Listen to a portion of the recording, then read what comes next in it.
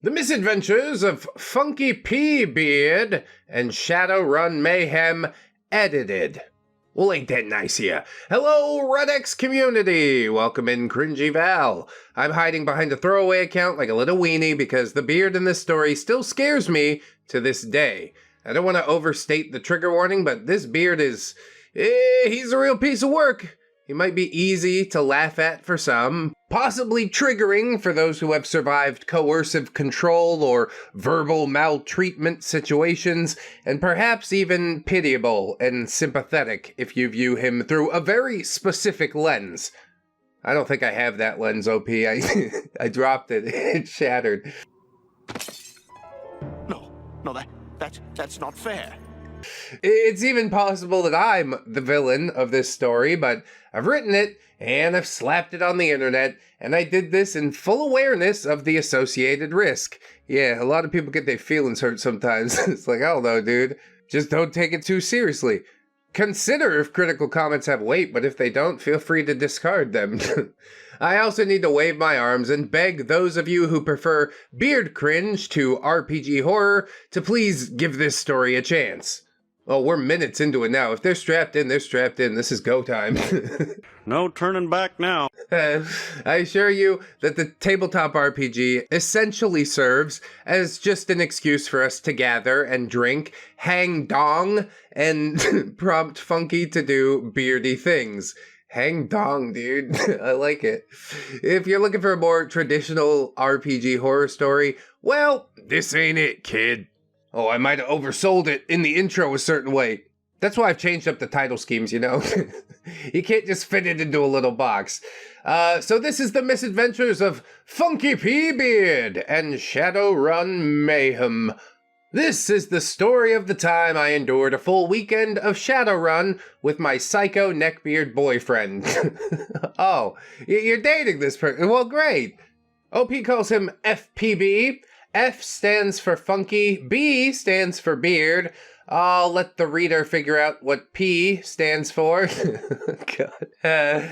For the sake of easier reading, let's just call him Funky. You gotta wash your ass if you must. You gotta wash your hair if you must. It feels sort of like we're doing a disservice to Funky Kong, but I don't know. I think it's gonna be fine. If you enjoy Shadowrun, please don't be offended. Shadowrun itself was not the problem. In fact, I later grew to adore the game, but for the purposes of this tale, my narration will primarily remain from a noob's point of view. Yeah, that's how I've lived my whole life, essentially. And please keep in mind that Shadowrun is a tabletop RPG with captivating lore, exciting gameplay, and an unnecessarily convoluted system that can suck every ounce of fun from an otherwise entertaining experience. Because of this, many teams choose to make their own rules. The GM of Funky's team took this to the extreme. Yeah, sort of like Fatal. Me, Ramtide, Tato Ferret, and some dude that left the server since sat down for hours, like 4 or 5 hours to create characters in Fatal. And then even once you start playing the game, there's even more rules. It's not fun. It's really not. I don't know anything about Shadowrun, but it has to be better than Fatal. I did narrate another player's POV playing Fatal before I had actually tried it. I think it's buried real deep on my Facebook page. You can dig it up if you want, whatever. Anyway, ultimately, the unfathomable alcohol intake of Funky and his buddies, the lack of sleep, the projectile vomiting, Funky's righteous anger in response to the GM's mandated porn breaks, and other kinky shenanigans. What?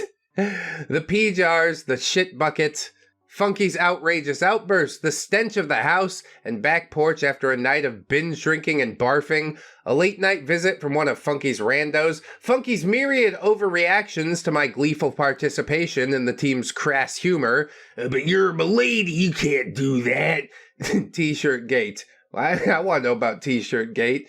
The Axe body spray fumigation, the spunky retaliation, and the utter physical and emotional exhaustion that I experienced during the fallout were the factors that contributed to my general impression that the weekend was hellacious. I was about to say, like, this this sounds like absolute misery. Could I do it for 2 days? Yeah, but why? I want to go home, like, now. OP says, although, now that I think about it all, I did have quite a lot of fun whenever Funky was unconscious, or in timeout, or throwing a temper tantrum in another room, or wallowing on the floor after getting his ass beat. And yet, you stayed with this person. Maybe there is an actual reason. I don't really know yet. And so we enter Chapter 1. Thank you for smoking. Oh, my pleasure. Yes, indeed. I'm on and off the train. What do you want from me? Let's go ahead and introduce the cast. It's kind of a beefy cast for a Reddit post, but the catalyst for Cringe is a tabletop RPG, so you kind of gotta have a small crowd. OP, c'est moi. I am Val, female, late 20s, grad student, burlesque dancer, perky petite gamer girl, so beard bait, likes crass humor, Decker, which I assume is a Shadowrun class. Funky P beard, male, early 30s, humorless, supercilious, possessive, unremittingly enraged psychopath alcoholic. He's playing a street samurai. Well, doesn't that just fit? Maury, the GM, male, early to mid-30s, hypersexual kinky guy, likes exhibitionism and vom and illegal substances, charismatic cult leader vibes, usually able to handle Funky's nonsense. Yeah, I suppose. Sounds like a different breed of degenerate, but okay. There's also Axton, male, late 20s, grad student, attractive, pleasant to be around, the primary target of Funky's jealousy. He was a rigger. Yeah, you see, Funky knows that Axton's everything he's not. I don't know how many of these people I'm actually going to remember. Those are probably the main ones, but I'll finish it out. Sage, male, early to mid-30s, assistant GM, host of gaming weekends, typically level-headed, able to de-escalate tense situations, skilled in martial arts, mage. Yeah, playing monkey too much fun when you could do it IRL, right? Athena, female, early 30s, co-host of the gaming weekends, intolerant of Funky, petite, pretty, friendly, slightly nerdy, probably also beard bait. Yeah, basically anything that resembles a woman is beard bait, generally. She was a shaman, Snorlax, best name ever, male, early 30s, the funny fat guy, not a neckbeard. God, I was the funny fat guy for so many years, you know? I'm trying not to let myself balloon. I've been going in the right direction. But yeah, life is so much more enjoyable when you're not giant. I do hope Snorlax gets to experience that at one point. I feel like now we're spirit brothers. You've lived somewhat the same thing I have, haven't you? He was easygoing, friendly, rarely directly involved in the weekend's drama. He also liked the devil's lettuce. Oh, me and Snorlax is best friends now. He was playing an adept. Cool, we got through it. So, roll for initiative, suckers! I got a 2. Also, I'm wearing plate armor. I am lethargy embodied. It was late one Friday afternoon, and I was pulling up to Funky's place, steeling myself for a full weekend of tabletop RPG that I had been studying all week. As a grad student at the time, I wasn't exactly thrilled to be spending my leisure time reading lore, or making character sheets, or learning a new set of vocabulary. This felt like extra homework, and yet you did it to try and connect with someone. Isn't that so nice? I find that most tabletop is like that. It's a lot more fun in theory than doing the actual thing. Unless you, like, really enjoy the person. I gotta make time for this? I got too much else going on, forget it. But I was determined to be a quote-unquote good girlfriend and learn as much as I could about my neckbeard boyfriend's most important passion and meet his closest friends. Yeah, just remember what they say about birds of a feather, alright? In the back of my mind, this was yet another last-ditch effort to improve the relationship. Maybe bonding over Shadowrun would make him gain some respect for me, lower his aggression, and possibly even allow us to finally have some fun together. If this failed, I had every intention of trying to break up with him again. Oh lord. There's even more backstory to this? Someone described as humorless and aggressive. Yeah, not liking that vibe too much. OP says, allow me to paint you a picture of Funky. He was an unconventional neckbeard who occasionally exhibited symptoms of nice guy syndrome. Yeah, we're still working on the Venn diagram. It's really hard to draw a perfect circle. Circle one. Although you wouldn't immediately know that he was a neckbeard just by the looks of him. He was tall and lanky. He could very convincingly behave like a normal human being in public, at least when he wanted to. He was obsessively hygienic, with one revolting exception. And he was almost always well dressed. He never once wore a fedora, although he did own a samurai sword. I mean, that's just good policy. Everybody should own a samurai sword. I'm morbidly fascinated by him being morbidly hygienic, except when it comes to his dingle-dongle. You know? Like, come on, dude. Give it a rinse. It's the least you can do.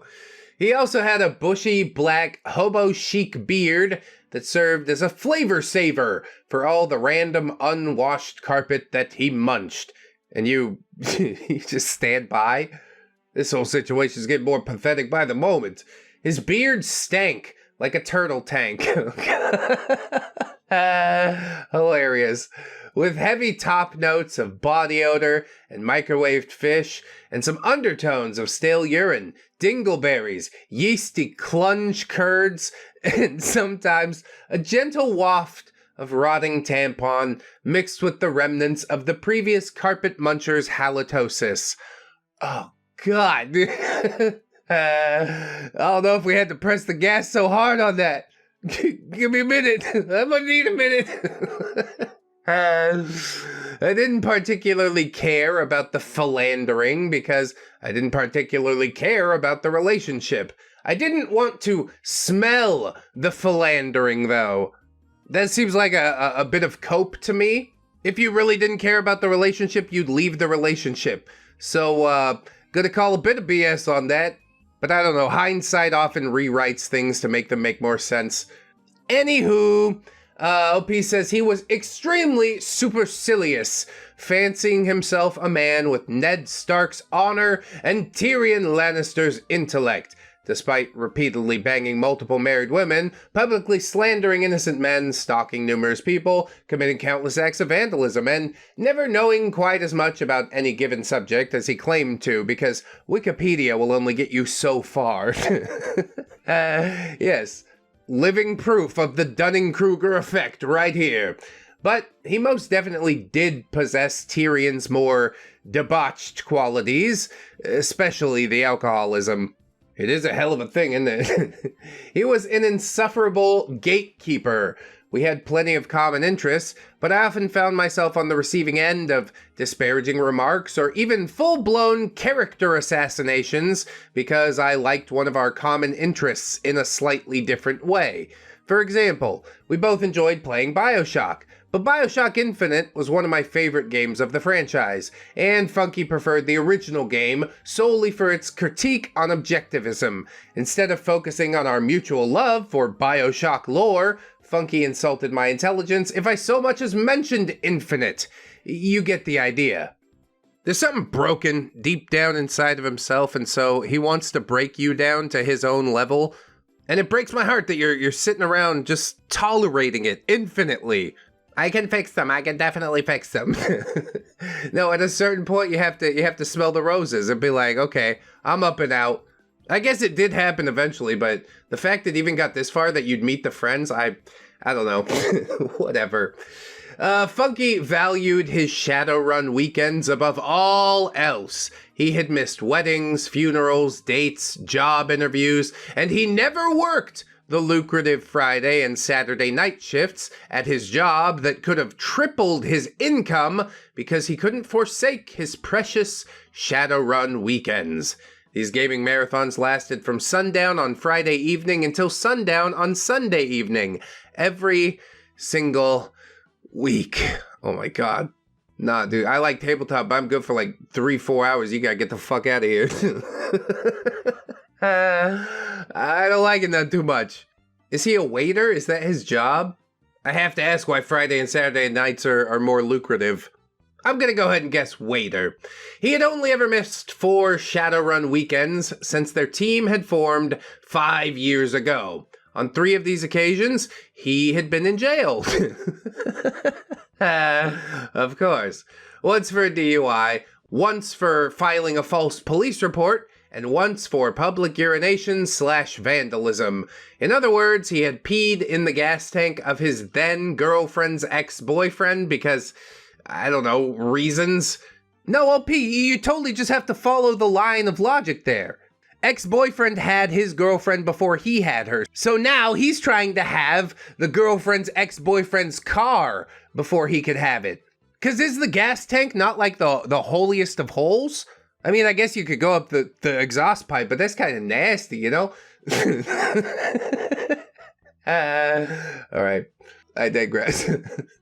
The fourth missed Shadowrun weekend was the result of the host banning Funky from the house because he had pubic lice in his beard. Ugh, shave that nasty fucking thing out, what are you doing? So why the hell was I dating this specimen of human garbage? I mean, that's really the thing I'm most critical about. We're all carrying around our own type of damage. Yours has manifested in this way, so tell me about your damage, OP. Come on! That is an excellent question, says OP, and the answer is a very long story for later. In all honesty, I don't think I'm capable of fully explaining it, even with the help of hindsight. All I'll say for now is that Funky kept the crazy extremely well hidden for a considerable length of time. The proverbial mask was engineered by remarkable prosthetists and cleverly concealed the troll underneath. And breaking up with an angry troll is a lot harder than it sounds. I'd walked away on countless occasions, but Funky always managed to bully me or threaten me into dating him again. I mean, yeah, I want to say start a paper trail, file the police report, etc., but if he's really that angry and unstable, he might show up to your house with a gun. Your only choice at this point is to move. Pack up everything, leave in the middle of the night, and never look back. It seems like a really hard thing to do. It's a shame, as a matter of fact. But trust me, there's only one way that this relationship ends, and it's not going to be good. I want to know how she got away. Oh, now I'm really hooked in. Okay. But now we have arrived at the beginning of the end. I made my way to Funky's front door and let myself in. Yes, I had achieved the relationship milestone of getting a key. Wow, things are really getting serious. I gag when I remember how proud I was of that quote-unquote accomplishment. See, but you were happy at the time. It's really weird how the brain just like rearranges things in your mind. As I entered the house, I could hear the shower running in the master bathroom upstairs, and I could smell the cotton candy scented bubble bath that I had brought over for my own personal use. As I waited, I took the Shadowrun guidebook out of my backpack and combed through the pages that addressed decking, the Matrix, and some sample character sheets. We're just gonna skip over the cotton candy scented bubble bath? Yeah, I guess. Probably not a battle worth having. I was trying to muster the optimism to imagine that this would be a surprisingly fun weekend, and that I would be hooked on Shadowrun as soon as I'd experienced it fully and gotten the hang of it. Spoiler alert, I ended the weekend having really only the flimsiest notion of how the game even worked. Yeah, drunks are not great teachers. Not great learners either. All I can tell ya is that it genuinely sounded like a fun game at first. I probably would have enjoyed it a lot more if we had spent more time actually playing the game instead of drinking, watching adult videos, and getting smacked in the face with the GM's junk. Casual sexual. I called it out even during the cast list. Just put him against the wall. Let's make this real easy, okay? We also might have gotten to play more if Funky hadn't constantly interrupted the game with his irrational outbursts. I mean, you're trying to talk reason with a man that is friends with a dude who puts his dong on people unsolicited? I don't really know how to unpack all that. He's not going to be rational. I'll tell you that already. Anyway, OP says, Funky soon emerged, smelling of cotton candy and Flower Bomb by Victor and Rolf. Yes, Funky always wore woman's perfume. His logic was that men's colognes were actually designed to appeal to men, while women's perfumes were designed to appeal to women. I don't think that's how it works. But sure, go off, I guess. OP says, from a marketing standpoint, it makes sense. Since the wearer is the one that has to smell him or herself all day, but he had read an article on the internet suggesting that you should wear opposite sex fragrances in order to attract the opposite sex. And he wasn't entirely wrong. His male friends mocked him for it, but women did seem to fawn all over him in public, gushing about how delightful he smelled. Personally, I didn't care for it. Overly floral perfumes make my head ache. I mean, they might just think he's a gay dude. My wife loves the smell of Old Spice, hates the smell of Irish Spring. Probably there is a lot of personal preference when you boil it down too much. But broad strokes get the fence painted faster. I'm not in a mood for arguing, so sure. I'll let you be right on that one. Whatever makes you feel better about wearing a perfume called Flower Bomb. It's got bomb in it, so it's still manly. Whoa! I also noticed that Funky was dressed to the nines. I'd always just done my own thing during the weekends since I didn't think I could muster the energy for a 48-hour gaming session. So I had no idea that it was a formal occasion. I was just wearing yoga pants, a light hoodie, and sneakers. I'd packed a weekender backpack with all the essentials and some additional casual clothes. I mean, we were basically going to a slumber party, right? Yes, between the projectile vomiting, we may slumber. We just have to remember to slumber on our sides, don't we? You might aspirate your own vomit and die. Be careful, okay? Funky ass OP. Why are you wearing that? OP? What's wrong with my clothes? I thought this would be kind of like a slumber party and I wanted to be comfortable. Funky. This is important to me. You've left a few dresses in my closet. Would you kindly get dressed for the occasion? Oh, would you kindly? It's a BioShock reference. He's trying to connect in his own deranged way, isn't he?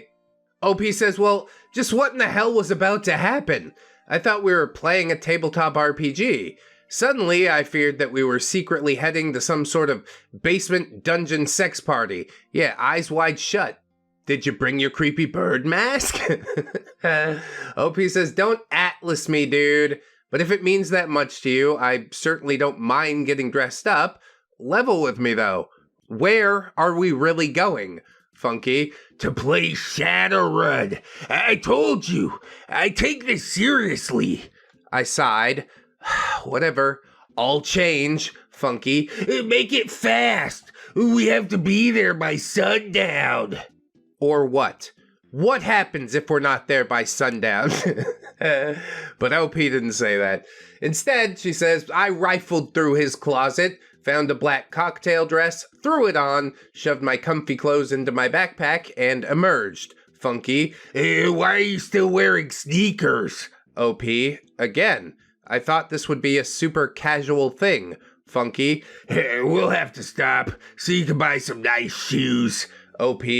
Are you kidding? Funky. You don't have heels or a pair of those douchey hipster flats laying around here? OP. No. Why is he so concerned with your shoes? And wearing women's cologne? And his pee-pee always smells like doo-doo? Oh, I'm getting some theories here. The bearded Popinjay harumphed and stomped out the door. I followed him to his Aztec clunker, where he immediately cranked up Insane Clown Posse. Yeah, miracles, they're all around us, bro. One of these days, OP, you'll learn to like real music, he said to me as he peeled out of the driveway. I don't really think that's how it works, especially when you're in your 30s, late 20s. The formative experiences that you had with music, that's all done. Which music you prefer is just a result of your culture and upbringing. And indeed, the fact that he likes ICP, it speaks a lot. OP says, I, like many other female OPs we've encountered, preferred to listen to Steam-Powered Giraffe. It's a Wolfbeard reference. That can't be the first band that comes to mind, though. Come on. Where's the love for Fall Out Boy? Panic at the Disco? Whatever. It's fine. You like what you like. You like what you like. Why are so many of their female fans beard bait? It's a beardy sort of band, isn't it? Steampunk anything. It attracts a certain type. There's got to be some trace amounts of science in that correlation. Yes, indeed, probably. We haven't run the numbers. And nothing against ICP. They're fine. Some of their songs are kind of funny, just not really my taste. They're weird. You can say that they're weird. And weird really means just not normal, so who's to say if that's a bad thing or not? They're doing their own thing, and I think that's great, but I choose not to listen. On the way to the host's house, we stopped at a DSW. Funky wanted to stop at Nordstrom or Bloomingdale's, but I was a grad student on a budget. OP, I'll be quick. 10 minutes tops, you just wait here. Funky, no, I need to approve the shoes. What? These shoes rule.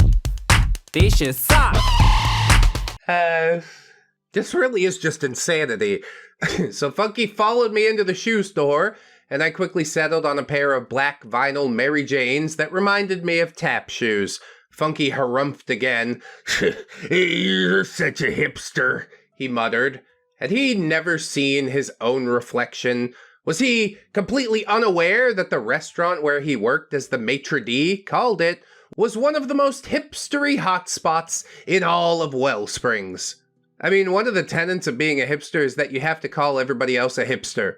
They're always the thing that you're not because you're totally undefinable and unique. Although to me, hipsters mean like, deep music tastes and stuff. They listen to Animal Collective and shit. But oh well, whatever. Who even knows what these things mean? Who the hell even cares? OP says, listen, these shoes are comfortable. They're affordable, and I will definitely wear them again after tonight. You know I hate heels. Are they really that bad? Funky took a closer look, and then he unfurrowed his brow. No, actually, they're really cute. You're really cute.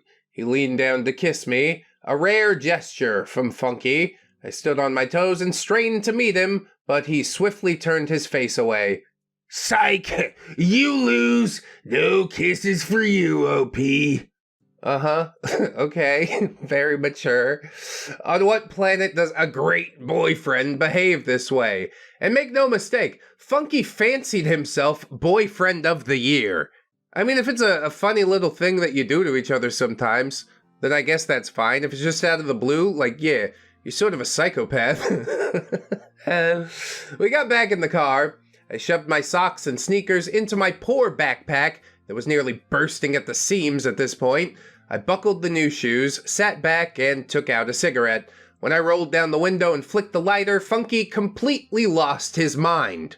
I mean, that's fair. Lighting up in the car? Maybe it's a regular thing they do. I don't know yet.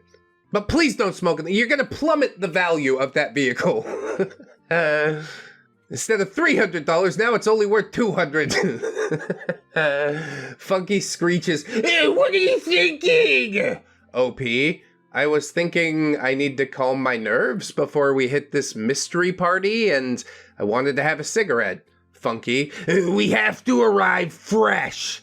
OP, you constantly smoke in the car. Why's tonight any different? Funky, for these occasions, I do not smoke until the game gets going. Okay, well that sounds like a you ritual. This is a me thing. If you really don't want me to smoke in the car, then pull over right now. And then yes, indeed, I would pull over. But instead, OP just puts the lighter away and stuck the cigarette back in the pack. Funky's cigarette holder was sticking out of his jacket pocket, and his own cigs remained in the cup holder. I should probably explain that Funky had to use a cigarette holder because his beard was so massive. Smoking without one would have been a fire hazard for his face, and I also think it made him feel fancy. Oh, he certainly is a fancy boy, isn't he? I mean, how much damage could a beard fire really do? What sort of monstrosity do you think he was hiding under there before the fire happened? All this might be an improvement. Funky says, you're still playing a decker, right, OP? Oh, so he was still keeping up the pretense that we were going to play Shadowrun, OP. Uh-huh. Sleaze decker, so I'm sneaky. Funky, okay. So you're buying a kick-ass deck, right? OP, I read that it was better to spend your money on high-tech wear as a starting character. Funky, no, you have to spend all your new yen on a deck. Otherwise, you'll be no help, and the team will hate you. And you know we don't use icosahedrons, right? We use regular dice. OP, I know. I was disappointed, remember? D20s are cool. Funky, yeah, they look cool, I guess. Whatever, did you buy some? OP, D20s? No. Funky, we don't use those! Follow my thoughts, woman! Follow my thoughts? Yeah, sure, okay. Did you buy regular 6-sided dice? OP, we were supposed to? I thought the GM or the host would have the dice. Funky, they do, but we're all supposed to have our own. The more unique, the better. And you have to get a nice drawstring bag for them, preferably velvet. Why wouldn't you clue your girlfriend in on any of this? Just sort of presumed knowledge? Follow my thoughts. I mean, I'm trying, but I think the hamster's dead on the treadmill in there. OP says, okay, well, I'll get some of my own if I decide to play again. And I have a velvet bag that I got at Medifest, which is a medieval festival, some years ago. I still miss Ren Fair sometimes. Funky just nodded, curtly, expressionless. Why was I feeling like such a failure? And why wasn't he being more supportive of me as a novice? Okay, I'm sorry, a noob. I mean, we could have gone to a gaming store together to buy dice, right? It would have been a bonding experience and gotten me pumped up for the game. Oh, I bet one of his randos worked at the gaming store, and that's why he didn't want to be seen there with me. Yeah, those are all things that a decent boyfriend would do. Somebody who actually cared, but I'm pretty sure that you're just a trophy to parade through there. Be like, look at that cocktail dress. She's wearing high heels, everybody. All right, great job, OP. Now go stand in the corner and look pretty. Anyways, we soon pulled up to the host's house. It seemed like a perfectly normal home. It wasn't a mansion. It wasn't a dilapidated crack house. It was a very normal-looking suburb just outside the city. If this was indeed an intimate adult party, it was a pretty low-key one, and that scared me even more. There's nowhere to hide when it's a small gathering. The fact you think he'd spring that kind of party on you is pretty worrying to me. I can't see the threads that were followed to arrive at that conclusion, but thank God that's not what it actually is. So I got out and followed Funky to the house. He opened the door and strolled inside as though this were his second home. Funky, hello? The guy with dark, tousled, shoulder-length hair and some light scruff, wearing a tattered band t-shirt, distressed denim shorts, no shoes, and a cigarette hanging out of his mouth, ran up to greet us. He and Funky did some sort of manly handshake-hug combo, and then he turned to me. So you're the one who managed to settle this idiot down. I'm Sage the Mage. Welcome to our dystopian future. I laughed and shook his hand. A dude who looked alarmingly like the typical neckbeard rounded the corner. He was a chunky boy, with messy, albeit seemingly clean brown hair, and his face sported a sparse beard that did indeed go all the way down his neck. He was wearing a Pokemon shirt and actively puffing away on some wacky tobacco. Hello, I'm Snorlax, he said, in a very normal, very friendly voice, and he flashed a cherubic smile. I introduced myself and offered a handshake. Snorlax hugged me. This was unexpected. So far, everyone had been friendly and welcoming. Quite the departure from the sullen misanthropy that Funky exuded. And might I add that Snorlax was wearing worn gray sweatpants and holey socks, along with his Pokemon shirt? I was starting to righteously resent Funky's criticism of my original attire. Pajamas really are just the best clothes ever, ain't they? And that's how I know humans really hate themselves. Make these super awesome clothes and then only wear them while you're unconscious. It's injustice. Truly it is. OP said, Snorlax, do you mind if I ask you about the dress code? Snorlax snort laughed. You've been listening to Funky, I take it. He's full of shit. He's the only fool who dresses up, and he'll be buck naked by tomorrow morning. Just wait. Funky was staring daggers at Snorlax, and let's be clear, Snorlax is absolutely not the beard in this story. He's a sweetheart. I mean, yeah, he hangs out with degenerates, but he keeps his own degeneracy well hidden, I guess. Unless it's just the wacky tobacco, in which case, yeah, I get it. OP says, then you guys won't be offended if I change back into my comfortable clothes? Snorlax gestures to the left. Not at all. Ladies are permitted to use the restroom. OP. And guys can't? Sage and Snorlax looked at each other and cackled. See? You see? This is the type of shit. I can't be here. I made a dash for the bathroom. It was relatively clean, nothing horrifying, a few mildewed towels on the floor, some mystery gunk in the sink. I didn't care. I just changed back into my comfy clothes and then completely dispensed with footwear of any sort. Oh, is the house clean enough for that? That's nice. My beard nest wasn't. Ramtide's making chainmail. There's just like little chunks of wire stuck in the carpet. I'm trying to teach myself to sew and just the needles get away from it. You put them on the desk, where do they go? Nobody knows until you really know. It's fine. The cigarette burns are relatively safe to walk on though. Anyway, yeah, no shoes. Great, comfortable. I do love it, but not advisable in a beard nest maybe. As I emerged, I ran into a petite woman with beautiful curly hair, freckles, and some cute round glasses. She was wearing black and white polka dot pajamas. OP, hi, I'm Val, Funky's girlfriend. I'm so happy to see another girl here. She hugged me. We've all been wanting to meet you. I'm Athena, Sage's girlfriend. Sage passed by and waved at us, still smoking his cigarette. He's the assistant GM, if I recall. Look at me remembering things. OP said, Funky talked like smoking wasn't allowed here until the game starts, but everyone else seems to be smoking. Athena, it's fine. Light on up. I don't smoke, but I'm literally the only one who doesn't, and I've become totally nose blind to it. Yeah, this second hand's a hell of a thing. You don't smoke directly, but you smoke. I hugged her again. Thank you, thank you, thank you.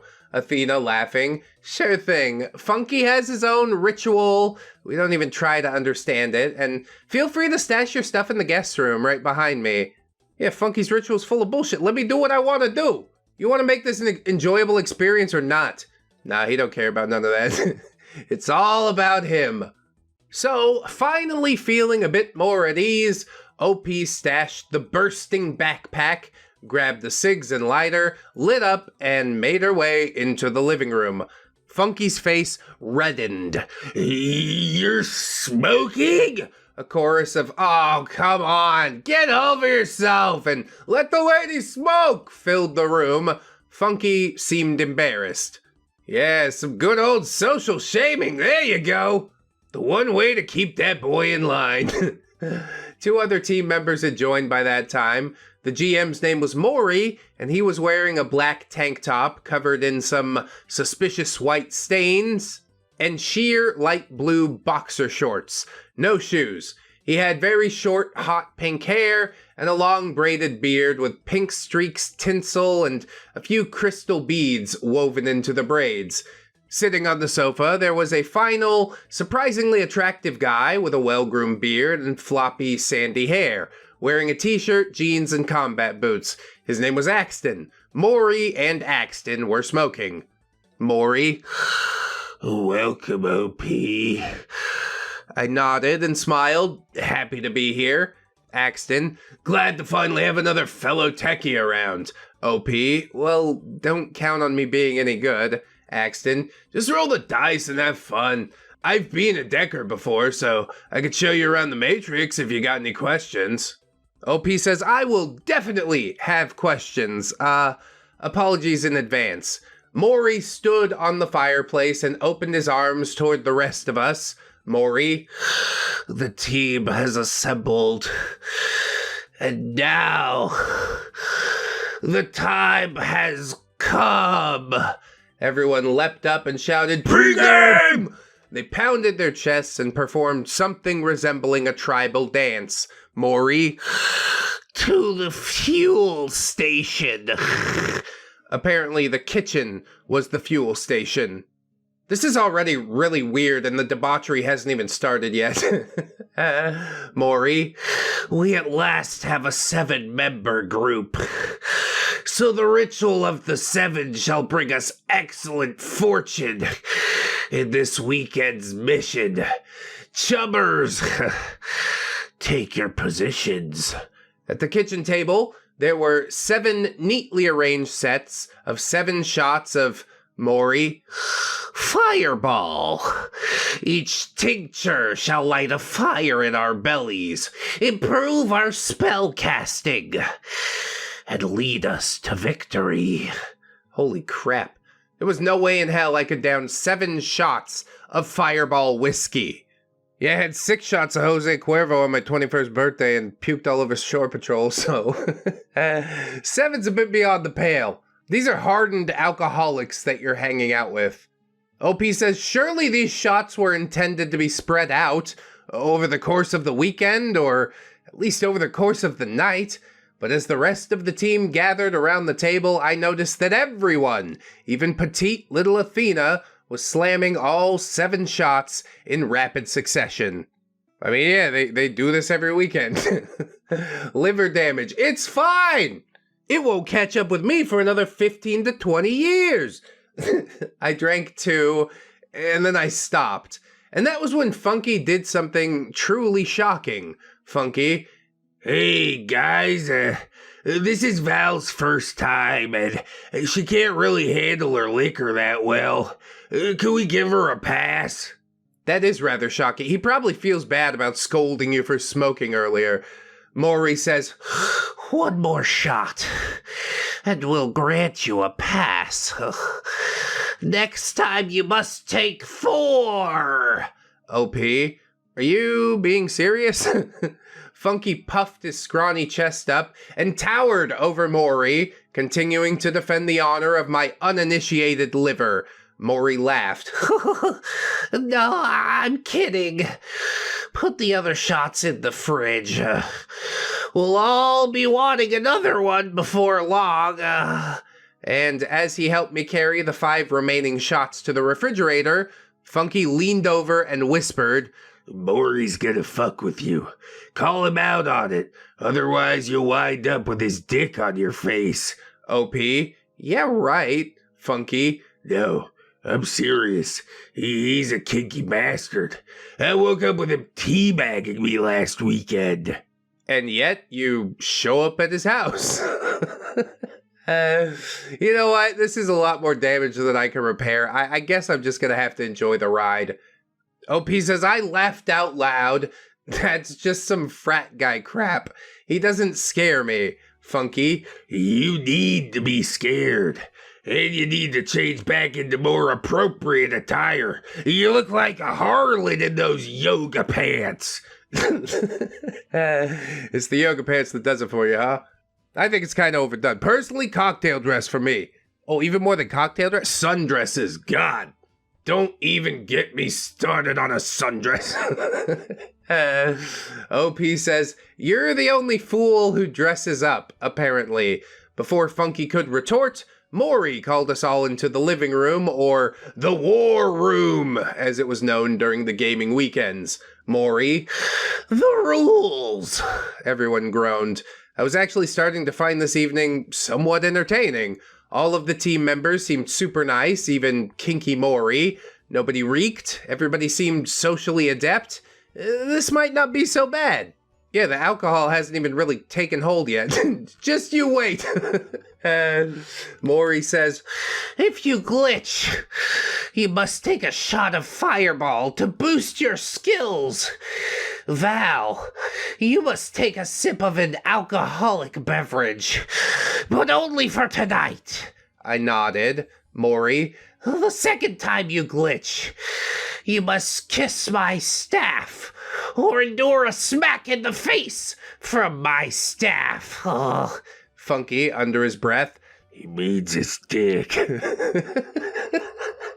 You what? You just really put your lady in the line of fire like this. You're supposed to say, Maury, you touch my lady with your staff, I'm gonna rip it off. I will punch it up your ass and out your mouth. Do you understand? OP says I bit my lip to keep from laughing. Maury continues, all subsequent glitches will result in escalating staff punishments. The anal gaze, removal of armor, or a spanking. Funky under his breath, he's not kidding. And everyone's just okay with this? What the hell is wrong with you people? OP says, I remained wildly amused, and my shoulders were shuddering a little from stifling my laughter. Maury, anything the team deems an epic success shall be rewarded with a shot of Johnny Walker Blue. Yeah, instead of shit whiskey, you get slightly above shelf whiskey. Hooray, what a fun time. OP says, so both rewards and punishments involved alcohol? Someone was definitely going to the hospital with alcohol poisoning before the weekend was over. Hell yeah, bro. Go big or go home, bro. I'm so over all this stuff. The Navy days, that's when all this stuff happened for me. Late 20s, early 30s, I couldn't see it. The priorities have shifted, you see. But we all choose our own path. Maury says, finally, leaving the war room outside of designated break times is not permitted for gentlemen. Ladies may use the restroom for any of the 4 Ps. I open my mouth to ask the obvious question, Athena. 1 is pee, 2 is poop, 3 is puke, 4 is period. Great. Maury, gentlemen, you've all been given piss jars, and there is a poop bucket under the conference table, the coffee table. Should a more serious urge arise, I turned to Funky inquisitively. Funky said, he's serious. Maury, and if you must vomit, do so where you sit. Another member of the team will clean it up as punishment should they glitch. Ladies, you're not exempt from any punishment, despite your restroom privileges. Holy hell.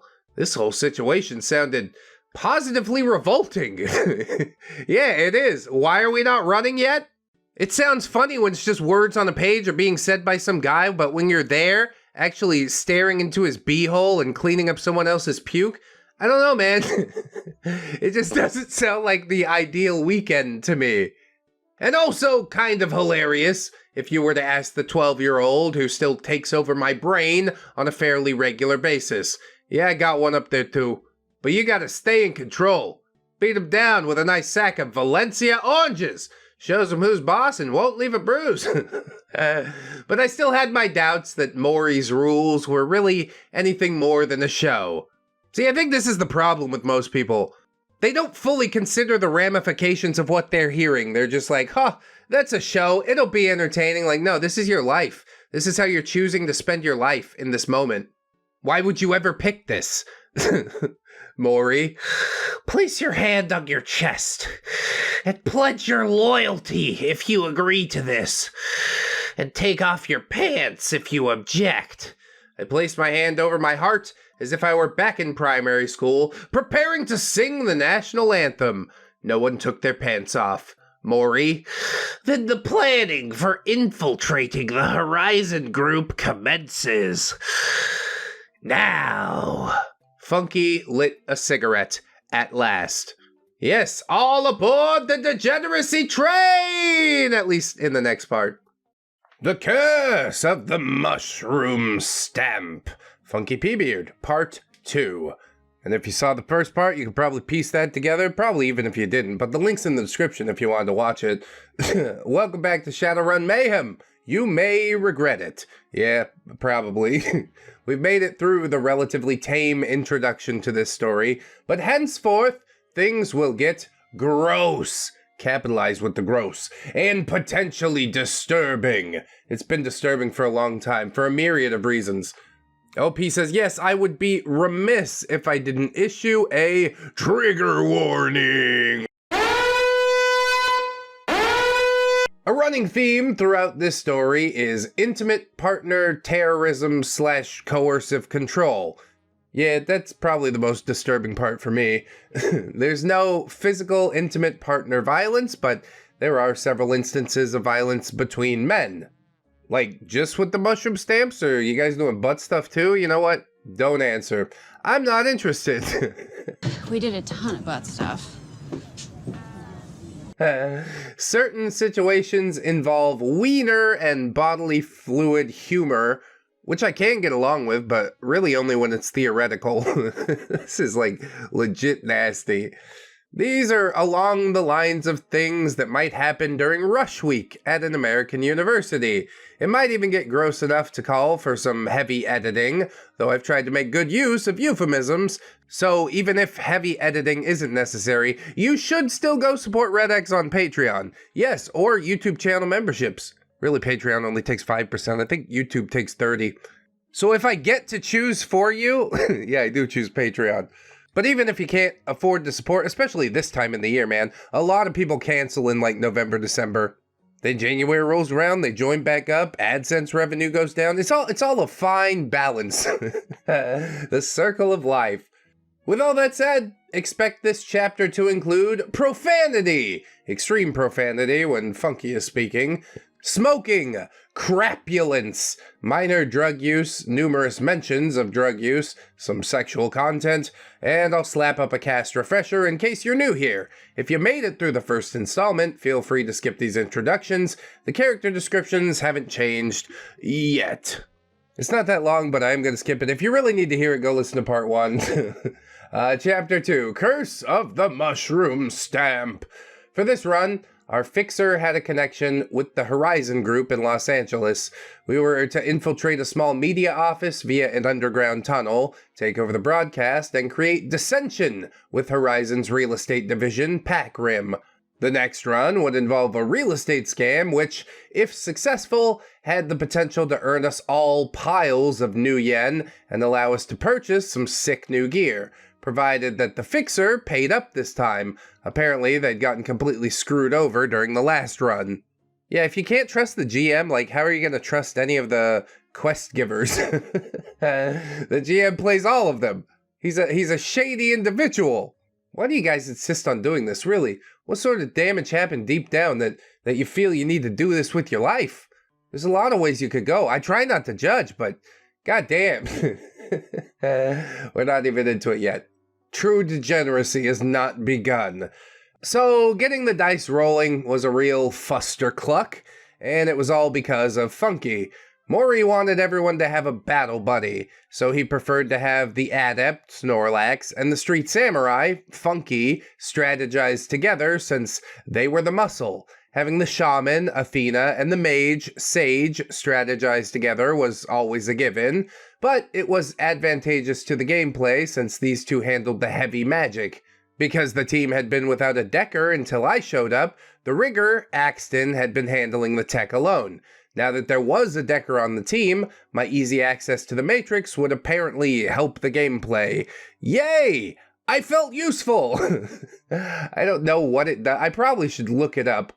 In Shadowrun, a decker's a person who's acquired a data jack and learned to directly interface with a cyberdeck to access the 3D virtual reality of the Matrix. Cool. That didn't help me understand anything. Oh well. So yes, the GM, Maury, wanted OP to work with Axton, but Funky sucked on his cigarette holder and bellowed his objection, smoke billowing from his bushy beard as though he were a dragon. Beadiest dragon I ever seen. Funky said, I'm not letting her sit next to that pretty boy. I know her better. I can tell her what to do. Maury, you play with an entirely different set of skills. And nobody needs to tell her what to do. We just need to show her the ropes. And let her develop her own play style. Someone who plays with synergistic skills would provide more valuable insight. Feel me? Funky says, No. Surely he won't hear reason because he's intimidated. Are you intimidated by the pretty boy? Good, I'm glad. Your actual ego is not as big as I first thought. This is all just window dressing. Now I know your weakness, Funky. Now I know how to take you down. We'll see how it goes. I could hear this conversation, and it was making my blood boil a bit, but Maury wisely pulled Funky out to the back porch to talk in private, which gave me the chance to talk to Axton. Yeah, making moves. I asked him for general tips on playing the tech side of the game, and he confirmed that decent wear was more useful than an epic deck as a starting character. In the middle of our discussion, Funky and Maury came back inside, and Funky was within earshot just as I was saying, so once you get it open, your equipment can penetrate, and then I heard it, and Axton and I both started laughing. Hey, euphemisms! Funky, what the actual fuck, Maury? Funky, calm your scrote. Let her finish the techie tutorial. Funky, you guys are talking about SEX. I composed myself. Once I infiltrate the system, your drones can get past the force field. Axton, exactly. But it was funnier the first way you said it. It was funnier the first way she said it. But also, yeah, taken out of context, I could see how the boyfriend will fly off the handle a little bit. I mean, he flies off the handle for basically nothing. But even myself walking into that situation, I'd be like, what the hell is this? I'd probably be a little more subtle in sussing out what happened. You don't want to show your entire hand immediately, but Funky's not much of a strategist, is he? OP says, it appeared to me that all of these people appreciated crude humor. I was gonna fit right in. Unfortunately, Funky had relentlessly stalked the last guy with whom I'd traded dirty jokes, so this would be a balancing act. I'm pretty sure Axton can take Funky, and Funky knows it deep down in his heart, so don't worry none too much about it. Maury could see Funky starting to quake with rage, and so he called us all into the war room. He allowed us to choose our own seats, so Funky naturally pulled me all the way across the room from Axton, and instantly started hovering over my shoulder and talking my ear off about the sick moves that he could do as a street samurai. Yeah, that was not helpful. That woman's nethers is drier than the Sahara. What are we gonna do? Tell him more about the street samurai. He's a samurai from the streets. How could a woman possibly not be into that? This team didn't treat the planning phase of their game the way that most Shadowrun players do. From what I now understand, the planning phase should only take a few hours and it's all strategy. According to Maury's rules, we were supposed to propose a hypothetical action, roll a dice to see if we would succeed. If it didn't, then the glitch would earn one of Maury's punishments. This and, so many other distractions, many of which were not Maury's doing, would drag the planning phase out until Sunday afternoon. What? What? This doesn't sound fun at all. We're just in stasis. Nothing is actually happening right now. I'm going home. I'm going home to cry in the shower. So fast forward a few hours. OP and friends had been rolling the dice for a while, and it was beginning to feel like the planning phase should have already wrapped up. Maury's donger had already made 2 appearances. So far, I had only glitched once, resulting in me having a sip of Funky's beer. I got lucky and managed to successfully dampen the matrix noise on the next roll, so I was in the clear for the time being. But if I glitched again, I'd have to pay the piper and face the phallus. Yes, a strange man. A man that you only just met today. This just does not seem like a healthy experience.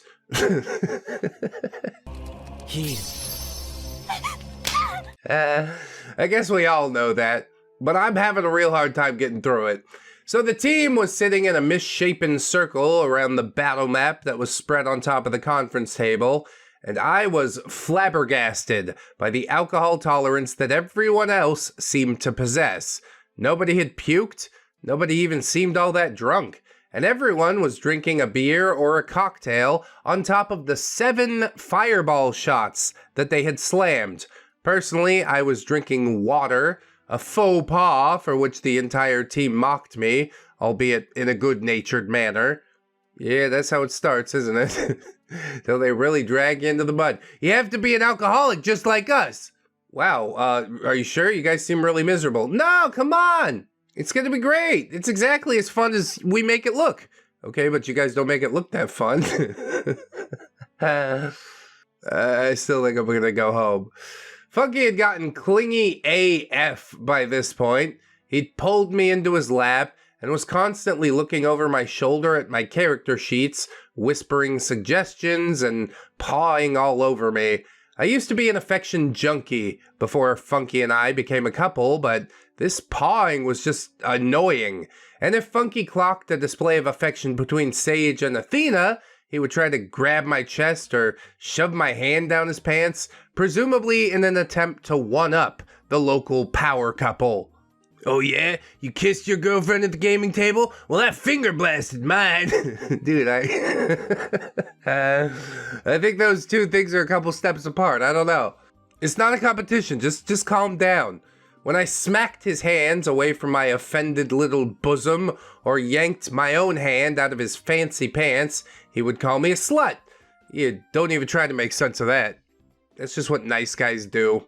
That's definitely how he categorizes like every woman in the world. He just said it out loud this time.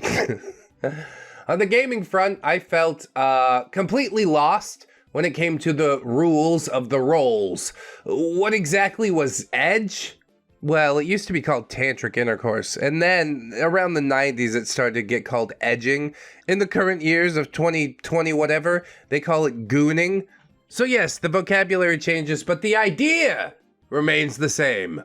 Why did we sometimes get to roll twice and sometimes only once?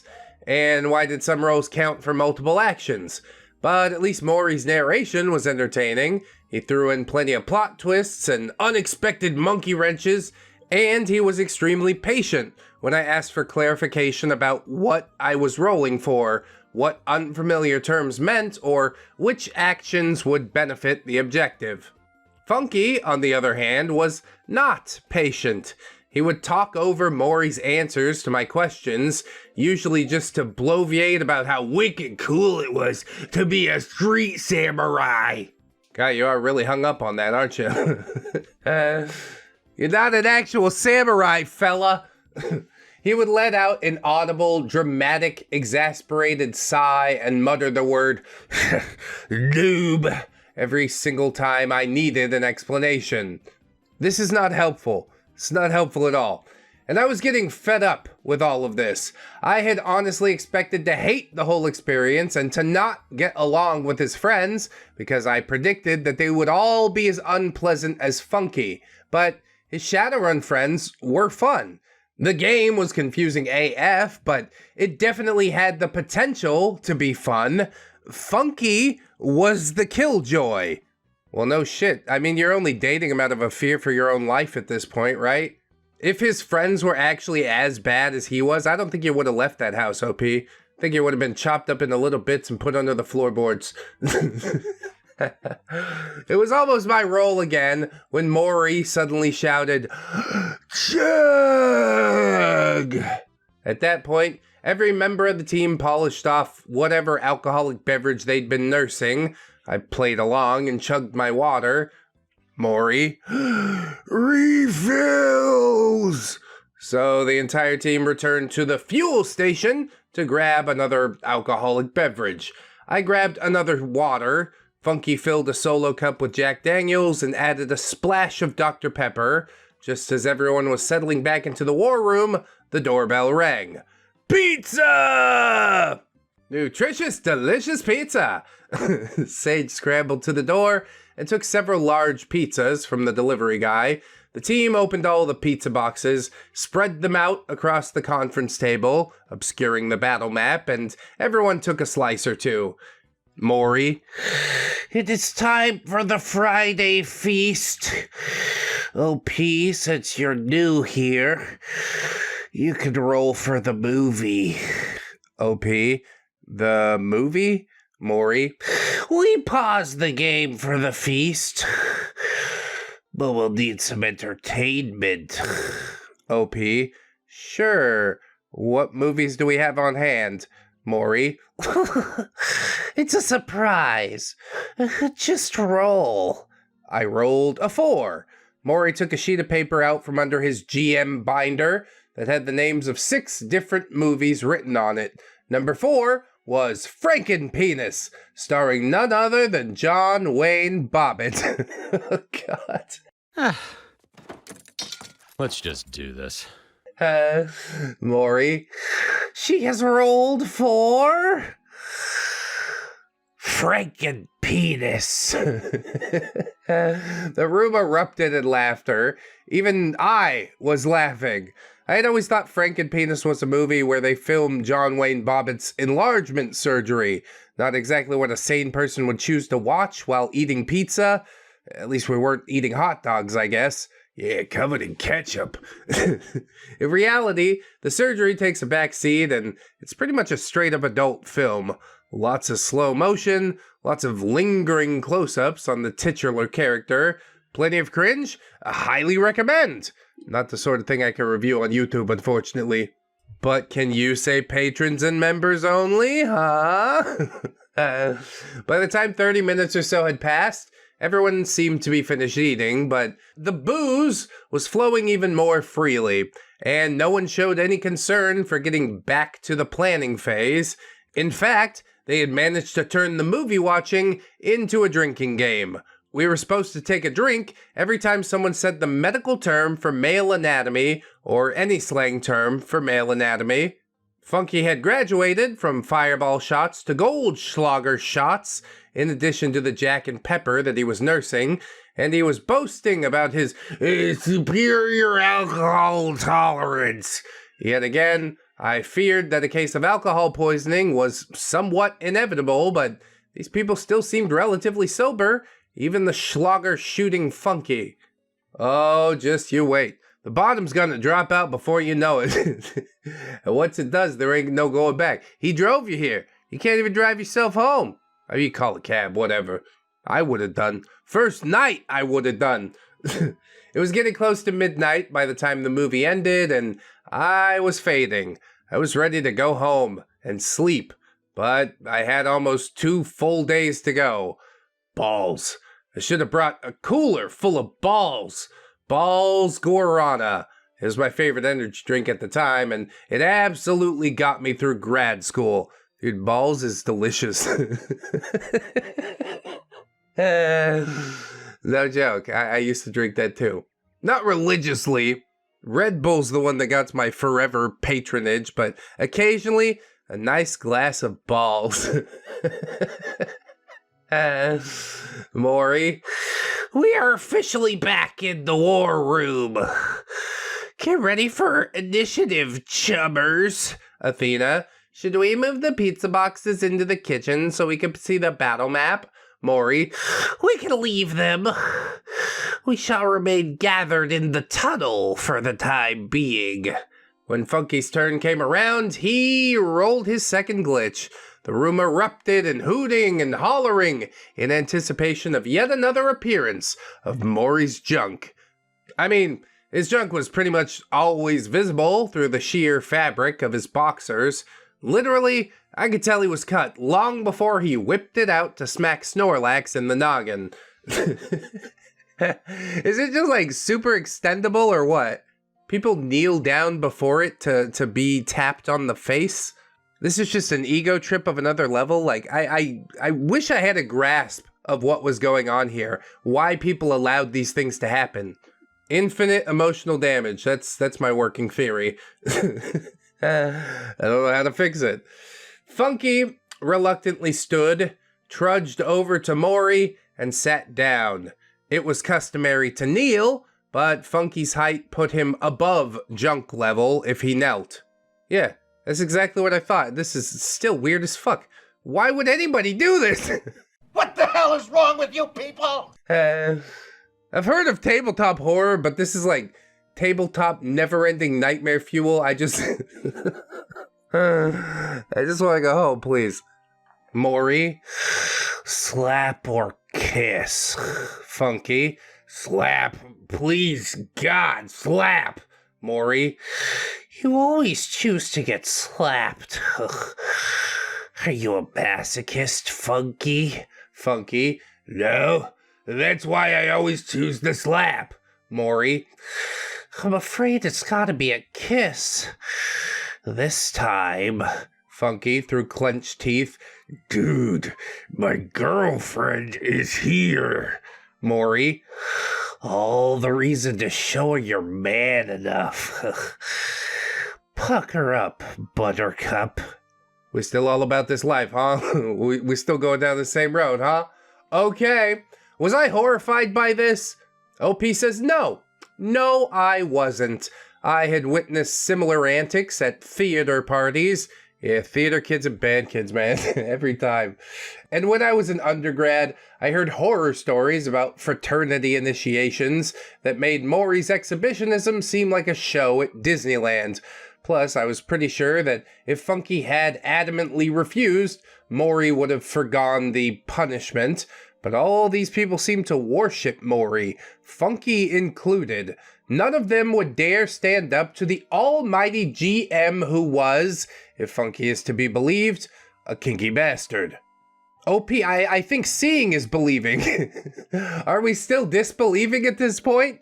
I suspected that Maury might have been creepily abusing his power, or maybe these games of gross out were just part of their depraved fun. I'm probably just overthinking it. Yeah, everyone there seems to be having a good time. You're all grown adults, supposedly, who can make their own decisions, so far be it from me to be like, you have to stop, but I'm not going to participate, not at all. Funky closed his eyes tightly, grunted, and mashed his gargantuan beard against the staff. There was a bit of growth.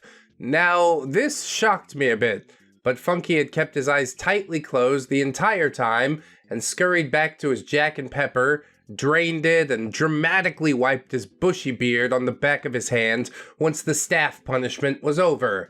I don't think he had noticed that little spring in Maury's ding, and I certainly wasn't going to tell him about it either. But the other members of the team, they weren't letting this go. Yeah, Maury's into beards. So what? It just reminds him of the good old glory hole down at the old bus station, you know? I thought I'd find you here at the old glory hole! Axton says, dude, Maury got a semi! Snorlax, Funky, I think Maury likes you. Better watch out, OP. Part of me wanted to laugh, and the other part of me wanted to make sure that Funky didn't freak out. But, it was my turn to roll. Yes, just move on past it. Everybody try and forget, okay? Bury this deep down in your subconscious. I got lucky and succeeded in bricking the Horizon security device, so I was off the hook for a while. Funky pulled me back into his lap and whispered, did he really? OP, no, not really.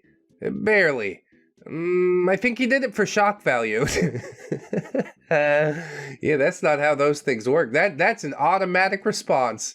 You can't will yourself into a boner. Usually trying to will yourself into it wills yourself right out. You know? You're thinking too much. Funky shuddered, but then I started to feel something poking me in the hip. Oh, that's what gets Funky going, huh?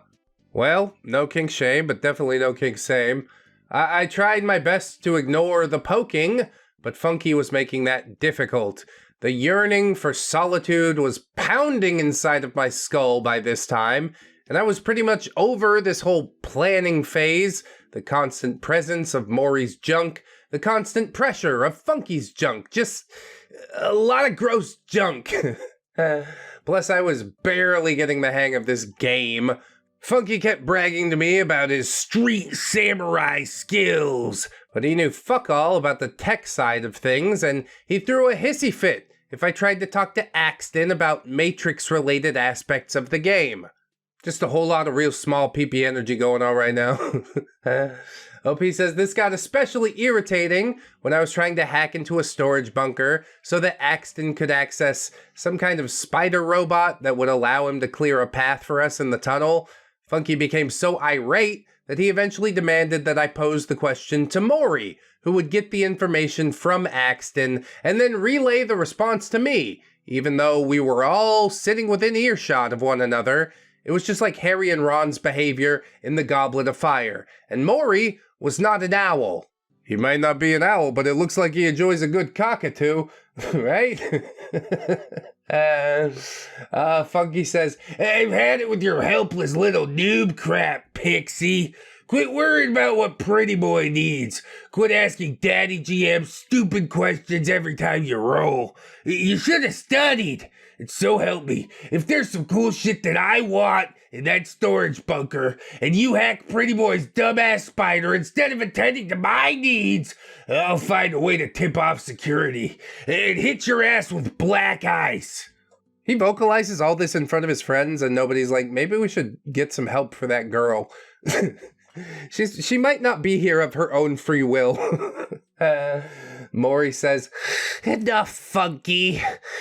We need that spider mech in order to safely forge ahead. You can loot for toys later. You will not attack my Decker, and you will not impede my rigger's acquisition of a mech that will benefit the team's objective. Funky, but she's being selfish, and he's only pretending to need that dumbass spider because he's looking for an excuse to talk to her. Who's the selfish one? Pot? Kettle? Just whole lots of pots and kettles sitting around here. I felt defeated before I'd even rolled. Just when I thought I was catching on, at least enough to understand my objective, I would be screwed if I attempted to carry out the objective because Funky would continue to be disruptive and rude. And if I kowtowed to Funky's demands for toys, then I'd screw over the entire rest of the team. I pulled the hood of my sweatshirt over my head and imagined redistributing my skill points so that I could remain cloaked for the rest of the evening. Oh, if only it were that easy. Rockin' a hard place. And you know these alcoholics ain't gonna listen to reason, so good luck. So when my turn rolled back around, I didn't have the wits to strategize.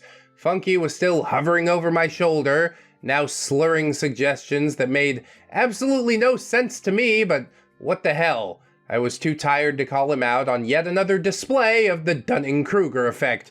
I went with this suggested action and got myself booted out of the Matrix. Needless to say, this constituted a glitch. The room erupted. I was too mentally numb to care. Still 2 more days to go. we could still get out of here right now if you really wanted to. Maury says, Miss Funky, you know what you gotta do. I staggered up. Please don't call me that, Maury. Understood, but you must nevertheless play by our rules. OP, it's fine. Hit me. Maury, excitedly. Spanking. OP, no, dude, just smack me in the face with it. Maury, since you're our sweet little newbie, I'll just mushroom stamp ya. OP, sounds fair. Why is it fair? Doesn't anyone notice this? I feel like I'm taking crazy pills! Yes, I rolled badly in the game and now I have a man's penis pressed against my face. Everything going according to plan. What are you doing? Why are you doing this? I knelt in front of him. Why wasn't I horrified? Why wasn't I offended? At the time, I chalked it up to too much exposure to these wild theater parties, combined with a genuine desire to be a good sport and play along with these absurd antics. Good sport, great sport, hell of a sport. I was also too exhausted to really give a crap, which could have very well been a calculated manipulation tactic on Maury's part. Oh, some Kubrick-esque direction here. In reality, and I apologize for getting serious for a moment, this was the early 20-teens, And there still existed an overarching, largely unspoken societal expectation for women to calmly and coolly tolerate objectification. Don't worry, I have subsequently amended my stance on mushroom stamps. Amending views, that's good, that's healthy, that's growth most of the time, you know? As long as you don't end up in another situation like this, then those are probably good views to hold. Anyway, Maury whipped out his already visible junk and pressed his little head to my forehead, and that's when Funky flew into a rage. Yeah, we knew this was gonna happen. His tall frame almost cleared the coffee table, but Funky was a little drunky, so his lurching, lanky limbs sent several pizza boxes, as well as their contents, flying into the air and onto the already stained carpet. He tripped over Sage's leg, but still managed to land a punch on the side of Maury's face. And Maury hit back, punching Funky square in the gut. Funky proceeded to projectile vomit shimmery cinnamon booze and Italian sausage pizza all over Maury and his see-through boxers, and then he collapsed in a heap on the floor. Damn, dude. I guess we know who got the worst. Maury took it on the chin. He's like, okay, you want to play this game? Boom! Why are you drinking gold flakes in your vodka? What are you, little high school girl, huh? You saw the Superbad movie, didn't you? You're like, oh my god, that sounds delicious. I have to drink that forever. I hope it poisons you. I hope you never stand back up. No, he didn't say any of that. Those are my words coming out of his mouth. OP says, I was frozen in stunned silence. Yeah, you thought your boyfriend was a tough guy, but that's only because he picks on girls. He's a frail little baby man. Look at him. One punch and he's fucking done. Stand up, stupid. Finish your fight. And I was suddenly painfully alert and preparing myself for the worst. Because with Funky, it could get much, much worse than a projectile vomit-inducing fist fight. Good, super, let me see it. Maury stripped completely nude and threw his puke-riddled clothes into a tiny pile on the floor. He then began spreading the remaining shimmery upchuck all over his body. Oh, why? Seemingly treating it as a vile form of luxurious body glitter. Dude, ew. I don't think ew even begins to cover it. What? This is the worst type of human being. I want to go home yesterday. I shouldn't be here anymore. Funky was struggling to stand up, but Sage stepped in between them. Sage, as assistant GM, I demand a truce. Maury, you've had your Roman shower. Now go take a proper shower. Funky, to the backyard. Everyone else remain seated. Maury, will this serve as vomit cleanup punishment? Maury, yes. Sage, then everyone leaves it untouched. Next person to glitch is gonna clean it up. I mean, cleaning up vom is not an ideal situation, but to me, it sounds better than staring a stranger's staff right in its singular eye, you know? I don't really want to do either. The fact that I could leave right now and have to do neither is very tempting. I don't know why more people aren't doing it. They really just want to fit in? Be part of the crew? Okay, whatever, I guess. So Sage helped Funky to his feet and escorted him to the backyard. I felt like I should follow them. Sage, I know you were just defending your girlfriend. I get it. Take a beat to calm down. He patted a panting Funky on the shoulder and went back inside. I sat down and offered Funky a sip of my water. He declined with a huff. Oh, poor little baby boy. Now he's gonna play the victim. Did you see how I got punched for you? OP, listen, I just thought that was part of the game.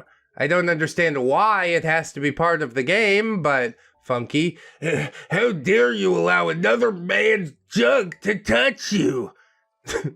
What? You? Oh my god, you brought her here! You put her in this situation! Is that not computing at all? Just the worst. OP says, well, it wasn't really a sexual thing. Funky said, it's freaking Maury! Everything is like that for him. OP, then it obviously didn't mean anything at all. Funky, that makes no sense. OP, yes it does. If everything is sexual, then there's nothing exceptionally exciting about what he did. Again, I just thought it was part of the game, and I was trying to be a good sport. Yeah, she's been through hell and back for you. I cannot name even one singular woman who would agree to a situation like this. Wifey? Yeah, she's ride or die, but she knows that I'm not gonna put her to shit situations. That's why she's ride or die, you see? Then Funky asks, do you think he's bigger than me? God. God.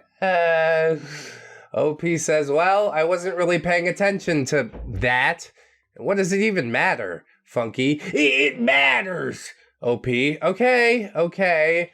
From the little information I have, I'd wager that yours is definitely bigger. I wasn't mentally measuring ding-dongs at this point. I just knew that only one answer would keep Funky from flying into another rage. God help us all if Maury got a full chub and proved to be more well-endowed than Funky. I mean, if you got a little pee-pee, it's fine, you know? You just don't act like it all the time. Have some confidence in yourself. Love your body for whatever shape it takes, alright? Funky says, okay, that makes me feel better. Yes, you're a special little boy with a great big pee-pee, aren't you? OP says, I won't accept any more punishments if it upsets you this much. Funky, you have to take a punishment if you glitch. Those are the rules. Okay, and then you're gonna cry like a baby every time? OP said all the punishments seem to involve Maury's junk or his b-hole or some BDSM nonsense.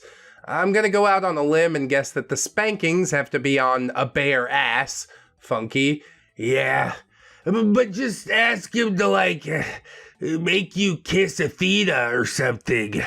Not degenerate enough. I laughed out loud, and OP says, okay, I'll try that. We'll see how Maury likes a punishment that he doesn't get to actively dole out. Funky, you're sweet, Pixie. Ugh, Pixie. That's the worst name ever. As a pet name, truly, I hate it. He grabbed my hand and pulled me in for a kiss, and then I noticed the vomit residue in his funky beard. Funky puke beard. Now that I can type without turning my spine into powder. Well, you must have been trained well. I aimed for his forehead instead of guessing the location of his lips under that pukey tumbleweed on his face. But before I could land the kiss, he yanked his hand away, whipped his head to the side, and yelled, "Psych! Loser!" OP, are you 12? Stop doing that. Funky, you're no fun. OP, I think we have different definitions of fun. Hey, does Sage have a coffee maker? I'm exhausted and I don't know how much more I can take. Funky, yeah, he does. But we have to play until sunup, and then we're allowed to nap. Allowed to nap? How do you let somebody else take control of your life like this? I looked at my watch. It was 1 a.m.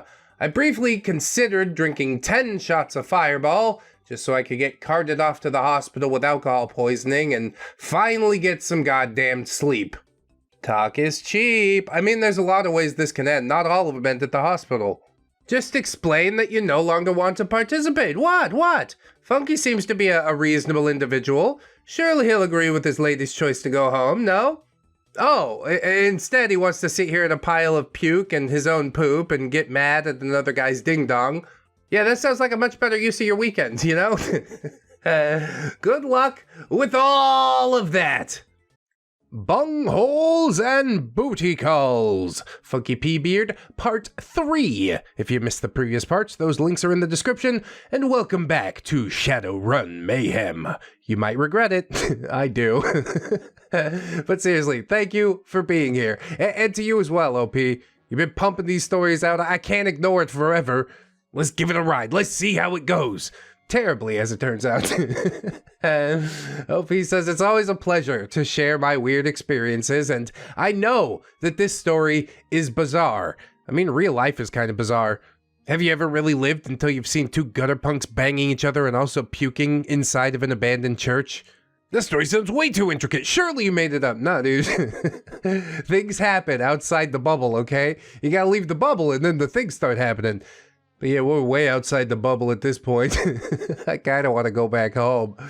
OP says, hell, I wouldn't have felt the need to write about it if it had just been some run-of-the-mill gaming weekend. Spoiler alert, the repugnance gets dialed back considerably in the next chapter. But before we settle into hangovers, the drinking and degeneracy will reach a fever pitch. That was your warning. Oh, good. So if this one doesn't get demonetized, then we're on a good road. And before we plunge into the storm before the calm, let's refresh the cast.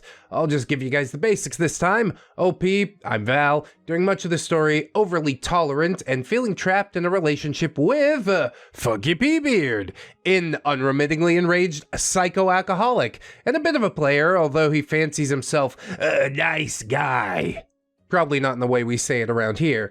Maury is a kinky weirdo who's usually able to handle Funky's nonsense, possibly trying to turn these gaming weekends into some sort of sex cult. Yeah, it was definitely headed that way. Give it a year or two and oh my god. Maury's junk is also a prominent character. The mighty staff that comes out to punish players when they glitch. There's also Axton, the primary target of Funky's jealousy, Sage, typically level-headed, able to de-escalate tense situations, Athena, secretly despises Funky, Snorlax, easygoing friendly, rarely directly involved in the weekend's drama, like the Devil's Lettuce. Yep, sort of one character I can even remotely identify with here, but that's fine. At least we got that to hang on to. Trigger warnings: extreme crapulence, profanity, regurgitation, defecation, micturition, the act of urinating. Okay. Drug use, and a bare bum. Oh my goodness.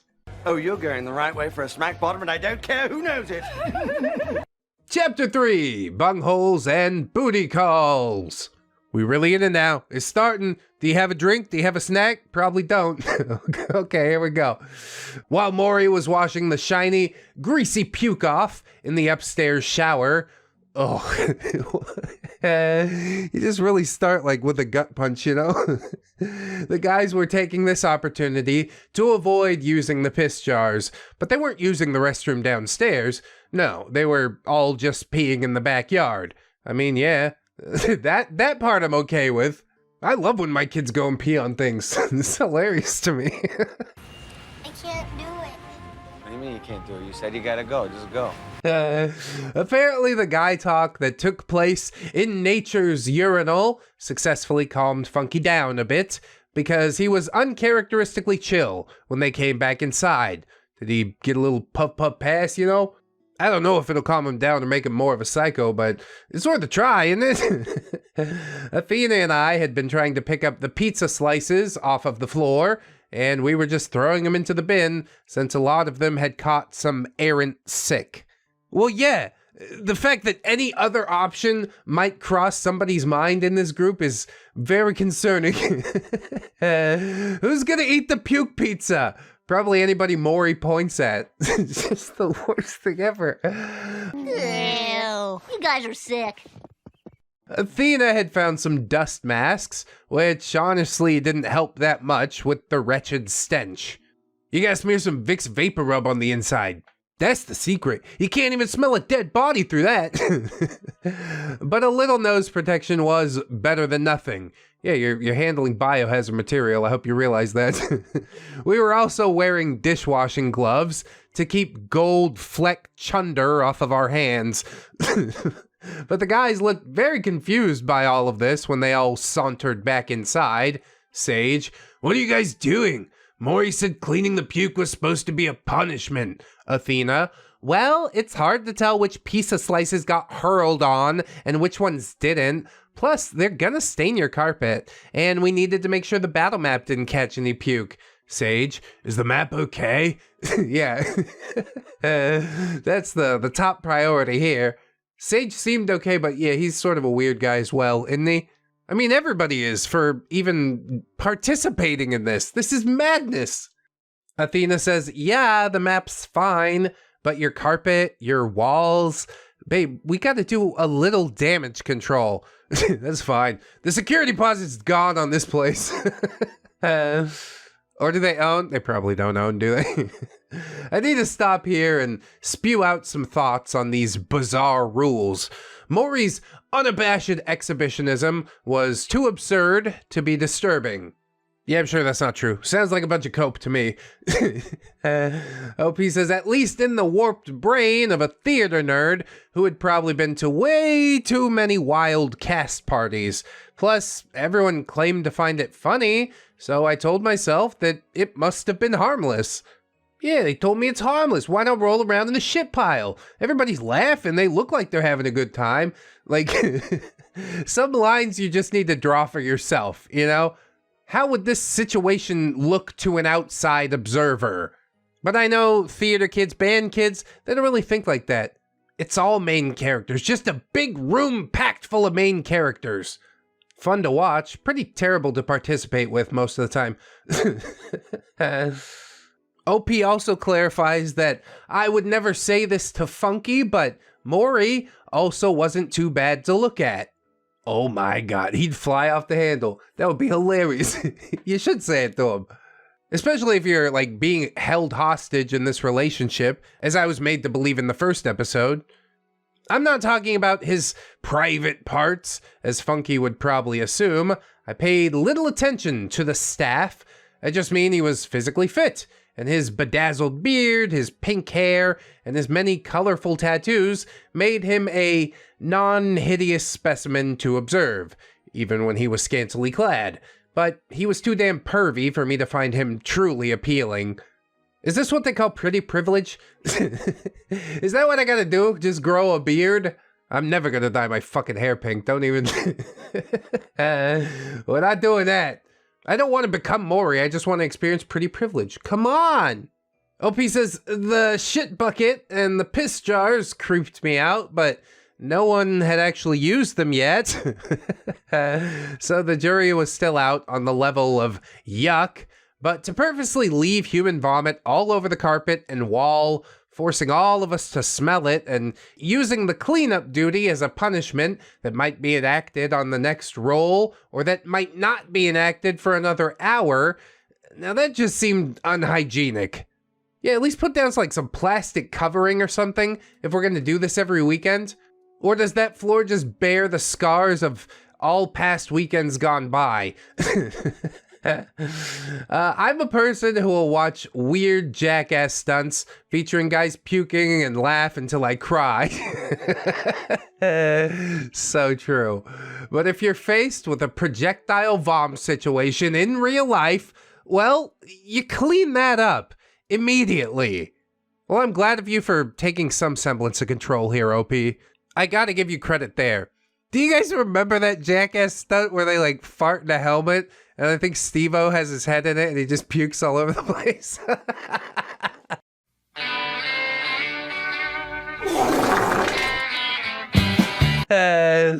It's probably the hardest I ever laughed at that show. But yeah, we didn't dump the helmet everywhere. They probably cleaned it up immediately after, right? That just makes good sense.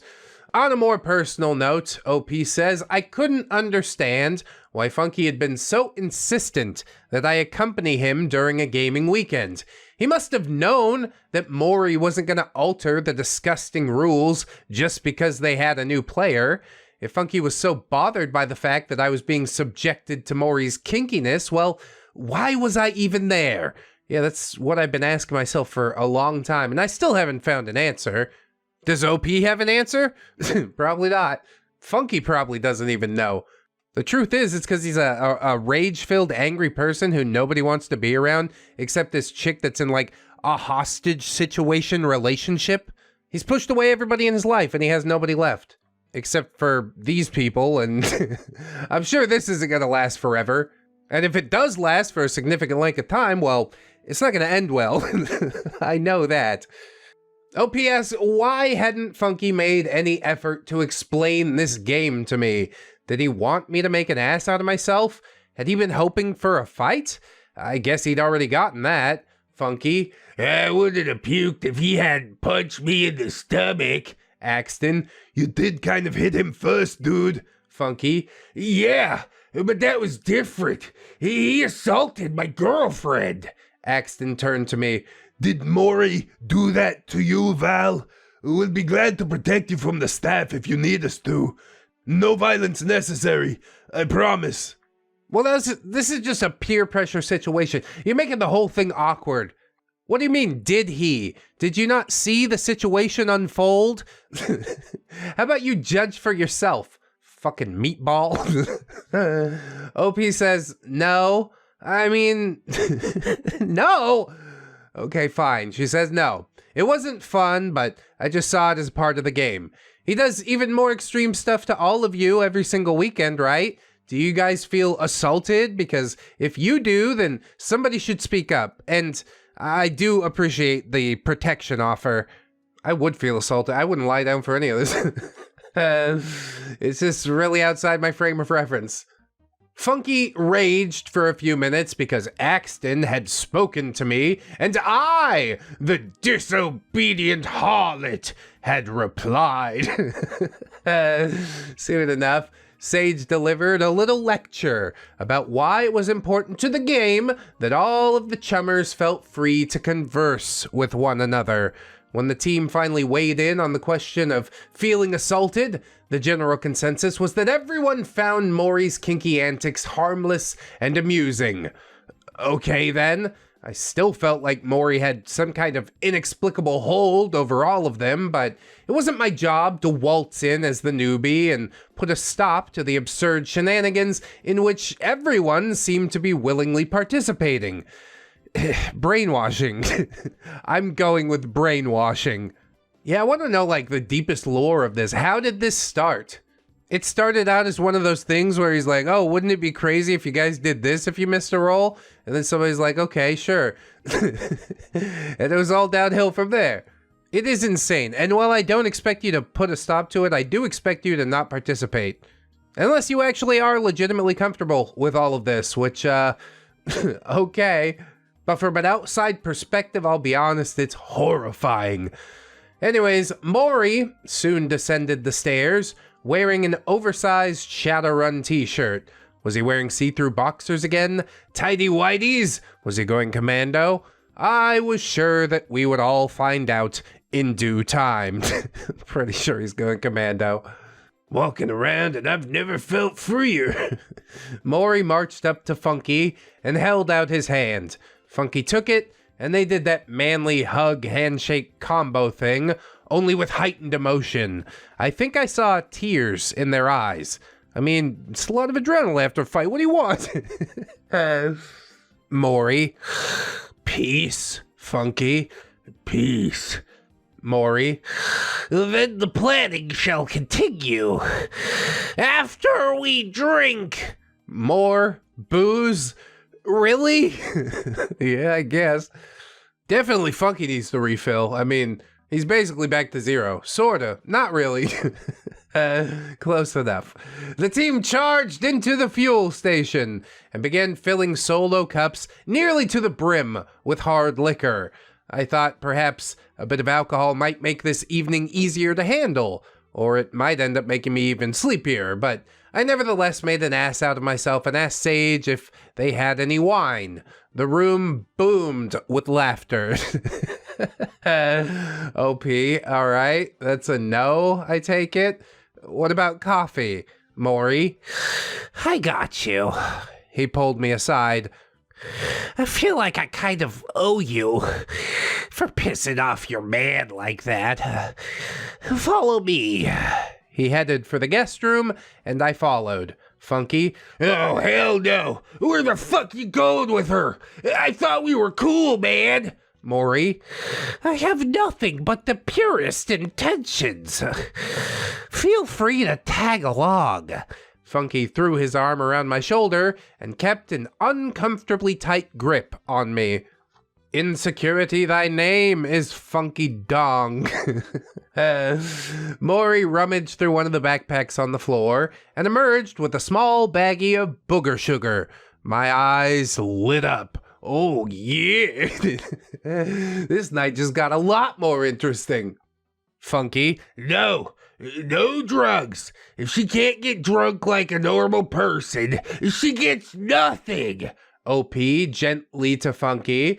Believe me, I can handle it. I used to do it all the time when I worked as a bartender. And I can either take some kind of stimulant, or I can fall asleep and Axton can take over my character. Funky, turning red and frothing at the mouth. No coke.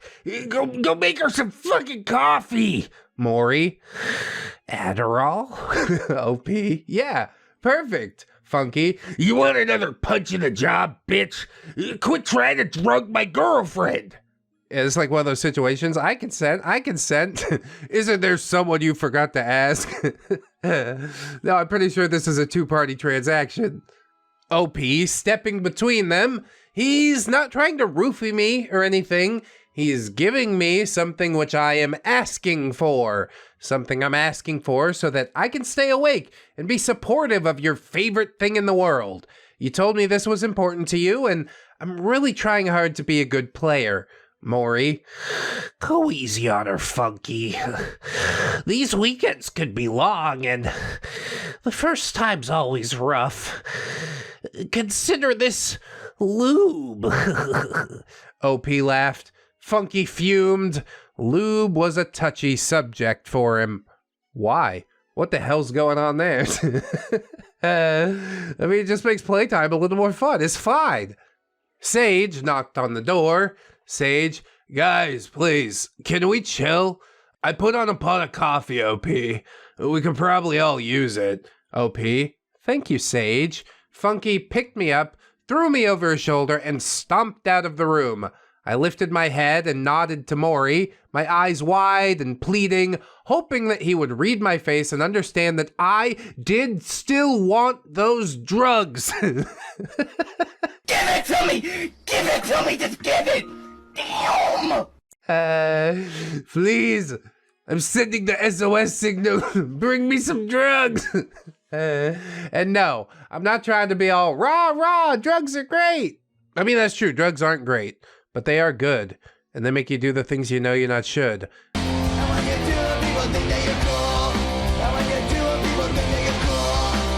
OP says, I haven't done drugs in a long time. A long time, but I was exhausted, immature, and desperate for something with a genuine kick in that moment.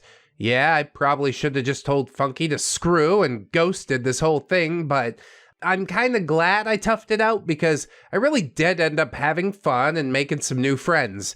Eventually. Bear with me. Yeah, this whole thing's a long ride to the bottom and I'm loving it. I mean, hating it too, but also loving it. We all settled back into the war room, the other players with beers and cocktails in hand, me with a hot cup of coffee in hand. OP, seriously, how do you guys get used to these all-nighters, Snorlax? Because we drink! The room roared with laughter and cheers, and despite his endorsement of the drinking, Snorlax was currently loading up a hash pipe. You mind passing that shit over here? Can I ask? Just as Athena was preparing to roll, the doorbell rang, and Funky suddenly went white as a ghost. All the neighbors are here. They don't like this. Sage to Funky. I've got it, bro. Sage dashed to the door, and I could hear him talking in a hushed voice.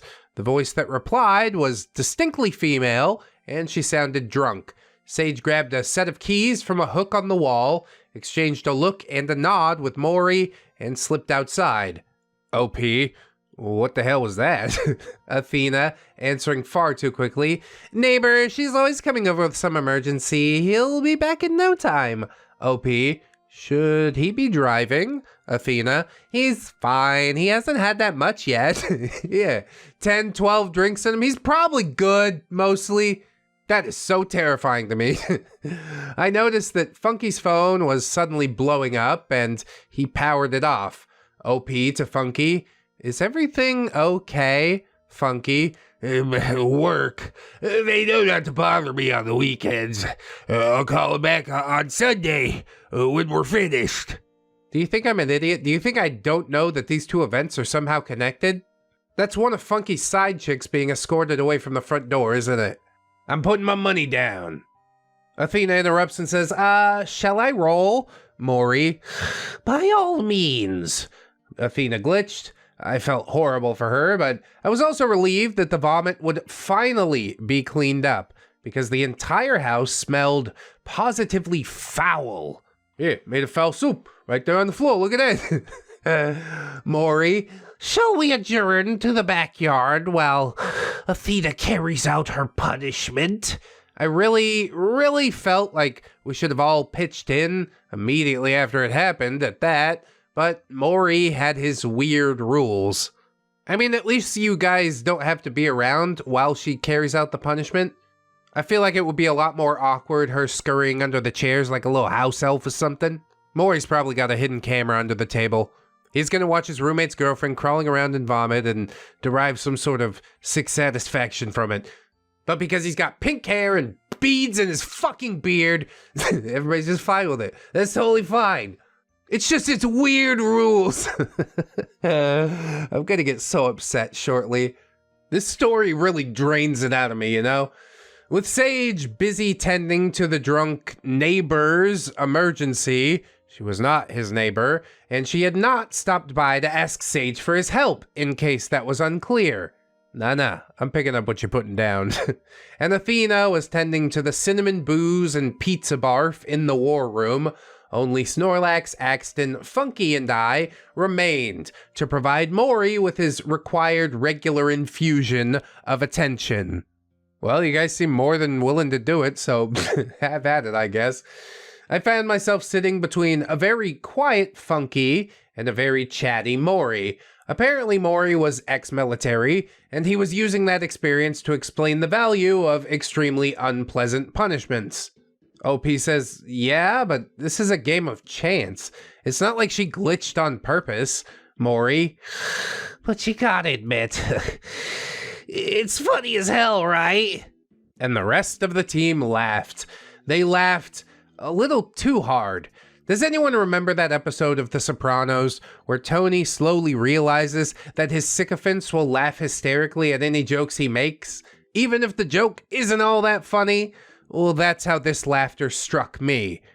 He said the word funny, we all gotta laugh, guys! Doesn't it feel weird doing that to another human being? Gassing them up in such a way, but I don't know. Humans are social creatures. Monkey Brain said that guy's the leader, so I gotta let him smack me in the face with his dong. I don't think being ex-military is any sort of excuse. That makes all of this worse.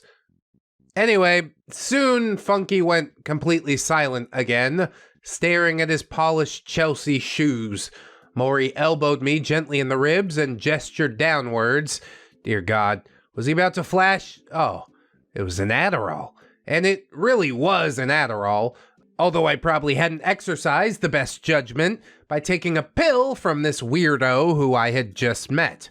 I mean, on one hand, you did just meet him, but on the other hand, he's had his dong in your face, so, you know, I figure you're acquaintances at this point. Personally, I get all of my drugs from acquaintances.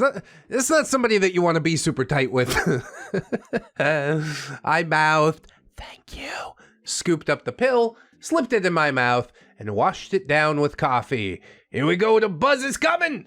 Maury continued to regale the team with stories from his military years, his many stints in the brig, his enthusiasm for unsanctioned hazing, and the steamy affair with his CO that got him dishonorably discharged.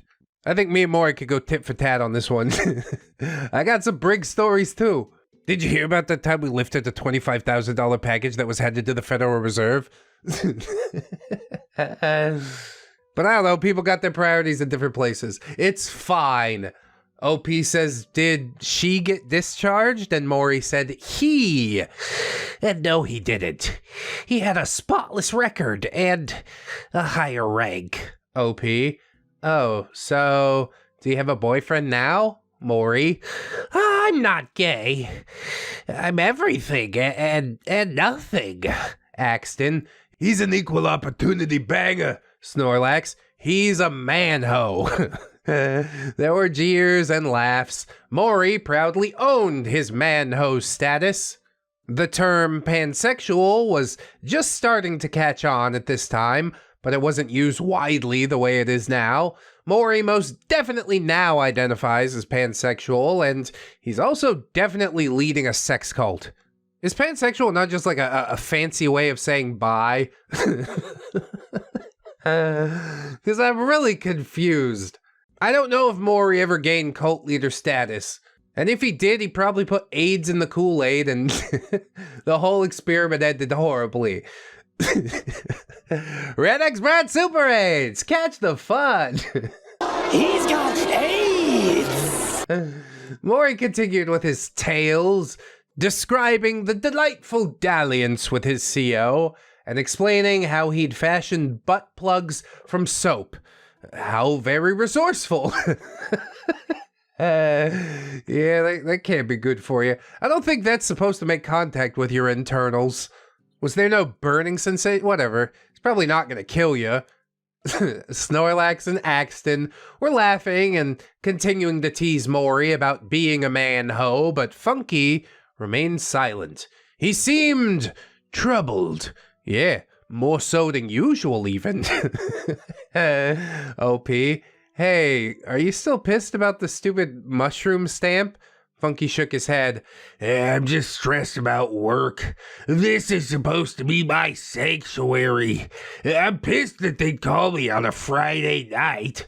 I leaned over to give him a supportive peck on the temple. That was one of the few safe places on his face, and then my nostrils were reminded of the puke residue in his beard. OP, Funky, don't you want to go wash your beard? Funky, huh? Nah, I'll get it later. OP, it reeks. I'll go get a paper towel and some soap, unless Maury thinks Athena has to clean it. Funky, just leave it. Apparently, Maury had overheard.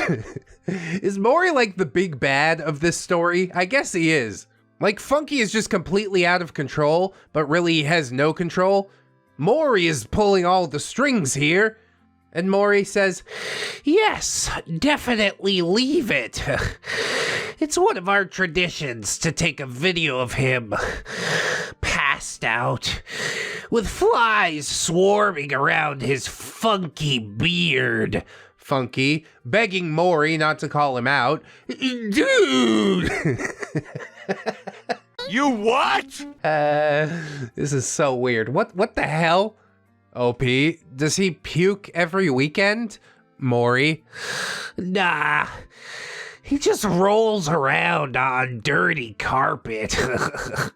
Funky was now staring daggers at Maury, and I knew the precise nature of the stench that attracted the flies, and I also kind of wanted to see one of their videos. Oh no, don't show me that. I can never unsee it, you understand? It takes a part of me with it. I don't want to see the video. No, I don't. Unless we can monetize it, and then I'll consider it. Hey, have you considered a YouTube membership or Patreon? I mean, you've watched the video this far. I do assume you're enjoying it. We get bonus content every Sunday after the live streams. I do hope that you will at least consider it. At this point, Athena calls out, almost done in here. Maury, Back to the war room it is. we filed back inside to find Athena and Sage scrubbing the last few chunks of pizza puke off the walls. And it still reeked in here. Yeah, dude, you're gonna need to steam clean that floor. Call 1-800-STEAMER. Stanley Steamer, your certified cleaner. Not a sponsor. Though they should be. Reach out to me. Maury then marched up to Sage. Maury, My loyal assistant, GM. Breaking the rules to help out his lady love.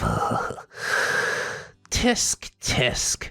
Sage lowered his head. Maury, You shall now suffer the anal gaze.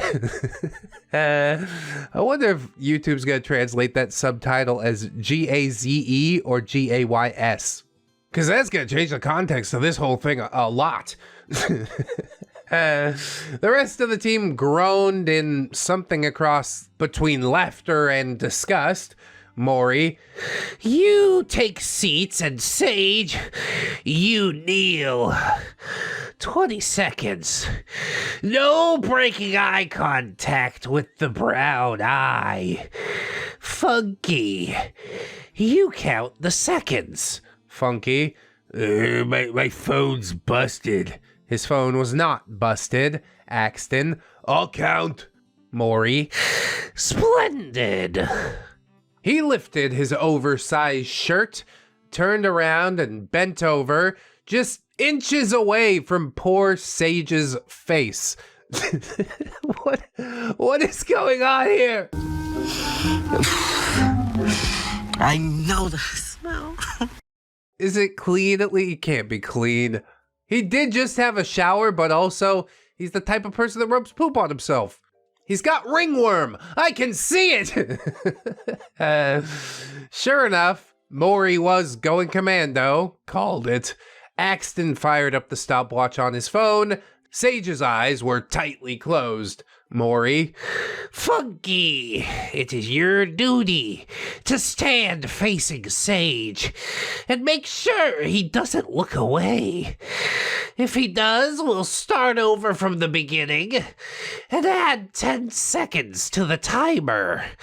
The anal gaze shall begin in 3, 2, look at it! Oh, hell no! and then what if Maury farts and like the wind makes him close his eyes like as a reflex? Does that count? This has to be the worst punishment. You're going home with pink eye.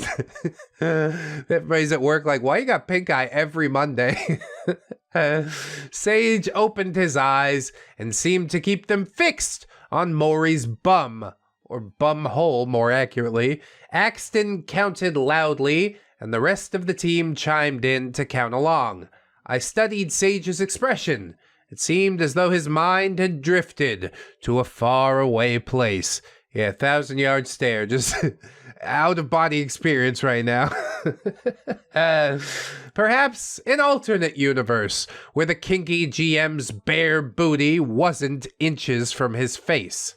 Yeah, there's a reason they call him Sage. He's very zen. And he was a trooper. The 20 seconds passed and Sage never flinched. When Axton called out for the punishment to stop, Sage dashed to the kitchen, chugged Fireball straight from the bottle, and returned to the war room, visibly shaking off the memory of the past 20 seconds and laughing. Yeah, he was genuinely laughing. His mind is broken, don't you see? Do you want to become like them? I know you don't. That's a conversation that I had with my wife at one point.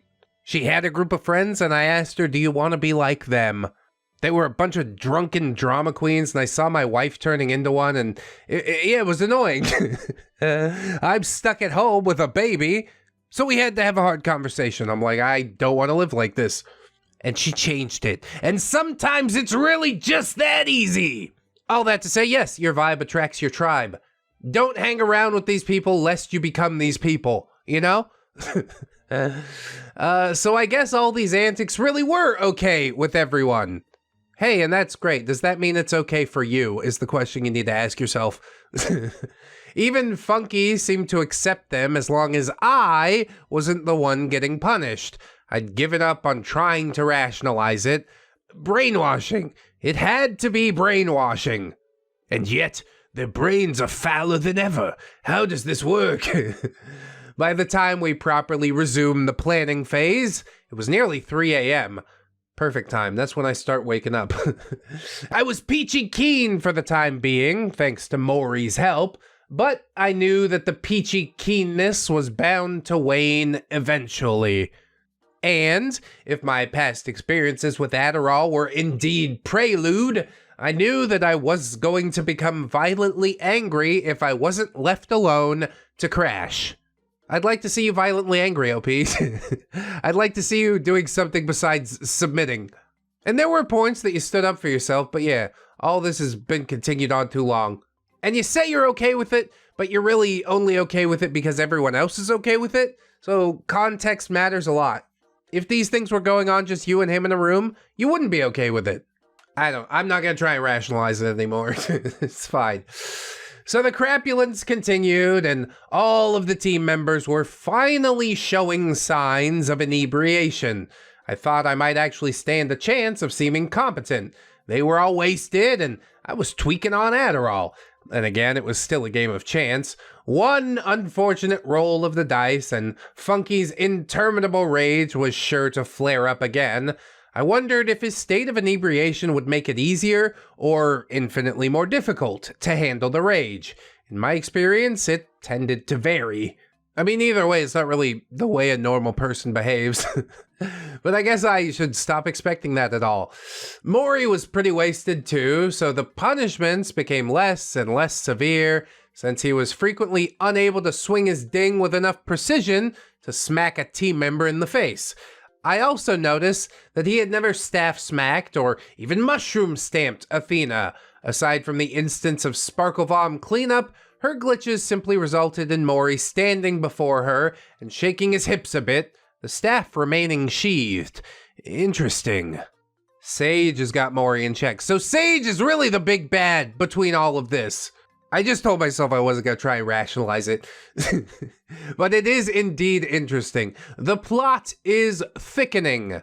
And the story, which had been intricate and interesting in the beginning, had become entirely incoherent by this late hour. But I mean, it was Shadowrun. In that world, a dragon swooping in and blowing up a building by farting fire on it wasn't completely out of place. I mean, depending on the game. Some people want to run a more serious game, and I'm not into that at all. I like the fire farting dragon. Let's keep him in. I was sober enough to find it hysterically funny, but the rest of the team was officially 3 sheets to the wind. The guys had started taking thick, dehydrated, ropey pisses in the jars. Ropey? Oh man.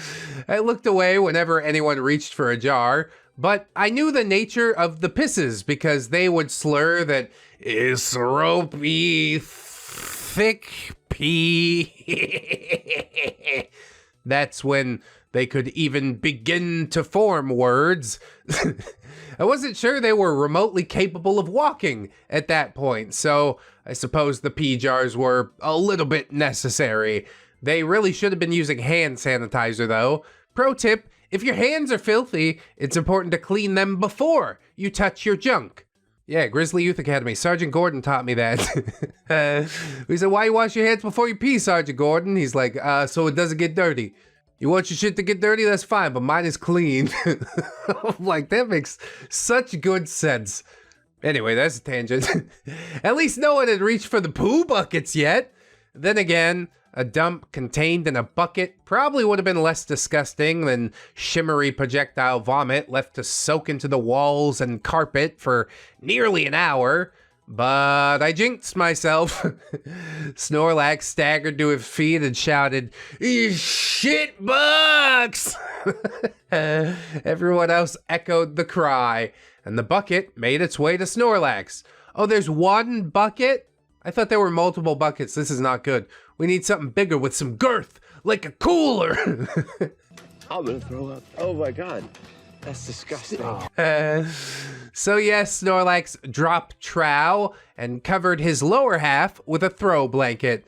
But nevertheless, he did seem to be taking an actual shit into that bucket. How does he wipe? Don't tell me. It's the blanket. Seriously, why? Why was this a thing? Yeah, and why are we all bearing witness to it? And had Maury provided toilet paper or witch hazel butt wipes for this eventuality? I'm guessing not. That seemed almost as abusive to me as the ding slinging. Yeah, you're gonna get quite a rash, especially being such a large man. Oh, a big fat poopy sweaty butt. Drunk. Terrible. Axton was sitting next to Snorlax, so the miasma appeared to get him first.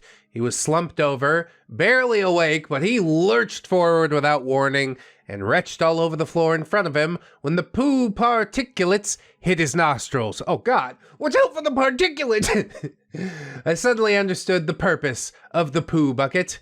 Maury was an ametophiliac. We'd studied paraphilias in my sex therapy training, and I chastised myself for not connecting the dots immediately. There's an awful lot of sex therapists that watch the channel. For somebody as repressed as myself, I do find that surprising. That's why every single rule was designed to elicit disgust and, hopefully for Maury, to make someone vomit. Earlier that evening, he'd been rubbing sick into his skin like it was some luxurious body glitter, after all.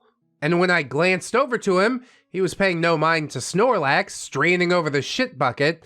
His eyes were fixed on Axton, and his hand was moving rhythmically underneath his oversized shirt.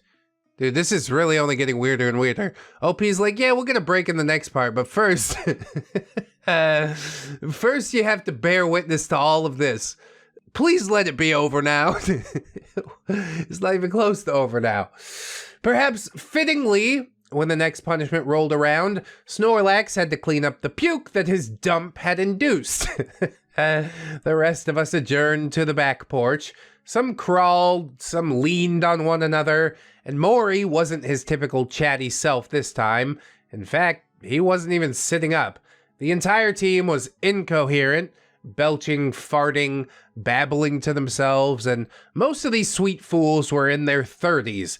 Even a college rager would have wound down by this point. Yeah, this is not great. Your body's gonna give out. You need to be aware that you're getting older, okay? As for me, I was still chipper. Then I noticed that Maury was trying to get my attention. He was whispering something over and over. As I got closer to him, I understood. OP. Coffee. Coffee. Coffee. I went to the fuel station, grabbed some styrofoam cups, took the coffee pot, and headed back outside. But I stopped to notice that Snorlax was passed out cold in the middle of the war room, surrounded by that vom, and there was a whole lot more there than there was when we all went outside. Meaning Snorlax must have thrown up as well. What a picture. He had to be drinking a little too, right? Smoking a little bit of Giggle Bush, that'll make you vomit or anything. It won't make you fall asleep just like that, though.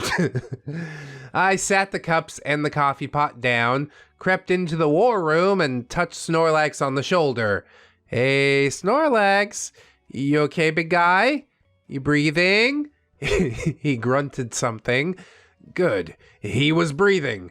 Yeah, don't fall asleep on your back there, buddy. I went back outside and distributed the caffeine. Pretty much everyone was too drunk to even hold their cups. OP. Guys, Snorlax passed out in the living room. Should we call the paramedics? He could have alcohol poisoning, or maybe he's really stoned. I don't know. I'm worried. No one responded, so I returned to the war room, the fetid stench of poop and vom and a hint of dehydrated boozy pee fouling the air. Now's your chance to escape. Like, make sure Snorlax is okay, yes. But after that, get in a taxi and never return. OP says it's a good thing that I've never been much of a puker. OP, Snorlax, are you okay? He rolled over and tried to sit up. I wanted to help him, but he was literally drenched in spew. What the hell? I was getting ready to call an Uber and GTFO. Yeah, there you go. So I offered my hands and helped him get into a seated position.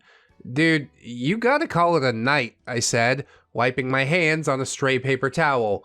Snorlax, the rules, OP. Fuck the rules. Sleep it off. You guys can resume tomorrow when everyone's sober enough to actually play. Snorlax chuckled as much as he could and slurred, not about shadow fun. It's about drinking. We don't want to have to, though. Yeah. I'd pretty much figured out that drinking and debauchery trumped the gameplay here. Yeah, we could dig into more of like, why do you have to, but he's not gonna give you a straight answer. It's time to just leave. It'll be a big mystery and that's okay. And I was more than a little irritated that I had spent every spare moment of the past week diving into Shadowrun lore, which was actually pretty cool, and reading Shadowrun guidebooks, which were absolutely useless. In truth, all I really needed to do was show up, get completely plastered, roll some dice, and look at Maury's ween. OP says, all right, let's get you over to the couch. Snorlax scooched and I guided him until he was leaning against the couch. I made sure he was sitting upright and I put some throw pillows on either side of him so that he would hopefully remain upright in case he vomited again. Yeah, probably. His natural inertia will help him to remain in place.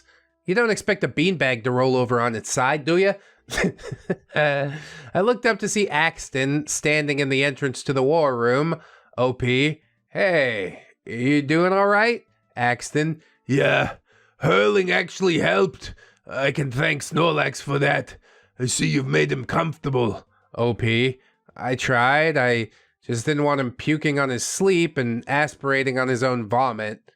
See, 100%, my primary fear. Good job, OP, again. Axton moved closer to me. I think it's cool that you're not fucked up like the rest of us. You're really putting the moves on it right now? It's kind of a slick pickup line, though. I laughed. When you say fucked up, you mean drunk, right? Because I never said that I wasn't the other kind of effed up. I mean, I'm dating Funky, after all. Oh, yes, the subtle reminder of the boyfriend. All right, back it up, Axton. That's the line in the sand, all right? Axton was fully in my personal space now, and my heart was beating faster.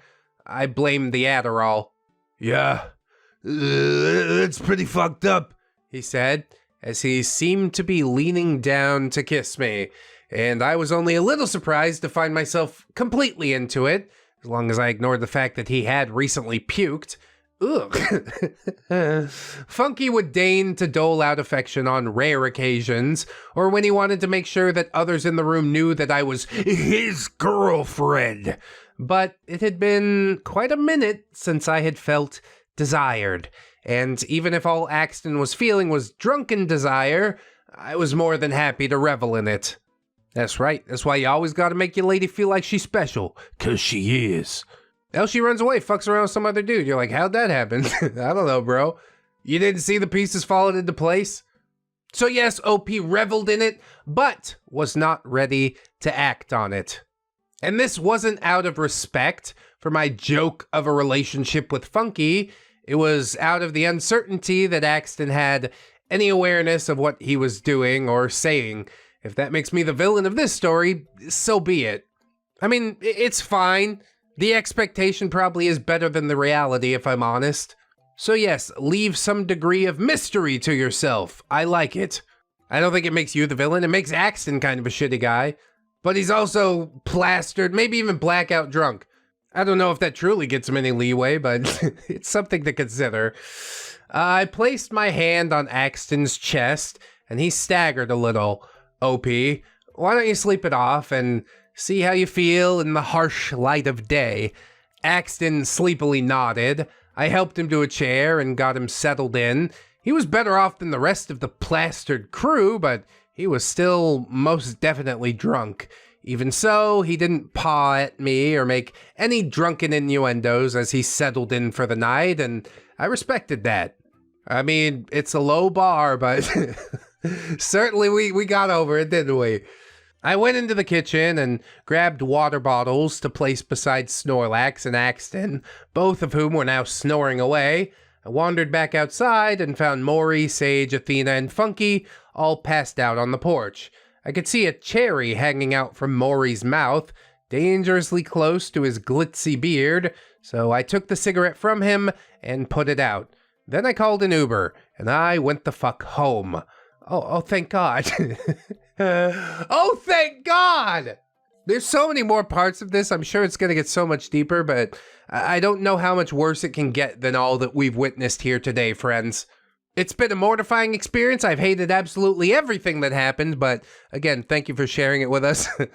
It's definitely a new perspective that I didn't want or expect.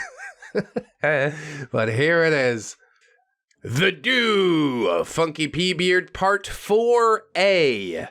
Oh my god, are we allowed to do that? It's probably fine. It's probably fine. Split it up. I'll shove them both in here. It's great. Apparently, this chapter exceeds the character limit, so I'm splitting it up. So welcome, or welcome back, to this crazy weekend of crapulence, along with some rage and role-playing. You might regret it. Nevertheless, let me introduce you to the Chummers. We got OP, Funky P-Beard, Maury, Axton, Sage, Athena, and Snorlax. If you need the cast list read out, check out the previous video links in the description. We also have a new cast member, and her name is Molly. And let's just say, she's the MVP. Yeah, Molly always saved me from myself, tripping on the dance floor. Chapter 4, The Do. It was almost noon when I woke up. Fuck! I scrambled to get dressed, slap on a little makeup, put my hair in purple pigtails, ask myself whether I was dolling myself up for Funky or for Axton. Well, yeah, that was a no-brainer. Did I see this as a problem? Well, yes and no. Yes, because I had agreed to wear the girlfriend label, even though the label was ill-fitting and made of scratchy synthetic material. No, because my interactions with Funky did not feel like anything even remotely resembling a romantic relationship. But, I'd chew on those thoughts later, I guess. Hell yeah, bro, kick the can down the road. My question is, why are we going back? We've escaped, it's over. I'll take it to the next level. I'll pack up a bunch of shit in the U-Haul. I'm moving a couple states over right now. Sorry, I'm making a go of it in a new city. OP says I engaged in some basic humaning, brushing teeth, applying deodorant, etc. Dabbed on some snickerdoodle perfume oil on my wrists and neck, put on my new shoes, and dashed out the door. I looked at my phone to see if I had a missed call or an angry text from Funky. Nope. Good. The drunkard must have still been passed out. Good. Wait till he wakes up and then explain to him that it's a degenerate hellhouse that you don't ever want to return to. But I guess that's a hard conversation to have. Much better to just charge back into the house and surround yourself with poop and upchuck. But why was I so willing to go back? Indeed, after the utter insanity I'd witnessed the previous night. Was it just because I had a possibly flirtatious exchange with an attractive guy? Well, sure, that was part of it. I'm proud of you for admitting that. And if this relationship was any sort of relationship, I would admonish you. But as somebody who perpetually jumps from relationship to relationship, I do understand the advantage of having something on the back burner. Anyway, mostly, and sorry for getting serious again, it was because Funky had been monopolizing my free time and doing everything he could to minimize my contact with friends and family. And I'm a sociable person. I do tend to reach a point where I've had enough and want to be alone, but up to the point where my social battery runs out, I do genuinely enjoy human interaction. I wonder what that's like. Different frame of reference, I guess. So the thought of having another chance to interact with non-funky people, as odd as the previous night had been, was appealing to me. No, don't do this. Call up one of your old friends. Be like, hey, it's been a while since we talked. You want to go see a movie? You want to just do something normal? So I Ubered to Funky's place to get my car. Then I drove back to Sage's house and parked on the side of the street. Now I was free to eject without any fuss. And I noticed 4 Molly-made vehicles parked in the driveway. Good. I mean, good the house is getting cleaned, but I feel bad as hell for those maids. They don't get paid enough for this. I didn't even want to imagine the mess that had accumulated when the hangovers kicked in. I checked the door to find it unlocked. Was it possible that my absence might have gone unnoticed? As I entered the house, I could hear one of the professional cleaners yelling at Sage. I'll call her Molly. Molly, I'm charging you triple. I've had to call in 6 extra girls. We've cleaned up puke and pee-pee and poo-poo, and your house smells like a distillery. You are all nasty, nasty people. Why does she sound like Dr. Girlfriend? I'm not sure. I was nearly peeing myself with laughter. One of the professional cleaners swooped past me, and I felt embarrassed to even be associated with these nasty, nasty people, even though all of them except for Funky had been super nice to me. Yeah, super nice. Dong in the face. The nicest. I found my way into the kitchen and accidentally interrupted Sage and Athena arguing over who was going to pay the cleaning bill. Sage was in favor of splitting it between the chummers, and Athena was in favor of sticking Maury with the bill, since it was his nasty, nasty rules that caused this nasty, nasty mess. Objectively, I believe Athena is correct here. I cleared my throat so it didn't seem like I was eavesdropping. Athena. OP, hey, where you been all morning? OP, I ran home to get some sleep. The snoring was pretty loud. Athena, I hear you. We sleep in Sage's bedroom, but Maury makes all the others sleep in the war room or on the porch. You might be able to convince him to let you sleep in the guest room tonight. OP, isn't it your house, Sage? I'll play by your rules. Sage, yeah, but Maury's in charge during Shadowrun weekends. Damn. This really was starting to feel like a fucking cult. Starting to feel? No. I think we're in there with both feet at this point. OP says, hey guys, how much hell am I about to catch from Funky? Sage, that would be none, because he's still passed out in the backyard. I made my way to the porch. I guess the cleaning crew hadn't gotten there yet. There were toppled cups, empty liquor bottles, and several piles of puke on the porch. Alliteration, and the distinct scent of boozy pee clashed in an act of olfactory violence with the scent of stale vom. I didn't even want to take a single step outside. I was still wearing my brand new shoes, after all, but the rest of my outfit was blissfully casual. Still probably don't want to get puke on it. That's a bad look. Funky's absurdly formal clothes were draped over the hammock, and he was sprawled across a lawn chair in nothing but black boxer briefs, snoring like a freight train.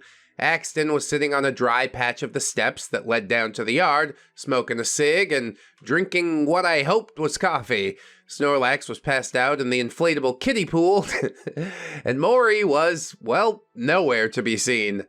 I mean, I assume Maury has his own room, or he's getting up to hijinks somewhere. Axton turned around and noticed me. Surely he didn't remember trying to kiss me the night before. I mean, I kind of hoped that he did, but it would make my life a whole lot easier if he didn't. Axton, hey Val, where did you run off to after you put us to bed? OP, I went to sleep. Axton, where? OP, Axton, I won't say anything to Funky, don't worry. I wanted to believe him. I went home. I wanted to sleep in my own bed, and I wanted to have my car in case I get tired again. I seriously can't keep up with you guys. Axton, that's probably not anything to be ashamed of. Want to come sit? Have a smoke? I scanned the porch. I'm not sure where it's safe to step. Axton put his cig in the ashtray and stood up. Combat boots to the rescue! He crossed the porch, picked me up, and carried me to the vom/p/booze-free step. Oh yeah, this is happening. He remembers for sure. As he was putting me down, his hand very deliberately grazed the length of my spine. I guess he did remember. I couldn't seem to pull my hand off of his shoulder, nor could I seem to take my eyes off of his lips. But just then, Funky stirred, and he roared, "Unhand my girlfriend, you piece of shit!" There you go, timing. He tried to stand, but his tall, hungover ass just withered back to the ground. OP, good morning. Don't worry, Axton was just helping me protect my new shoes. Funky, so help me, pretty boy. If you touch my girlfriend again, I will end you. Come at me, bro. But Axton says, just trying to be gentlemanly, buddy. You want some coffee? Funky grunted. Axton turned to me. You want some too? Funky, do not speak to her, you friggin' skid mark. OP, I'm good. I'll hit Maury up for some coke later on. Axton laughed and headed to the kitchen. Funky. You will not get coke from Maury. It will literally kill his fairy ass if he gives you coke. I don't understand. Does the coke come with strings attached? Probably. It always does. Snorlax was stirring in the kiddie pool. Snorlax, Funky. Chill, bro. Seriously, god damn. You're gonna pop a vein in your forehead. I felt like pausing and shoehorning in several pages of meandering introspection in an attempt to explain why I was with Funky in the first place. But I've since written a whole-ass prequel to this story, so I'll keep this part brief. A prequel, you say? Like I said, Val has written a lot of stuff. I'm glad to be started catching up on it now. Funky's goblinization unfolded in tiny, almost imperceptible increments, and by the time he had become a full-blown possessive lunatic, every attempt to end things with him resulted in an arsenal of manipulation tactics that I'd never experienced before, and that I was ill-prepared to try and refute. Yeah, it's one of those live and learn type of things. The hardest type of lessons.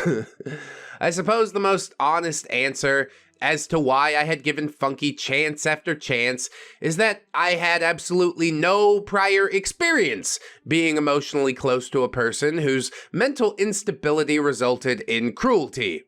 I'll be honest, I feel slightly called out by that one. Had I been around theater weirdos? Absolutely. Dorks? Sure. Very obviously clinically depressed comedians? Yep. But a batshit crazy rage beast? No, never.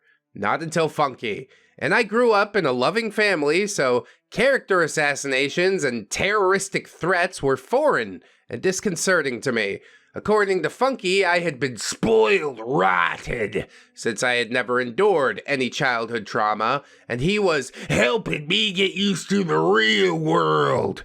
What felt like cruelty to me felt like chivalry to him. I think that's antithetical to everything a boyfriend's supposed to be. Have you led an easy, sheltered life? Hey, that's great. Let me continue that for you. Until the point she flies off the handle, because she definitely deserves something better. Yeah, been there too.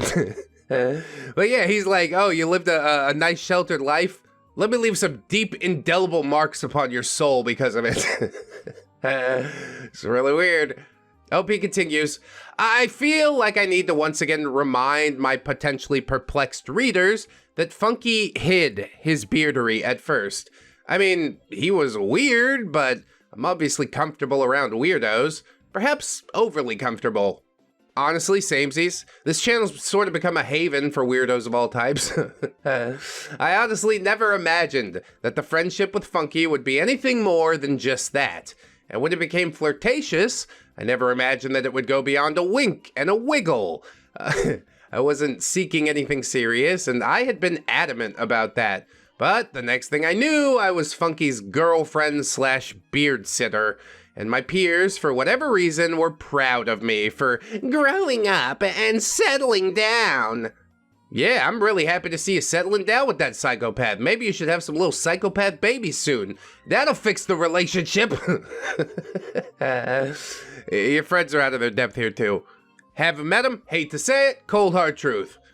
Everyone just kept telling me that relationships are hard. If you ever feel the need to cough out this fetid tonsil stone of wisdom, please operationally define the word hard. When a relationship feels like a prison sentence and you find yourself fearing for your safety or the safety of your loved ones, that isn't simply hard, that is coercive control, and you need to run. Preach! But never forget that running is often much, much easier said than done. There's no shame in getting help from friends or family or law enforcement. It's all good advice. Get that paper trail started early. Law enforcement can't really save you, but they can make the court case easier down the road. OP says, I'm probably trying way too hard to explain it. It was foolish to trust a weirdo, and it was foolish to put up with all manner of insanity in a futile attempt to keep him from going nuclear. But I rose from the ashes of this dumpster fire of a relationship armed with an understanding of the warning signs of neckbeardery. Yeah, and beyond. And I also got some truly disgusting horror stories, so here you go. Hey, thanks so much. I want to monetize all of these. You need me to break you off a piece, let me know. So, where were we? Snorlax was telling Funky to chill out. Axton was going to get some coffee for the lanky, bearded ball of rage, and I was standing on the one clean step, hoping that the cleaning crew would come outside and save us all. Cleaning crew don't have that type of power. Only Jesus has that type of power, and yeah, he decided he ain't coming back. He saw all this, he's like, eh. Huh? Oh, yeah, fine. Funky was flailing about, trying to achieve a sitting position. Snorlax seemed to have gone back to sleep, and Axton returned to the porch with a cup of coffee and a bottle of water. He made his way down to Funky. Funky, you better stay far, far away from her for the remainder of the weekend. OP, Funky, he's helping your hungover ass, and he hasn't been inappropriate towards me in any way. That was kind of a lie, but I guess it all depends on what you consider inappropriate. Well, now we're getting into semantics, aren't we? I mean, Axton hadn't put his junk on my face or anything, but the lines of propriety were in perpetual parallax with Funky, who sat there waving a dismissive hand and harumphing in response to my truthful statement. OP, I promise you that I'll punch him in the face if he makes me uncomfortable. Otherwise, please, just let me get to know your friends. You said that was an important part of this weekend. Axton sat down the hangover remedies next to Funky's lawn chair. Axton, you want some Advil? Funky nodded, and Axton took the pills out of his pocket and handed them over. Funky washed the pills down, took a few sips of lukewarm coffee, and leaned back in the chair, groaning miserably. Yeah, but you made these choices, so I can't feel that bad for you. I sat down on the clean step and lit a cigarette. Axton left Funky to his own devices and approached me cautiously. I gestured for him to come sit next to me. Axton grinned sheepishly, took his cig out of the ashtray, and sat down on the step.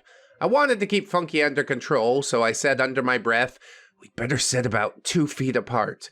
Axton and I both scooched away from one another, the ashtray serving as a buffer, and we continued to speak quietly so that Funky's hungover groans would drown out our conversation.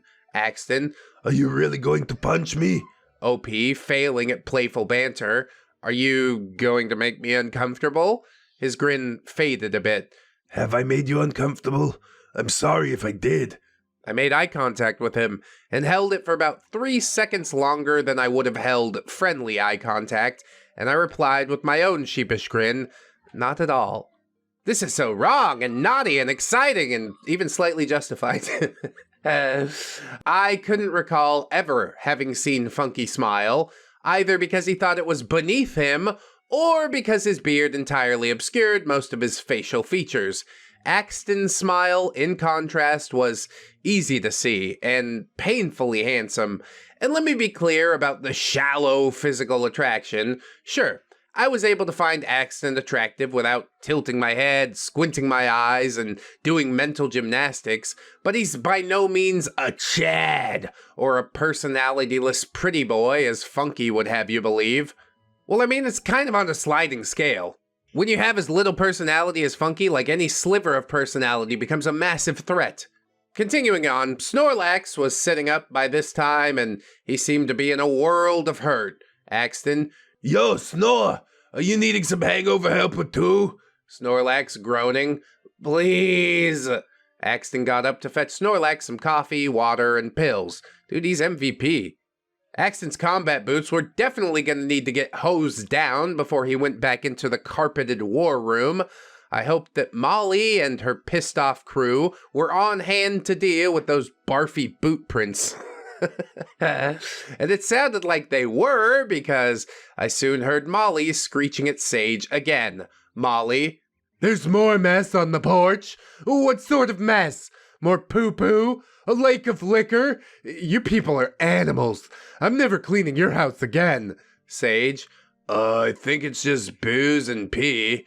You should be able to, like, power wash it. Axton, there's a ton of puke out there, too. I think I might have tracked some into the kitchen. I'm so sorry. Molly, animals! You people are animals. Disgusting! She's not wrong, though. Axton ran to Snorlax and delivered the hangover helper. Axton, dude, the maids are on their way, and they're pissed off. We gotta disappear. I put my cigarette out, stood up, and dashed over to Funky, who was still reclining in the lawn chair with a pained expression on the visible part of his face. OP, Funky, the maids are coming. We need to get out of here. Funky, and go where? OP, I don't know. I've never done this before. I think Axton knows, but I'm afraid to talk to him. Funky, hey, fuckface, where are we running off to? Axton, garage, go around the side of the house. The next half of the story is posting immediately, also being read immediately.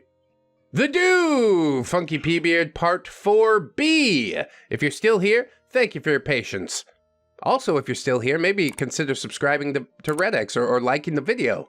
You seem to be enjoying yourself for some reason. You're sick, and I love it. Please stick around. Now, where were we? Axton helped Snorlax stagger around to the garage, and Funky managed to wobble to his feet.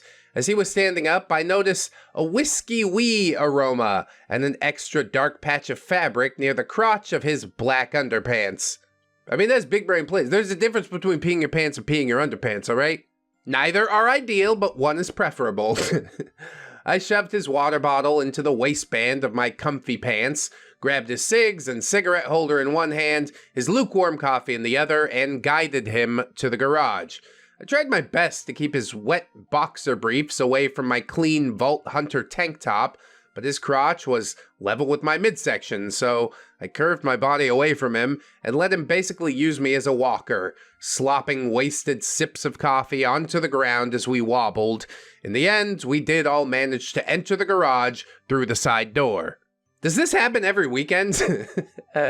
Why is there a protocol for these things? It was dusty and musty and stuffy, but the garage was blissfully devoid of any puke or pee. Well, aside from Funky's underpants, I guess. Snorlax was wearing different clothes and appeared to have cleaned himself up since the previous night's puke fest. Axton also appeared freshly showered. Funky was the only fool who had managed to get filthier. Yeah, he wants his beard to get all gross so they could take pictures or something weird like that. Remember from the last one? Not the one we just read, but the last one. Sage must have anticipated that we would take shelter from the angry maids in the garage because he came out from the house and opened the garage doors for us, letting in a nice breeze. Sage, you guys good? We all indicated the affirmative. Sage, excellent. Maury should be back from the liquor store pretty soon, and he's picking up some hangover food too. Snorlax, what's he getting? Sage, Taco Bell. Seriously? Not only were they going to have to restock the booze, but they were also planning to chow down on Taco Bell to help with the hangover. There was no way in hell that was a good idea. Yeah, Taco Bell's really a greasy, disgusting mess that's only good while you're drunk. Once the hangover hits, nah. You need to sit down, have some oatmeal, some dry toast. You know what they say, all toasters toast toast. At any rate, Funky and Snorlax were chugging the remainder of their hangover helper and seemed to be gradually getting their sea legs back. Axton had apparently been awake a little longer than they had, so his hangover seemed to have passed. Yeah, a little hair of the dog, huh?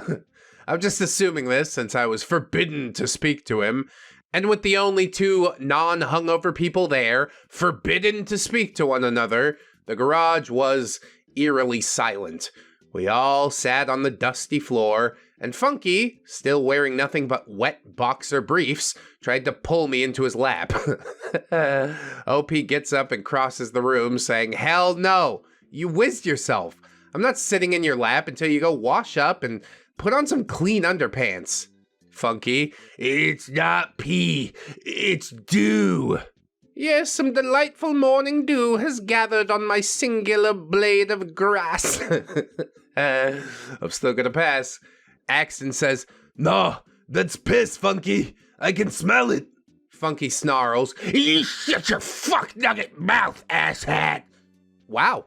Axton's ability to exhibit no reaction at all to Funky's venom was impressive.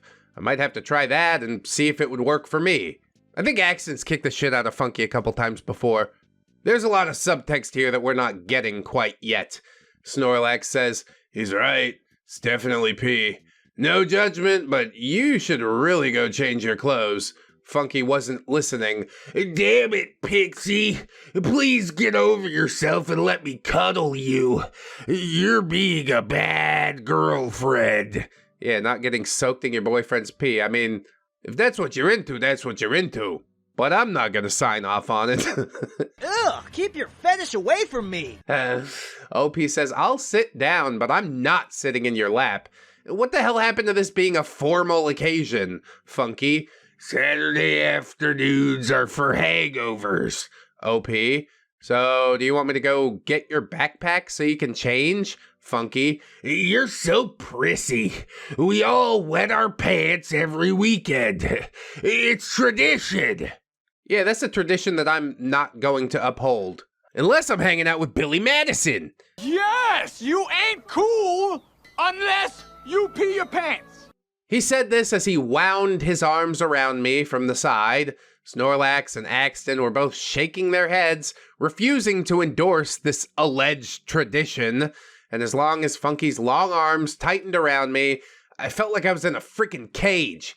I rolled my eyes, and I think Axton noticed my exasperated expression because I could see him snickering. Funky, what's funny, you dick?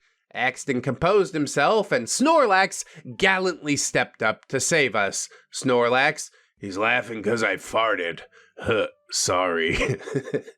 Always a sucker for bathroom humor. I burst out laughing. Axton started laughing again. Snorlax started laughing, lifted a cheek, and really did rip one this time. No Taco Bell needed.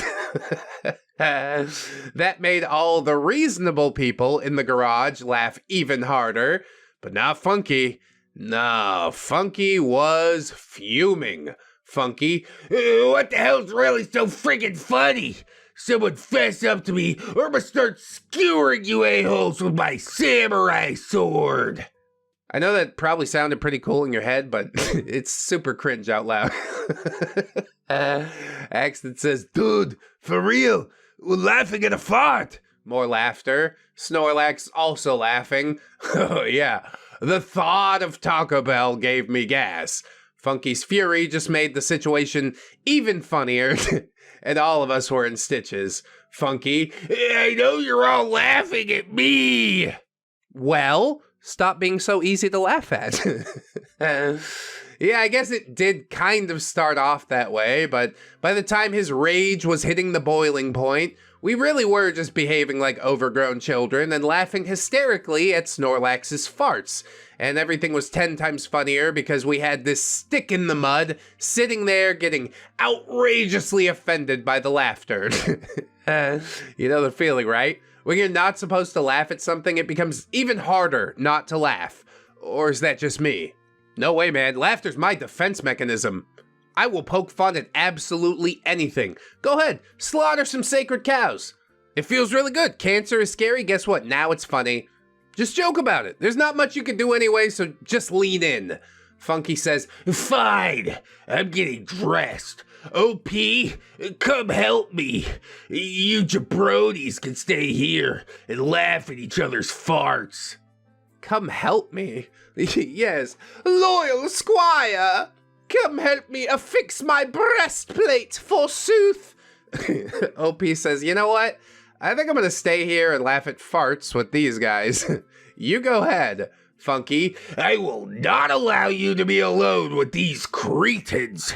They can't control themselves. You're just fresh meat to them. Look at him, really trying to control the situation, projecting on everybody, but we could all see that small PP energy, bro. At this point, OP exchanged looks with Snorlax and Axton, and they both seemed bewildered. Funky, quit dawdling, woman! Axton, bro, she's not meat. Funky took a deep breath and clenched his fists. Go ahead, dude. Throw the first punch. We'll do this right now.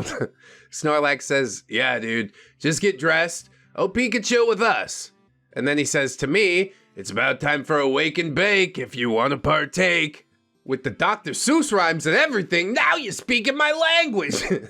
I smiled and nodded, much preferring to goof off with these guys as opposed to helping a grown-ass man put his inappropriately formal clothes back on just for another evening of binge drinking and barfing and yelling. I didn't smoke weed all that often, but it sounded delightful to me in that moment. I mean, it's a delightful thing. It's gonna make that Taco Bell taste like actual food, at the very least. Funky says, I know you're sick-minded, little lady. You're not to be trusted, especially with hardcore drugs involved. It's not hardcore. It's a giggle bush. It's fine. Get your ass up and come with me, or I'll make a Craigslist ad telling strange men that you want someone to break in and assault you. Dude, what? This has gone from like 0 to 100 all of a sudden. And thankfully, Axton does call him out on it, saying, what the actual fuck, Funky? You would seriously do that to your girlfriend? I ought to report your ass, Funky. She's not yours to protect, pretty boy. I'm protecting her from herself.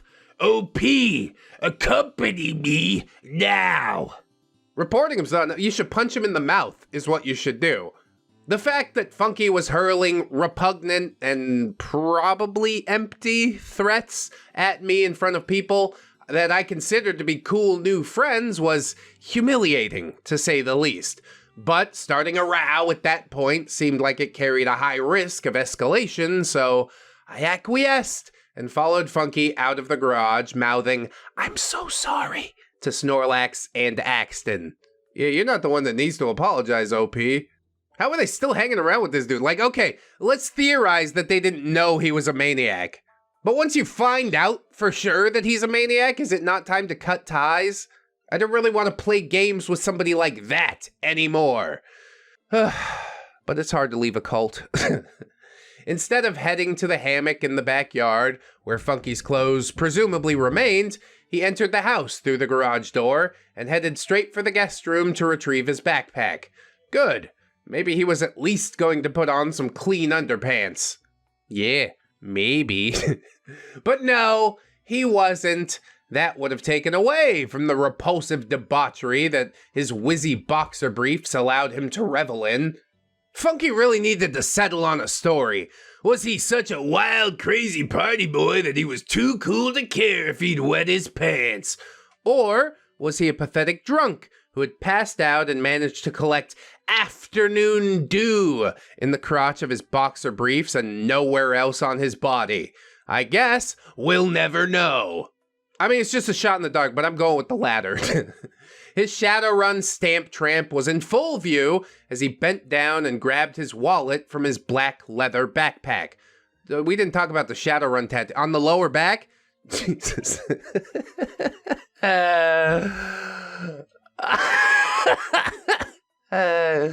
Gross. What an idiot. Funky then marched into the kitchen and told Sage, bring me a maid. Oh, you need a maid and a squire. I will suggest to her that the chamber pot be emptied on top of your head, since you don't seem to care. Sage says, they got their hands pretty full at the moment. Funky produced $100 bill from his wallet. I want my clothes steam cleaned, and I'll need them spritzed with perfume. Athena's got some here, doesn't she? Sage, yeah, but you're gonna have to ask her if you want to use her perfume. And you're gonna have to ask the cleaning crew to steam your clothes. They're all beyond annoyed with me over the condition of the house. There's a new head maid. I'm having to pay triple the normal cleaning fee, dude. Yes, what a shock. Who could have predicted this turn of events? In my mind, the considerate action would have been to forego the steaming and offer the cash to Sage, since Funky's sparkle vom and spilled liquor and pee undeniably contributed to this mess. Instead, Funky exited through the front door, made his way around to the backyard, and began removing his clothes from the hammock. The maids shrieked. Funky ignored the shrieks, gathered his clothes, and sauntered back to the house. Once we were back indoors, we could hear Molly going over the bill with Sage. Funky, Madam, I need these clothes steam cleaned. I'm a maid, not a fucking dry cleaner. Get out of my face. He thrust his suit and the $100 bill in her direction. Molly, excuse me? We were hired to clean this disgusting house. You want your clothes steamed? Go to the dry cleaners. Molly is MVP. She sniffed the air and then added, and take a shower. You smell like a drunk diaper. At this point, OP steps in and says, hey, Sage, do you mind if I steam Funky's clothes in the guest bathroom? Oh, come on, OP, not like this. It's like 2 steps forward, 1 step back with this woman. Come on. But I guess she's just trying to calm waters at this point. I get it, sort of. Sage says, yeah, that's fine by me. I pulled Funky aside and said, give me your clothes. You peed in your sleep after you took your suit off, right? Funky, it's due. OP, doesn't matter. Your underwear's wet and you need to put on a dry pair. In the meantime, I'll start the shower, hang your clothes up, and steam will get rid of most of the wrinkles. We used to do that in college all the time. Funky says, but those maid bitches have professional equipment. If they could steam a carpet, then they could steam a suit. OP says, I think that's a different type of steamer. Funky, oh, so you're an expert on steamers. OP, not the Cleveland kind. Yeah, give her a chili dog. Swear I've heard about Cleveland steamers since like the 6th grade. It's hilarious. OP says, damn it, the other chummers might have appreciated my attempt at an obvious dirty joke. But Funky harumphed, and I proceeded to put the plan into action. I turned the shower on as hot as it would go, sifted through Funky's suit components carefully to make sure his pants were dry, and fortunately they were. I hung the clothes as close to the shower curtain as I could without getting them wet, and sat down to try and enjoy the steam room and the solitude. I don't know how you still go. I would be back at my house, lights off, door locked, social batteries drained. I can't do it anymore. OP says maybe all of this would make me feel refreshed, but the sweetness of that solitude wouldn't last, as I could hear a conversation taking place just outside the door. Sage, what the hell, man? Why are you guarding the bathroom door? Funky, I don't want any of you pervs trying to walk in on my girlfriend while she showers. I mean, I can appreciate that, I suppose, but you don't need to stand right in front of the door like a weirdo. Kick it on the couch, just keep an eye out, you know. The insecurity of this man truly is unfathomable.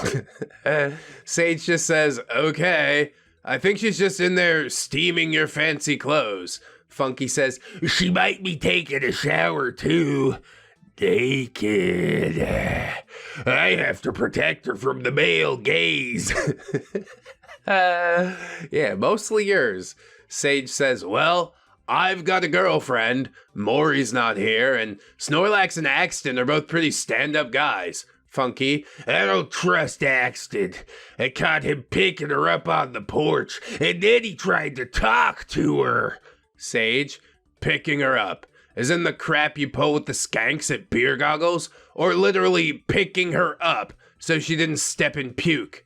Funky, he made some lame excuse. Sage, so picking her up so she didn't step in puke. Oh my god, what a jerk. Funky, right? Sage, listen, Funky, the door locks, and she is a grown woman. Leave her alone for 5 minutes, for fuck's sakes.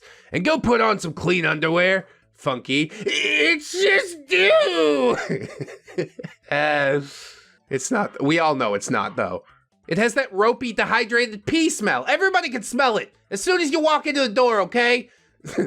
OP says, when I couldn't take the steam anymore, I turned off the shower, retrieved Funky's fancy clothes, which did look spiffier, and opened the door to inhale the fresh, cool air. Ah. And the lovely cleaning crew had managed to get rid of the poopy, pukey, pissy pizza pundency. Try saying that 5 times fast. Apparently being lightly mocked by the vice principal had embarrassed Funky enough to make him go find something better to do. No one was outside the door at the moment. I gathered Funky's clothes, carried them to the guest room, and laid them out on the bed. Now to find my seething anger ball of a boyfriend.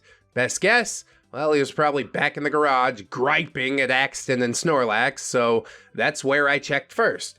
I entered the garage from the house, and I found Sage, Athena, Axton, Snorlax, and Mori all sitting around enjoying some Taco Bell and drinking beer.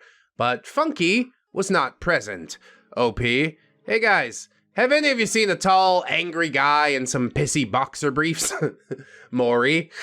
He's on the back porch. Said he had to call his work. Ah, yes, work. That meant he was texting one of his randos, probably the one who showed up at Sage's house late last night. Yeah, I called that one out for what it was, didn't I? OP says, beer me? And they all answer with a validating chorus of hell yeah and go girl. I grabbed a beer from the cooler and scanned the room for a place to sit. Axton stood up and led me over to his spot. Axton, hey guys, who am I? And then he pulled me onto his lap, wrapped his arms around me and started shouting in a caveman voice, my girlfriend, mine, no talk to her. Don't even look at her or I stab you in the eye with my samurai sword. Everyone, including me, found this incredibly funny. And I was pleased to see that the whole team was acknowledging Funky's absurdly possessive behavior. Maybe if the people he respected most in this world called him out on his insane possessiveness, then he would self-reflect? Yeah, let's see how that one goes. He's not the type for self-reflection. He's the type for self-immolation. I had absolutely no desire to move once the joke was over. Oh yeah, this is naughty and exciting. Again, I should admonish you, but I'm sort of rooting for Axton at this point.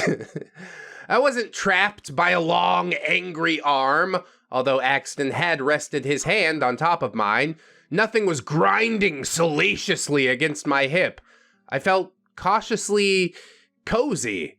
And instead of muttering, noob, and bragging about his sick Shadowrun skills, Axton whispered, am I about to get punched? I laughed. Not by me. I am perfectly comfortable here. But I did fear some verbal violence if Funky stormed into the garage and caught me sitting in another guy's lap, especially since my position in Axton's lap had happened purely to make a mockery out of Funky.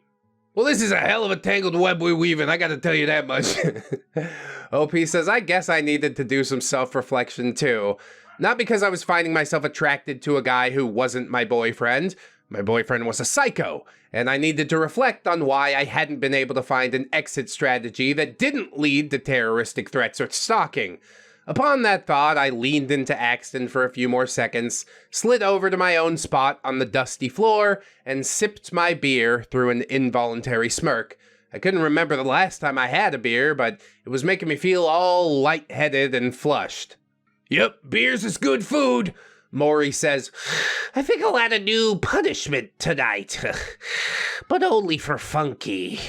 If he glitches, he has to sit in my lap and let me paw all over him.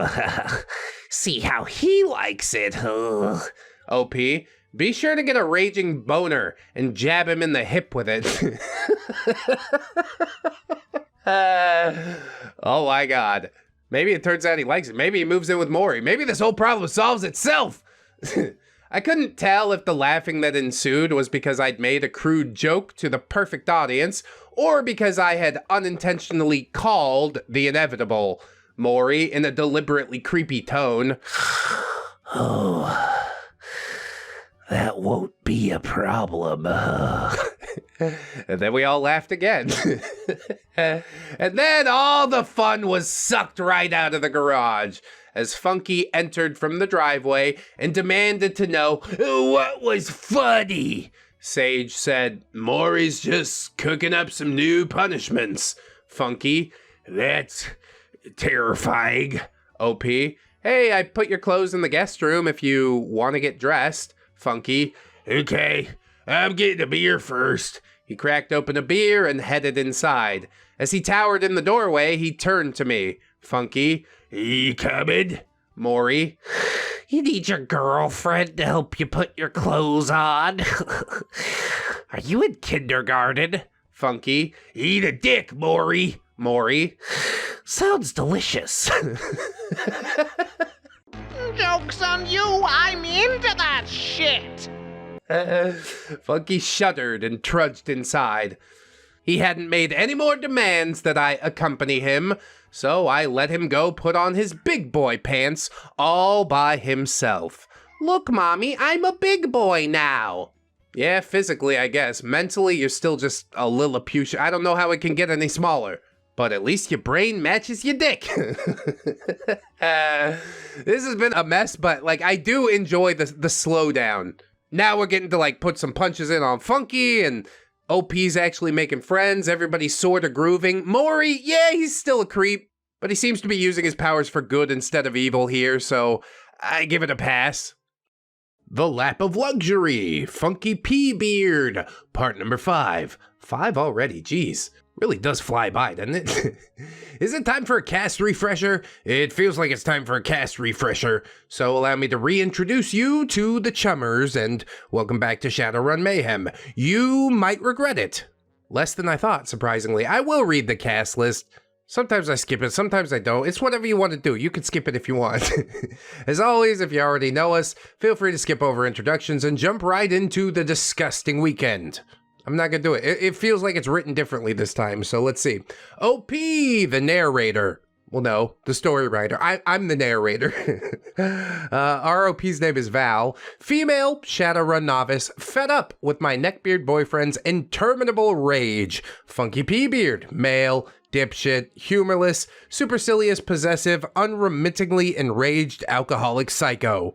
And also the somewhat boyfriend of OP, I guess, sometimes maybe.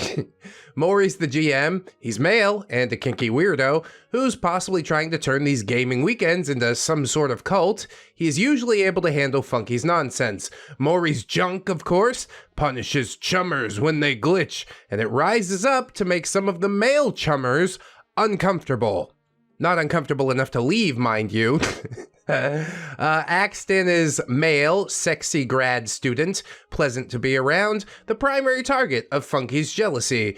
Sage is male, assistant GM, host of these gaming weekends, becoming increasingly aggravated by Funky's nonsense, and he is skilled in martial arts. Athena, female, co-host of the gaming weekends, increasingly intolerant of Funky as well. Snorlax, male, chill, friendly, rarely directly involved in the weekend's drama. He also likes some of that wacky tobacco.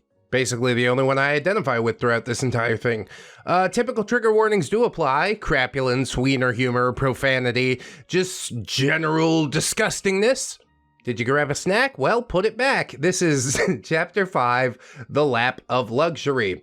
We'd been moving back and forth between the garage and the living room. It wasn't the war room until the gaming began, for the past hour or so. This was actually my favorite part of the evening. I wasn't exhausted yet. Nobody was plastered yet, and I was genuinely getting to know Funky's buddies. Yeah, they seem like a pretty chill group, but just the activities they participate in makes me, very suspicious. I found myself having to clarify that I had not been a stripper when Funky and I met. Don't get me wrong, I have nothing but respect for exotic dancers, but being a burlesque performer and dancing in a gentleman's club are vastly different things. Yeah, you don't put your sweatpants on to go to the burlesque shows. High five. Burlesque has much more of a campy, vaudevillian feel, is highly choreographed, and often involves both dancing and singing. And while there's a risque overtone in burlesque performances, the end goal of the show is not a bunch of pitched tents. We're happy with just some heartfelt applause. I mean, yeah, that's probably fine. The pitch tents don't hurt either. I also got to discover everyone else's backstory. Snorlax told me about his former career as a semi-pro wrestler and how an injury had forced him to start working as a mall cop. Now knowing that he had been a wrestler, I could tell that Snorlax's heft wasn't fat. He had clearly been a mound of pure muscle at one point. I mean, if you take a look at the pictures of some of the strongest men in the world, they all look like big boys. But yes, looks can be deceiving. Athena and Sage were both pharmacy technicians, and they were considering opening their own gaming shop. Maury was a paralegal for an LGBT law firm and ran a fairly lucrative FET website on the side. Axton was going to grad school for social work and was the bass player for a classic rock cover band. Damn it, we had meaningful common interests beyond wanting to be techie criminals in a fictional dystopian future. I liked Axton even more now. Why couldn't he have been a gong farmer or something? But to be honest, I would have still found him charming. Yeah, there's a lot of clicking. Can you hear the clicking? It's all around us. Anyway, I was able to chat comfortably with all the team members because Funky had taken to the master bedroom upstairs to get ready. Not only did he desperately need to change his dew-covered underpants, but he also needed to take a full-on shower, using Athena's bathing products, of course. He would then spend nearly a full hour blow-drying and flat-ironing and spiking his jet black hair so that he emerged looking like some bizarre mashup of homeless Hagrid and discount Tom Sandoval. Is that why you dated him? You just wanted the Wish version Tom Sandoval? The deep-fried Tom Sandoval? I'm also assuming that he manscaped, but I sincerely hope that he had brought his own pink razors for this task. But as for that bushy behemoth of a beard, well, he took absolutely no care of it. I never understood the statement he was trying to make by being fastidious AF with every aspect of personal grooming, save his defining feature. Maybe he just doesn't know how. Daddy clearly wasn't there to teach him. But no matter, he was absent, and I was finally having some fun. Alas, that fun would not last. The time for pre-game was quickly approaching, so Sage and Athena took to the kitchen to arrange the shots. Athena, how many do you want, OP? OP, I think I'd better stick with 2 since I've already had a beer. I'd been sitting on the fireplace, enjoying a smoke and finishing off my beer, but the chill part of the evening was ruined when a freshly showered and finally dressed Funky hovered over me and insisted, "Yeah, you really need to stay sober tonight." Get out of here with that. What's good for the goose is good for the gander. Pour me 7 shots. I'm gonna throw up somewhere tonight. And OP agrees, yes. That is the type of bullshit that makes me want to drink. OP says, Athena, make it 3 for me. Hell yeah. Loving that. A little bit of pushback. It's good for you. Funky shot me a menacing look. And OP said, what? I'm not gonna get wasted off of 1 extra shot. Funky, I'm saving you from yourself. You could at least try to appreciate my chivalry. Yeah, it's funny how your type of chivalry always comes in the form of telling me what to do. OP says, right. What if I shoot 2 and just sip the 3rd one? Does that sound reasonable? Funky shrugged. OP, come on. I feel like such a sissy compared to the rest of you. Funky, whose fault is that? You didn't take advantage of your years and years and years of being a student to practice handling your liquor? Oh yeah, that's what we go to school for. OP says, no, I mostly studied. And when we partied, we did drugs. You can get on my high horse here. Quite literally high. We didn't drink. Not like this, anyway. Funky, well, it's too late now. What matters is that I take Shadowrun very seriously.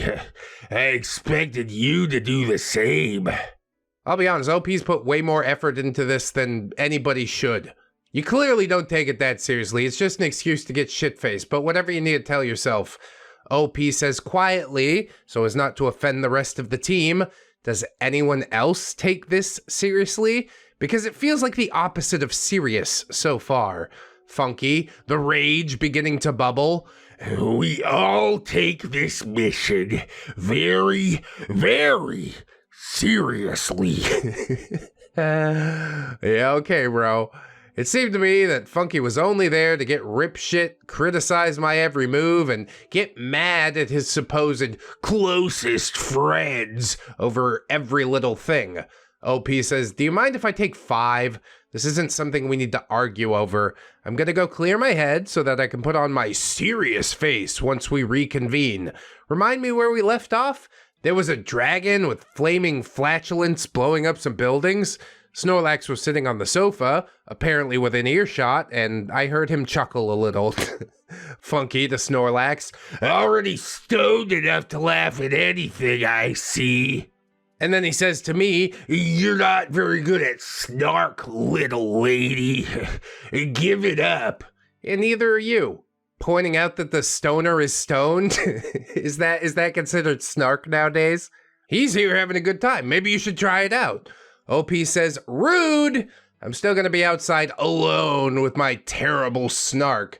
Funky, "If I catch you asking Maury for coke, so help me." OP, more defensively than I had intended, "I just need some air. That's not code for anything untoward." Funky, "I'm coming with you." Oh my god. You're a disaster. How are you this insecure? Thankfully, Snorlax stepped in and said, "Funk, just let her go outside, dude. I'll stand by the door and make sure Maury doesn't follow her." Funky, "I don't care about Maury. You make sure that dickwipe Axton doesn't follow her. I know he's trying to mount her." Mount her? Like put her head on the wall above the fireplace? What an odd way to phrase it.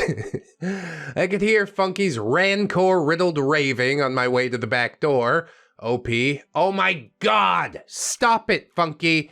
I'm not going outside to do drugs. I'm not going outside to shag anybody. I just want 5 fucking minutes of peace."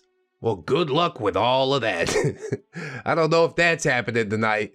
That 5 minutes you're taking right now, probably the last 5 minutes, so let's breathe it in deep. Maury stood up. He was shirtless that night, wearing nothing but ultra sheer, light pink boxers and a feather boa. Despite his wispy attire, the group still kowtowed to him. And yeah, that still really seems weird to me. But at least he's using his powers for good in this instance. Maury says, "I hereby grant OP 10 minutes of solitude on the back porch. Funky, you will use this time to meditate. Think about what it means to be kind to your significant other. Think about what it means to show empathy and acceptance. Think about what it means to enjoy the company of your fellow chummers."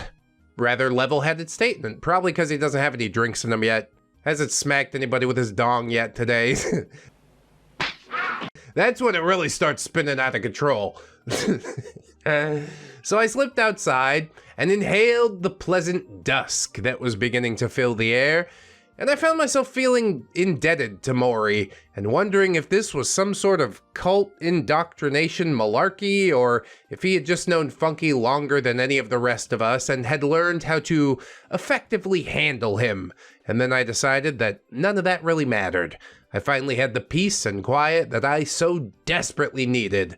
My unfocused mind ran blissfully amok for a while longer, and then the 10 minutes were up when I heard a quiet voice calling my name from around the side of the house. The indoctrination malarkey statement does seem to hold some merit to me. Allow me to go on a bit of a tangent, if you will, and tell you about a side project that I've been working on, infiltrating the incels.is forum.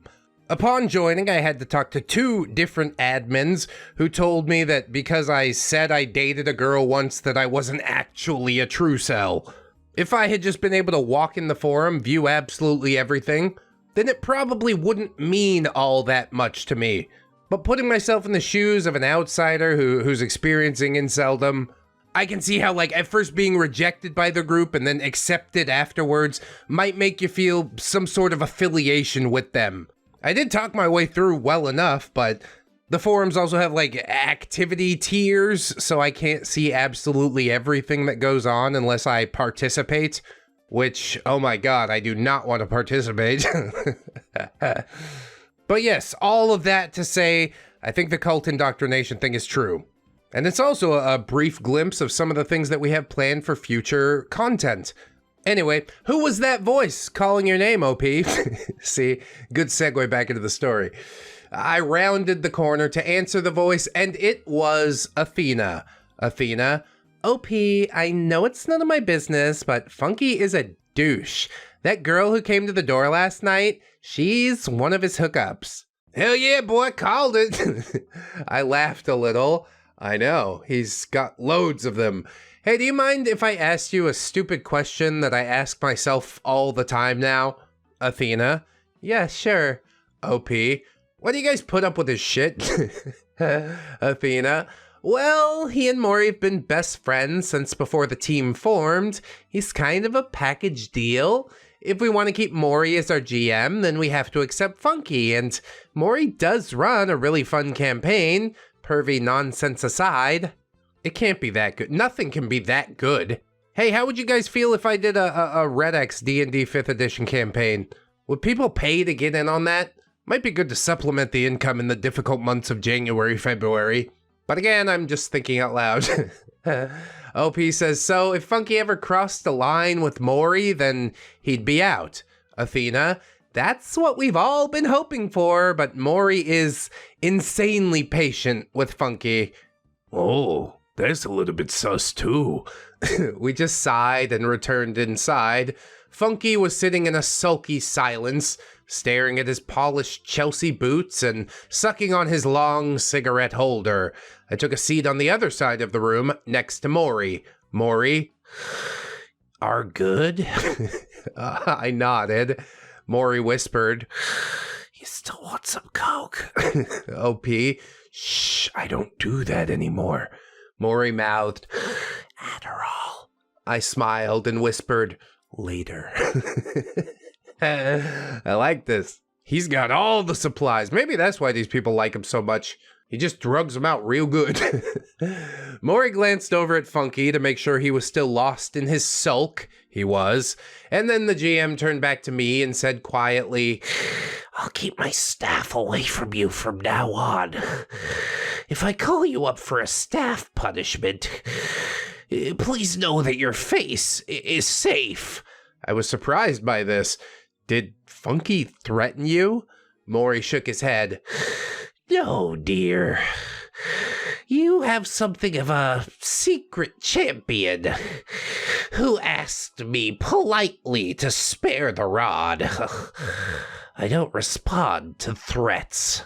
It was Axton, calling it right now. Maury gave me an earnest nod, and then he resumed his regular regal demeanor as he opened his arms to the team. Maury, tonight we are making a seating chart. There are 6 numbers on the floor. You will draw a number from my underwear, and you will sit on the corresponding number. Is that clear? No. Wait. Does it have to be under? Do we have a hat somewhere in this house? Everyone bellowed in unison. Yes, Game Master. This was exciting. I had a decent chance of not having to sit by Funky that night.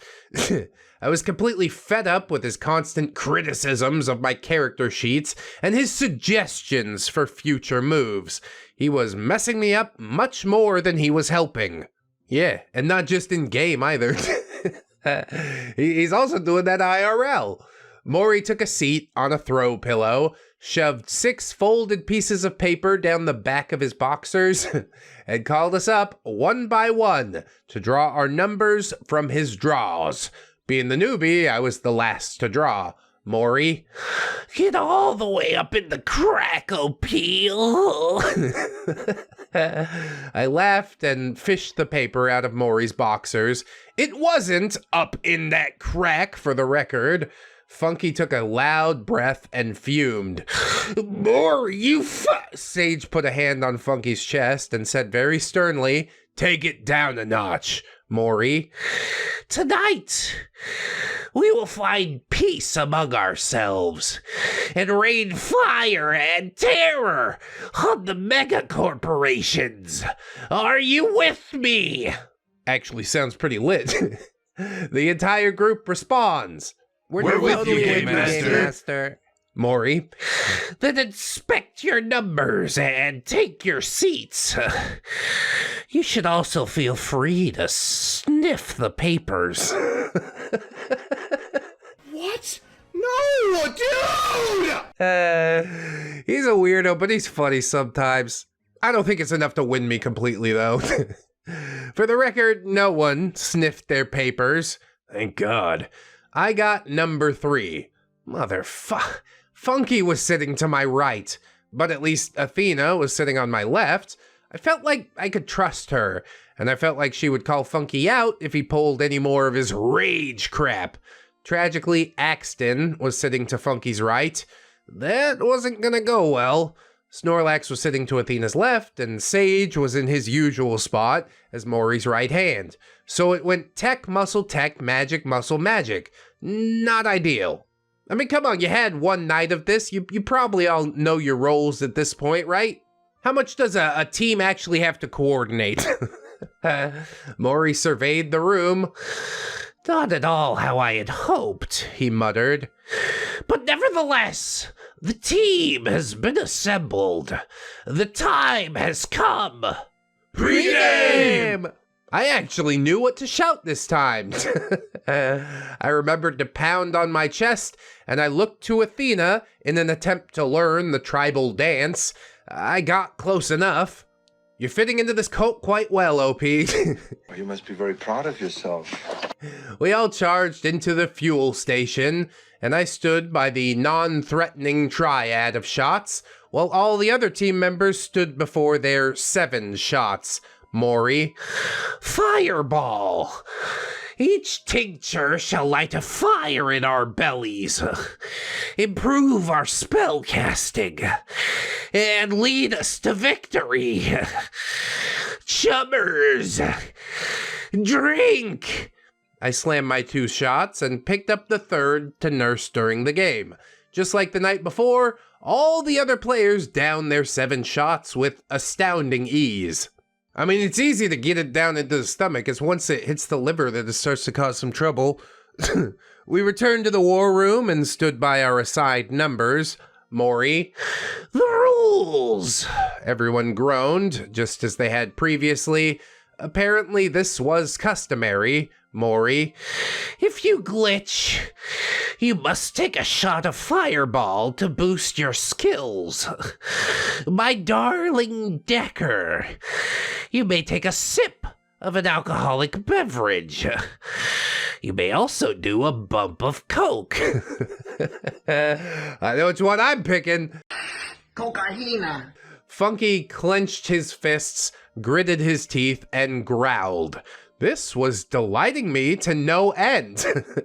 Not only was Maury offering me a manageable taste of my former favorite drug, but he also seemed to be actively antagonizing Funky, and it was delicious. That's probably what I enjoyed so much about Part 4. Funky just never got his way. And I hope it continues on that way in perpetuity. And here's one for the philosophers. Am I the asshole? If you're antagonizing the person that's the butthole, doesn't that make you kind of the hero?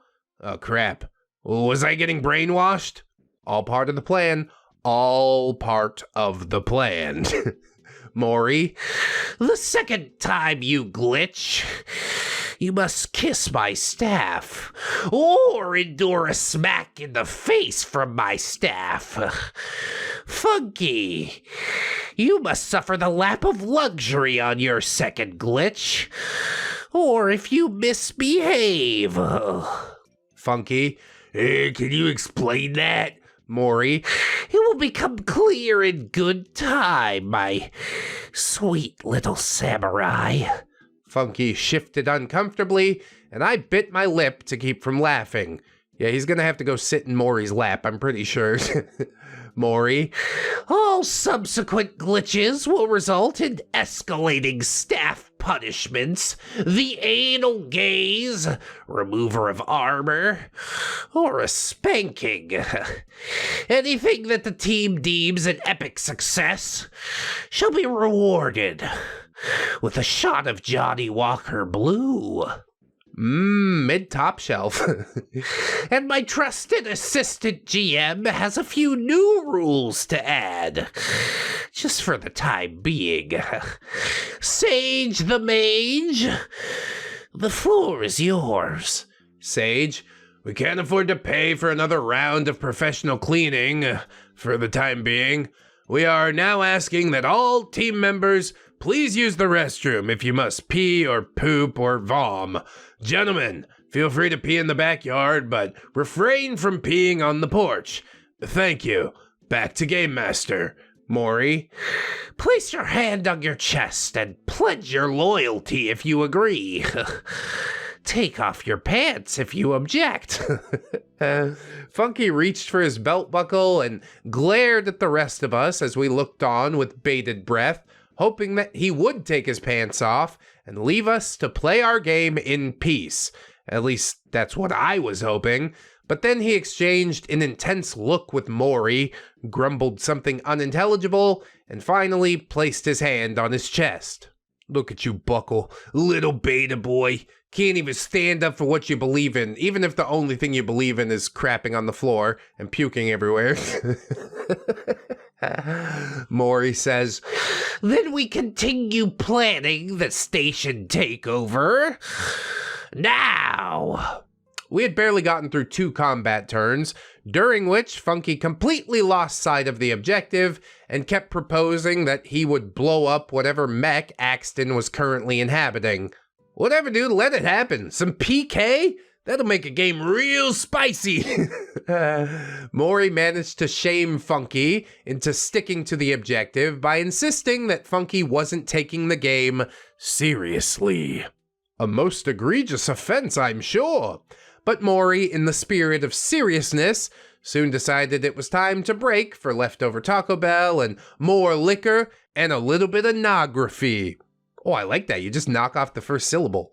What you doing? Watching some nog? No, you gotta say the graphy part. Oops. I decided to skip dinner that night, as did a few other team members who valued their digestive systems. But Funky sat there guzzling Jack Daniels and scarfing down soggy chalupas. Ugh. And then it came time to roll for the flick. Snorlax rolled for Bat Punane, an older film that is widely considered to be the Plan 9 from outer space of prawn. I don't know anything about what we're talking about.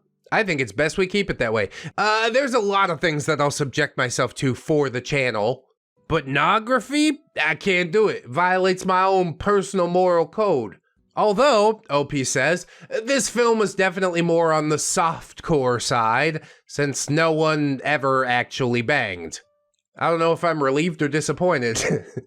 It was a spoof on Batman, and the main character gets a little twitch down there whenever she needs to go fight crime. I found it wildly entertaining. It might be, but still I can't do it. In fact, I laughed hysterically throughout the entire movie. Most of us did. Funky even snorted once or twice, as the main character was bouncing on a hippity hop alongside the highway, wearing a cheap costume. I was howling with laughter. Possibly because everyone was a little drunk and the drunken laughter was contagious. Possibly because it really was just absurdly funny, or both. That scene does sound hilarious to me. I mean, I laugh pretty easy. I laugh at basically anything. So yeah, seeing something like that, it might possibly kill me. Funky says, "It's not that funny." OP gasping. I can't help it. This is batshit crazy. Maury says, "We gotta get OP a Batgirl costume and a hippity hop." OP, you're on. I will absolutely do that. And I want to film it. Funky, you're gonna recreate a scene from a porn with Maury? Sage, dude, exactly what is sexual about this scene? It's ridiculous. That's why we're all cracking up. I think something's wrong with Funky's brain wiring. Funky says, "You have to understand, I'm an intellectual." If you were an intellectual, you'd be smart enough to know that intellectuals don't have to call themselves intellectuals. They just walk around and people get the gist. You're nothing but a mess, Funky, a subpar human being. I want you to get better. It hurts for me to say it, but it is the truth as of this point. I was painfully familiar with the insufferable tripe that typically followed this statement. Apparently, so was the Shadowrun crew, because they all groaned dismissively. Funky had gone to college for at least one semester before he decided that it wasn't for him. In that time, he had taken an introductory psych class and had managed to retain a few factoids. Most notably, he recalled a study that found an inverse correlation between happiness and intelligence. I mean, if I only got to pick one side of that, I know which one I'm leaning towards. Could one reasonably conclude that happy equals stupid and unhappy equals smart?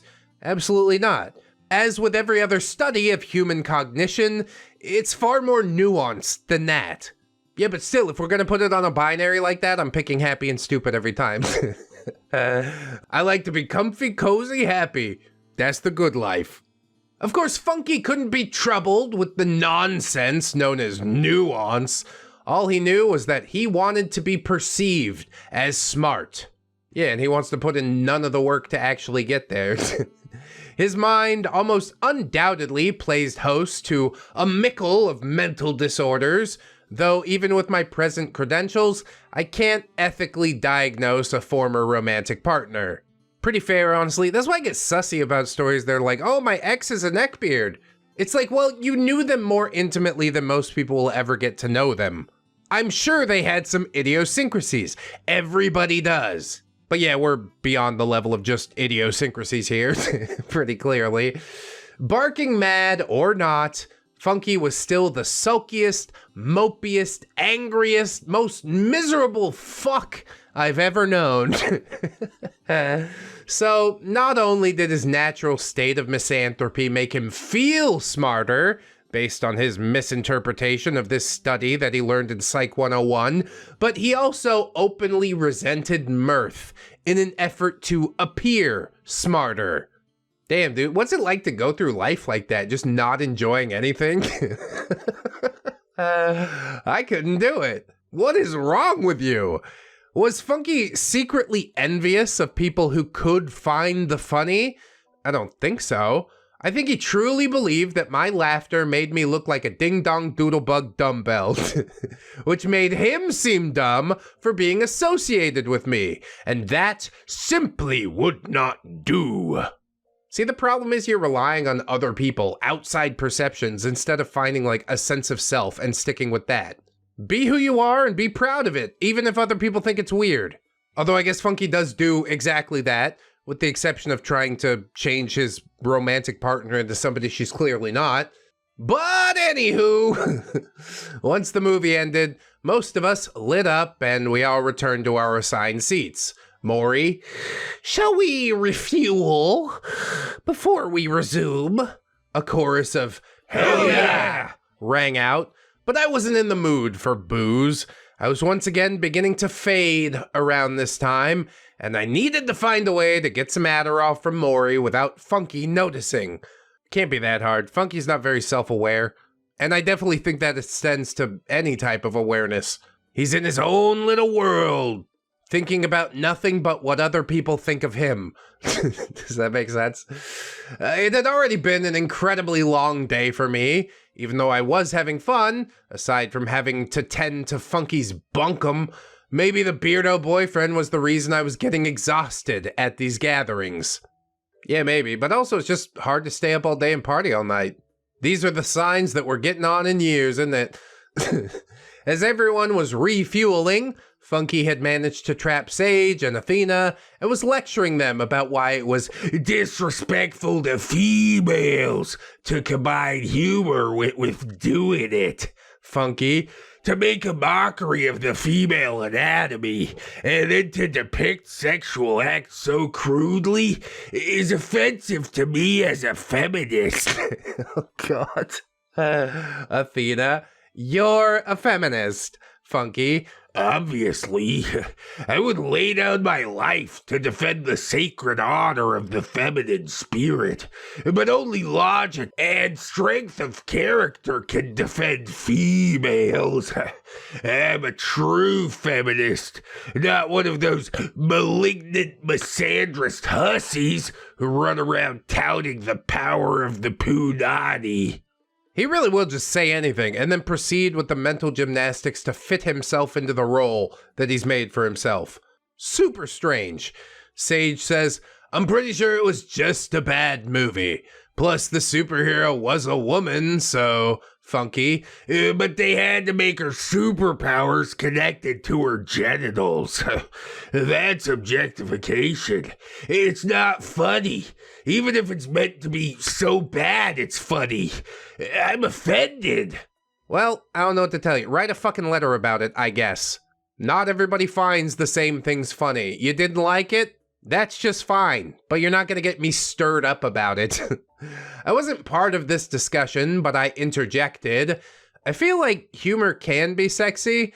Being able to laugh during sexual experiences could create a bond, and if both partners are deliberately goofing off, I mean, what's offensive about that?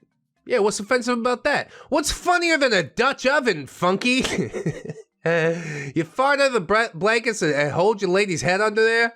Then she gets you back at 2 a.m. when you aren't expecting it after she ate broccoli and cheese? It's like I shot her with a pellet gun and she shot me with a Desert Eagle. It's still funny, though.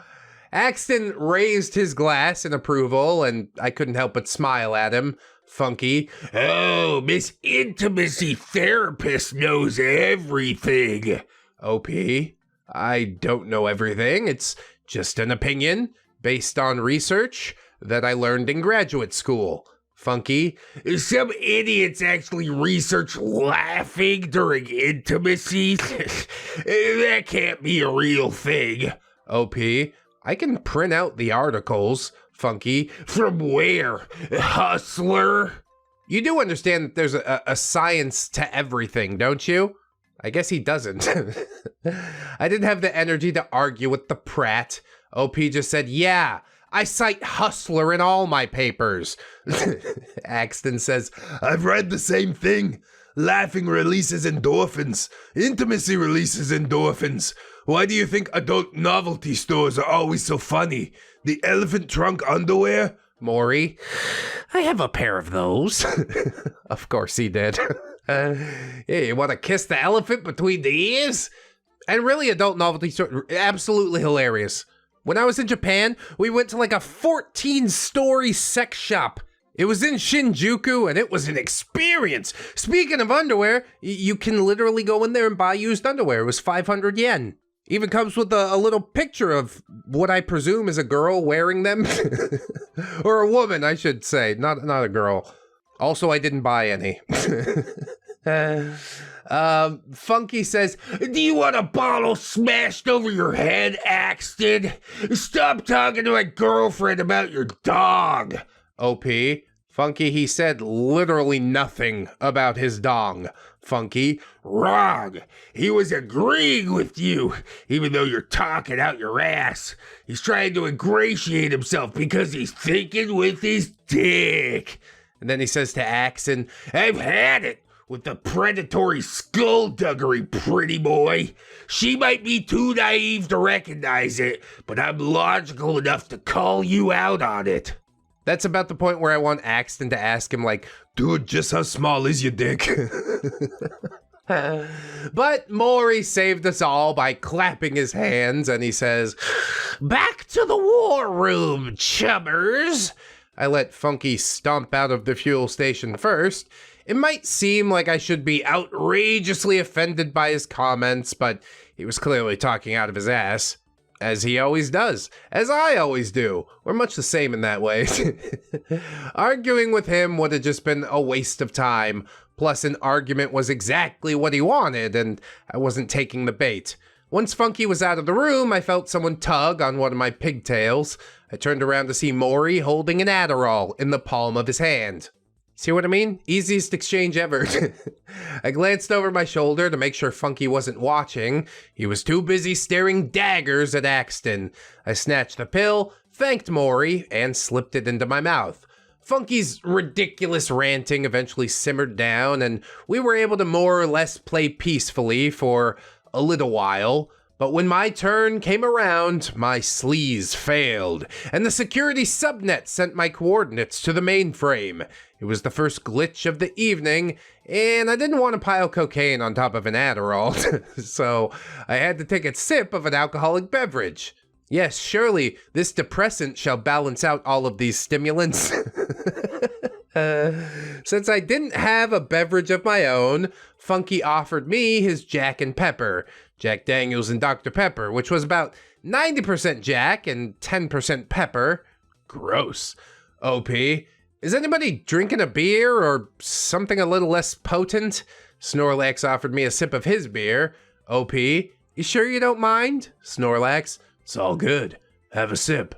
Funky was fuming again, breathing so hard that his nostrils collapsed with each inhalation, and he let out a growl with each exhalation. Jesus, bro, seek therapy. Snorlax handed me his beer, and I took a sip. OP says, thanks, Snore. Funky, you're drinking after another man? You didn't even wipe off the mouth of the bottle first. Ugh, it's like you're kissing him. Snorlax started making kissy sounds at me, and I made them back. Everybody laughed. Everybody but Funky, of course. Please remember that this was in the before times. Yeah, pandemic really changed some shit up, didn't it? When I returned to my assigned seat, Funky pulled me into his lap and growled, Snorlax, now? Really? Why can't you control your urges, woman? I twisted to look him in the face and said through clenched teeth, it was a sip of beer. Funky kept one long arm tightly wound around me and used his free hand to slug back loud gulps of Jack and Pepper. I dared to glance over at Axton. We locked eyes for a few seconds, but Axton abruptly whipped his head around to face Maury, and Funky roared, hey, are you just looking at my girlfriend, you fuckwallet? Oh my god, dude. Why can't we have a nice time for once, you know? This would be pretty chill if you weren't here, Funky. You ruined everything. You're just ruining it. Look at my lips. You're ruining it. It was then that sweet Athena spoke up. Athena, Funky, seriously, we're supposed to be a team. We can't even look at each other. Maury, can we outlaw the outbursts? We're never even gonna get past the planning phase if Funky keeps screaming at every single person who interacts with OP. Maury, I'm inclined to agree with you, my shrewd shaman. Funky, why did you invite your girlfriend here? If you didn't want her to play our game and get to know us. I felt Funky take a deep breath in preparation to react inappropriately to Maury's innocuous question, but Maury was able to effectively silence him by simply lifting his hand. Dude, he was gonna have to teach me his tricks. Maury, we'd like to get to know her in peace. OP, would you like to get to know us in peace? OP, yes, I really would, Maury. Funky, these outbursts have earned you a new punishment. The lap of luxury. Get over here, tall boy. Maury patted his lap. Funky, are you serious? Maury, I am. You sit right here until I say you may rise. Funky didn't move. Maury said, should you refuse, OP can come sit in my lap. Oh, this is some masterful manipulation going on. OP says, honestly, Better Maury's lap than Funky's, but Funky scrambled up, sending me flying from his creepy clutches. I stretched out in my newly claimed personal space, delighting to watch Funky get a taste of his own medicine. Yeah, drink it down. The beard awkwardly folded himself into Maury's lap, grunting and grumbling the entire time. The rest of the team was trying desperately not to laugh, which of course only made it even funnier.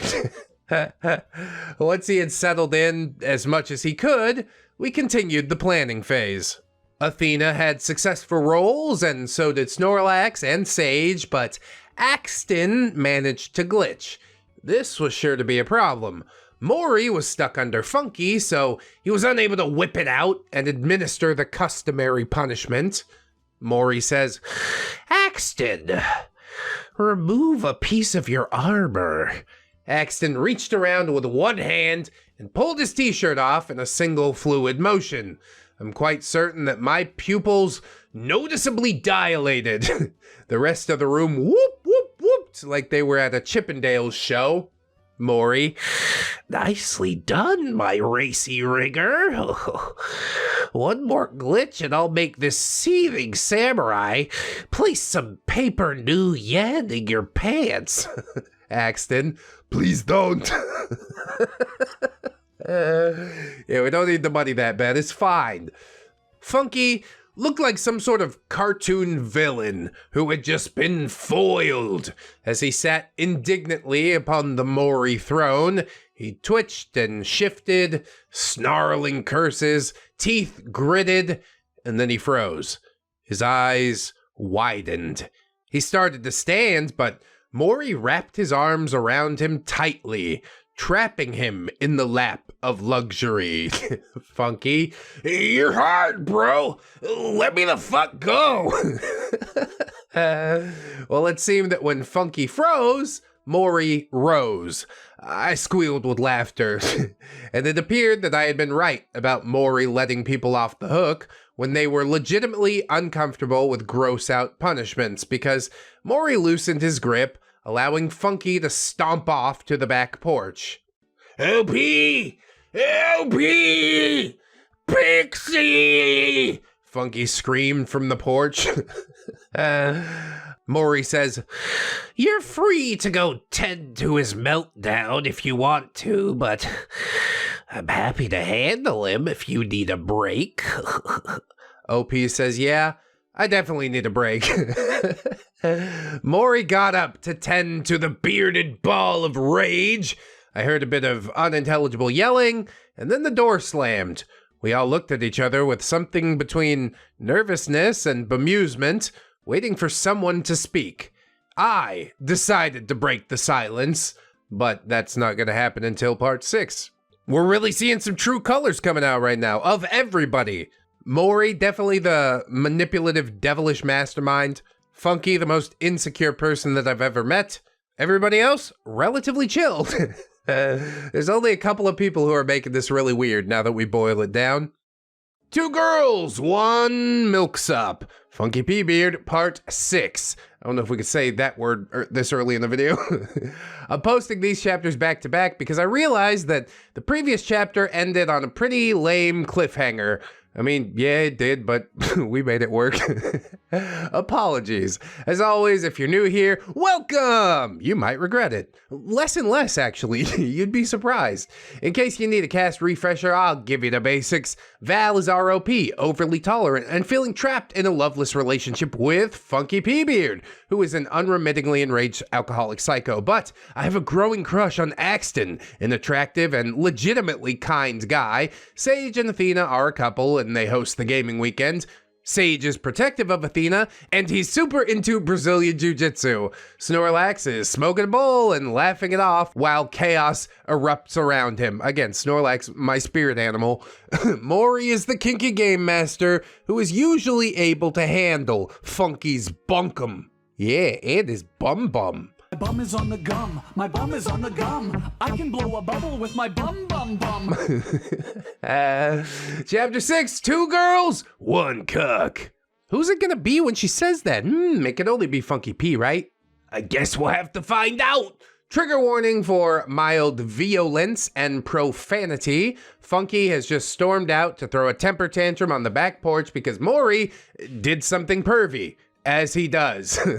It was the exact same pervy crap that Funky did to me the previous night, but Maury's attempt to give Funky a taste of his own medicine was lost on the Rage Beast. The rest of us are trying to stay out of the line of fire. With all that out of the way, let's return to the war room.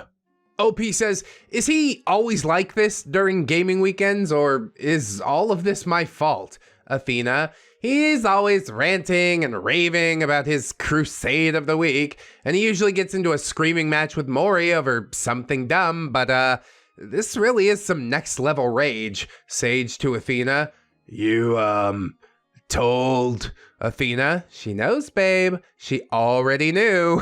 Sage, okay.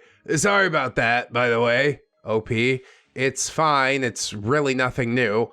Everybody knew what it was. The instant it happened, I'm like, okay. I called it out. You'd have to be real big dumb not to see something like that. Sage, we actually weren't even sure you were real until you walked in yesterday.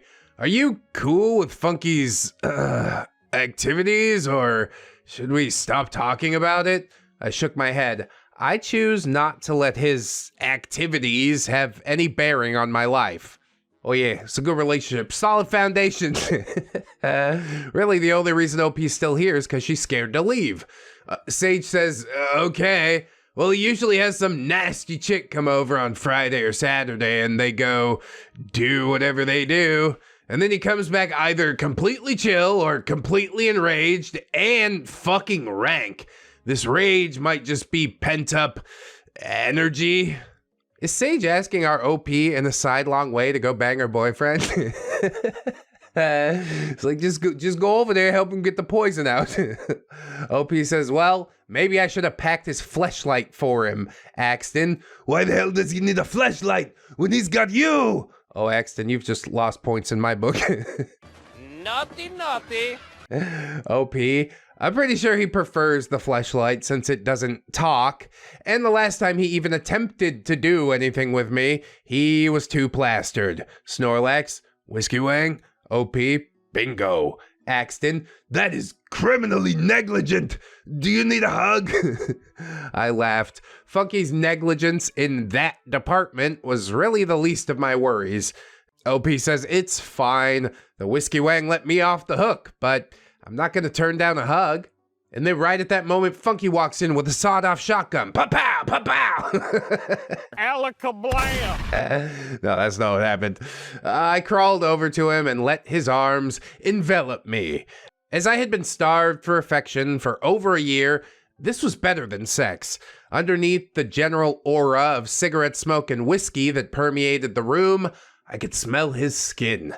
And it was intoxicating. And he didn't smell like some headache-inducing facsimile of a frou-frou flower factory, so I nestled into that rare, delicate balance of euphoria and tranquility until we heard the back door open and close. Axton and I scrambled to opposite corners of the room, but it was just Maury. What the hell are you two doing?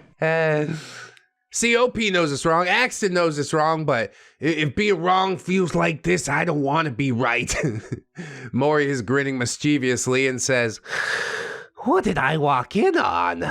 Athena, nothing that would excite you, Maury. Maury approached me and sat down.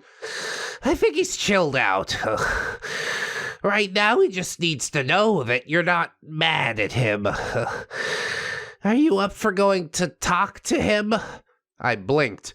I am mad at him. I'm embarrassed, and anything I say to him is just gonna piss him off. Plus, I was high as a frickin' kite on Adderall and affection. Just let me think about it for a minute. I considered a novel approach. After the puke-inducing fight that he'd had with Maury the night before, they had made peace. I decided that I would mimic Maury's actions and try to call a truce with as few words as possible, which would ideally prevent Funky from wasting hours playing the victim and assassinating my character. I mean, after a certain point, who even believes him? He's assassinating his own character. OP says, okay, I'll let him know that it's chill. That's really all I can do. Maury nodded, and I headed for the back door and stepped onto the porch. OP, Funky, he grunted. He was sitting, slumped in a chair on the porch, sucking on his long cigarette holder. I moved around so that I was standing in front of him, and I offered my hand. OP, peace? Funky grunted again. I'm humiliated, Pixie. And you laughed at me. In my darkest moment, you laughed at me. How could you? I mean, come on, Funky. You do have to admit, you are a pretty laughable caricature of a human being, are you not? OP says, I thought it was all a joke. I'm trying to figure out how to be a part of the team and to do that without making you mad. I feel like I'm between a rock and a hard place. You really should have warned me about all of the... Funky cutting me off. From now on, you only talk to Athena and Sage. No talking to any of the single dudes. Jesus God, are you that insecure? How are you this insecure? How are you this insecure? I guess because cheaters are always looking for cheaters. They're projecting onto the other person everything that they do. At this point, Funky was pointing his cigarette at me and emphasizing the key words with a little jab of the cherry in my direction. OP says, that's not reasonable. Would you prefer it if I just left? How am I supposed to play if I'm not allowed to talk to half of the people on the team? Or the GM? Funky. Then you only talk about game-related stuff. And Maury's junk doesn't go anywhere near you. You glitch, you kiss Athena, nothing else. You don't share beer with Snorlax, and you don't so much as look at pretty boy Axton. Oh my god, dude. The game wasn't even fun before, but somehow you're making it even less fun than it was. Do I prefer the pee jars and the puking debauchery? Not really. But it is better than this controlling, insecure narcissist. OP says, if it's game-related stuff, Axton's the one that I need to be talking to the most. You talk to Snorlax when we're planning an attack. Funky. That's different. OP. How? Funky. Because Snorlax isn't trying to get in my pants. I thought you were smart enough not to get all mushy over some pretty boy. But you obviously hate yourself enough to actually like his douchey attentions. Don't tell me you haven't noticed that he stares at you like he wants to mount you. I mean, at this point, I'm suspecting that OP would like to be mounted. I can't even call him out for being wrong here, I guess. So much for a succinct truce, says OP. I decide to try and steer the conversation in a different direction. OP, I'm being serious, just like you asked me to be. I tagged along this weekend so I could try and have fun, learning to play this game that you love so much. I extended my hand more fervently. Peace? Funky. Swear to me that you won't so much as look at that jizz-mopping pretty boy. He is not getting the point of this at all, is he? OP. Only if you swear to me that some girl didn't come over here to get mounted by you last night. The visible part of Funky's face went white. How stupid do you think chicks are, dude? They're like so socially aware, it's ridiculous. OP says, look, it is what it is. But if you get to receive booty calls here, then I'm allowed to interact with your friends, even the ones with Y chromosomes. The beard grunted dismissively and muttered, that's different. Yeah, it's always different, isn't it? Different for you. Rules for thee, not for me. At least he was no longer snarling and shouting, and that was about as good as it was gonna get. I went back inside and took my seat, shaking off my failed attempt at a succinct truce. I'm proud of you for holding the line there, OP, and throwing that back in his face. You kept that card in your back pocket for the right moment, and then blammo! OP. Well, he had some unreasonable demands. I refused them, but I think he's calm enough to play again. No promises. Funky slammed the back door and trudged back to his assigned seat. Maury. Axton and Sage, please trade places. Funky. Why? Do you think I'm gonna? Maury held up his magic, funky silencing hand and said, My run, my rules. I mean, whatever Funky was gonna say, yeah, he probably was gonna also do. I think it's wise to have a degree of separation between these two people. This one person and one beard. It was Funky's role at this point, and it wound up being successful. Very successful! As he entered the media station, a swarm of heavily armed guards surrounded him, but he managed to obliterate all of them, wielding a sword in one hand and an SMG with homing bullets in the other. This might have just been the thing we all needed to calm his ass down. Maury? Show of hands from those who consider this an epic success. We all voted affirmatively. Maury?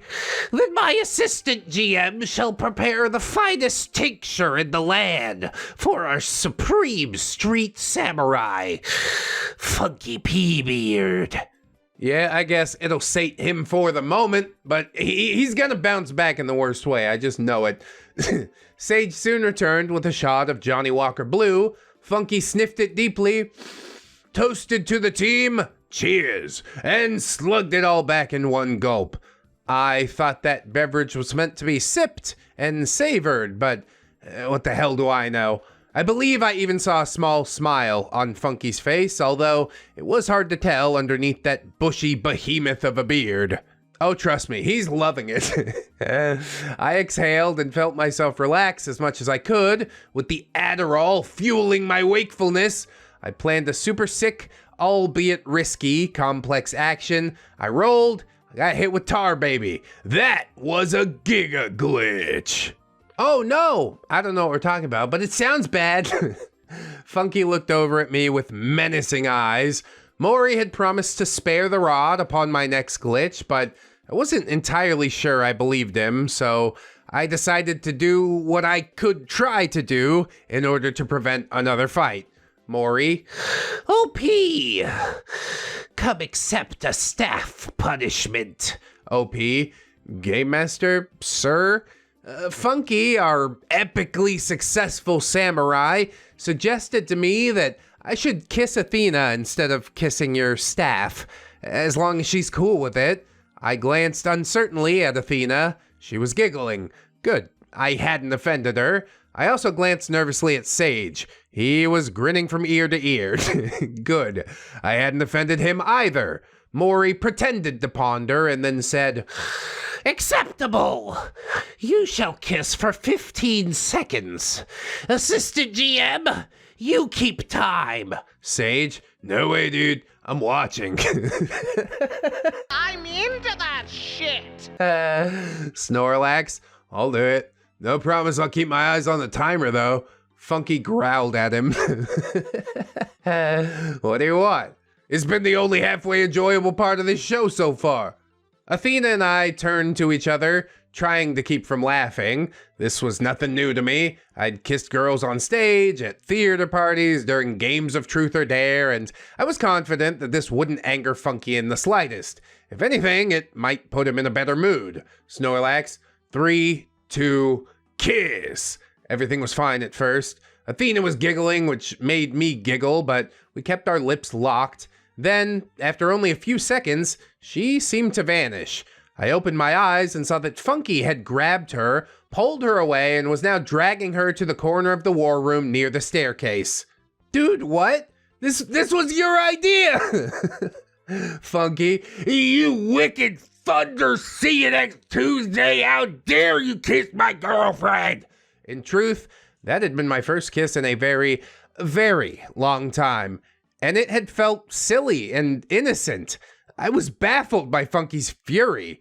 With an almost feline stride, Sage crossed the room and put Funky in a chokehold, causing the beard to lose his grip on Athena. She quickly scurried away from the IRL combat. Funky was screeching and furiously thrashing about, but Sage was putting his jujitsu skills to very good use. There was no way that Funky was going to free himself. I love this. This is what should have happened in the garage in the last episode. Oh wait, it was only Snorlax and Axton in there. But hot damn, man, shout out to Sage for protecting his lady like this. You'll love to see it. Funky. LP, you're a demented hussy. I know you've been hooking up with Axton. I know you and Maury have been snorting coke off each other's asses, and now you're kissing girls too. I should make you. He withered to the ground. Silence fell over the war room. Maury. So, you want to go snort coke off my ass? That's good shit right there. I'm gonna need every last drop of this. I laughed. I'm good with the Addy, Maury, but thank you. I glanced over at Axton and he raised his eyebrows, perhaps silently making the follow-up to Maury's joke. I felt the corner of my mouth involuntarily turn upwards. Was I misreading this? That was entirely possible, but I decided to enjoy the delusion while it lasted. Yeah, he just went down. He's still breathing. He got like 10, 15 seconds probably.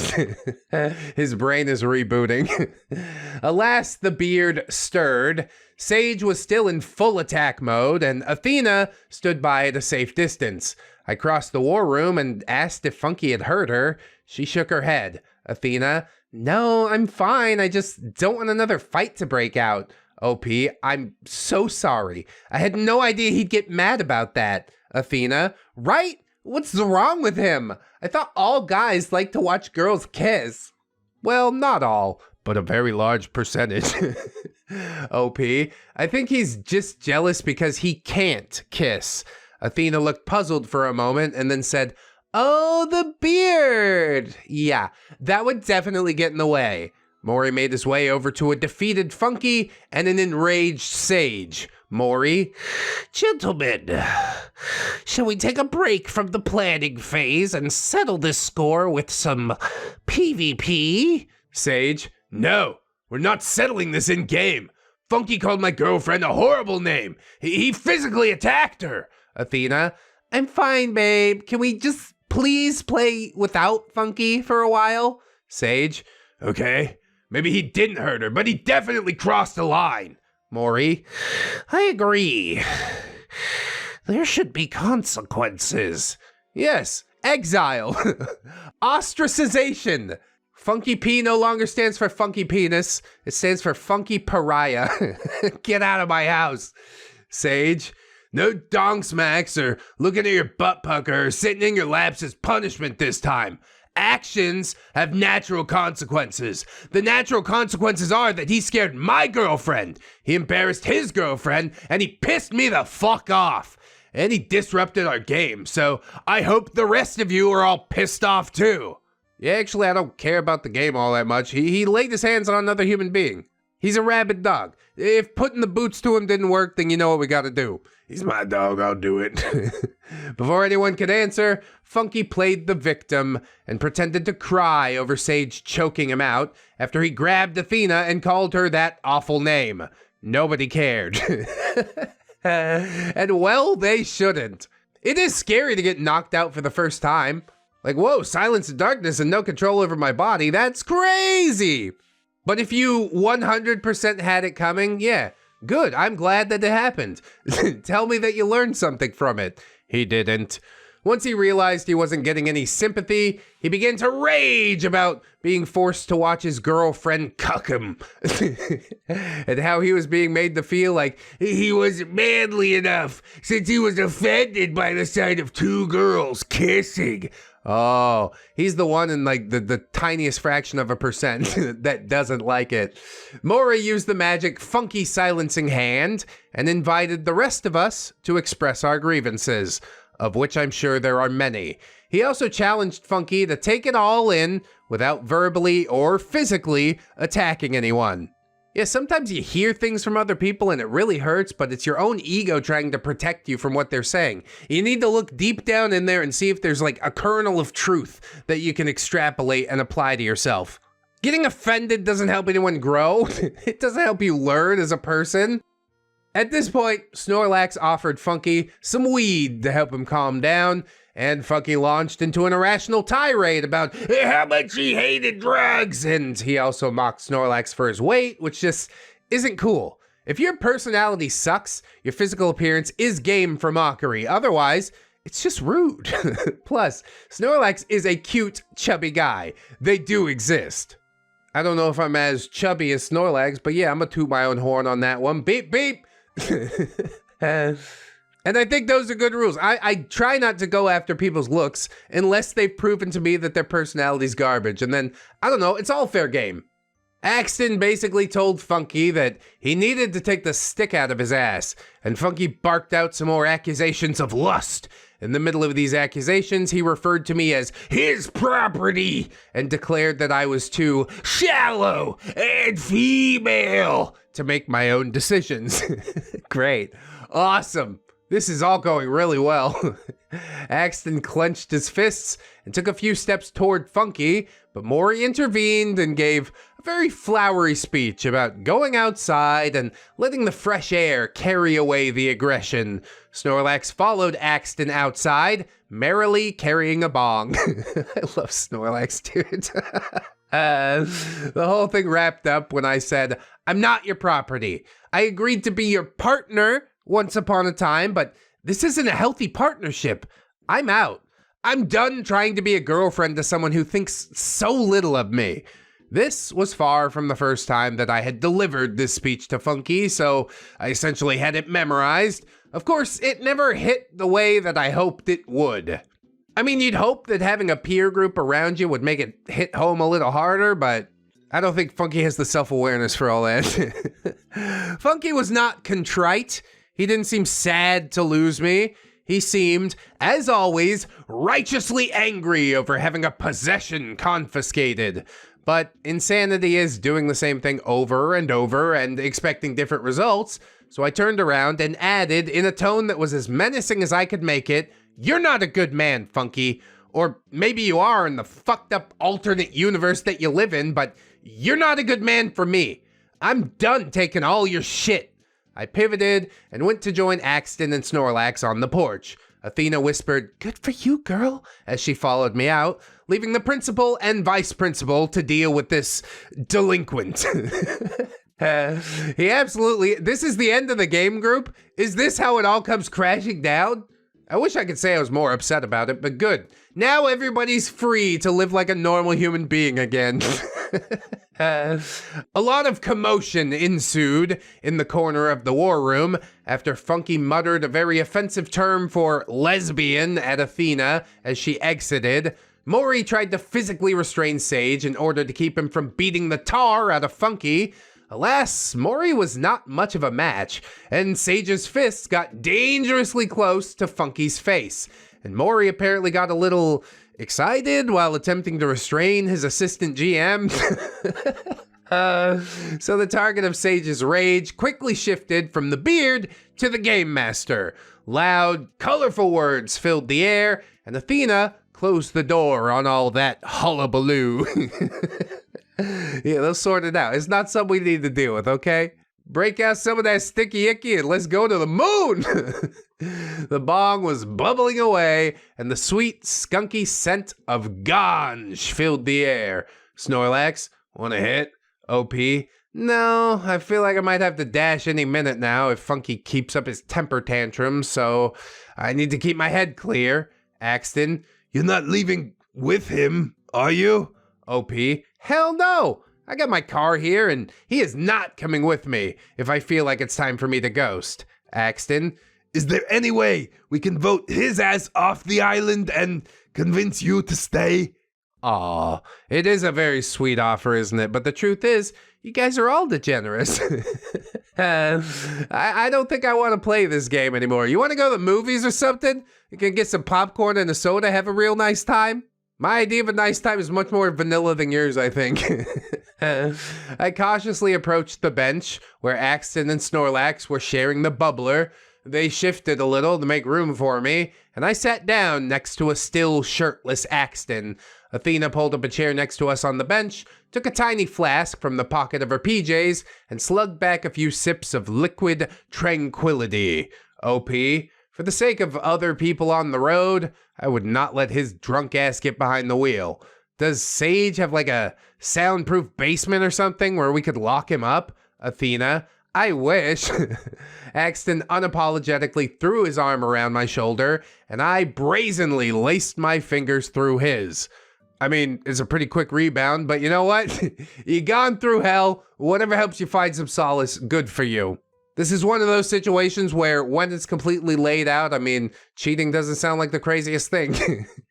Athena, OP, why did you start dating Funky? That might be a bit too personal. OP, nah, it's fine.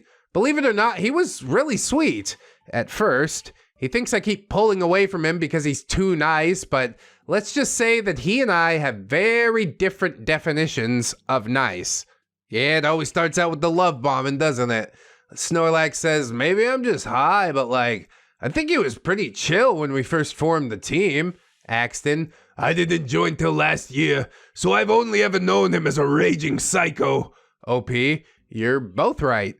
That's his MO. He is nice and normal until he has secured his place. Before I had the chance to fully explain Funky's uncanny ability to simulate sanity, only to reveal the irascible tyrant lurking beneath the obsequious mask, Sage and Maury stepped onto the porch, with Funky trailing dejectedly behind them. Maury, we've decided to wrap it up for the night, so feel free to get drunk as hell or smoke weed, snort coke off each other's asses, party like rock stars. We'll reconvene at noon tomorrow. But fucking Funky lifted his head and roared, You're cheating on me again? Dude, like you even give a damn. Just call up the chick that was here last night. It's fine. It's all over. Let it go. OP says, I told you, Funky, I'm out. I quit. We're done. And you hate my living guts. So what the hell do you even care? Funky, I didn't agree to that. So we're still together. Sage, that's not how breakups work, Funky. Funky, whatever. She's cheated on me with everyone. Except you, Sage. You're actually the only one I trust. But OP's still a slut. Well, those are some pretty heavy accusations to level there, Funky. What proof might you have of that? Oh, nothing. OP says, when? When have I cheated on you? And who the fuck are you to be talking? Funky, you let Maury put his dog on your face. OP, yeah, so did literally everyone here. Maury, hell, I'd put it on my own face if I were flexible enough. Funky, I'm still talking. You also stuck your hand in Maury's butt crack, and you shared a beer with Snorlax, and you kissed Athena, and now you're sitting there canoodling with Pretty Boy in front of everyone. Cheater. Canoodling? Oh my goodness, how uncouth. How does an alpha male gentleman think he could get away with saying the word canoodling? That sent me more than anything in this whole story this time. It's hilarious. Maury threw his arm around Funky. Is this a good canoodle? Or is your noodle still limp? Funky shrugged him off. It's the intention, Maury. Maury hugged Funky around the waist. Okay, suppose I'm imagining going to Pound Town with you right now. He added a few demonstrative pelvic thrusts. Does that mean we've hooked up? Funky flailed about until Maury let go of him, bellowed some barely intelligible insults towards everyone, made some random animal noises, and stomped back in the house. As much as I hated to see my new friends on the receiving end of his wrath, I don't think I would have ever been able to effectively stand up to him without 5 witnesses to his bizarre behavior who miraculously had my back despite having a long history of friendship or at least association with Funky. You see, they didn't really know the depths of his depravity until you showed up, OP.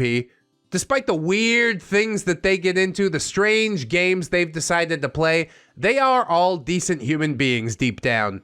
They might have just met you, but their human connection to you is far more than it is to Funky, because Funky, he really has no humanity. He's just like a shell of a human being that walks around being angry about bullshit all the time.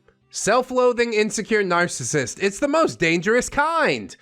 OP says, I had tried to discuss our problems with my close friends in the past, but Funky would always be on his best behavior in front of them, so I always wound up looking like the asshole. It took the presence of people with whom he felt comfortable enough to stomp around sans mask in order to gather witnesses to the insanity. And gather them I had. I was free. Like free for real? Probably. OP's learned her lesson about getting sucked back in with this dude, and I think that's beautiful. They all came together in a moment of need and, yeah, had OP's back when she needed it the most. I may have judged these degenerates too harshly. Although, if I could be excessively frank, I do still find them all to be degenerates. You're good people, but I still don't know if we could kick it. This action will have consequences. Funky P Beard, part number 7. Actions usually have consequences, yes. Welcome back to another installment of this Red exclusive tale of Neckbeard cringe. Oh, the branding! We forgot about the branding this whole time! There's also a tinge of RPG horror. You might regret it. Like I said last time, less and less. It's going really well. Let's do a mini cast refresher since some of us are experiencing both behavioral and circumstantial changes at this point in the story. OP, the narrator. I'm Val. Well, she's the story writer. I'm the narrator, but I don't exist in this universe. It's really confusing. But yes, at this point, OP thinks that she's broken up with Funky for real this time. Well, that is not hopeful. Why is there asterisks around think? It's not good. Funky P Beard, bona fide piece of crap, alcoholic psycho, now my ex-boyfriend. Hooray! Maury, weird kinky GM, likes exhibitionism and illegal substances. Don't we all? Axton, extremely sexy, charming, pleasant to be around, smells nice, has a sense of humor that meshes well with my own. I'm into him, and I'm pretty sure he likes me back. Sage, fed up with Funky, no longer level-headed. Also, he's with the Brazilian Jiu-Jitsu and he put Funky in a headlock and made him pass out in the last episode. Oh, it's exciting. Athena despises Funky. Nevertheless, she is attempting to keep peace between Sage and Funky. And Snorlax, easygoing, friendly, rarely directly involved in the weekend's drama. Big fan of the devil's lettuce. And my spirit animal, as it turns out. Oddly enough, there aren't any trigger warnings for this chapter. I didn't write it with the intention of providing a break from the insanity, but that's how things shook out. So, you're welcome. I apologize. Whatever the case, it's gonna get weird again soon enough. Yeah, but not for this chapter. For this chapter, we just get to chill. Nobody's peeing in jars and puking on each other this time around. It's all psychological drama this time. Just a bit of a different flavor. Yes, chapter 7, this action will have consequences. So, Funky had apparently clumped up the stairs and locked himself in Sage's home office with a bottle of whiskey and a half-empty 2-liter bottle of Dr. Pepper. Yeah, make yourself at home, I guess. Sage was irate over this. He predicted that Funky would wind up vomiting all over the office and would be too drunk to whiz in the Dr. Pepper bottle with any semblance of decent aim. Athena once again begged Maury to kick Funky out of the group, but Maury's response was, as always, non-committal. And I'm still not sure how to suss Maury out, you know? Are you not kicking out because you think you can fix that mess? Or are you not kicking him out because you don't want to lose one of your toys? I'm still unsure. I gathered my backpack and purse from the guest room and returned to the dimly lit living room. Snorlax was FaceTiming with a cute, cheerful-sounding girl, a real one, eating Doritos and giggling. This made me smile. The derpy, spacey stoners always annoyed the piss out of me, but Snorlax was a chill, silly type of stoner, and I found his highness endearing. There's a difference between indicas and sativas, don't you know? Athena was curled up next to Sage on the couch, and they were speaking in hushed voices. Maury was butt naked, sitting on the fireplace in some kind of Theravada Buddhist meditation pose. I also noticed he had several lines of coke and a rolled up dollar bill next to him. How very zen. You know what? Whatever it takes to attain enlightenment for you, you just go right ahead. Axton was in the kitchen, prepping the coffee that everyone was sure to be fiending for as noon approached. The piece of armor that he'd had to remove earlier was draped over his shoulder. I decided that this would be a good time to flip the script, so I shifted a few bottles around on the countertop to get his attention as I stood in the entryway. Axton is a good boy, very helpful, but yeah, I think he loves this punishment. Like, hey bro, we're not playing the game right now, you can put your shirt back on. He's like, no, I don't think I will. Keep your shirt on. No! Axton says, hey, So, it seems like we all survived Funky. OP, yeah, for tonight at least. He set the timer on the coffee pot and turned to face me. OP, I think it's cool that you take care of everybody when they're hungover. I took a few steps into his personal space. Axton, somebody has to. Not sure how I wound up with this job. In my imagination, I had been completely cool and composed, seductive, without being overly forward. But when the situation got real, I was scared out of my wits.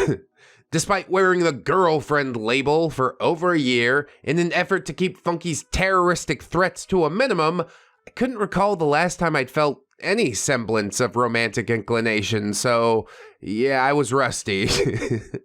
You're doing your best, it's fine. Clearly you both already like each other, so it's a pretty hard thing to screw up, honestly. OP says, hey, what's on your shirt? He flipped it around and held it up, showing me graphics that read high tech, low life. I laughed. Is that a Shadowrun reference? Axton, it's kind of a general cyberpunk genre reference, but it works perfectly for Shadowrun techies. I awkwardly put my backpack down. OP, would it apply to Deckers? Axton, sure. You want to borrow it? I think I blushed. Look at you two kids. Look at this. In the wake of everything that has happened to us throughout this story, friends, a romance is still blossoming. Hope truly does spring eternal. I hope it goes well. You crazy kids can make it. I know it. OP says, yes. I mean, yeah, sure. Cool. Smooth. He handed it over and I held it up to my chest. Axton, that's cute. I think I blushed again. Axton, so do you notice anything different about me tonight? OP, no shirt? No hurling? Axton, progress, huh? Notice anything else? OP, I feel like I'm failing a test. Axton, I wouldn't test you. That's a douche move. But I wanted to make sure you noticed that I'm not sloppy drunk. And I've made it through a very harsh day with very harsh light. And I still... He was fully in my personal space at that point. Oh my god, this is happening. Are you excited, elated, terrified? Probably all of them. My heart was pounding out of my chest. Stupid Adderall. But I wasn't stopping Axton this time. Again, this had nothing to do with my newfound freedom from Funky. The previous night, I hadn't wanted to kiss a Ralph mouth attached to a guy who was so drunk he probably would have put the moves on an inanimate object. But tonight, it seemed like Axton had deliberately stayed fairly sober just to get this kiss. I'm not sure if it's a sweet gesture or a low bar, but like considering what we're coming from, sure, why not? So my eyes were closed, my face was tilted up to meet him, and then I nearly jumped out of my skin when Maury loudly snorted a line and followed the snorting with a delighted bellow. Axton grabbed my arms to steady me, and we both laughed at Maury's ostentatious drug use. Then Axton's arms wound around me even more tightly. Snorlax, hey guys, I got the munchies from hell. I want some of those, like, orange circus peanut thingies. Is that what they're called? Yo, Sage, you got any circus peanuts? This is not going as we had hoped, is it? Life rarely does. Maybe adjourn to the backyard for just a mome. It was at this point that Sage and Athena entered the kitchen. Sage said, I don't think so. We got some circus animal cookies. Snorlax, yeah, that'll work. Axton pressed his forehead to mine, and We were both laughing, out of frustration, out of embarrassment, out of nervousness. It's just life, man. They don't think it be like it is, but it do. Athena says, damn, did we interrupt something? Snorlax, oh shit. Sorry guys. Sage tossed him the cookies. Snorlax, just carry on. Pretend we're not here. But the moment was kinda gone. Don't get me wrong, I desperately wanted to snog, but I decided it could wait until we had a bit of guaranteed privacy. Yeah, that's probably a better idea, but at least some things have been established at this point, you know? It's going to happen at some point down the road, isn't it? Maybe. OP says, I picked my backpack up and slung it over my shoulder with Axton's high-tech low-life shirt. Axton, you going home? OP, just for the night. Axton, bummer. I get it, though. Things are probably gonna keep raging here for a while. Hey, would you text me when you get home? I took out my phone and handed it to him. Digits, please. Axton, I'm calling myself from your phone.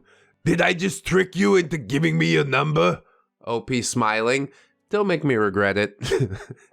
I don't think he will, but yeah, we've known the guy for 2 days.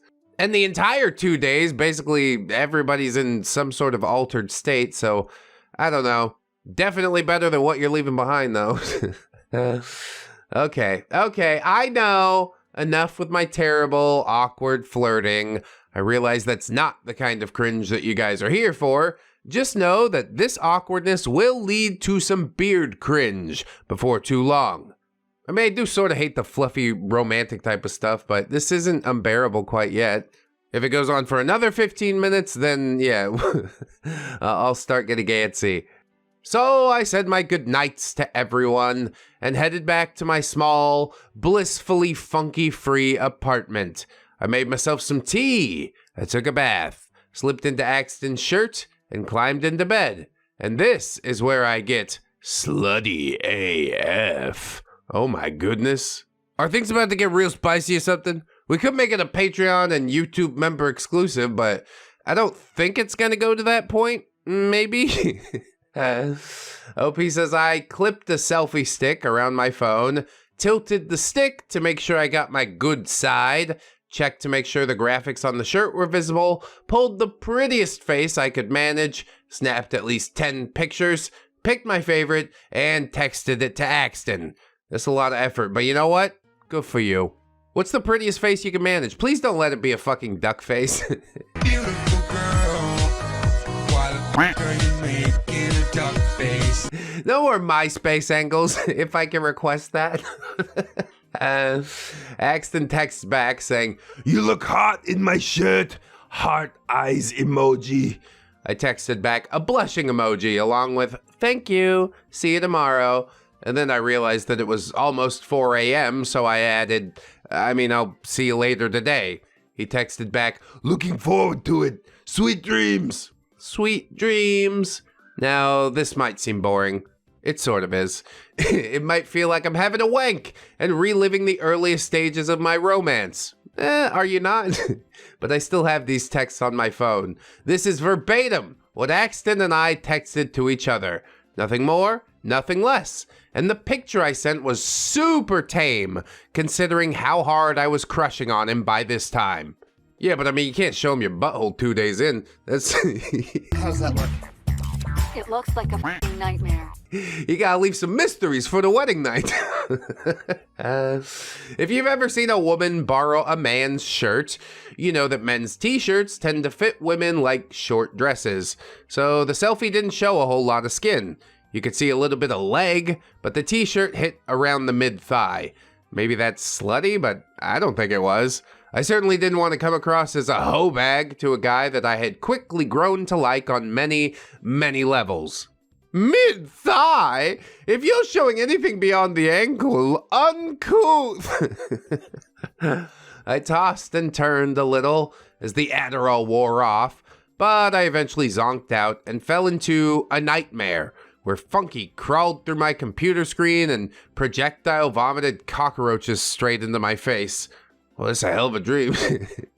Yeah, so much for sweet dreams, I guess.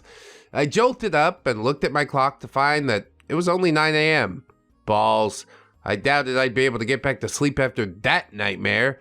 Plus, I really, really wanted to go back to the Shadowrun house and see Axton. God, the first phases of a new relationship really is just something else. Those brain chemicals are running out of control. Go do it, OP. Have fun. It only happens once. I mean, like, per pair of people. I decided to take a page from Athena's book and wear some cute PJs to the Sunday gaming session. I put on makeup, deliberately opting for smudge-proof lip stain instead of regular lipstick because reasons. And that reason's name is Axton, ain't it? I flat ironed my hair, dabbed some snickerdoodle scented perfume from Medifest on my wrists, and did all the other basic humaning that a reasonable person does before leaving the house to interact with other humans. But the continuation of my fun new flirtation and the inevitable final boss battle with Funky would have to wait. Good. Rest up a little bit more. 5 hours of sleep? You're not yourself quite yet. I can't function after 5 hours of sleep. I start frothing at the mouth over anything. Anyway, on my way back to Sage's house, I stopped by Funky's brother's townhouse. I forgot to mention that Funky was freeloading when I initially painted a picture of the beard. I let myself in, gathered all the belongings that I had left over there, placed my key on top of his fleshlight, reclaimed my cotton candy scented bubble bath, and took my leave of the beard nest forever. Forever for real? Maybe it actually is forever. Maybe I'm being rused right now. Again, I guess we'll have to find out. I was a ball of nerves as I parked my car across the street from Sage's house. My brain kept switching between imagining snogging Axton until my lips went numb and that horrible mental image of Funky barfing cockroaches all over me. I wasn't actually scared that Funky would vomit roaches, but I was scared that he was going to be positively hideous to me all day long. Don't worry, OP. He definitely is. That's basically an inevitability. If he treated you like trash while you were still banging him, just imagine if you're not. OP says the only thing left to do at this point was to nut up and return to Shadowrun yet again. It takes some big brass balls to do it, although you are being properly motivated with the lure of a new love. Seeing that it was nearly noon, once I'd taken the time to make myself as pretty as genetics would permit, that is far funnier of a sentence than it should be, and erase any evidence of my existence from Funky's place, I imagined I would walk into a house full of hungover but somewhat coherent people. I also imagined that Funky would have emerged from Sage's home office. I hate to imagine the condition of that room, and I was in no hurry to face the beardo. Would he be too hungover to function? Had he wet his pants again?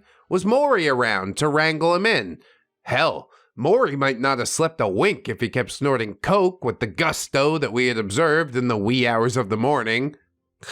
I could sleep when I'm dead. And then his heart explodes.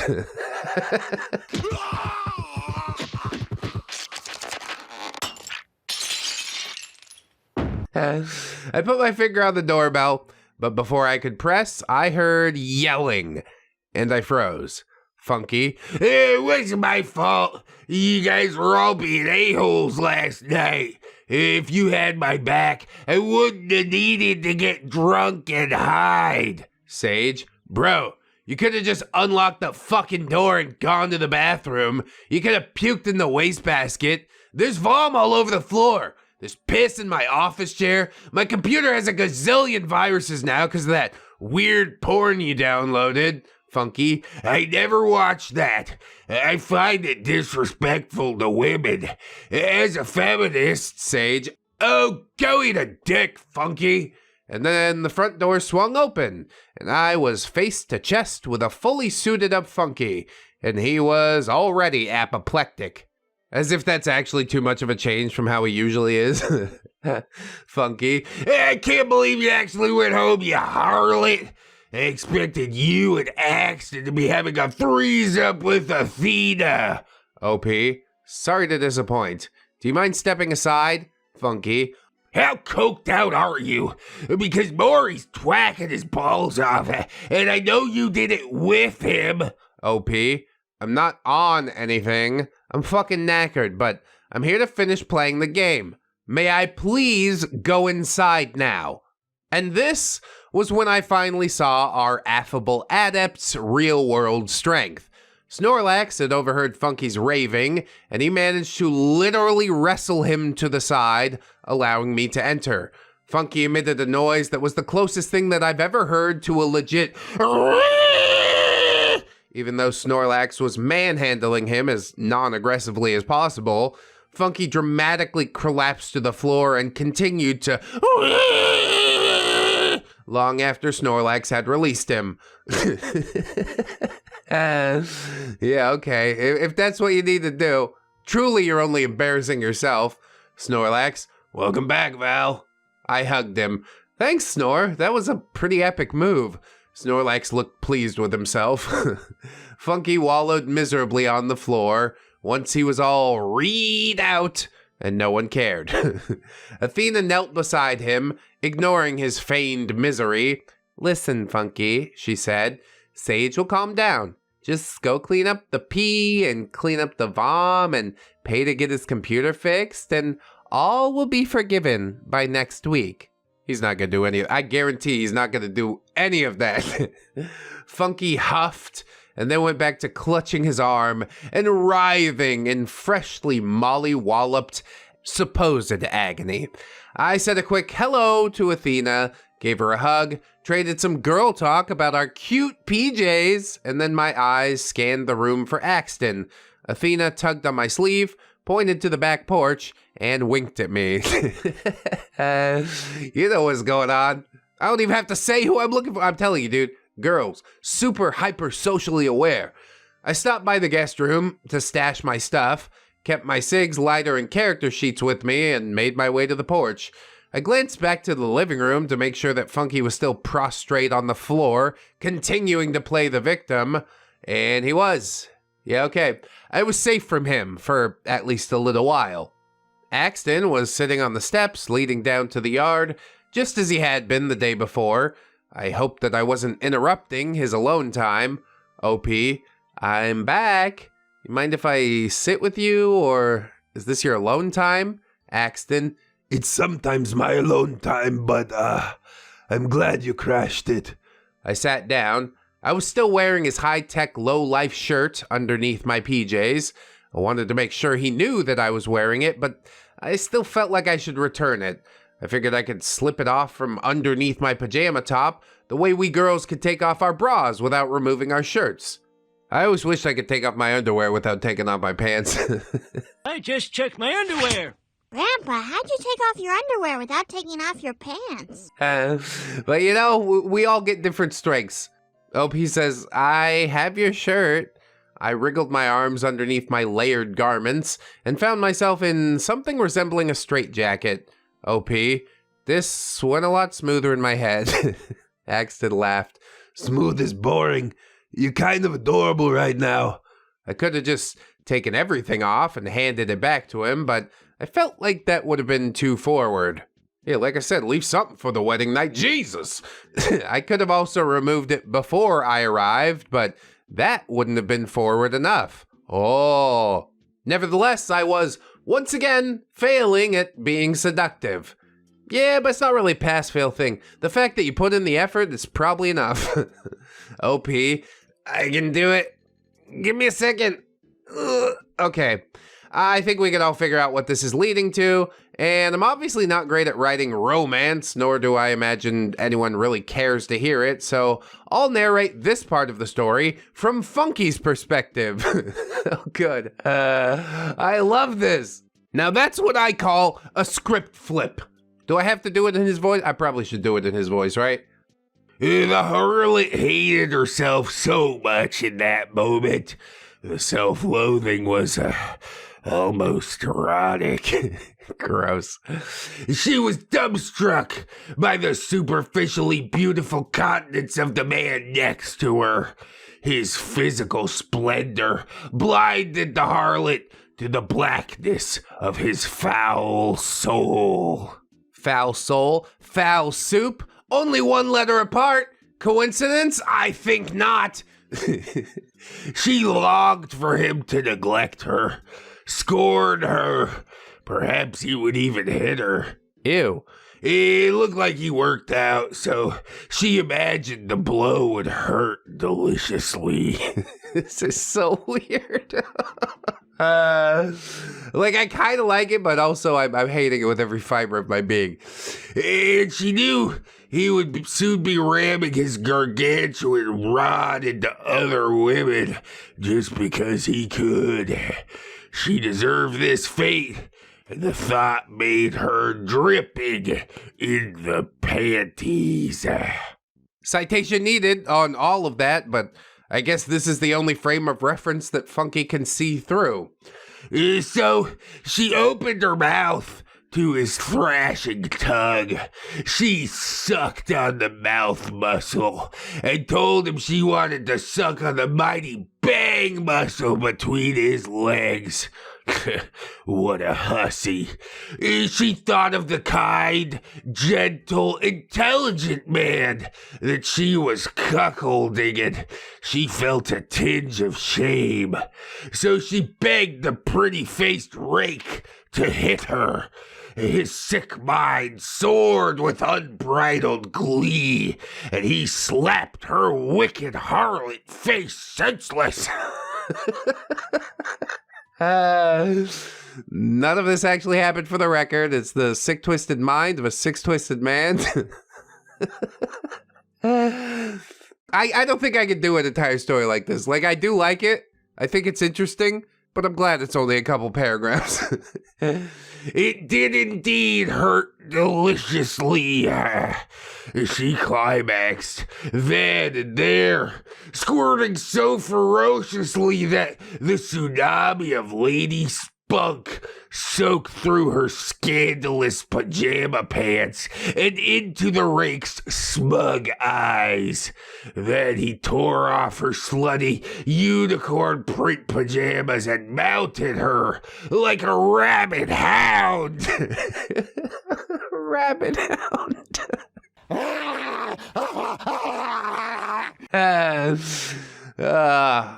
OP says, to clarify, nah. It was just a really good kiss. No mounting took place. It was delightfully PG-13. No frontal nudity whatsoever. We're keeping it classy. It's good for the kids if it's good for the adults. And nobody invaded the porch to interrupt, thank God. I have a feeling that Athena was guarding the back door. Said she probably had a fairly accurate idea of what might happen. Axton and I came up for air, laughed at ourselves a little for behaving like high school kids under the bleachers, and then took advantage of the next few moments of privacy. I mean, get it in while you can get it in, that's what I know. This isn't going to happen very often. However, it was nearing noon at this point, and Maury would be expecting us all to gather in the war room before very long. I just don't understand how this game relentlessly continues on, despite all of the strange and terrible things that are happening around. Thankfully, it is the last day. It's Sunday, but yeah, it's only noon on Sunday. There's a lot that can happen between now and dawn break on Monday. So I guess please keep your seatbelts buckled is what I'm saying. Axton took off the button down that he had been wearing and put the high-tech low-life shirt back on, claiming that he liked the way it smelled. I was hoping he would. As we were making our way to the door, Athena burst through it and said, OP, there's a situation with Funky. I think you both need to get in here. Athena, Axton, and I entered the war room, and I could only imagine that Funky was about to accuse us of having a three-way, but it was even worse than that. However, we'll have to get into that in the next episode. I'm so tempted to press on to continue it for myself. That's a really good cliffhanger. Compared to the last one, yeah, that's infinitely better. Honestly, I don't care much at all for what happens to Funky. Oh no, he's having a situation. What is it, a seizure? Let him die. Like, it might sound heartless, but what is he achieving by existing? What good has he really brought into the world? Is that not the metric that we're judging other people's lives by? I mean, if that's the case, I might be in some trouble. I do bring some good things into the world, but I'm also spreading knowledge of some terrible things. I don't know. I'm very conflicted. I need to have some time alone to sort these feelings out. T-shirt gate. Funky P beards, part number 8. Hey, that rhymes. I remember T-shirt gate. You remember Richard Nixon with his big old brass balls hanging out the bottom of his oversized T-shirt? So what he wore to bed every night. It's just a fact. When we left off, I was having a grand old time on the back porch, and Athena had just announced that there was a situation going on with Funky. I mean, when isn't there a situation? Funky himself is just a gigantic situation. If you're familiar with this mad world, well, welcome back. You're a champion, and I love you. There was a time that I was like loath to get into each next part, but now all these characters have grown on me, and I'm totally along for the ride. And thank you for writing this. I like you right back. If you've taken a break from the absurdity, no worries. I get it. I provided a little cast refresher just for you. And as always, if you're new here, welcome. You might regret it. I mean, if you're in part 8, the regrets have probably long passed. Everything's relatively safe for now, I think. I'm in danger. We got OP, Val. I just dumped Funky. Funky P-Beard, that's Funky. He is just a bona fide piece of crap, alcoholic psycho. Neither fat nor smelly, but his beard is repulsive, and so is his personality. Maury's a kinky weirdo, possibly trying to start a cult, but he's usually able to keep Funky under control, as cult leaders are wont to do. Axton is super hot and genuinely nice, but Funky loathes him because I like him. Sage, fed up with Funky, no longer level-headed. Good, maybe it's time for the Exodus. Athena attempting to keep peace between Sage and Funky, if only so Sage avoids a murder charge. And Snorlax, ReddX's spirit animal, easygoing, friendly, rarely directly involved in the weekend's drama, former semi-professional wrestler. Just along for the ride, and I like that a whole lot. Trigger warnings, scurrility, attempted violence, profanity, mentions of male anatomy. Scurrility is a noun that means the quality of expressing unfair or false criticism that can damage someone's reputation. Yeah, we participate in a bit of scurrility around here from time to time. It's fine. So let's get into it. Chapter 8, T-shirt gate. Funky was standing in the middle of the war room with my cell phone in his hand. Maury was standing nearby wearing a bedazzled heliotrope caftan. Yeah, that's a fashion choice you could make. Funky says, I knew that degenerate pretty boy was mounting you all weekend. And now I have proof. What the actual fuck is this? The bearded bellend had managed to break into my phone again. This has been a regular occurrence when we were dating. He had once accused me of sleeping with a professor for whom I'd been the TA because he found so many strictly school-related texts between us. I mean, we knew he was insecure, but come on, this is like another level, isn't it? Wifey and I have full and free access to each other's phones, but we've also been married for almost a decade, so it's sort of different, I understand that. But this time in that phone, the texts were admittedly indicative of at least some semblance of mutual attraction, although I wasn't sure of the precise nature of the attraction. Yeah, we going the full 9, or was this just animal lust? Yes, I realize we just made out on the porch, but I'd had similar interactions with men in the past, only to later find out that I meant bump kiss to them. That's why we gotta vet people a little harder. This is why I'm a bit more traditional. Making out with somebody after only a couple days, nah, can't do it. Ew, I like him. Nor would I want to, nor would I want you to, but everybody makes their own decisions, I guess. Of course, in today's society, people find it weird. They're like, why don't you want to kiss that girl? It's like, because I hardly know her, dude. It's not good. I'll tell you right now, the expectation is probably better than the reality anyways, so let's just not do that. Let's build something first. And most people are willing to commit to that. Anyways, bit of a tangent, I guess. There stood Funky, fuming and pointing to the selfie that I'd sent Axton around 4 a.m. to let him know that I made it home. You said pretty boy, a partial nude? It wasn't a nude as described in the previous episode. Maury, Oh, let me see that. he glanced at my phone and then side-eyed Funky. Maury, On what planet is this a partial nude? Funky, I'm gonna have to school you in smut. gosh, something tells me that would be a master class indeed. And I would also skip that class. I ain't going. I've been on the internet long enough. I've seen enough things. Thank you, but no thank you. Funky. But look at Pretty Boy's reply. He said she looks hot. Maury glanced at the phone again and shrugged. She does. What of it? I love that the tables have officially turned.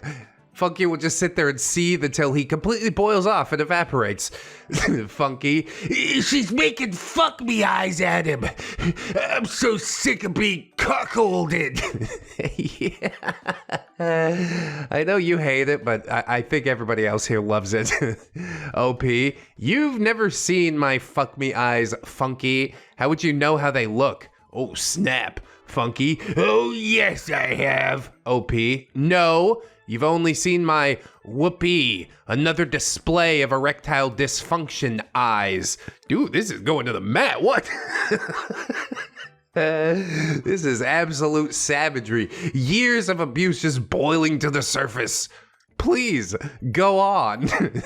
Funky. Whatever. I didn't hurt the last person you cheated on me with because my unassailable honor won't allow me to harm a female. But Pretty Boy, I will end you. I think Funky just talks a big game. I mean, Sage did have some martial arts training and was able to take down Funky relatively easy.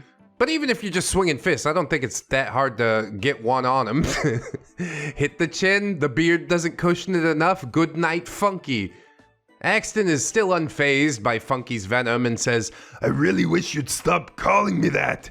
Funky dropped my phone and lunged at Axton, but as usual, Funky was still drunky. So Axton was able to easily dodge the punch. Funky, on the other hand, completely lost his footing, stumbled a few paces, flailed in a circle, and punched a little dent in the wall that separated the war room from the garage. Wow, kind of a miracle he didn't fall down, honestly. Also, yes, it is hilarious how easy it is to fight a drunk person. Sage, God damn it, Funky. You're paying for that, too. Maury, you can either host our gaming weekends at your place from now on, or you can kick Funky out of the group because I have had it. Funky pretended to cry again. It really hurt my hand. I broke my hand. God. Why does no one care that my girlfriend's cheating on me with this boy band reject? Axton. Boy band reject. That's better. Yeah, then you're not just a pretty boy. You're like a pretty boy that can sing but wasn't pretty enough to be in the band. OP says, what about hot rocker boy, Axton? I love that. He leaned over and kissed my forehead. This is hilarious. If it was happening to anybody but Funky, I'd feel terrible for him. But the precedent's been set. I hate this individual. I'm glad to see him suffer. Funky. Are you seeing this? Are you hearing this? They're not even trying to deny it. And now he's wearing the same t-shirt that she was wearing in that slutty pic. They're sharing clothes like a couple of girls. It might also be something that just two people do to establish some rapport with each other. You want another tangent? When I was entering 9th grade at Courts Hill High School, there was this chubby little baby-faced girl, and she really wanted to be my friend for whatever reason. Asked if she could borrow my t-shirt, brought it back washed, and then she asked me if I could get her some drugs. And I was like, yeah, sure I can. She said, okay, bring it to school on Monday. I'm like, yeah, totally. I didn't know where to get drugs. I didn't bring it to school on Monday. I was innocent at this time. It wasn't until I moved into Burbank near Hollywood, and that's when the real degeneracy started. Want to do drugs in an empty swimming pool with a couch in it? Then Burbank is for you. But yeah, wanted her to think that I was cool. Well, guess what? On Monday, it rolls around. The campus police pull me out of class and search my bag and all this stuff. And that little babyface girl never talked to me again. And it wasn't until years down the road that I put 2 and 2 together and said, that was an undercover cop. Now I realize exactly what happened there. So all I'm saying is, you know, keep your head on a swivel, fellas. Don't lend anybody your t-shirts, etc., etc. Are you a cop, OP? You have to tell me. If you are, you have to tell me. You know that, right? Maury interrupts Funky's seething and says, Funky, she broke it off with you, and not in the fun way. We all witnessed it. Val and Axton are both single, consenting adults. If they want to scandalously share clothes?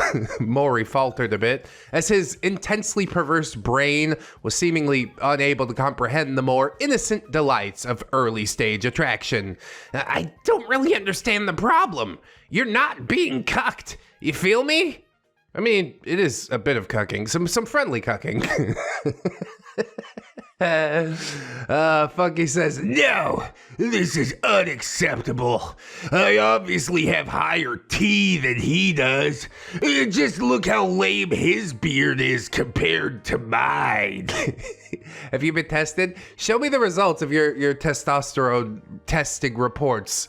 Don't higher testosterone levels also lead to male pattern baldness? Hey, that's me, thanks so much. I'm just too much man for one body, that's what this is.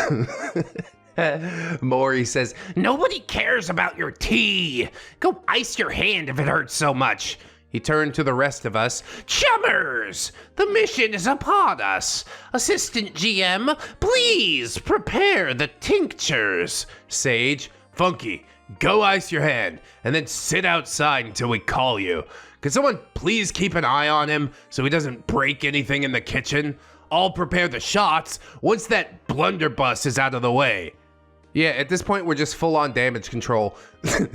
I'm surprised he's not been directly kicked out. This is Sage's house, but Maury just keeping Funky in there for some goddamn reason. Funky grumbled his way to the freezer. No one was keen to beard sit, but Athena ultimately took on the role. She even helped him put ice cubes in a little Ziploc bag and gave him a cloth to keep his skin from getting too cold.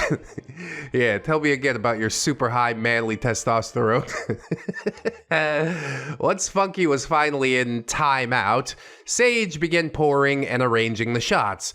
It seemed that we each only got one today. That was a relief, honestly. We all gathered around the table, sans Funky, but Maury insisted that we invite him back in for the pregame, so Snorlax took on the chore of releasing the beard. As soon as Funky entered the fuel station, he menacingly remarked, I know where you live, Axton. Cool, awesome, show up to my house, Castle Doctrine, boom!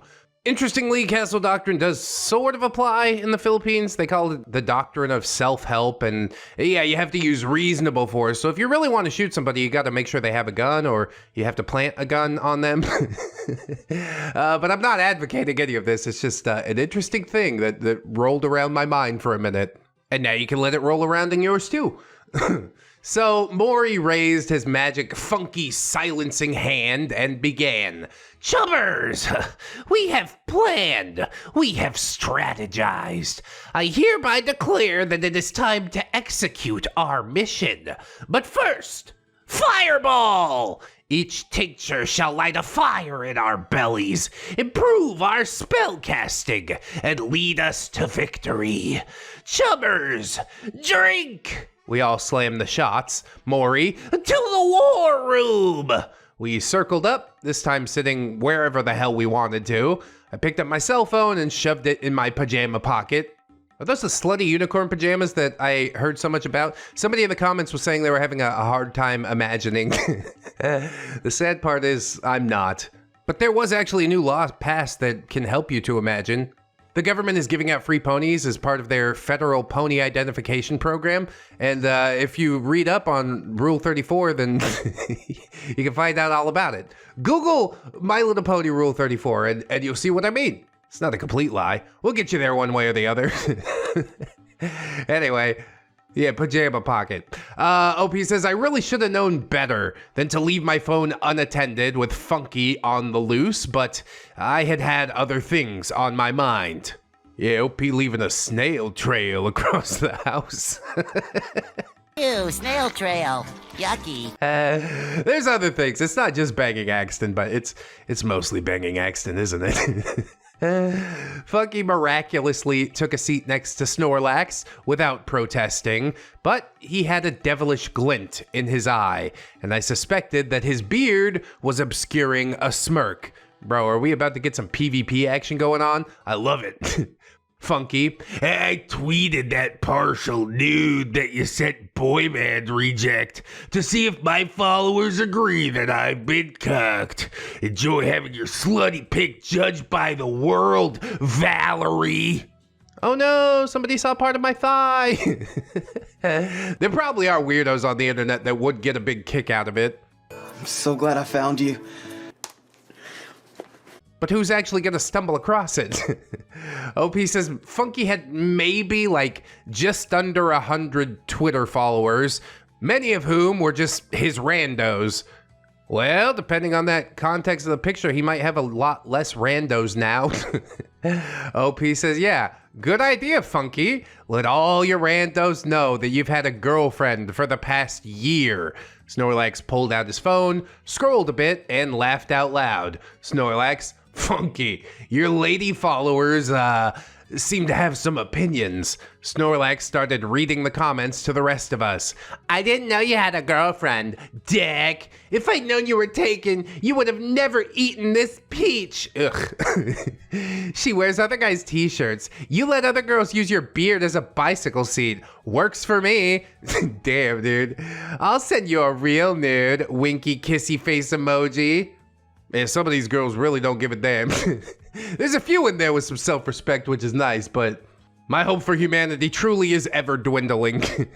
Funky scurried off to the corner with his phone, either deleting his tweet or posting angry replies in defense. Judging from the time he spent, I assume that he was posting angry replies and perhaps also attempting to do some damage control with his funky pooned randos.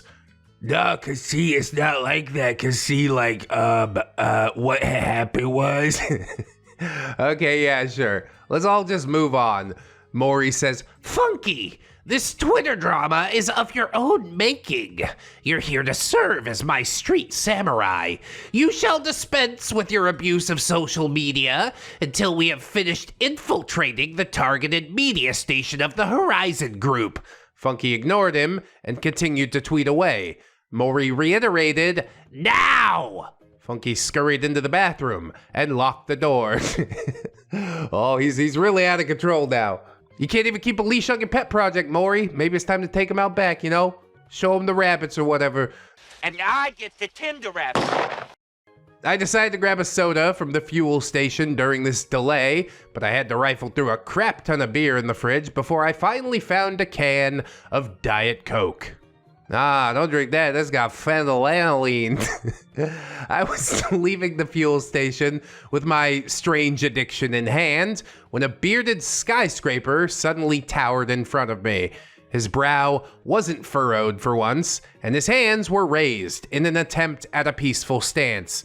Oh no, he's gonna try and reel you back in. See, I knew this part was coming. It always does with the abusers. Now the love bombing starts, and then you go back and the cycle can start again. Please don't go back. Don't make it like this. I'll be personally mad at you. Or I guess past you. Funky. I need to know. I promise I won't yell. Unless your answer makes me mad.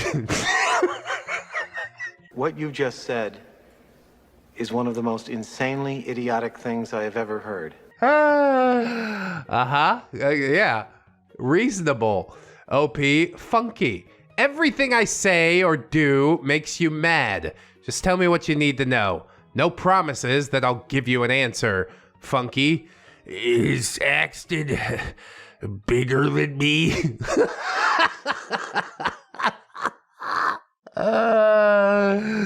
Yes. I burst out laughing.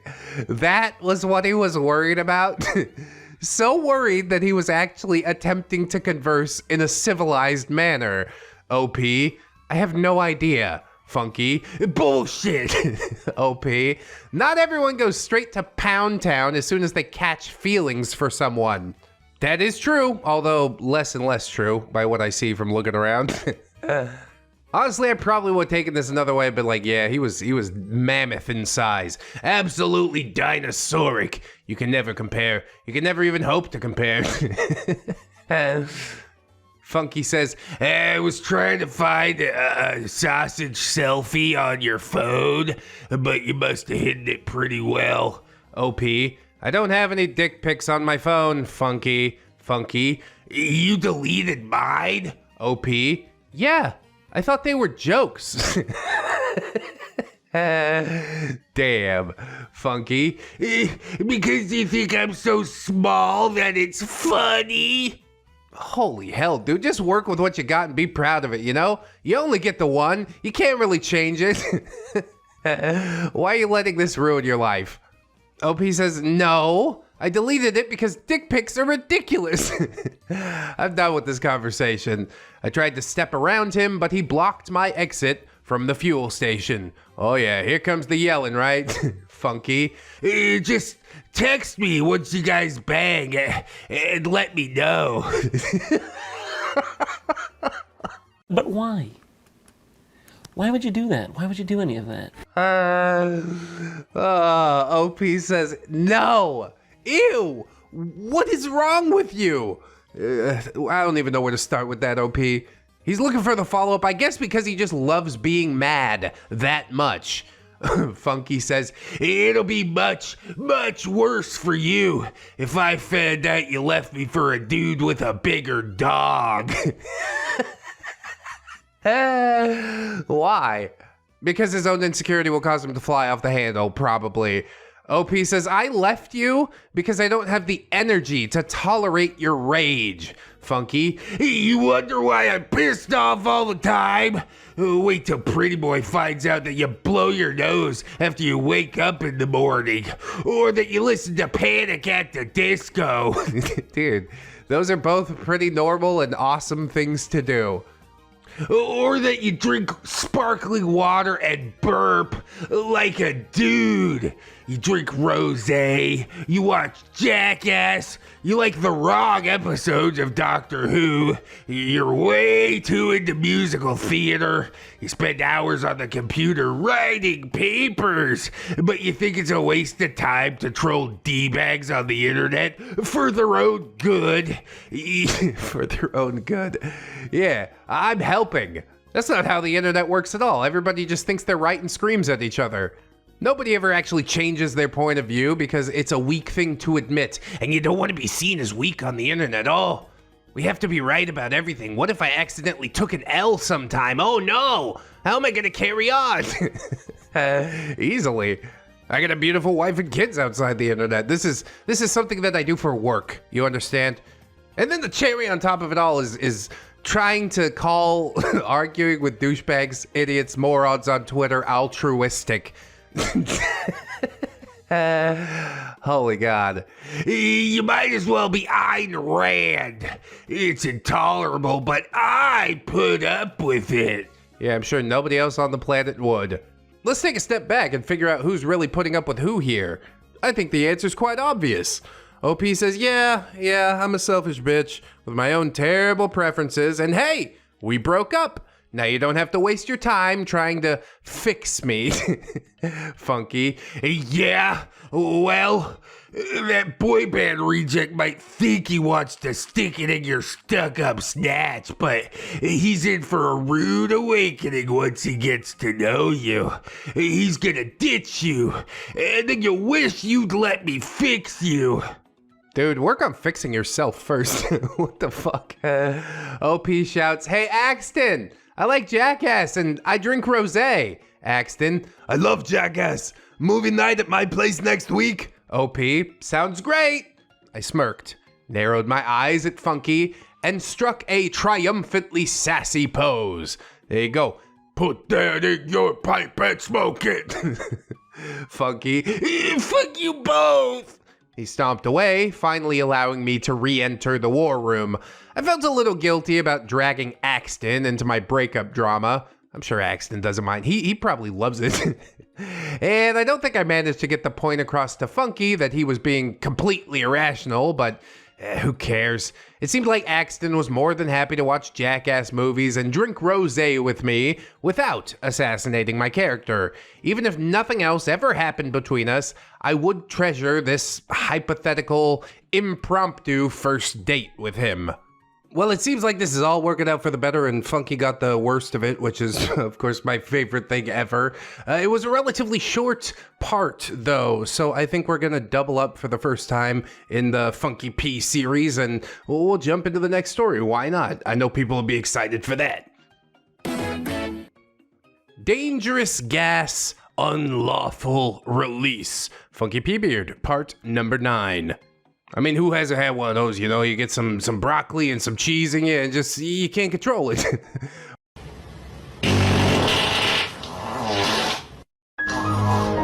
Well, troopers, we're getting very close to the final, filthy, beardy boss of this nasty, nasty weekend. Are we talking about like in-game or out of game?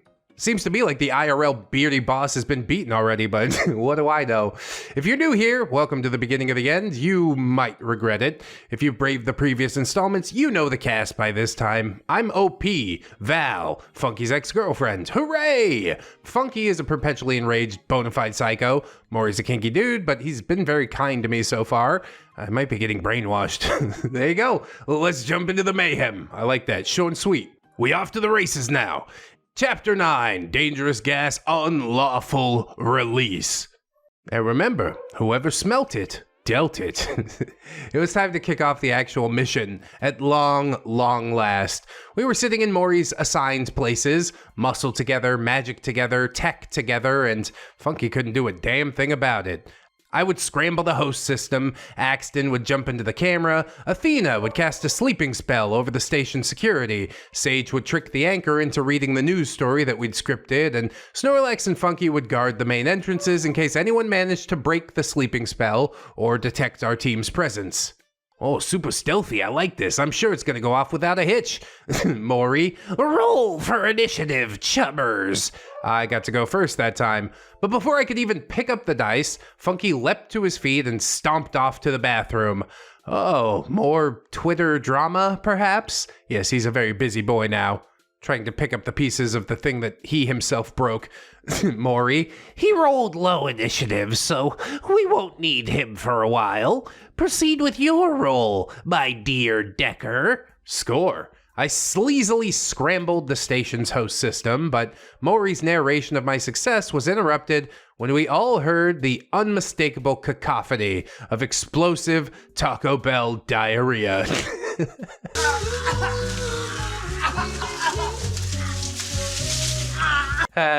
Oh yeah, you guys did eat Taco Bell. I remember that.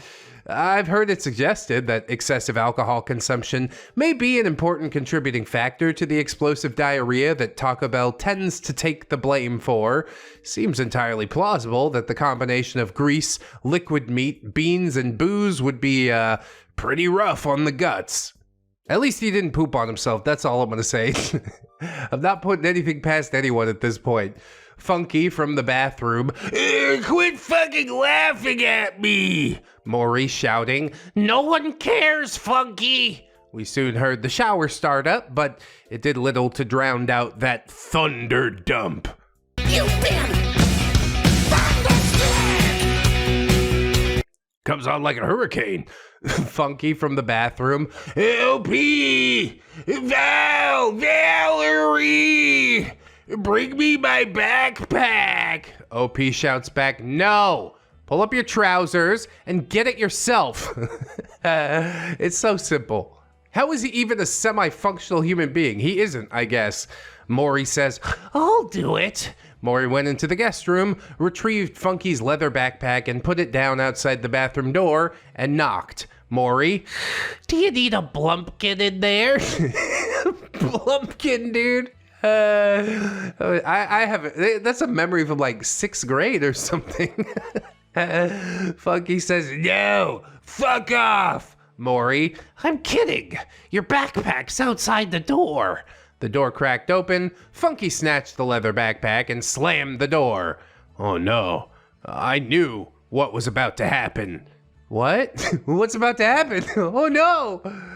OP says, Sage, you might want to start opening windows. Sage laughed. Nah, after the puke fest on Friday, a little TB poo stench is gonna be nothing. OP, it's not about the poo. Oh my god, what could possibly be worse than poo? We tried to continue with the station takeover, ignoring the chalupa poo explosions as much as we could. And then I heard it. Flush.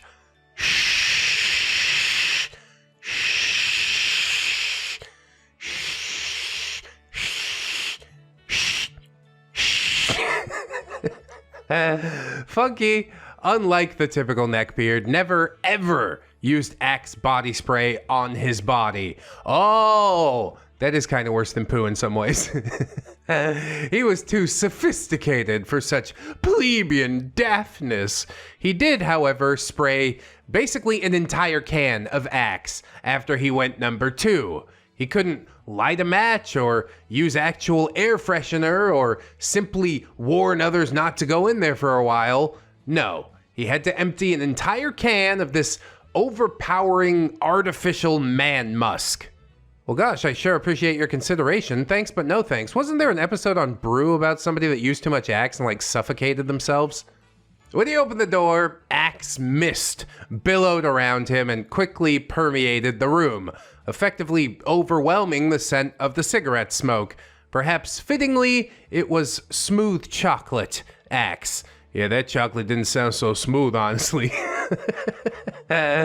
We all began to gag. Without even bothering to wait for Maury's green light, we all scrambled out to the backyard. Keep in mind that everyone except Athena was a fairly heavy smoker, and every last person was nevertheless coughing up a freaking lung from inhaling the chocolate Axe fumes.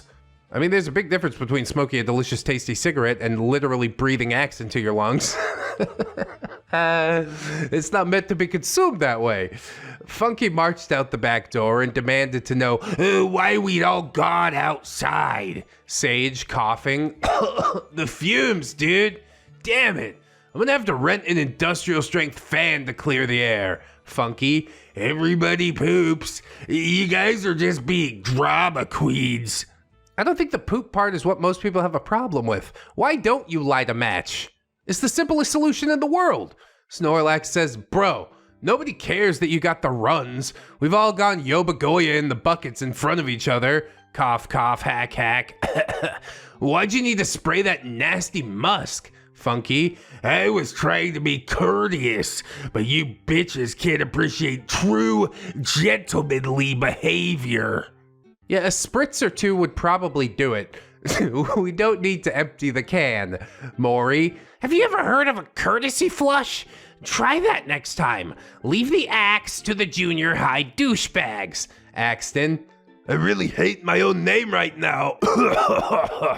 Maury, we should all drink some water and breathe some fresh air before we resume the station takeover. Assistant GM, do you have any gas masks that will allow one of us to safely enter the fuel station? Athena, I've got a bandana upstairs and we have dust masks in the kitchen. I'll grab everything. With that, she took a deep breath, tucked her nose into her pajama top, and prepared to refrain from breathing for as long as possible while she searched the house for nose protection. I mean, she's the only non-smoker. She's basically the only one that has the lung capacity for this mission. Godspeed, Athena.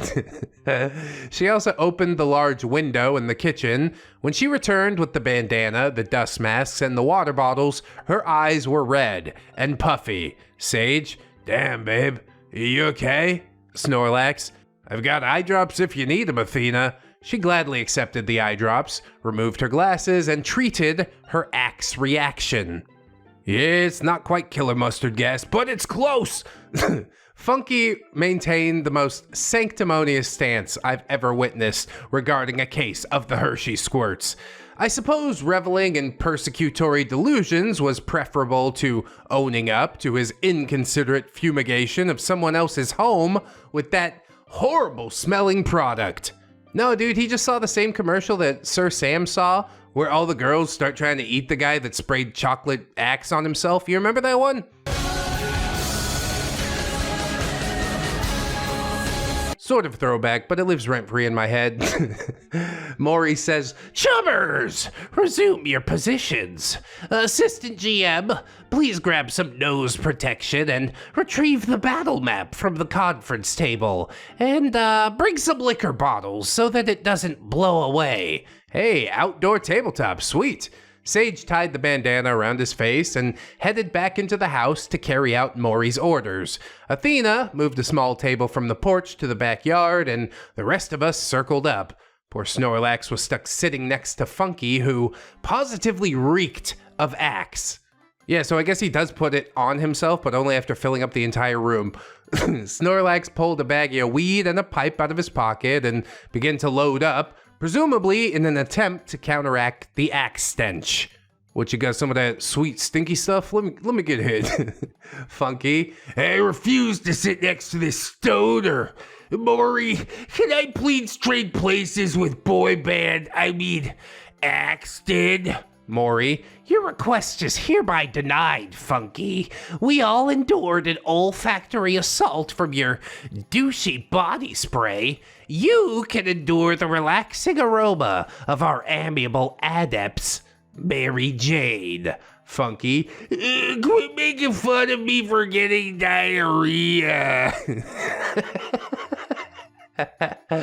No, I couldn't take it anymore.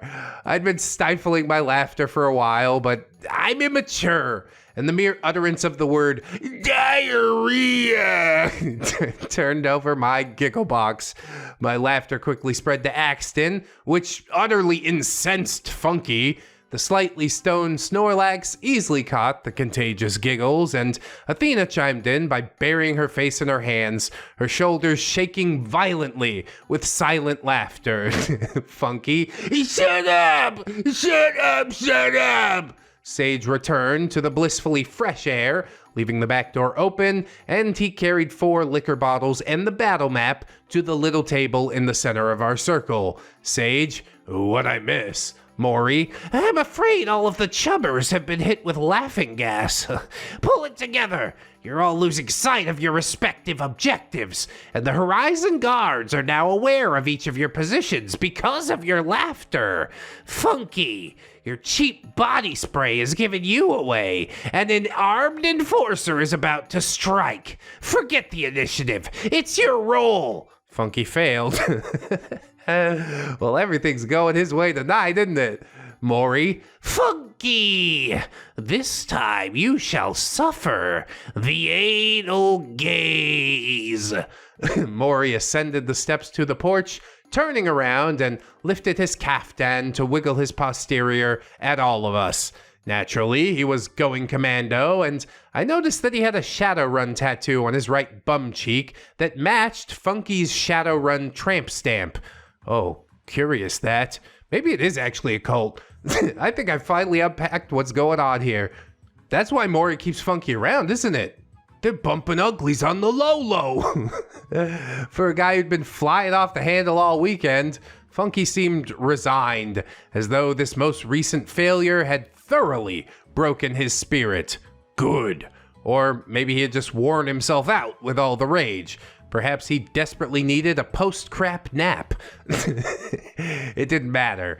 But post-crap nap does sound awesome to me, honestly. You wake and bake while you're taking a gigantic duke, and then you go back to sleep. This is truly the life I was meant to live. He trudged up the stairs to the porch and stood quietly before the GM. Maury bent over and ordered Funky to sit. Stare. Maury. Axton, I task you with keeping time. Funky must endure the gaze for 20 seconds. Assistant GM, you will stand before me and make sure Funky does not flinch or break eye contact with the all-seeing brown eye. I mean, I guess it's really not all seeing if you need me to watch out for... Never mind. You get started.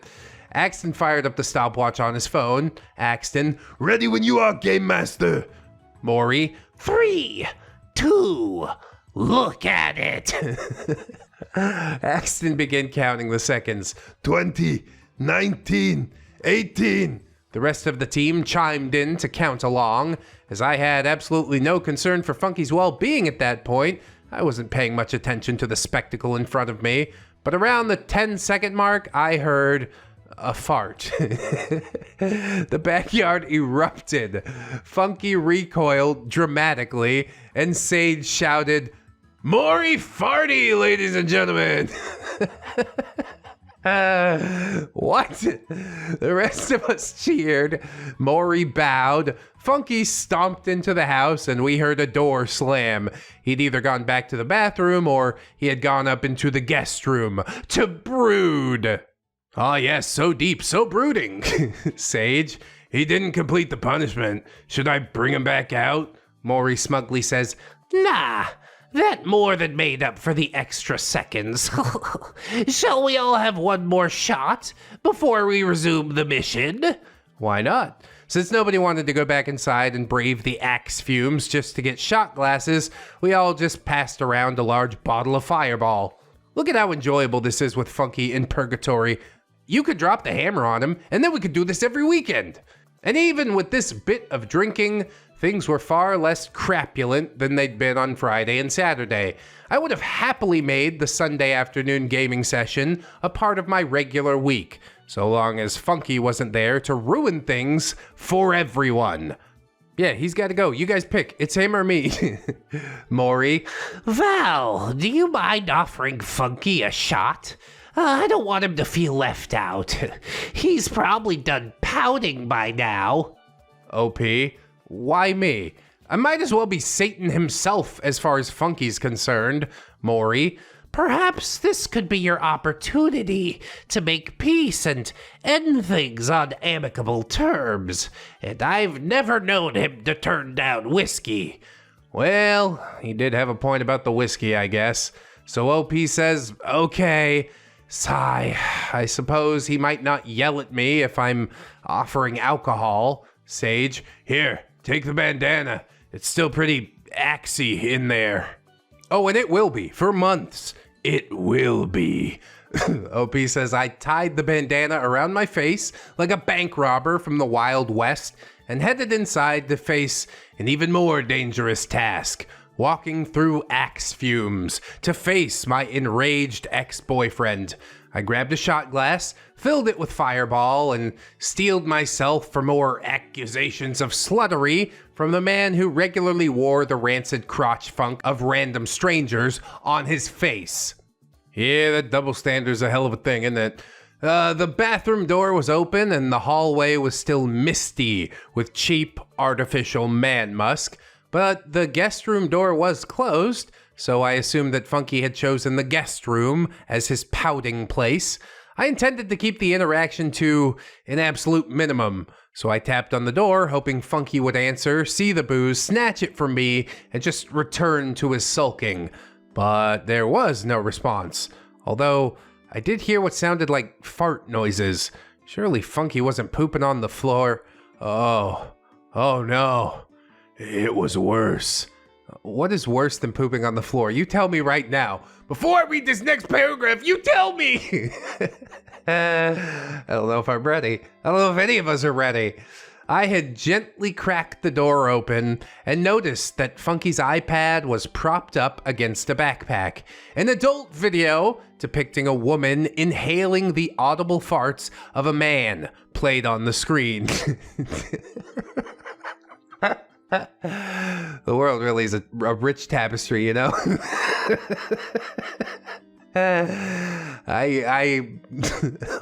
Okay. Funky was hunched over this scene, furiously fapping to that flatulence fantasy. Nice alliteration. I decided to just leave the whole situation well enough alone, stepped away from the door, and returned to the porch to inform Maury that Funky, needed a few more minutes to come around. Dude, is Maury doing this on purpose? Has this all been socially engineered? I don't want to believe that. Like in the Magda saga, I pointed out, you know, not everything that happens and inconveniences you is the actions of this all-knowing witch or wizard. But I don't know. There's a lot about this that is pretty sus. Funky eventually reappeared on the back porch with a glint in his eyes and a spring in his step. He seemed almost giddy as he took his seat next to Snorlax. I guess a beat-off break was what he'd needed all along. When your body's under stress, the only way to think clearly is to find a release. That is terrifying, but yeah, probably best not to address it. Whatever, it's a thing I saw, I could never unsee it, and I'm not gonna burden all of you with that. Until OP wrote this story, and now all of us are burdened with that. Whoops. Maury says, "This is it, team. We're officially infiltrating the Horizon Group studio. You all need to resume your positions. I'll need my street samurai and my adept to storm the building now that Horizon's goons are on to us. You must have each other's backs. You must work as a team. The same goes for my shaman and mage. Same goes for my rigger and decker." Funky to me, "You did this on purpose, whore. You stalked our crew without my permission, figured out that our rigger's a pretty boy, somehow figured that Maury wants deckers and riggers to work together, and started plotting an affair." Funky, I'll tell you what I just told myself. Not everything that inconveniences you is the work of some all-knowing witch or wizard, okay? Sometimes things just fall into place. The world's kind of funny that way. OP says, "You really think I'm conniving enough to pull that off? I only came here because it was important to you. I chose to play as a decker because you guys needed one, and I thought it sounded cool." Funky took in a deep breath in preparation to spew some more accusations. Maury raised his magic Funky silencing hand again. "Funky, I've had enough. Compose yourself and be a team player.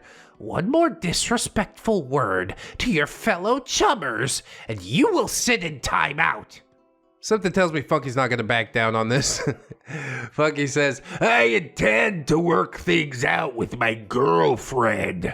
OP, "I'm not your girlfriend, Funky. I quit. Remember?" Funky, "You didn't know what you were doing. I know you were on drugs, and I forgive you."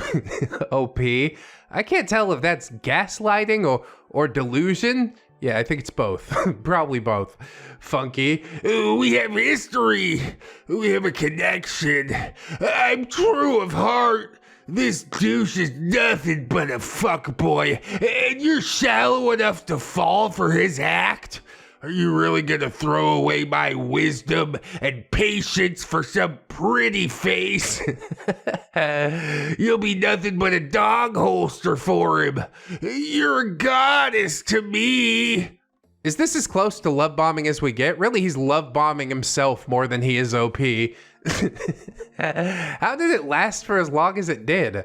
Fascinating. Axton says, "Oh, blow it out your ass. You're sitting there attacking my character in front of a girl I like and respect. Whether or not I'm attracted to her is irrelevant. You've been nothing but nasty to her all weekend. So go do your nice guy routine for some people who don't fucking know you." Funky, "You couldn't possibly understand the plight of the nice guy boy band." Axton, "Let me get this straight. Last night Val was your property, and now you're calling her a goddess? You're talking on both sides of your flat ass, Lurch." Lurch. I do like it because he's tall and lanky and wears the stupid the suits and whatnot. Good job, Axton finally getting the shots in. I love to see it. Funky clambered to his feet, took off his fancy schmancy blazer, and put up his dukes. "You want another fight, Axton?" I imagine he does like the fighting Irish pose. He's like, "Oh, cauliflower your ear, bully." Sage, "You mean, does he want you to stagger around and destroy some more of my property?" "No, enough. Sit the fuck down." Maury, "Time out. Go inside and breathe your axe fumes until you've calmed yourself by whatever means necessary. Smoke a J, jerk it, meditate, drink, call up a skank, and funk up your beard. I don't care. Just get it under control. So yeah, everybody in the game group knew about the skanks, but didn't deign to tell OP. I mean, sort of it's bro code, but Funky's not much of a bro. It's fucked up. OP's more of a friend after 2 days than Funky's been for months. Whatever, spilt milk. Funky says, "You know I don't do drugs, Maury, nor do I ever feel the need to masturbate." Okay, citation needed there. I'm pretty sure I just saw... No, never mind. I'll keep that under my hat. Maury, when I decide you've had enough time to calm your scrote, I'll send my assistant GM to fetch you. Snorlax, can you double as our samurai for the next few moves? Snorlax, hell yeah, boss. Funky, I am leaving. Well, good riddance to bad rubbish. With that, he snatched his fancy schmancy blazer, stomped into the house, and emerged a few moments later with his leather backpack and a bottle full of wild turkey. Oh, wild turkey, it's so good. I forgot about that for a minute. I really like that. He then turned to me and snarled, "Go ahead, have your whore fun with that boy band reject. As soon as he finds out that your taste in music and your skills in the sack are both pathetic, he'll dump your ass.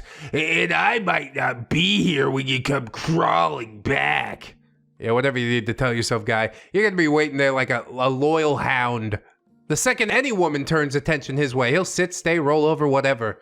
No self-respect. He doesn't value himself at all. Then Funky turned to Axton. "You know she's already dried up, right? And she was in Cats. Good luck, douche."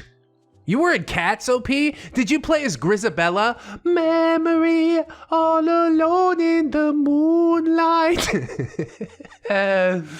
With that, he slammed the back door. I suppose he thought it was a mic drop, but as soon as we heard his car start, everyone just laughed at that bearded blatherskite. What a maroon. With Funky P gone for the foreseeable future, we were able to finish the mission without interruption. And even though there were glitches, Maury waived his weird-ass punishments for some reason. Furthermore, the fixer paid up. Most of the team members took a single celebratory sip of Fireball. Many of us lit a celebratory cigarette. And then we started discussing what to buy with our new yen. We still had a few hours until sundown, but Maury announced that we were permitted to call it an early night should we so choose. Oddly enough, I was really in no hurry to dip now that Funky was absent. Yeah, I mean, they're a group of degenerates, but not the irredeemable sort. The beard drama might have ceased following Funky's haughty exit, but his menacing presence had been much closer than any of us realized. Maury had attempted to call him to make sure he wasn't in jail, and there had been no answer. Worried for his funky bearded buddy, Maury circled around the house and looked down the street to see Funky's Pontiac Aztec parked cattywampus in the middle of the street. Maury rushed to Funky's car, his caftan regally billowing behind him, and probably his ballsack as well. The rest of us hesitantly followed our GM.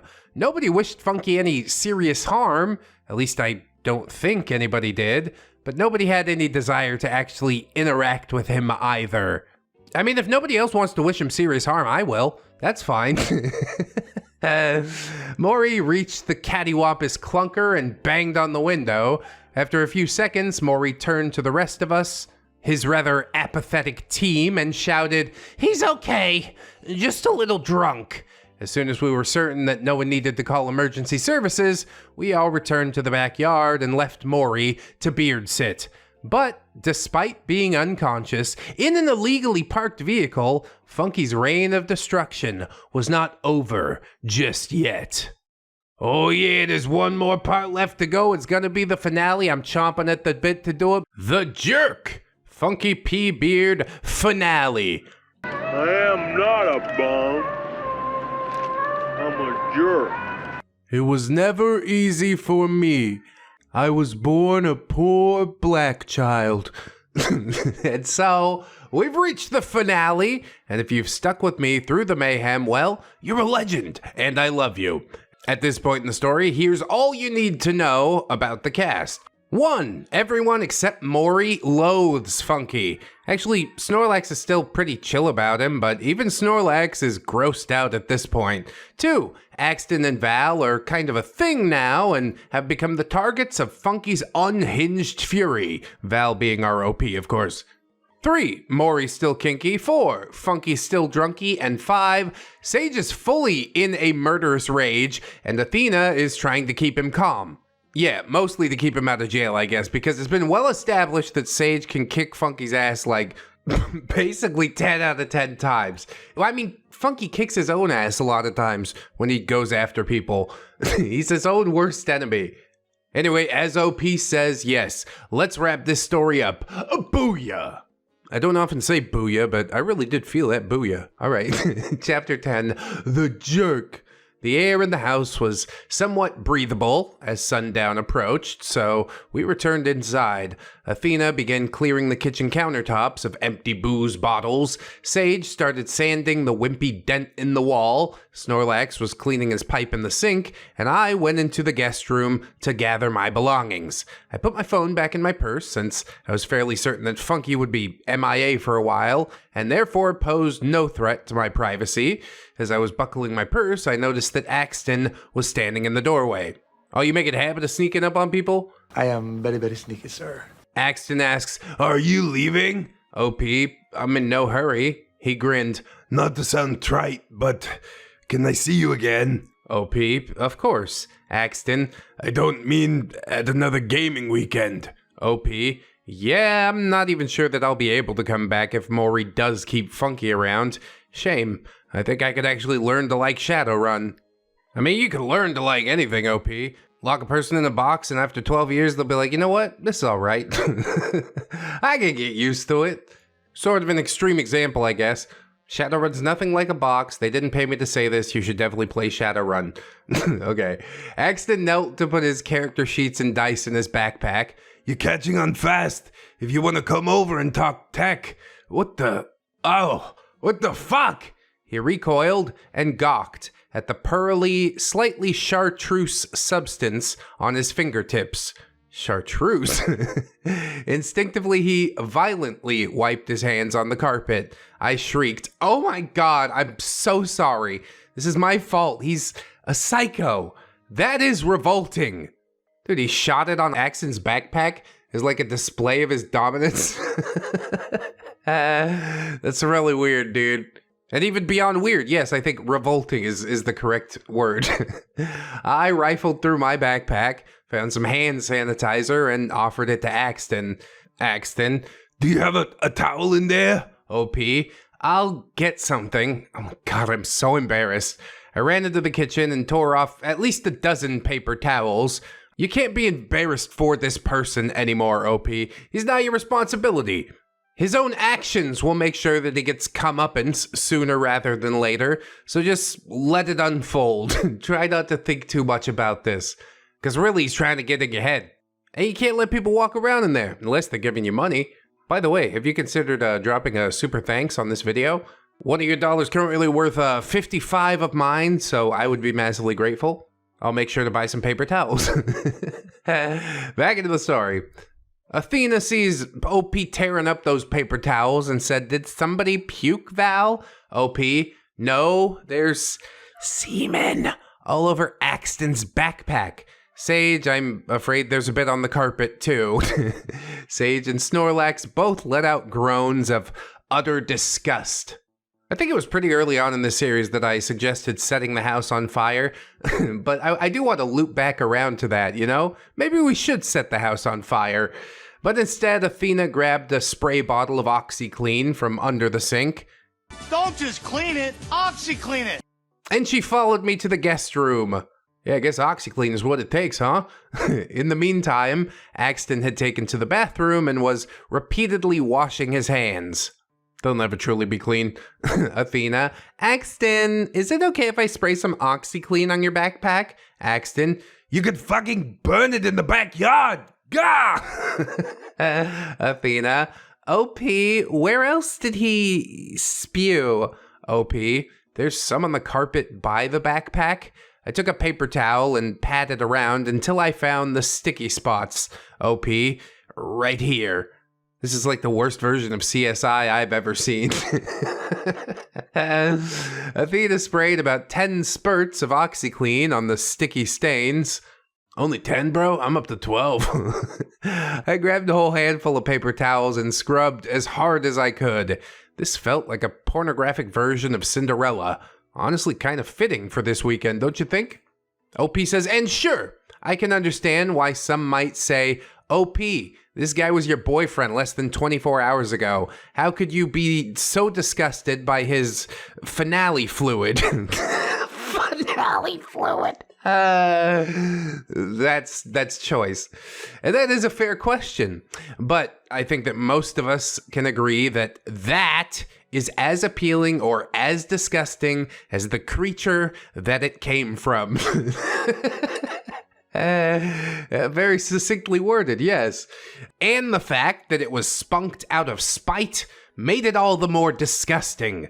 Plus, I think I've made it pretty clear that I had been Funky's girlfriend in name only for quite some time. I mean, you don't have to explain this to me, OP. I'm grossed out by basically any Pearl Jam that isn't mine. But it is an interesting frame of reference to consider.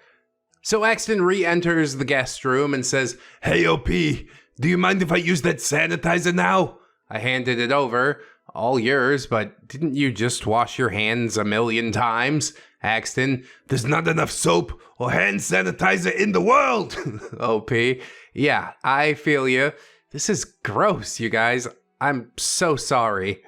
It's definitely a bit of nastiness, but like, not the nastiest thing they've ever dealt with. And yeah, they know the dude that it came from. Maybe they didn't realize how bad he is. But yeah, all cards are laid on the table. If Maury picks him over OP at this point, he's insane. Or he's banging Funky. Remember the fart in his face in the last episode? And then Funky disappeared and had to have a little tug? I'm connecting the dots. Athena asks OP, why are you apologizing? You didn't jerk it in my boyfriend's guest room. OP, no, but he did this because he's mad at me. He's an animal. Yeah, you don't apologize for animals. You just accept their nature and possibly deal with them accordingly. I briefly considered ratting him out for rubbing one out to eproctophilia videos, but Sage entered the room with a tote bag at that point. So I decided to keep the fart fap spectacle to myself. Fart fap. I did feel like a fool for failing to figure out that the fapping wasn't fully about the fart. What is that supposed to mean? I don't know what that's supposed to mean. I suppose all will be unveiled before the end. Sage. Axton, if you want to put your things in the tote bag and burn the Kumi backpack, I mean, feel free. Axton. Thanks, man. I'm afraid to touch the zipper again, though. It seems like that's where he aimed. Athena, I'll go grab some dishwashing gloves. This is like some of the weirdest revenge that I can imagine. I probably would have thought this up as like a high school student. But then at a certain point, I think it comes with age. You just learn to shrug your shoulders and be like, whatever. That's the way things went. I really have no control. I should probably just focus on some areas that I do have control over. But I guess that's a bit too deep for Funky. It is at this point when the front door of the house swings open. There were uneven, drunken footsteps plodding through the living room, and Maury seemed to be guiding the drunkard to the sofa. Oh man, did he have to come back? Couldn't he just get arrested? Put him in the drunk tank. He should probably just live in there. Sage handed the tote bag to Axton and stormed into the living room. Sage, what the actual fuck, Funky? You puke and pee all over my office. You download creepy prawn on my computer. Punch a hole in my wall. You spray a whole can of Axe and reek up my entire house. And now you shot a load all over my guest room. And that skank I disapparated for you stank up my passenger seat with her garbage truck crotch. What the hell is your damage? Garbage truck crotch. The rest of us crept towards the doorway to eavesdrop. Yeah, you can't resist something like this. This is gonna be juicy. But Maury answers for him and says, Sage, he's barely conscious. He has no idea what you're saying to him. I think he might need to crash here for the night. Perhaps it would be fitting for him to sleep in his own stains. Sage, hell no. He's your puppy. You take him home and clean up after him. And I don't buy it for a second that he's too shit-faced to know exactly what he did.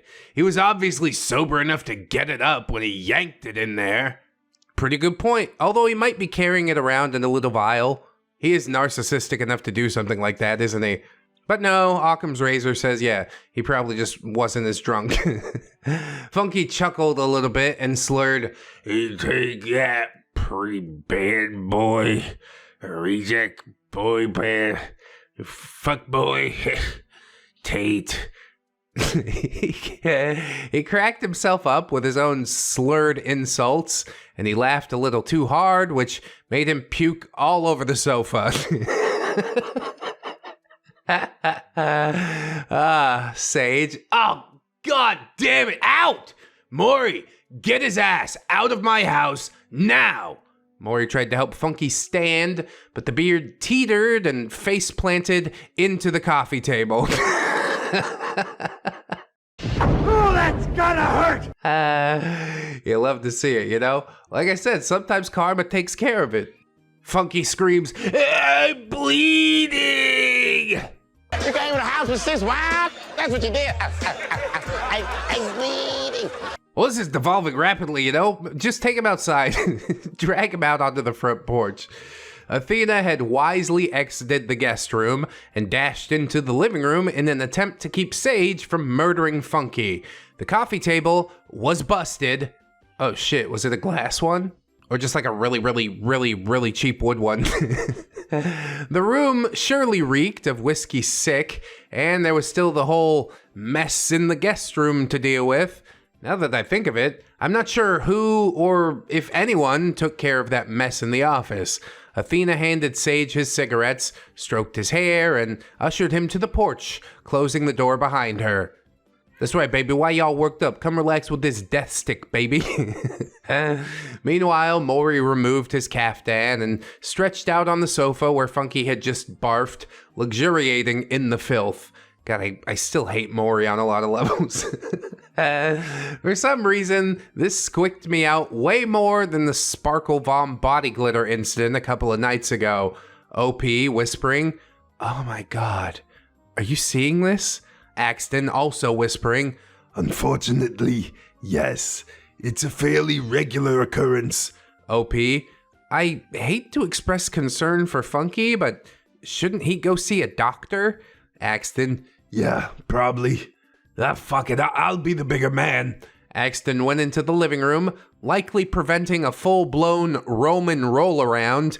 What the hell's a Roman roll-around? Is that where somebody pukes and you puke in the puke? I hate this.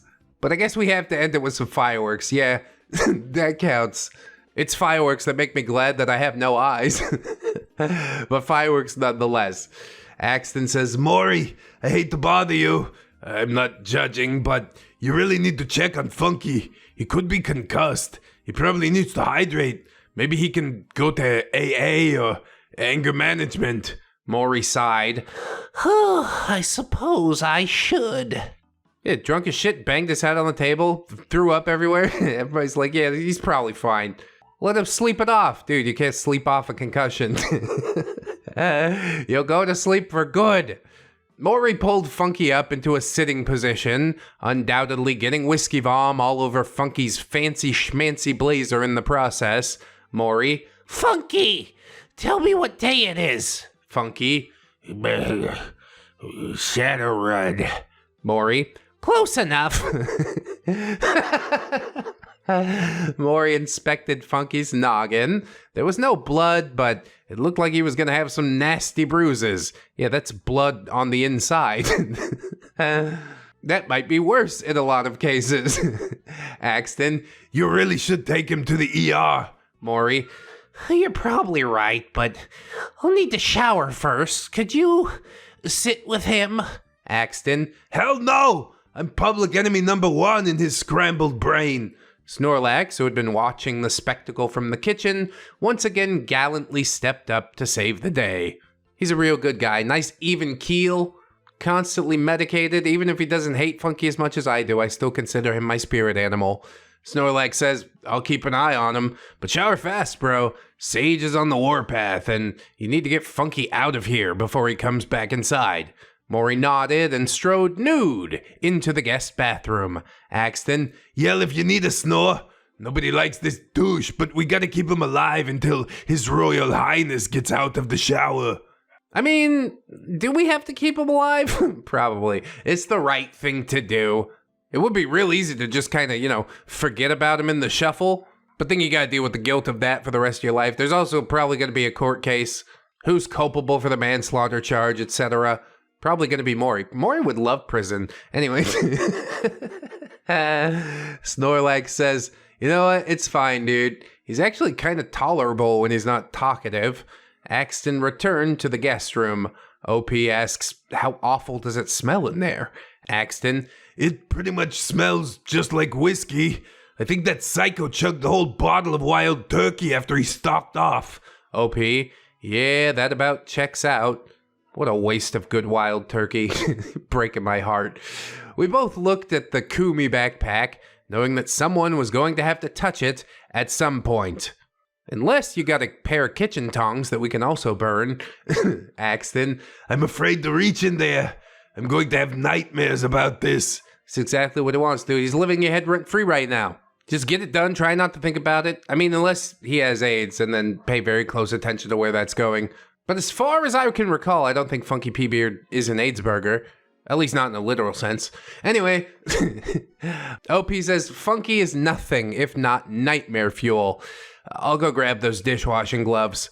As I rummaged through the kitchen cabinets, I could hear Sage raging on the porch. You can't really blame him. Letting a beard loose in your house carries, so many repulsive risks. Maury really needed to hurry his ass up. If he didn't, I feared violence. I mean, you could probably let him rough him up a little bit.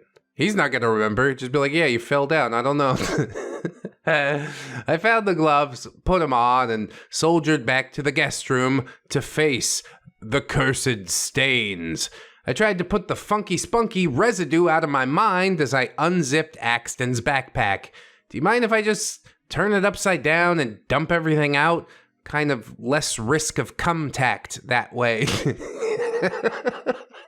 Axton says, sounds good.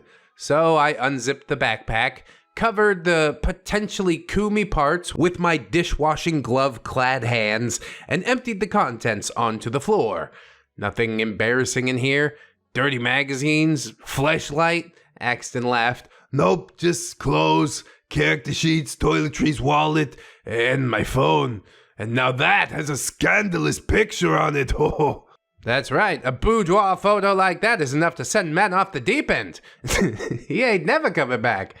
I feigned shock and briefly considered attempting some more terrible flirtation. Luckily for the reader, Maury emerged from the bathroom, still buck naked, and returned to the living room, effectively distracting me from such nonsense.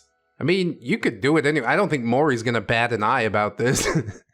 Maury says, all done. I can take it from here, Snorlax. Snorlax? You sure you don't want to put some clothes on if you're taking Funky to the ER, Maury? Right. Good thinking. He slipped back into his bedazzled heliotrope caftan. He's putting on the same nasty clothes after a shower? What's wrong with you, dude?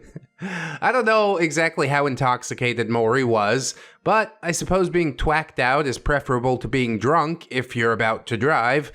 Probably a mean girl, because all I really cared about at that point was getting on with my new funky-free life. He'll live, he'll be fine. He's caused enough turmoil. Now just get him out of here. Snorlax and Maury were helping Funky to the door when Sage and Athena came back inside. Sage, he's out of here? If so, I apologize for losing my temper. Maury. All is well, my marvelous mage. I'm taking Funky to get his head examined in the ER, and then I intend to encourage him to get his head examined by a shrink. You guys are right. The drinking and the anger are out of control, and I fear I might have enabled him. And I offer my apologies to you all, and I'll pay for the damages to your home, Sage. Sage did seem satisfied with that. I mean, yeah, these are the prices we must pay when taking care of a puppy. I don't even know if the apology is truly sincere, but I think it is. We've known Maury to be many things, many things, but not a liar, thusly. Great manipulator, hopeless degenerate, yes, but I don't think he's lied. Athena said, seriously, Maury, we'll be here to support him if he can learn to be respectful on a basic human level. That's not asking for much. Maury nodded. That is fair. Snorlax, Funky, buddy, I know you hate the weed and snow and all that, but you might want to try some prescription meds, dude. Life's pretty sweet when you're not, like, aggroed all the time. So true. It's amazing how peaceful things are when you're not that angry person all the time. But it took me about 3 decades to learn it, so I don't know. Funky was too bloody drunk to reply anyway. Plus, righteous anger was basically his only hobby, so Snorlax's wisdom would have been lost on even the soberest version of Funky. Yep, he's determined to fail, for sure. The guys loaded Drunky Funky into a Porsche Cayenne, and Maury took his destructive puppy to the vet. Good riddance. We washing our hands? Not quite yet? Okay. Back in the guest room, I expected every item from Axton's backpack for signs of errant Spunky Funky. Or Funky Spunky, whatever. As far as I could tell, he'd only popped on the outside of the bag, but it was obvious that he had deliberately and maliciously aimed for the zipper, knowing that Axton was sure to touch that part of the backpack. It's astounding that he was able to control his load trajectory with that much precision, and I don't really care to know how he had managed that. Well, too bad, because I'm going to theorize on it anyways. He held the backpack right against his dong. Either that or he built an elaborate Rube Goldberg machine. Like this bowling ball goes up and down and sort of like jerks him, and then this tennis racket comes and takes the vial that caught his seed. And it slides down like this Lego bridge, where of course it is deposited onto the backpack. It's probably even longer than that, but I don't know. Who cares? What kind of 33-year-old man does this? God, I forgot he was in his 30s. He's done, bro. What a specie. He ain't coming back from all this. OP says, don't get me wrong. I'm always quick to laugh at some gross out japes, but spunking on someone else's property, just why? I was really hoping to stick the landing of this story, but I'm wrapping things up right here because trying to understand Funky's brain is making my own brain ache. They don't teach psychology of neckbeards in college. I mean, not yet at least. Any government grants looking to invest some money? I mean, we're right here. I'm totally not just going to use it to build a swimming pool in the Philippines. Fortunately, ReddX Industries is a master class in neckbeardery. Yes, we laugh at disgusting, delusional specimens of human garbage, but I feel like many of these stories have the potential to help people avoid beards and beard-adjacent blowhards. I mean, either that or they're, soft beards that are trying to reform themselves, which I think is far more common. But whatever use you get out of it, I'm glad you get some use out of it. That's what it is at the end of the day. OP says, from a personal standpoint, I felt a sense of unspoken camaraderie with our other OPs who have shared their own horrifying experiences. To anyone who has risen from the ashes of a beardy situation, I hope that you will hold your head high today and take a moment to cherish your beard-free life. The truth is, my life will never be beard-free because no matter how much I try and shave it, there's always just the slightest bit of stubble. I can never fully reform. Anyway, getting back to the story, the 5 remaining chummers gathered for a group hug in the living room. We all offered to help Sage clean up some more, but he was resigned to making the call of shame to Molly and her cleaning crew. Jesus. She's probably going to be so pissed again. I wish he had more lines. I exchanged contact info with everyone and thanked them all individually for helping me to get away from Funky.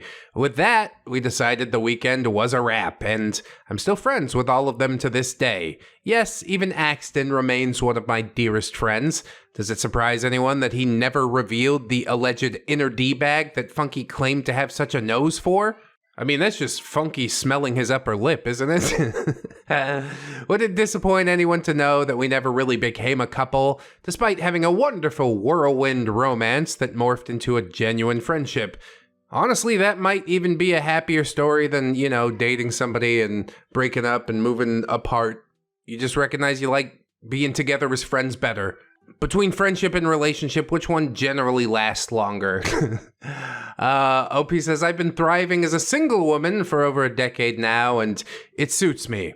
A codependent like me can't even imagine that, but I'm glad it works for you, OP. Afterward. Oh. So I feel like some people, whether they loved this story or loathed it, might be wondering how the hell the games grew to be so gross.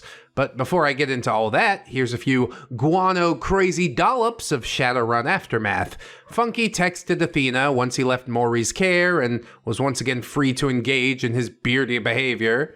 He tried to convince her that Sage and I were sleeping together. He claimed to be outside of my apartment watching us through the window. This backfired because Athena was sitting right next to Sage when these absurd accusations began to fly. And even if you weren't sitting right next to him, that's like a ludicrous thing to accuse somebody of. Funky couldn't stand the thought of me having a female friend who wouldn't be swayed by his sophisticated, gentle giant routine. So he did what he could to drive a wedge between us. Fortunately, though, Athena was no fool. Yeah, Funky's just a complete moron. How could you ever think that was gonna work? Because he's got a drunk, dumb people brain, I guess. And seeing as his drama instigation plot had failed miserably, Funky threw a poop-smeared brick through my window. He really is just a psychopath. Then he peed in Axton's gas tank and finished on his windshield doorknob and mailbox. At what point do you just buy a gun? I think he might have been harboring a secret attraction to Axton, considering how much Funky Spunky hurled at him. Axton was magnanimous enough to send Funky a quick message suggesting that he should see a doctor. But did Funky go get his rancid pecker examined? Doubtful. Oh, that's why it was chartreuse. I was imagining the backpack was the color chartreuse, which I thought was weird, but I wasn't going to say anything about it. But no, he's got blood in there. He's out there running around with all these chicks. I'm telling you, fellas, keep your pecker wrapped, okay? If you're going to do it, be careful out there. After being summarily dismissed by the authorities several times, I finally got a restraining order against Funky, which really did very little to curb the stalking or the vandalism. Yeah, I mean, it's not a magic paper. It just means it's easier to take him to court.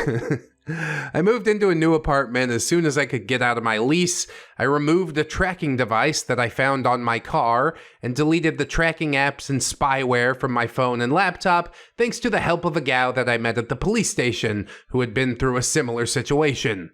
How can you live under someone's thumb like that for years at a time? Did you know this was happening or you just suspected and took it in? Either way, egregious!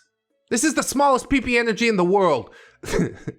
I took some small comfort in the fact that Funky didn't know my class schedule anymore once the semester ended. Soon enough, he found a new little lady to customize, so he mostly lost interest in keeping tabs on me. Sorry if you were expecting his stalking to end on a shocking or intensely gratifying note, but yeah, it basically just fizzled out. Any way that it ends, yes, just let it end. That's fine. And now for some Shadowrun Mayhem backstory. Sage and Snorlax are both OGs, so they offered as much insight as they could. I guess the TGDR, too gross, didn't read version is that Maury became Funky's beard sitter in college, and that dynamic never really changed. Maury put together a Shadowrun team, but Funky was consistently too drunk to participate in any meaningful way. So Maury made drinking mandatory just to make Funky feel better. Maury out here trying to move heaven and earth. It's still not enough to fix somebody who doesn't even consider fixing themselves. Funky will spin and spiral until he explodes. That's how I see this one going. The guys all thought it might be fun to put their alcohol tolerances to the test for one night, so they initially agreed to it. But Maury busted out his pervy nonsense when the guys were too snozzled to fully process what was going on. And once the toothpaste was out of the tube, the once relatively innocuous tabletop nights were vitiated by a perfect storm of Funky's alcoholism, Maury's misguided coddling of Funky, and Maury's own incomprehensible need to show off his private parts and watch the chummers chunder. And meanwhile, Snorlax is just sitting there like, I'm gonna go get a bag of chips. I'm hungry now. At the time, the team included Pongo, a malodorous, morbidly obese, coon-brained buddy of Funky's, who got booted off the team after he pooped his pants and subsequently flooded Maury's bathroom because he couldn't hoist his fat ass out of the bathtub. Pongo had said some super inappropriate stuff to Athena when she first arrived on the scene, so Sage choked the shit out of him. Literally. Sage also whooped Maury's ass when he tried to mushroom stamp Athena, but Maury's apparently a masochist, so he didn't really mind the ass whooping. He never pulled any of his staff crap with Athena again, though, mostly because he needed Sage there to maintain some semblance of organization, so it behooved him to keep the peace with his assistant GM. Yeah, he also provides a good place to play, a house that we can mess up every single weekend. OP says, damn, that was still pretty long. I mean, there's a lot of deep lore here. It's fine. Keep going. Sorry about that. Don't apologize. Ultimately, I could never get a satisfactory answer as to why the guys had continued to tolerate Maury's monkey shines. Sage was far more irritated over Maury talking him into hosting games at his house than he was about any of the perv stuff, aside from the mess that it created. But how did Maury manage to convince Sage to allow this iniquity in his own home? It might not have been as insidious as brainwashing, but it was very clearly some sort of manipulation, or it could have been a payoff. Maury came from a filthy rich family. Somehow I'm not even surprised by that. Rich people are all horrible degenerates and we should eat them. Until I become rich, and then the rules change. Okay. By the time Axton joined the team, things had already spiraled completely out of control. He said that it seemed disgusting at first, but then it seemed kind of harmless when he observed the rest of the team's blasé attitudes towards it. He didn't want to come across as homophobic or uptight, so he shrugged it off. Yeah, I don't want to be homophobic. I better put a dude's dick in my face. It seems like we're going from 0 to 100 there. That's all I'm saying. I am uptight. Thank you for the generous offer, but no. Hell no, even. OP says, it is all a disaster. It really is. I have no delusions about that. Although some might say it was a mistake to tell this story from my overly tolerant younger self's point of view. I think the point of view was absolutely fine. You let me harp on about the gross stuff. You just kind of deliver the events and let us get to see these characters interact with each other. It works well. A great series for the channel, as it turns out, so congratulations. And of course, thank you very much. Not long after the events of this story, Maury and Funky apparently went full Brokeback. Dude, called it. And things got so awkward that Maury ghosted. See, he could be a degenerate of the highest caliber. The only thing that truly freaks them out is commitment. And, you know, Funky being a controlling maniac. So with Maury now gone, Sage took over as game master and kicked Funky's drunky ass to the curb. Snorlax soon brought his girlfriend around and the games began. Normal and fun. I've never seen Sage's private parts. Nobody gets plastered anymore, although we do still kick the game off with a single shot of fireball for each player. See, that's moderation, that's nice. Everyone's allowed to use the restroom, and the games now take place sporadically and only last for a few hours. Much more healthy way to deal with things. As for what happened to Maury, well, he's off running some sort of kink retreat in Hawaii, and yeah, it is definitely a sex cult. And Funky's behind bars, not because he did anything to me or Axton. He did something much, much worse to some poor dude who dared to speak to his girlfriend many years and several new girlfriends later. It involved distribution of certain inappropriate images that you can't really talk about under any circumstances. Images you can't talk about? You talking about Barbara Streisand's house? She doesn't want you to see it. She really doesn't. You shouldn't go look it up. Now you got me all Streisand affected. It was clear to the cops that this poor dude's face had been sloppily photoshopped onto these vile images. So Funky was the one who broke the law by posting the images all over social media. But hey, I'm sure they have game nights in prison. Yep, the game is called Don't Drop the Soap. Oh, you think you just gonna leave it down there? No, huh? We don't waste no motherfucking soap in here. I'd like to sincerely thank those of you who expressed support. I mostly avoided the comments section for obvious reasons, but I did notice a surprising number of polite ones. Knowing that this story made at least a few people laugh makes the entire endeavor completely worth it. And I apologize if this terrorized anyone or grossed anyone out beyond repair. I honestly didn't think it was any worse than some of the other gross stories that we've heard, but that's all a matter of perspective and lived experience, I suppose. It's a bad one. As far as gross out goes, it's pretty near the top. I mean, Chris Trucker's definitely the king, but then there's Sir Grizz and P-Beard, and who's that one guy that stored a jar of his fetid cum, and he wanted to legitimately dump it inside another human being? You remember that? If you don't, you do now. I'm sorry, but not really. This is what you came here for, isn't it? And special thanks, as always, to ReddX for helping me to get this story out there and taking it to the next level with wildly entertaining commentary. Yeah, mostly wild, sometimes entertaining. I don't know. Just let myself go off the rails and see what happens. If you're brave enough to try out the Married Mary saga, it's depraved in a different way. I personally think it's a lot tamer, but I'm obviously not the best judge of depravity, so I don't know. Give it a whirl if you want. Although, you might regret it. I got a lot of regrets. Funky P-Beard, no longer one of them. It's a great story. Everything worked out in the end, and hey, I made a few dollary dues off of it, so I really do appreciate you putting in the legwork, OP. Adding commentary, that's the least I can do. I hope it added something interesting, a bit of extra perspective. We've got a little bit more Funky P, some backstory on how all of this got started. So we've seen the end of the story, and now we get to Tarantino back to the beginning, and I'm here for it. You're here for it. Why not? Let's go ahead and see how it goes. Shadowrun mayhem lore goes balls deep. Funky P backstory. And welcome back, of course, to user Cringy Val. Following the events of Funky P-Beard and Shadowrun mayhem, Sage stood nervously in the doorway as a Molly-Maid vehicle pulled into his driveway.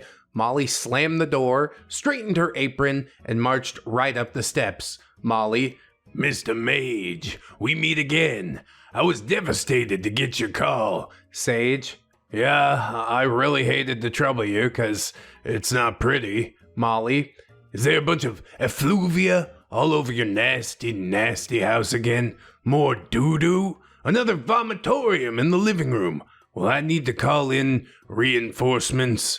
Sage, probably. I mean, there's puke in the office and in the living room. Some idiot shot an infected load all over one of the bedrooms, but I think that got cleaned up. And, oh, there's also this super sticky snail trail. Did you hear that, kids? The word of the day is snail trail. You said the secret word! Molly says, a snail trail? Are you running an illegal snail mucin factory along with your rot gut distillery? Athena came back downstairs and greeted Molly apologetically. Did you hear about Val's snail trail? It starts on the back porch where she and Axton were getting frisky. My pussy left a snail trail across the dance floor. I gotta be honest, that's an impressive snail trail. You drink a lot of water or something? Never mind. Molly. So when he said snail trail, he meant, she gagged. That's the most disgusting thing I've ever heard in my life. You should be ashamed of yourselves for that sort of talk. Oh, I am. Deeply. Sage's cell phone rang, and it was Axton. Axton, how's the cleanup going? Sage, not great. We're having to deal with Val's giant snail trail. That's kind of your fault, bro.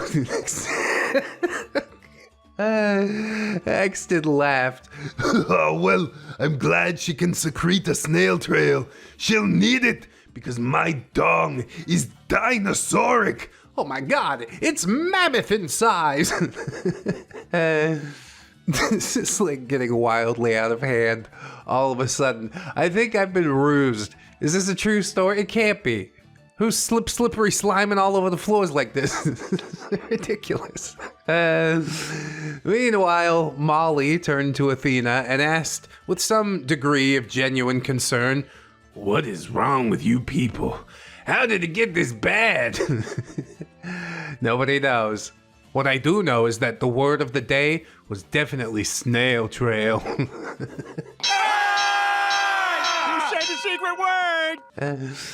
Origins of Shadowrun mayhem. No, not mayhem. Degeneracy. Oh, now we're getting into some real stuff. Okay. Snail trails was just for the lulz. Welcome to this little exploration of the lore behind the nasty, nasty gaming weekends. Gotta be some deep lore there, bro. This was fun to write, but please keep in mind that this is just a fictionalized version of several slightly conflicting tales that I've stitched together. Does it manage to explain the degeneracy? I don't really think explain is the right word. The only real explanation for our tolerance of the degeneracy is that most of us had previous experiences that made Maury's absurd rules and kinky shenanigans seem not terribly degenerate in comparison. That's a sad story though. We're all just a bunch of broken people walking around, ain't we? Not that any time in history was really ideal, I think, but now it's completely rampant. And the truth is we're here to suffer trials and tribulations. And if humor is the way that you deal with it, well, I understand 100%. I like to think that I would get up and out, but had I lived even a slightly different life, who's to say that I would? Anyway, if your experiences have been a different flavor of bizarre, you're never going to walk away saying, oh, I see, it all makes sense now. So basically, I'm just kind of here to gross you out some more. Yeah, we'll take that too. You're saying basically the same thing that I'm saying. Like, I can't really understand, but I can try and be understanding, I guess, sometimes. I'll take a stab at explaining my own personal apathy towards the staff, so please allow me to give you a bit of my own backstory. Oh, we're really going for the deep dive. I was still a virgin when I was a sophomore in college, and that was when I met my first super serious boyfriend, for reals. I was in no hurry to lose my V card, so college boyfriend, aka fart-knocking Jar Jar Binks, decided to drag me along to group activities, BDSM extravaganzas, illegal gentlemen's clubs, and Tijuana. Use your imagination. The donkey shows are real. You gotta go, at least once, just for the experience. Just don't pay for the popcorn, it's super overpriced. They probably don't have popcorn. Probably have to bring my own popcorn. Yes, fart-knocking Jar Jar Binks definitely not respecting OP's decisions. How? He thought that exposing me to extreme deviant acts would get me all horned up and make me extra eager to hop in the sack. He's an idiot. He's an amateur. No idea how to cultivate a proper snail trail. Again, I say, How? God, I hate Jar Jar Binks, man. What a fucking terrible character. That's how you knew Lucas really lost it. Honestly, it was probably Elliot Rodgers' mom that convinced him to put it in there. He was the inspiration for all of that. Oh, the lore grows deep. If you haven't seen his manifesto on the channel, please do go check that out. I'm pushing it really hard because we're going to get into some more weirdos similar to him. So yes, of course, all of these explicit acts had the opposite effect. So Maury's flaccid, solitary, human ding-a-ling, even when it was pressed against my forehead, was not so terribly shocking. Yeah, it's all a matter of perspective, I suppose. First-person perspective. Because I'll be honest, like watching a third-person donkey doing this thing is a lot different than like human schmeat on the forehead, right? Maybe not. Go to war in the comments. As for why the other team members let these monkey shines slide, well, it's not really my place to spill the details of the debauched detritus that they had witnessed before they were mentally and emotionally prepared. Ah, come on, man. We all had some stuff happen, right? Broad strokes, though, I'll say that Athena had dated an older weirdo who behaved a lot like fart-knocking Jar Jar. Sage had been a hellion in high school and had spent some time in juvie, where he had participated in some outlandish pranks, also involving Schmeat. But he was in a male facility, so no snail trail there, luckily. Axton had witnessed behavior far more disgusting than Maury's at church camp. Ugh. And Snorlax was just chronically unfazed by any and all stupidity. Or absurdity. Or both. Chronic probably being the operative word. Yeah, a few puffs of that, you won't care about shit no more. Does any of that really explain anything? No? Well, I didn't think it would. You're so helpful, OP. But I'll tease a truth bomb that many of you have probably already guessed. Most, if not all, of the pervy nonsense sprang from the homoerotic subtext of Maury's friendship with Funky, and everyone knew it. Fascinating. Terrifying. How bad do these people want to play Shadowrun? When I asked the OGs for stories about the formative years of Shadowrun mayhem, they didn't have much to say about Maury, other than to compliment his leadership qualities and to remark that he had exactly zero shame. When it came to Funky, they had nothing but nasty things to say about him. Perhaps I'll accidentally touch on topics that elucidate Funky's anger and insecurity. For whatever it's worth, here's what I was able to piece together. I mean, I have my own theories about Funky's anger and insecurity. I think one of his parents played some wiggle worm in the bathtub when he was little. And you know, that ain't never no good. Then people ask me to expound upon it. Hey, ReddX, what's wiggle worm? I'd rather not explain it. Use your imagination. Part 1. So damned unpretty. What a terrible thing to say or think. Long before the events of the nasty, nasty story, Maury befriended Funky at a dingy beer joint in a small college town in Southern California. Funky had already dropped his classes, but had decided to continue living on campus until his government funding ran out. Mr. fucking do nothing over here, right? Maury, who was pre-law at the time, instantly recognized that Funky was a man-child and took on a big brother role to this lanky, awkward moron with his scraggly beard. Maury truly believed that he could help Funky grow into a respectable human being, and that tickled Maury's leadership goals and, well, mild god complex. Is it mild? Are you sure? You sure about that? You sure about that? Funky was enthralled by this confident, unapologetically lascivious new friend and vowed that he would emulate every aspect of Maury's behavior. Probably not a road you want to go down. There's certain things we can pick and choose. We don't have to do the whole thing, right? All of that was until he found out that Maury was bisexual. Funky was shocked, revolted, and furious, especially with himself for having misjudged Maury's predilections. Now, Funky loved lesbians. Some of his closest friends from his flag-twirling band geek days were lesbians.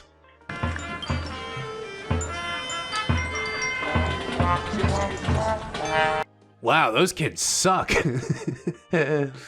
Where's your passion for the music? Everybody pack it in. Go home. So yes, Funky loved the ladies that loved the ladies, but he didn't trust anyone who liked dong, and that very much includes heterosexual women. So his already flimsy sense of self was utterly shattered by the realization that he had briefly idolized a literal Peter Puffer. I mean, does that change things all that much for you? I guess it does. But really, the signs were all right there. He's got a pink beard with beads in it. You're like, that guy seems cool.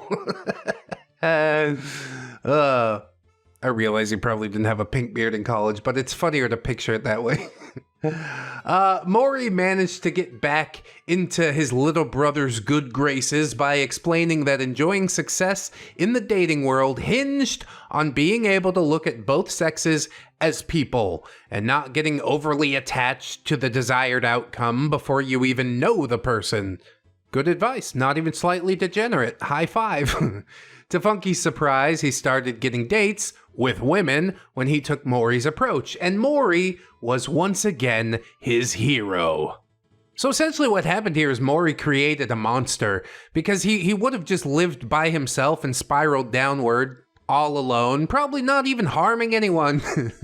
But instead, Maury fixed him up enough to let him out into the dating world, only for these poor innocent women to realize that the repair was shoddy. The engine is cracked. It might explode at any moment. It will. So the two of them became the best of friends. Funky had no money, no work ethic, and no real passion for anything except for arguing, aside from his fondness for fussing about these fatuous fights long after his opponent had grown weary of Funky's fistful of fallacies and frequent flaunting of the Dunning-Kruger effect. It's really nice alliteration. Perfect.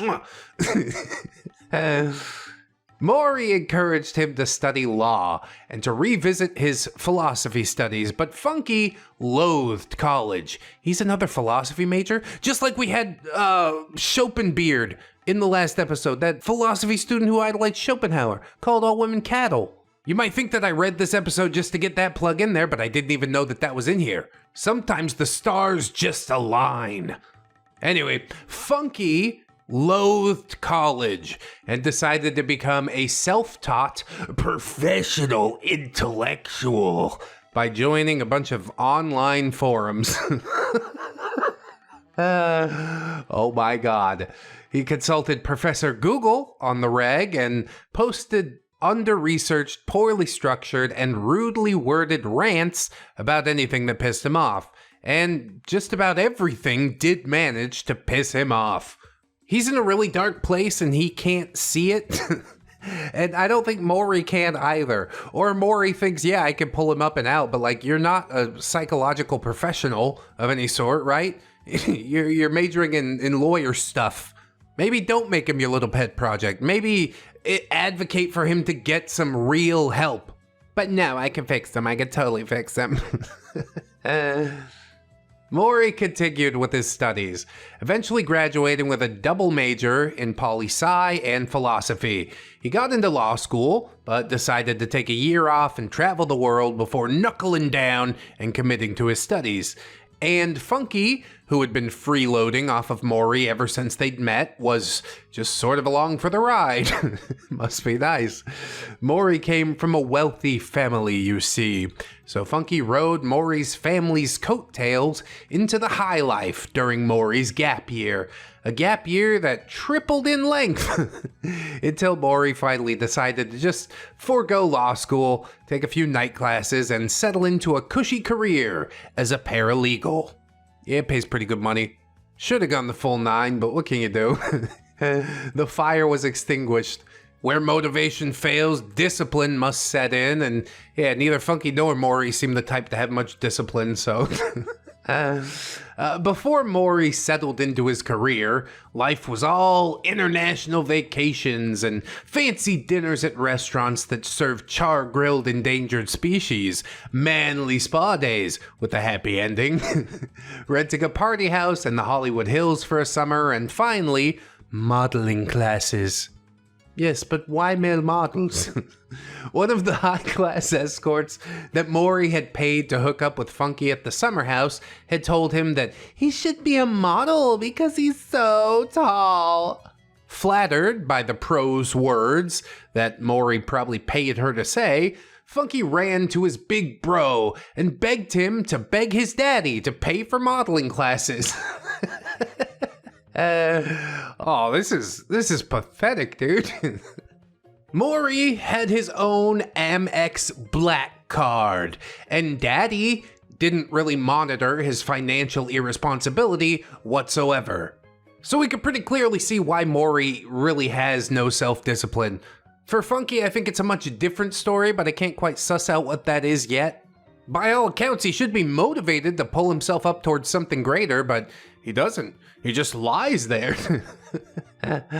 So Maury agreed to take the classes with Funky for the first few weeks since Funky was nervous as shit. As it turned out, Funky couldn't take direction, had zero charisma, refused to unfurrow his brow, and was often too tipsy to even traverse the catwalk. Disaster.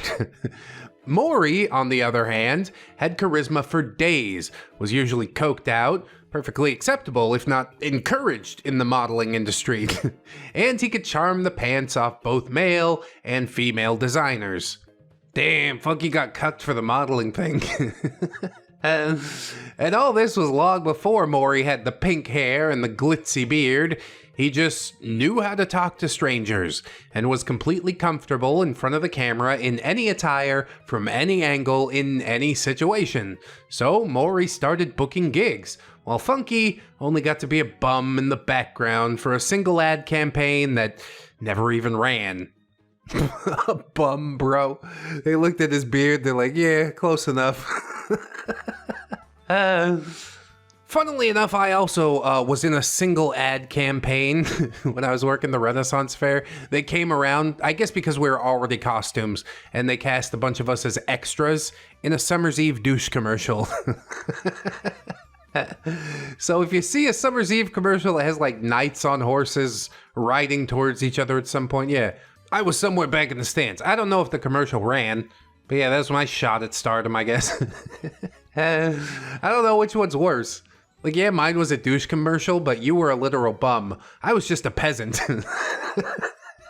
Anyway, flash forward to the events following the Shadowrun Mayhem game. Oh yeah, this Tarantino went really hard, isn't it? After Maury and Funky took themselves out of the game, Sage mentioned Maury's stories of adventures in male modeling during a chill, enjoyable, non-degenerate game night. We all found it hilarious, and I vaguely recalled an instance when Funky bemoaned his failed modeling career in the midst of a drunken meltdown. I thought he'd just been making up some malarkey to use as yet another excuse for being a complete bellend. That delusional neckbeard actually thought he gave off Jason Momoa vibes. Until cold, hard reality smacked him in the face with the flaccid dong that Funky had failed to cheer up. How much does someone have to gas you up for you to be like, yeah, I look just like Jason Momoa? That feels pretty darn good. Oh. Are you sure, bro? The eyes, the hair, the muscle, it's all sort of really different. I haven't really kept in touch with Maury, so I'd feel weird reaching out to him and asking for details about the modeling classes, but holy shit. If I ever run into Maury again, and it seems safe to sit down for a long conversation with him, I feel like Funky P Goes to Modeling School could be a potentially amusing one-off. Maybe. I mean, I'd read it, but I'm not gonna hold my breath for all that to happen. I sort of feel like this whole modeling school vignette is giving off super gay/fiction vibes. Not that there's anything wrong with that. I'm just not sure that I'm the right person to be writing such smut. I mean, you could do it. Get as explicit as you want. We'll just have to fade to black and put it up for patrons and YouTube members only. Hey, have you signed up on my Patreon yet? I'd really appreciate if you would. One of your dollars is like multiples of my pesos, so help a brother out, how about? And now we're back into the earlier years of Maury and Funky's bromance. Once the days of male modeling were in the past, the bros returned to the upscale townhouse that they shared, and Maury's mommy paid for it. You know what it reminds me of? Karl Marx and Frederick Engels. Maury is Engels, and clearly Funky is Marx. I bet he would even support some of the same views. He doesn't want to work, he wants to be in the upper crust, make a living off of the sweat of everyone else's brow. I know the type. It's just a good thing that these two have absolutely no drive or ambition. Life just beat that out of them, or never instilled it in the first place because they were born with the silver spoon stuffed firmly in between his buttocks.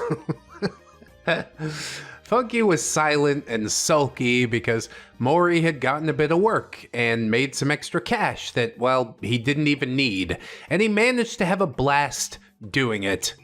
Isn't it interesting how far having a good attitude about things will take you? I find it really fascinating, and some people still choose to be miserable. I don't get it, man. Embittered by Maury's seemingly effortless success, Funky sulked himself into a stupor until he couldn't even get out of bed. The air in his room was thick with the brackish, chlorinated notes of vile copium. And a ruinous combination of inflated ego and small pee-pee energy. Well, you be careful with that. That combination's what tipped the scales for old Elliot. Maury finally barged into the beard nest and threatened to have Funky committed if he didn't snap out of it. Yeah, you're not allowed to do nothing in my house. I mean, you are, but only the nothing that I approve of. Gradually, Funky did begin participating in the world again, but as always, it was to a limited extent. The modeling class had confirmed Funky's deepest fears that he wasn't pretty. Self-fulfilling prophecy. So Funky doubled down on his efforts to dress well. He learned how to style his own hair, at least the hair on his head, not his beard, never his beard.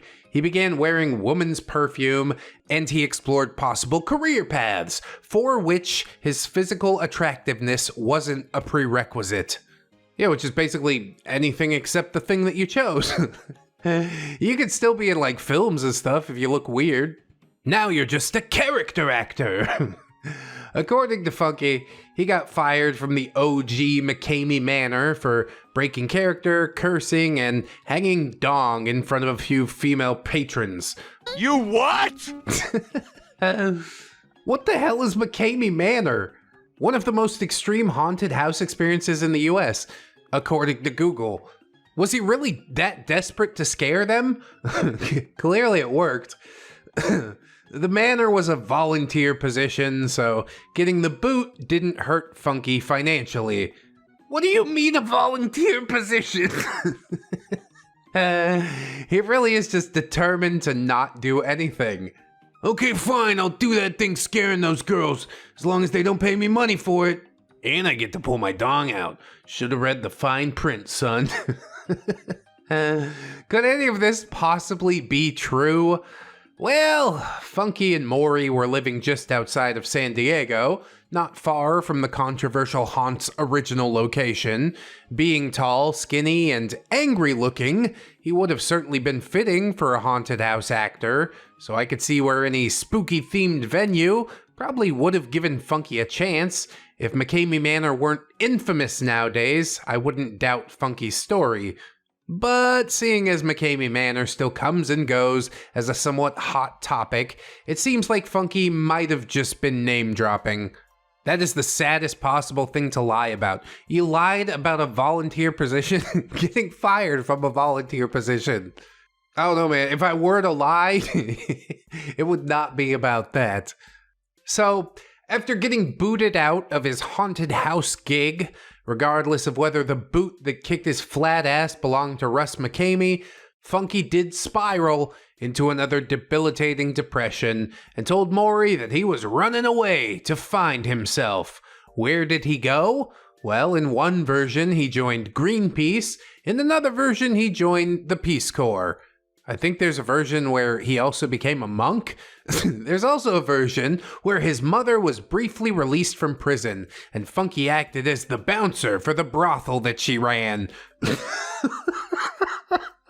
Oh my god. One of these things is not like the other. The most likely story is that he spent about 6 months or so living in the encampment underneath the Dodge Street Bridge in Wellsprings. Well, if I found God anywhere, it would be by the tracks. Face down in a boxcar, 40 in both hands. No, but seriously, I don't think Funky found anything down there. Nothing good, anyways. When he returned from his adventures, he was even more despondent. What happened to you out there, boy? Oof, a hobo took you back to his tent and had his way with you for just a ham sandwich. Oof, you didn't even get the ham sandwich? Oh, that is super sad. But Funky P-Dog does indeed come running home to his master Maury, doesn't he? Funky P's beard had overtaken his face to the point where facial recognition software didn't even clock him as human. Maury tried taking him to the barber shop, but Funky had a full-blown panic attack at the thought of even trimming his behemoth of a beard. At a loss for what to do, Maury sat down, put on his buddy cult leader persona, and asked Funky to describe the happiest time of his life. Funky grunted, but Maury was persistent in his compassion. At last, the beard began to speak. Well, this should be gold. Funky said, It was back in high school. I did flag corps, and my two best friends were these lesbo chicks who would let me watch them bag. And we played D&D every weekend. Maury thought for a moment. Well, I know plenty of lesbians. I'm sure some of them would be happy to give you a show. Funky, Nah, I met some girls under the bridge who let me watch them all the time. Maury, Dodge Street? Funky, are you paying to watch these chicks go down on each other? Funky, No, we barter. Maury, with what? Funky, mind your business, perv. No, seriously, what physical possessions do you have aside from a can of beans wrapped up in a bandana and slung over your shoulders? And STDs, I guess. Maury acquiesces, saying, Fine, but do you miss tabletop, though? Funky, I guess. Maury, have you ever played Shadowrun? It's so much cooler than D&D. Funky, how? Maury, well, it's basically D&D for intellectuals. It's a cyberpunk. Funky, It's for intellectuals? Awesome. Let's play that. That's the main selling point for you, is it? Maury, splendid. I'll call up this guy I met when I was trying to get into MMA. You scrounge up a buddy, and we'll do a trial run. Funky, why'd you quit MMA? That sounds kick-ass. Maury, I'm a lover, not a fighter. Being a lover definitely hurts a lot less. According to Sage, Maury got banned from amateur MMA on his first day of training because he kept getting wood and making the other fighters uncomfortable. Come on, use that to your advantage. Very impressive by the champion to recognize. I mean, honestly, it was zero. But he was apparently otherwise polite and fun to talk to about nerdy stuff. Maury and Sage had kept in contact because they were both fans of tabletop, and their enduring correspondence was about to pay off, depending on how you look at things. Yes, Sage invites an old friend into his home and gets his house destroyed. Maury gets to put his genitalia on a wide variety of people. I think I know who's winning in this situation, but I don't know, it ain't my house. You fuck up your whole life in exactly the way you want. Go off. Part 2, durian, cumin, and infected toe jam. Again, one of these things is not like the other. Funky had been given the daunting task of finding a buddy to join the team.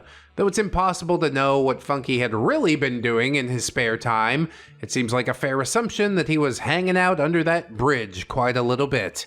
I met some of his bridge buddies in the early stages of our relationship when he was trying to present himself as a good Samaritan who unironically befriended vagabonds, brought gourmet dishes from his work for the dining pleasure of the residents of the Dodge Street encampment, and delivered inspirational secular sermons to his drinking buddies once the sacramental booze had been distributed. Did you buy any of that initially? I mean, I'll go to war defending homeless people. That's not even really that hard of a take. But I want to be very specific that I don't befriend vagabonds on purpose. I had a friend who became a vagabond. Any additional vagabonds get the standard treatment of kind indifference. Anyway, pretty sus. He's putting on a whole show for OP here.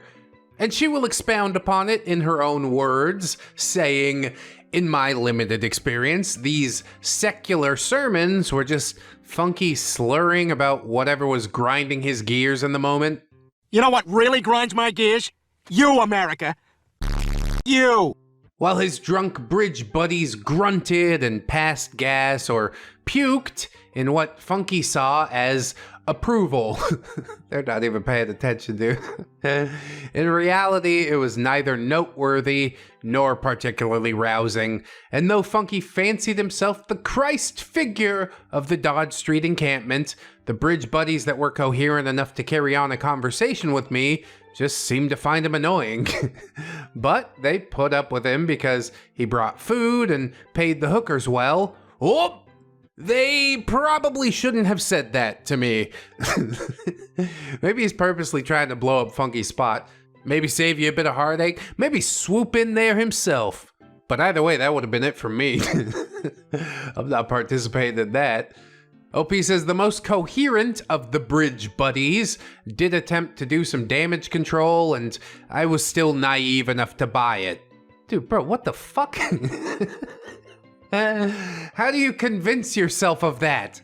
You got told right to your face! I guess we are learning some hard lessons out here today. Returning to the essential matter of finding a chummer to join the team, seeing as the bridge buddies didn't have reliable transportation, and many of them worked on Friday nights, either selling drugs or miscellaneous services, Funky took to his other favorite haunt, Beer Goggles, the vilest nightclub in all of Wellsprings, and well, a veritable spawn point for neckbeards. How many women do you think are in that club? They pay the entry fee and look in there and they're like, oh, fuck no. I'm leaving. Keep the money. Just let me the hell out of here. Funky often sat with a gelatinous fat ass named Pongo, who apparently smelled like durian, cumin, and infected toe jam. So it's like poopy, smoky, infected toe jam. And Pongo was indeed perpetually horned up. He was a virgin in his late 20s who spent every spare moment trying to think of ways to manipulate females into bedding him, or blowing him, or simply befriending him, and of course, he failed on all fronts. I mean, yeah, of course, take a fucking shower. Why is that so hard? Just, we start there and see how it goes, you know? Pongo idolized Funky, the same way Funky had once idolized Maury, simply because Funky could, sometimes, score. Yeah, I scored. Ha ha ha ha. He touched her boobs. Ha ha ha. While Maury's simple advice to Funky about approaching women without an obvious agenda had improved Funky's chances of getting dates, the same advice failed miserably when imparted to Pongo, mostly because Funky hadn't bothered to recommend, a nice shower and some clean clothes and a slathering of deodorant before Pongo gutted up to the bar next to a 10. What an idiot. Nevertheless, Funky proposed a trial Shadowrun session to his paunchy Padawan, and Pongo happily accepted. Meanwhile, Maury got in touch with Sage and told him that he was finally putting together a team. Sage mentioned that he had an MMA buddy who was into tabletop, and Maury was delighted to make room for Snorlax on the crew. And so, the original lineup was Maury as the GM, Funky as the head street samurai and assistant GM, Sage as the mage, Snorlax as the adept, and Pongo as the other street samurai. Sure, why not, dude? We'll just all roll as barbarians. It's gonna be fine. Might actually be a pretty lit game. Everybody just starts screaming unintelligibly at each other over the gaming table. This it would burn to the days of death. So yeah, while it's perfectly fine to have two characters of the same archetype on one team, but in Pongo's case, he really would just lazily choose to do whatever Funky was doing. Let that sink in. Pongo's substitute for a personality was emulating Funky. Pathetic. Do they still kick it? What happened when Funky moved away from Pongo? He just dissolved into a giant pile of goo? I don't know what I am anymore! In preparation for the maiden voyage of this motley crew of Shadowrunners, Maury had insisted that Funky tidy up the beardiness in their townhouse. Funky did Maury's bidding, although it was a half-hearted effort to make the hardwood floor a little less sticky and remove the heaps of ultra-feminine toiletries from the bathroom. Soon enough, Maury would buy his lanky little bro an ornate vanity where he could house his hoard of beauty products and comb the crabs from his beard. Gross. It does seem a bit like Maury is just grooming Funky to become his little plaything. And then, as you might remember from the saga, Maury couldn't handle what he had created. He ghosted him completely. Because I'll say again, he's a person in dire need of psychiatric help. He's probably too proud to take it, seek it, accept it, whatever. But that doesn't mean that he doesn't need it. Okay, so now the townhouse was ready-ish. Funky was donning his favorite three-piece suit and had topped it off with his signature lime green cravat. What a fitting color, the color of toxic sludge. Maury had devised a captivating mission, and his GM binder was already bursting with storylines, extensive files on each megacorp, descriptions of every imaginable villain from the fictional dystopian future into which the team would venture, and the nography. But some time would pass before all that pervy stuff came into play. Sometime like a couple hours, or like months. Pongo arrived early and was eager to get the dice rolling, wearing his own lime green scarf atop a stinky, sticky, stained Star Wars t-shirt. Oh, Pongo, you're so obvious, aren't you? Why is his name Pongo anyways? Isn't that from 101 Dalmatians? Like the father dog is Pongo? Of course, dogs are a pretty poor judge of human beauty. Oh, probably because he's like Funky's dog or something? Anyway, Funky had boasted to Maury about having taken a clueless youngster under his wing, just as Maury had done for him when they first met. Maury was hopeful that Funky's new role as a mentor would propel him up to the next ring on the adulting ladder, but those hopes were dashed as soon as Maury smelled Pongo. Maury loved rolling around in filth here and there, but he didn't want extreme filth, perpetually fouling the air in his home, which his mother paid for. He and Funky got on well enough as housemates, since Funky's beard mess was usually nothing worse than party fouls and, well, oodles of beauty products. So he doesn't trim or shape his beard, but he puts a bunch of product into it? Or is that for the head hair? I'd also argue that it's a bit more than a party foul if you're spreading crabs around the place in which I live. Then again, I don't know, you just shave your sack and you're like, problem solved. Easy day. Maury lit a candle and cracked a window just as Sage and Snorlax rocked up, and those two immediately intimidated the hell out of the Neckbeards.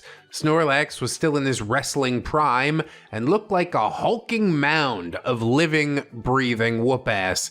He already preferred Gigglebush to booze, but Snorlax would not become a total stoner until an injury got to him, and he decided to lean on reefer instead of pain pills. Honestly, advisable.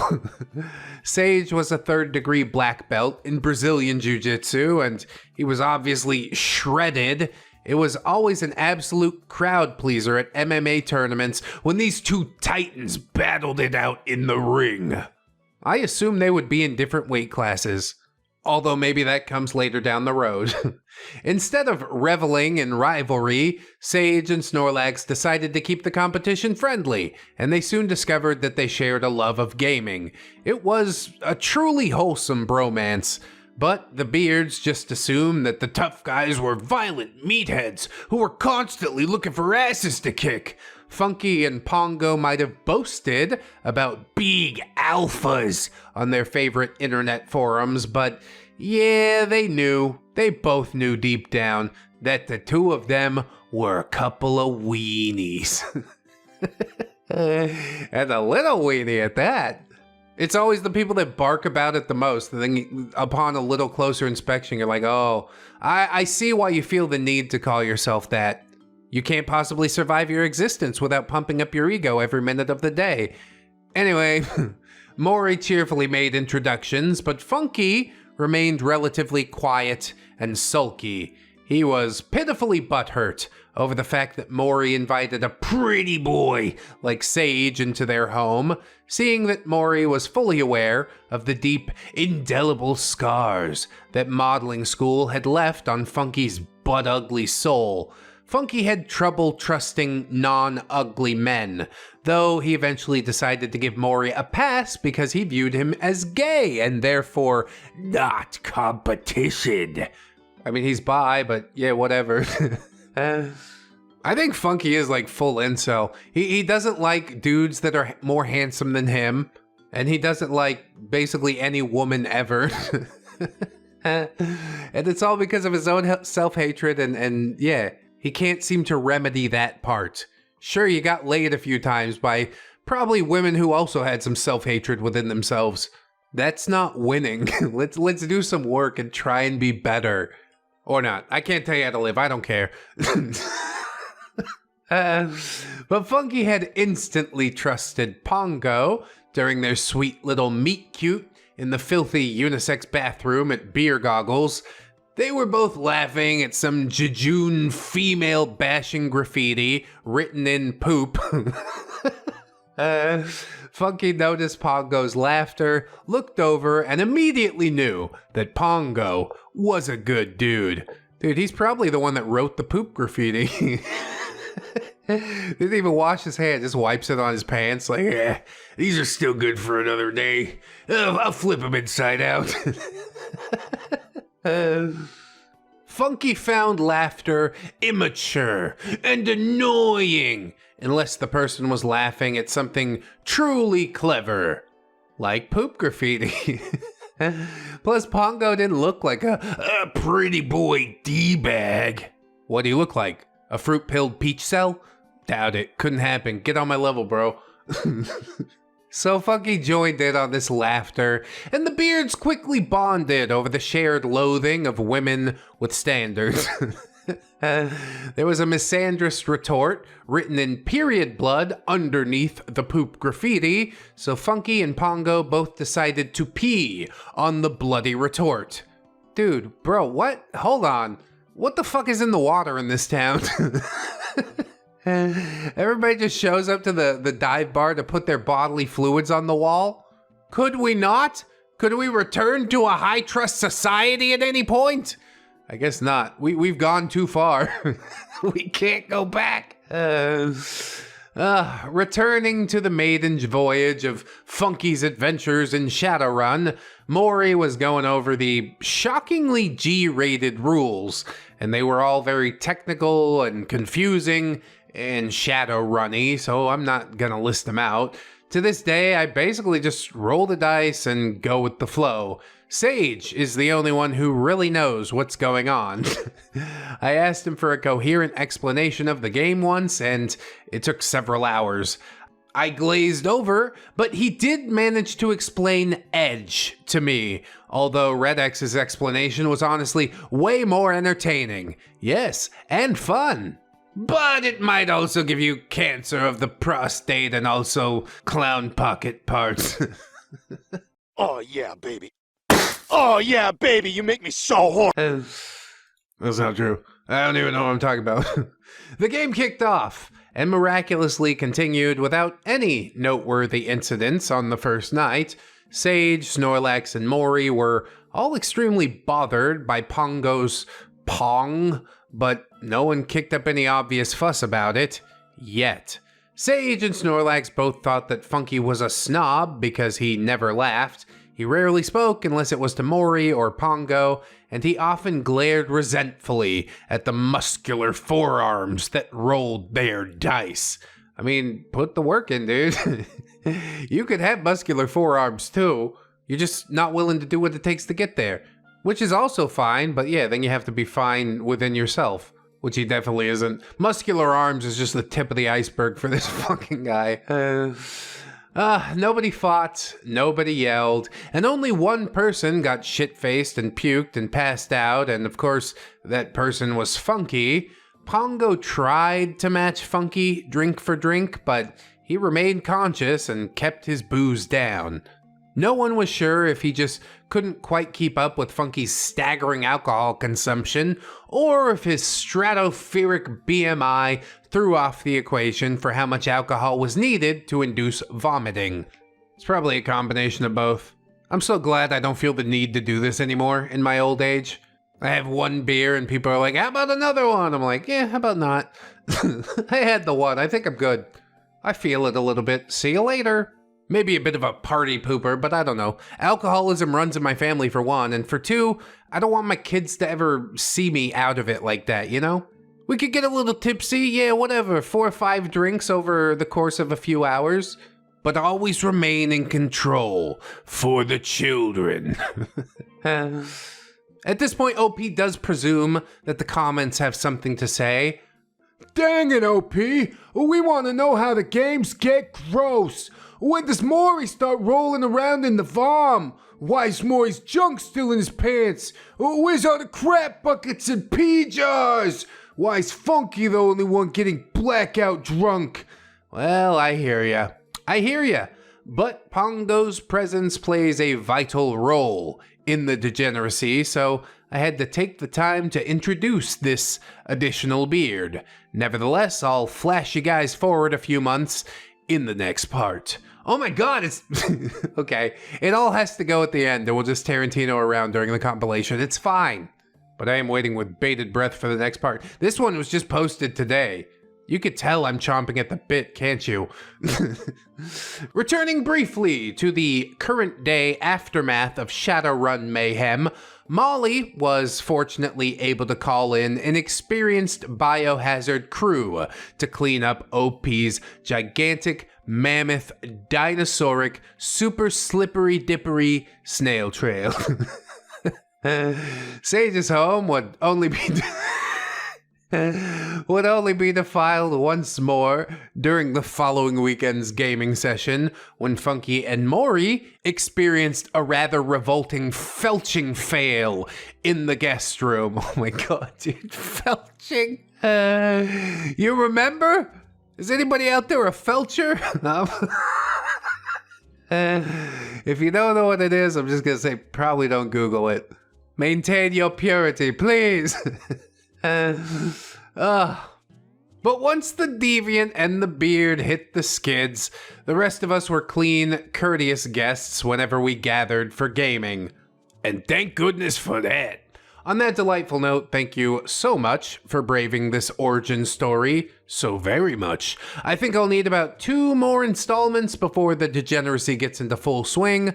Like I said, I'm fully aware that it doesn't fully explain why the degeneracy came to be, but damn. It always cracks me up when the other chummers tell stories that paint Funky in an unflattering light, and I'm hoping it's entertaining to others as well. Yeah, he's definitely a character. If you're here for just the disgustingness, well, hang tight. We're gonna get there. This section of backstory might have been tame because the game night was still a sausage fest. It's gonna get awkward when Sage brings Athena around. Plus, Maury was keeping the weird stuff hidden because his cult leadery brain knew exactly when he'd be able to bust out his creepy crap and still keep the team together. Damn, it goes deeper than I ever could have imagined, honestly. But I'm totally here for it. 2 more parts? Fine. Load me up. We got plenty of time to fill to get that big old beefy 12-hour compilation, even though YouTube doesn't seem to like those as much. Generally, the 3-hour compilations perform better, but I'm just talking out loud. Really looking forward to the next part. I hope you sicken me to my core, and I'm sure that's what everybody else is hoping for too.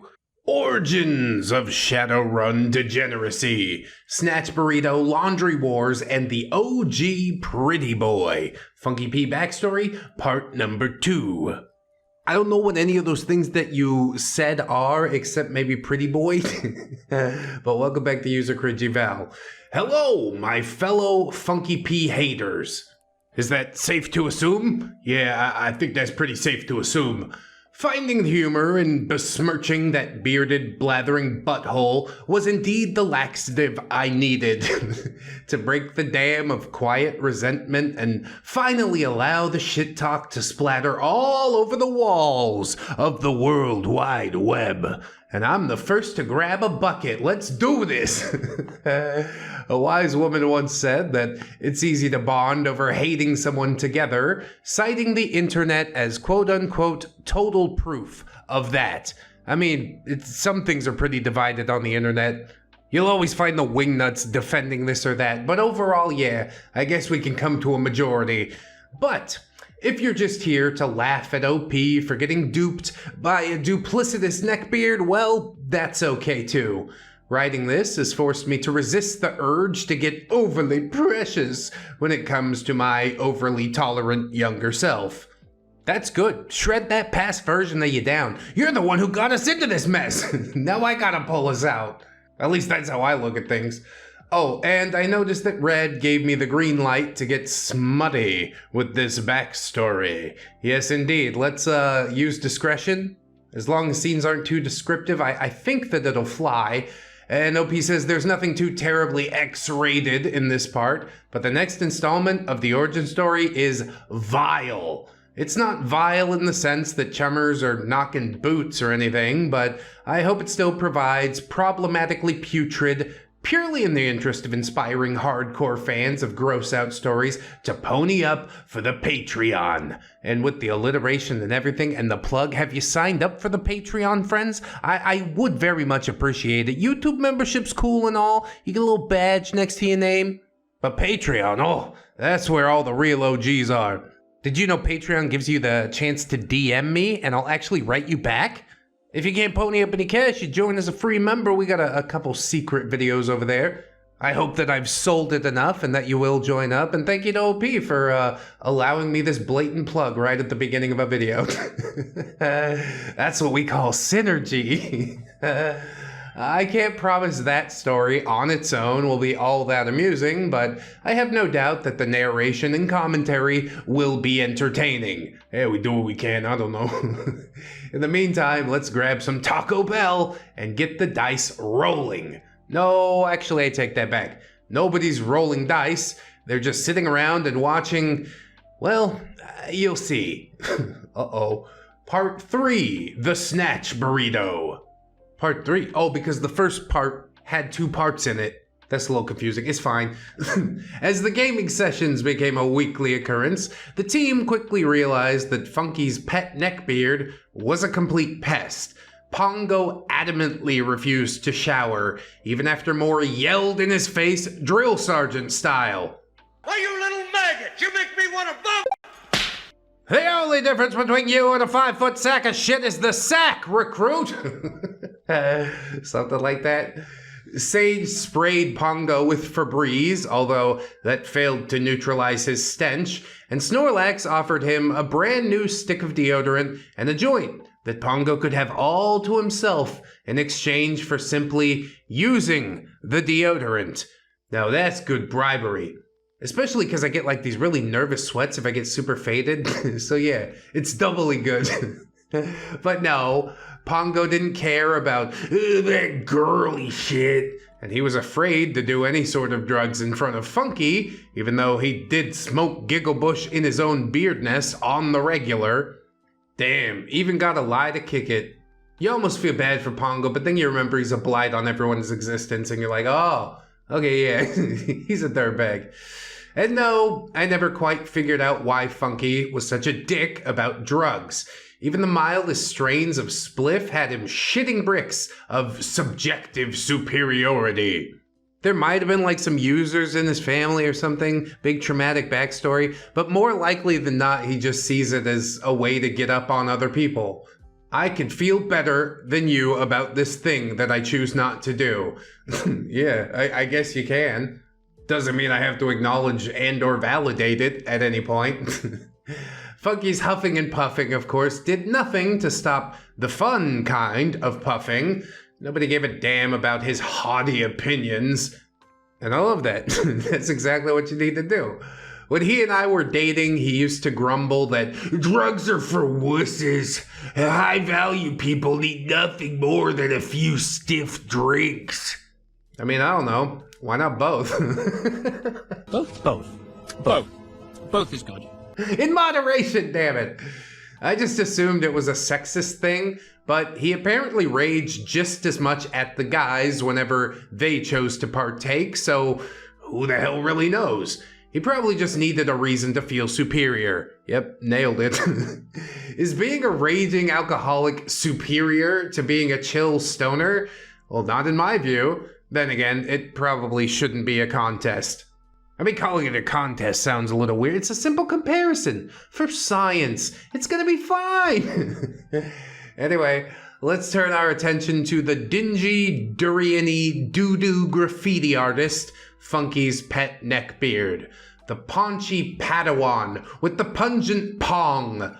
Pongo was constantly losing sight of the objective and prattling on endlessly about all the seriously depraved things he wanted to do to females. The blob was especially fixated on growing extra limbs and extra willies so that he resembled a giant tentacle monster who could then invade every orifice of a whole classroom full of anime girls, as well as the sexy teacher. Sure, why not? I can see the appeal of thinking it, but I can't see the appeal of discussing it with you. That's gross, man. Proof positive that he's coon-brained. Look at what anime has done to these children. If they could read, they'd be very upset. Snorlax, who was a raging anime fan himself, found this particularly revolting because his love of anime went all the way back to his childhood, so it remained innocent and nerdy. See, we don't watch anime, but sacred things remain sacred, you know?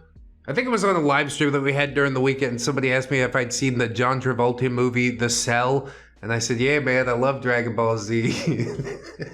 I cracked myself up. But yeah, that's the only anime I ever watched. Anyway, I can only imagine that Pongo's horned-up obsession with dirty anime felt to Snorlax the way that MLP Rule 34 feels to me, having loved My Little Pony as a child. I mean, I have no connection to My Little Pony, but I still find it the foulest thing ever each time I stumble into it doing deep web research or something like that.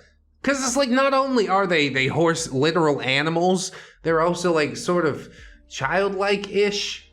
Like, it's the same thing that happens with a lot of millennials because many of them have gone the cum-brained route, and then you gotta sit down and watch a play about naughty Dora the Explorer and pretend like that's a normal thing that we can all relate to. Oh my god. I guess that's a rant for another video. Not today, but it is a problem, and I do see you. OP says, for the record, my unicorn pajamas were just normal, relaxed fit pajamas. Funky called my attire slutty anytime he felt threatened, so yeah, that was basically all the time. Maybe he does have a thing for horses. I don't know. I should mention that Snorlax reliably enjoyed success with the three-dimensional women that he both desired and respected. He's got a great personality, a cute face, and good hygiene, so being bulky and nerdy never really disqualified him from the dating scene. It really is just that simple. Although it disqualified him as a threat to Funky, which is why they never really had beef. And also because Snorlax would squish him like a pancake. In truth, Snorlax was usually able to get a date just by asking a woman to dance, then lifting her up over his head, throwing her in the air, and catching her in a romantic cradle lift. Pongo tried Snorlax's pickup move once, assuming that any big dude could pull it off, and that poor girl had to go to the hospital with a broken leg. Why would Snorlax even give him the play-by-play? This does take place in America, right? Who's covering the medical costs? I'm gonna sue Pongo. He won't show up in court. He's not got any money. Not long after Pongo's bone-crushing attempt at flirtation, the guys were gathered at Maury's mommy's townhouse. Funky was already passed out in a puddle of his own sick, and Maury's trousers were holding a raging bone back over that, but the others were blissfully unaware of Maury's vom proclivity at that point in time. Yeah, you gotta wait for the perfect time to let your freak flag fly. Hopefully never in public. Hopefully only with someone that you truly love, care about, respect, and trust. But I don't know that's how it's gonna go. The game was at a standstill because Pongo had demanded that Sage and Snorlax teach him how to go down on a girl, firmly convinced that he would be able to take a girl home the next time that he tried to bust Snorlax's move. I mean, why don't you hit the gym for a little while before we try it again? We're just gonna throw this series of 100 women into the air, break all of their legs, until eventually we're strong enough to catch one? It seems like a really bad way to go about it. I don't even know if 100 women would agree to dance with Pongo. They'd smell the miasma as he approached and be like, I got a boyfriend. Too bad Funky wasn't conscious for that conversation. Pongo would be a motorboating champ by now. It's still really unclear to me whether Funky's prickly motorboating technique was useless on me, because I'm prissy and uptight, or if the women who claimed to love it were figments of Funky's imagination. Seems really weird and gross to me. I know my wife would hate it. But if there are chicks that are into that, I don't know, leave a comment or something. Maybe they had been paid to say that Funky's beardy motorboating was great for them, or maybe he put in more of an effort when he wasn't angling for a relationship. I don't know, and I don't really care. That's true, can't unpack everybody's baggage. Why do you like that guy's beard? Oh, because it's big and prickly and reminds me of my father's, who smelled like whiskey and old cheese. Sure, yeah, that makes perfect sense. I wish I never asked. Pongo was jabbing his tongue into a bean burrito. Oh my god. While Sage and Snorlax watched, too disgusted by the slurpy sounds and the chunky drool to give any real constructive criticism. Oh, that is just viscerally horrible. Let's not forget that Maury was an equal opportunity crotch licker and his gross out threshold hadn't been reached quite yet. Maury snatched the snatch burrito from Pongo and went to town on the same slobbery end that Pongo had been gracelessly jabbing with his tongue just moments before. According to all accounts, Maury's tutorial was actually fairly useful. Pongo wanted to eject then and there and go search for some edible punani so that he could put what he just learned to good use. but he was too drunk to drive, since he had once again been trying to match Funky drink for drink.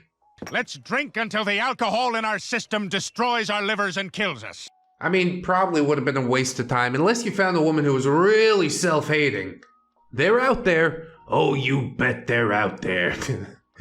And even if Pongo had managed to retain a smidgen of Maury's advice, he was never going to be able to get near a high-value woman unless he did something about the dingy, durian-y pit stains and the infected toe jam that everyone could smell through his crusty, rotten sneakers. Oh, that's unfortunate. Look, this guy's fucking falling apart. Then again, he sort of chose it, sort of accepted his fate already. I guess I can't invest too much emotion in this human garbage pail. Pongo was long gone by the time that OP met Funky, so OP never had the misfortune of smelling him. However, Sage, Athena, and Snorlax all agree on the potency and qualitative properties of his proprietary blend of BO that undoubtedly could have been bottled and sold as woman repellent. I suppose Pongo probably could have gotten laid if he had paid a pro, but the lumbering lardass had too much self-respect to pay for it, and Funky apparently denied his own spending habits to his fat Padawan, even though everyone else absolutely knew about his taste for tainted transactional tang. The alliterations just kill me, dude. I love it. Even Funky is lying to kick it with Pongo. It's a two-way street. Equally pathetic for both of them, and I love it. As Funky snored through his drunken slumber on a pillow made of puke, and Pongo rambled indelicately about his desire to slurp up a snail trail, Maury passed the assistant GM torch to Sage, who took the responsibility seriously and could be trusted to remain coherent throughout a gaming session. When Funky awoke to the news that he'd been replaced by Pretty Boy, he yeeted a bottle of Fireball at Maury, peed all over the floor in protest, and lit Maury's GM binder on fire. Can't you see at this point, Maury, that maybe it's time to let this monkey go back to the wild? He's not going to add anything constructive to your life. He's out of control. He's feral. Either you put a bullet in him or I will. This is all remarkably similar to the way that he had conducted himself in my apartment when we were dating. I suppose non-consensual games of dodge bottle, pissy protest stations, and minor arson were just Funky's love languages. Yes, the 3 undiscovered love languages, of course. Absolute madness! Personally, I don't mind a bit of minor arson. I can see the appeal.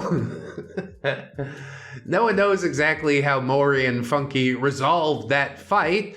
I'm guessing Maury probably bought Funky a toy. While Funky and I were together, he kept Maury a secret from me, although he often referred to his big bro when he needed assistance with basic adulting, needed to borrow money, needed to have a maid sent over to take out his trash or clean up his puke, or if he needed a new gadget or a new garment. Yeah, Maury really is just Daddy Warbucks over here. Shockingly, he never offered to send a maid to my apartment when he peed on my property in the midst of a temper tantrum, or broke something and made a mess in a drunken stupor. Needless to say, the big bro was actually Maury, and just in case I've been unclear thus far by referring to those two as bros, Maury and Funky were not biologically related. It was a found family sort of situation. A pretty unfortunate found family situation, if you'd ask me, because I'm pretty sure that both of them just made the other one worse. That brings us to part number 4. Fuck the rules! Yeah, you can't tell me how to live. You're not my real dad. When the next game night rolled around, the roly-poly Neckbeard was late, and the non-beardy chummers were hoping that they would be spared of his stench for the night. Just as Snorlax was remarking on how nice the townhouse smelled, he stopped mid-sentence to eat his words. Oof. Everyone could smell Pongo before he even waddled through the door, half-heartedly apologizing for his tardiness. Maury, Tardiness is forgivable. Your repeated refusal to bathe is not. Assistant GM, we shall establish some official rules for these gaming sessions. Rule number 1. All team members must shower and wear clean clothing. Sage, good call. Anything else? Funky, we should have a dress code. No more dressing like slobs. We all need to take this game seriously. We should arrive looking fresh. Write that down, dickhole. Take this game seriously. How much are we being paid to play the game? Oh, we're not being paid at all. Well, I refuse to take that seriously. Write that down, limp dick. Maury says, there's no need for formality, nor is there need for hostility. I only demand basic hygiene. Funky, and no smoking until the game officially begins. We should show some respect. And then to Sage, he says, like you know anything about that, you selfish douche. Sage, what the hell's your problem with me? And how the hell is refraining from smoking until the game starts a show of respect? I mean, there is something to be said for delayed gratification, but yeah, don't have it codified in the rules. You do that if you want. Stop making the dumbest rules in the world, please, thanks. Funky took a deep breath, but Maury raised his magic funky silencing hand and said, you are all permitted to smoke. You are all permitted to wear whatever you choose. You may even play in the nude, if that's your thing. I only ask that all players arrive clean.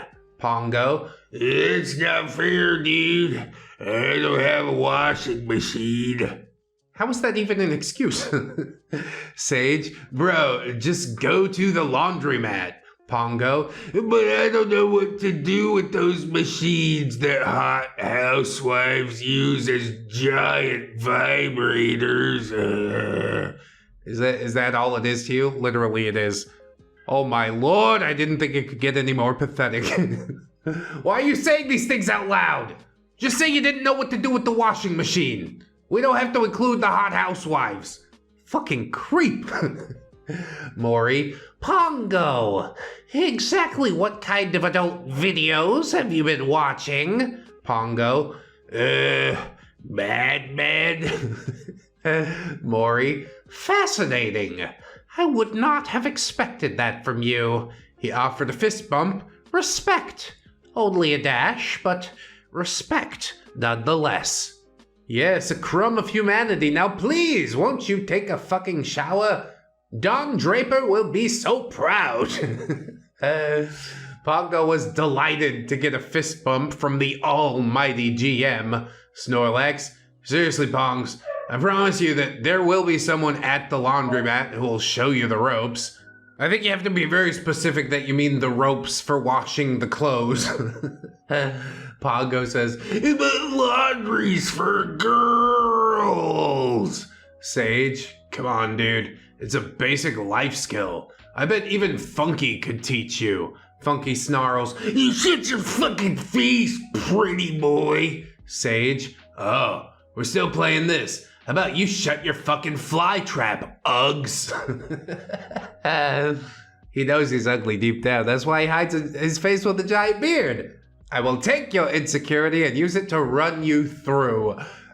Funky staggered to his feet and lurched at Sage, but the nimble mage easily dodged the drunken swing, sending Funky tumbling to the floor and landing in a heap of pitiful whimpers. This is really his only move, isn't it? The slow swing at somebody, falling down, preferably into something, and then seeking sympathy. Like, how would anybody ever feel bad for that? You just tried to start a fight and ended up getting your just desserts, no? Truth is, it must have been painful to fall from such a height, and with so much manly vim and vigor behind that flimsy swing. Yes, ouchies. Maury glanced down at his little bro, somehow managing to decipher the semantics of the whimpers. No, Funky, Sage did not start that. You did. Funky began to whimper more fervently and at a higher pitch. Maury understood and replied, If you wish to attack my mage, you must do so in-game. You must maintain civil sportsmanship IRL. Feel me? Funky squeaked out something that very obviously meant, No! Pongo lumbered over to the bested Funky and cried, Why are you fighting, dude? Funky's vocalizations finally drifted back to a more masculine timbre, and he grunted. For some reason, Pongo's reek seemed extra ripe that night, and Maury had it with Funky's fussing and Pongo's ponging. Somebody was going to pay. As the rotund human dumpster's stench began to make his eyes water, Maury decided to punish Pongo. The first ever punishment, is it? Well, good. I couldn't have thought of anyone who deserved it more, except I guess Funky P. But Maury wouldn't do that to his little pet, he'll do it to his pet's pet. Before that rancid blob even had time to process what was happening, Maury forced him to kneel. We should not be made to inhale your ghastly body odor, Pongo. Kneel and pay the piper. The rancid blob was in terrible shape, so the task of kneeling took every iota of poor Pongo's pitiful prowess. And when Pongo lifted his head to catch his ragged, tonsil stony breath, Maury's staff smacked his chubby cheek. Pongo screeched and then blubbered miserably to the GM. I don't smell that bad. It's not my fault I can't afford a maid to do all the girly things for me. Okay, but you do smell that bad, and it is your fault you're broke, as a matter of fact. Who are you gonna blame for that? You made these choices. It seemed that Maury's frat guyish hazing might have done a bit of good. Pongo waddled to the bathroom and actually splashed some water on the chubby cheek that Maury's junk had smacked. That was probably the closest Pongo had come to washing any part of his body in ages. Oh good, you just need to put it everywhere else. I don't know if Maury's willing to make that sacrifice. But really, Maury should have been the one that doused his junk in disinfectant, since it had just come into contact with the grease, crumbs, dried slobber, and pustules on Pongo's face. Yeah, probably popped a few of them on impact, and he's like, is that pre-cum? I should have said that, I'm sorry. Sage and Snorlax laughed maniacally, thinking they were safe from the staff since neither of them reeked. Despite neither of them having maids, Sage would have no need for cleaning professionals until the games got nasty and moved to his house, but that was much later on down the line. I still don't understand why you'd ever agree to that. Funky, however, seemed positively crestfallen upon this first staff smacking. He slunk away, locked himself in his room, and refused to come out until Maury bellowed the announcement that the night's mission would also be a drinking game. Funky's bedroom door opened. He's like a sulky teenager. And his spiky hair scraped the door frame where he towered, backlit by the flickering of his flat screen. Looking like some sort of animatronic horror installation, the beard grunted. Maury, English, please. Funky, aren't we still playing Shadowrun? Maury, of course, but now you must take a shot of liquor if you glitch. Funky, as our splendiferous sommelier and supreme samurai, what would you recommend? Funky, I like Jack, Johnny Walker, Wild Turkey. But if you pansies prefer wussy drinks like vodka, I guess that's okay. As long as we're all drinking.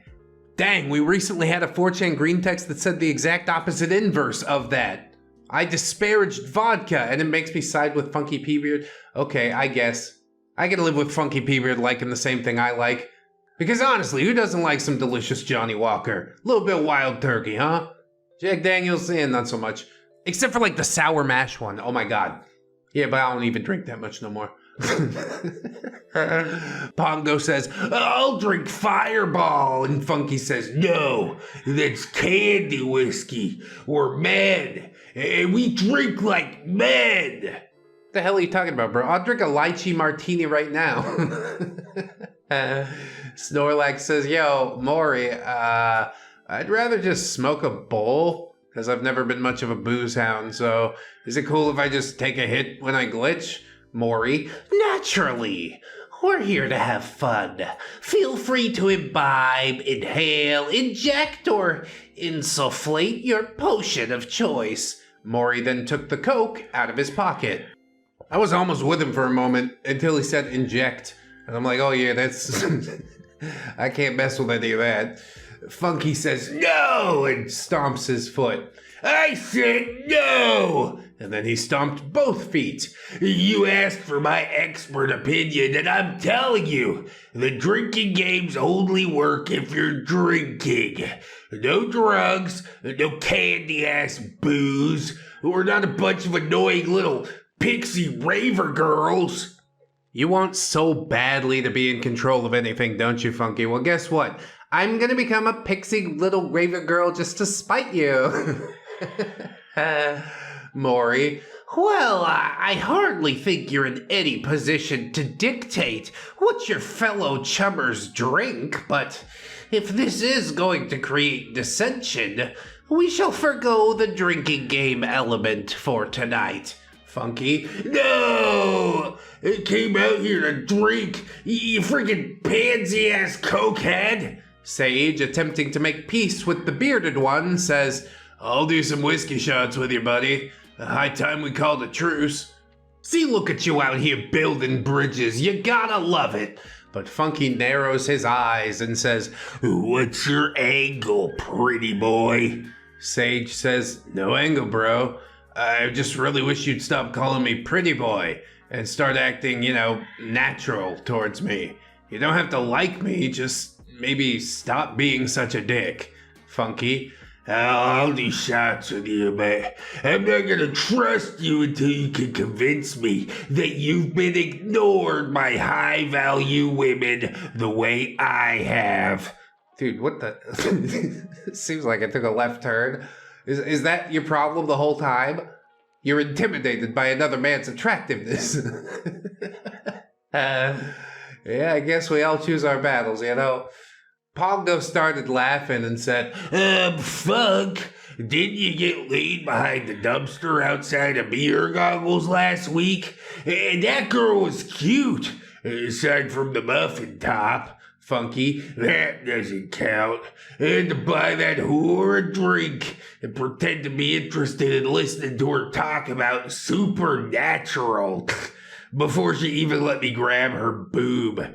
A pretty boy here could probably get laid without doing anything. Yeah, not really how the world works, but I see you have a very narrow slot that you're viewing things through. However, Sage still wants this to be a civil game, and so he says, that's not true, bro. Are you saying that talking to a woman inconvenienced you? It's kind of fucked up. Talking's great foreplay as long as you're vibing. Speaking from personal experience. Recent personal experience. Snorlax high-fived Sage, who was grinning sheepishly, and Maury nodded in approval. I agree, my magnificent mage, but Funky here perceives only two types of women. There are the skanky ones that he wants to screw, so he's loath to put in even an iota of effort. And then there are the ones that he wants to have on his arm in polite society. The ones with credentials and clean crotches. We're working on being nicer to the normies so that we can enjoy a fulfilling sex life with a presentable girlfriend. We are working on it. Seems really weird, bro. But at least Maury's out here trying.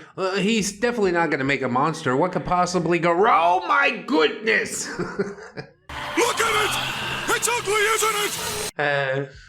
Maury reached over to playfully tousle Funky's beard, but Funky smacked the playful hand away, growled, and stomped over to the other side of the bar. Snorlax coughed out a giant puff of smoke and chortled, "Is that why your beard stinks, my dude? Are you rocking dirty crotch funk in your face nest?" Snorlax continued to laugh uncontrollably. It would be funny if it wasn't standing right in front of me. Then again, I don't think anybody really considers him a friend aside from Maury. Maury says, "Accurate assessment, my amused adept. That is indeed why we call him Funky." Snorlax exhaled a long, silent laugh, and then he took a deep breath and enthused, "Funky Punani beard." Sage joined in on the laughter. "Okay, I'll make you a deal. You can keep calling me pretty boy as long as I get to call you Funky Punani beard."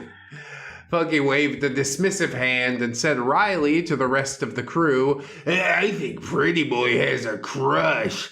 Did you see him blushing when he was trying to convince us that he flirts with chicks just by talking to them?" Oh man, smooth redirect there. Completely flawless.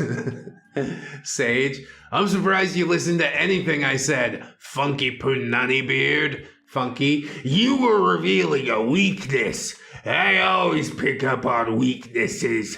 I'm very astute and intuitive where other people's crit spots are concerned."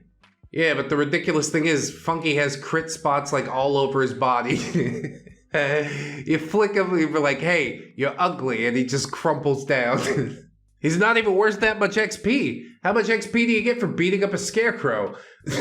Sage says, "Damn, dude, I'm not gonna lie, but I'm kind of creeped out now."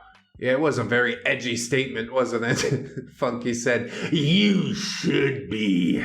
Snorlax finally regains his composure and turns to Sage, having obviously missed that very creepy exchange with Funky. "Bro, that's awesome. Who's the crush-worthy lady?" Sage, "I'm not sure I want Funky knowing anything about her." Honestly, well advised. Maury, "You should bring her to a game night. Introduce her to the guys, and if she likes tabletop, well, she's welcome to stay and play." Sage, "She does, but I don't exactly trust everyone here. Funky is giving me the creeps now, and I can guarantee you that Athena's gonna get grossed out by the BO. She's been around fat, sweaty nerds before, but I don't know, this is some next level reekage. Maybe we could build for him some sort of bubble contraption to keep his stench inside." "No, it'll never work. He'll probably suffocate himself." Maury says, "Pongo, if you reek when Sage brings his lady to one of our game nights, you will suffer consequences. And you now know that I'm not afraid to make you very, very uncomfortable." Pongo, "Okay, boss. Buy some new clothes, I swear. I'm gonna look totally badass." Always breaking out the fedora and the trench coat. Maury says, "I don't care how badass you look. I only ask that you arrive clean in the presence of a lady." Pongo, "I thought chicks and dudes were all the same to you." Maury, "They're all people, but you must learn the subtle differences. The feminine side is more bothered by bad smells. The masculine side needs more time to express non-aggressive emotions. Feminine people care more about their own physical appearance, but masculine people care more about their partner's physical appearance. Oh, you really are missing out on half of the world's delights if you only pay attention to one gender." Like attention, or intimate attention? Because one of those I agree with, and one of those, yeah, not really. Pongo, "Well, I'm not gay. Ever. I only like titties and tag." Yeah, Aston on orange juice is pretty good. Maury says, I'm not talking about orientation. And Pongo, you may be preoccupied with ladies, but I hate to break it to you. You only interact with dudes. You might want to fix that someday. Yeah, maybe someday, but only if you want the things to actually happen. Pongo. Ah, damn, Funk. We gotta go to Beer Goggles tomorrow. I gotta find some chicks to hang out with. Maury, try for some unattractive ones. They're usually more grateful for male attention. You won't be as nervous, and it'll be good practice for interacting with the cute ones.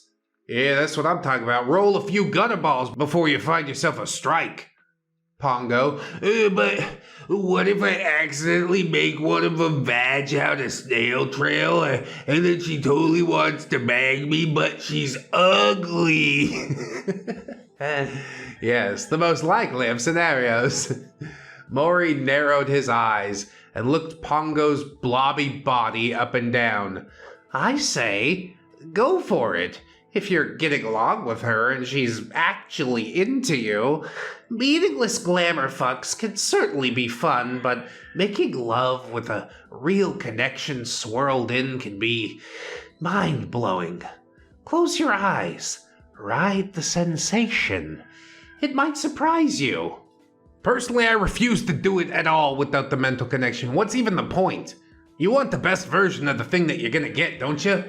You go out there and do it because you're bored? I guess some people do, whatever. It's not for me, I know that much. Pongo reached up under his gelatinous gut and made some necessary adjustments since he thought of, riding a sensation. Even with an uggo, and apparently it had given him a half chub. Jesus. Is he just like poking himself in the back of that gigantic overhang? I've never been this fat, I really don't know. I have to assume that's what's happening, and to me that's terrifying.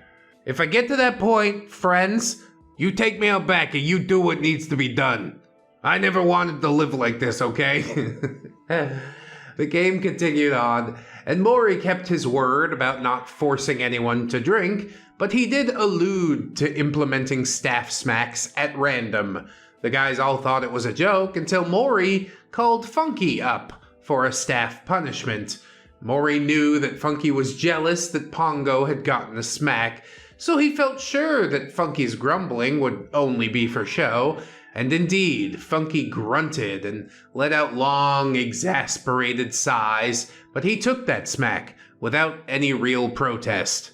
And this is how it starts, I guess. The second one's easier than the first. Now Snorlax and Sage are in a catch-22. Personally, I don't care how good the tabletop is. I'm not doing that shit.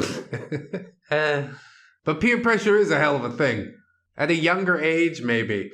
Maury's next indoctrination was not such a sure thing. Maury, too, had picked up on the fact that Sage's crush might alter his headspace. Seeing as his brain was flooded with dopamine and oxytocin, pretty much anything and everything would feel rewarding to him. With this in mind, Maury predicted that Sage would be a good sport about the staff smack, laugh it off, and then return to daydreaming about his crush in between rolls of the dice.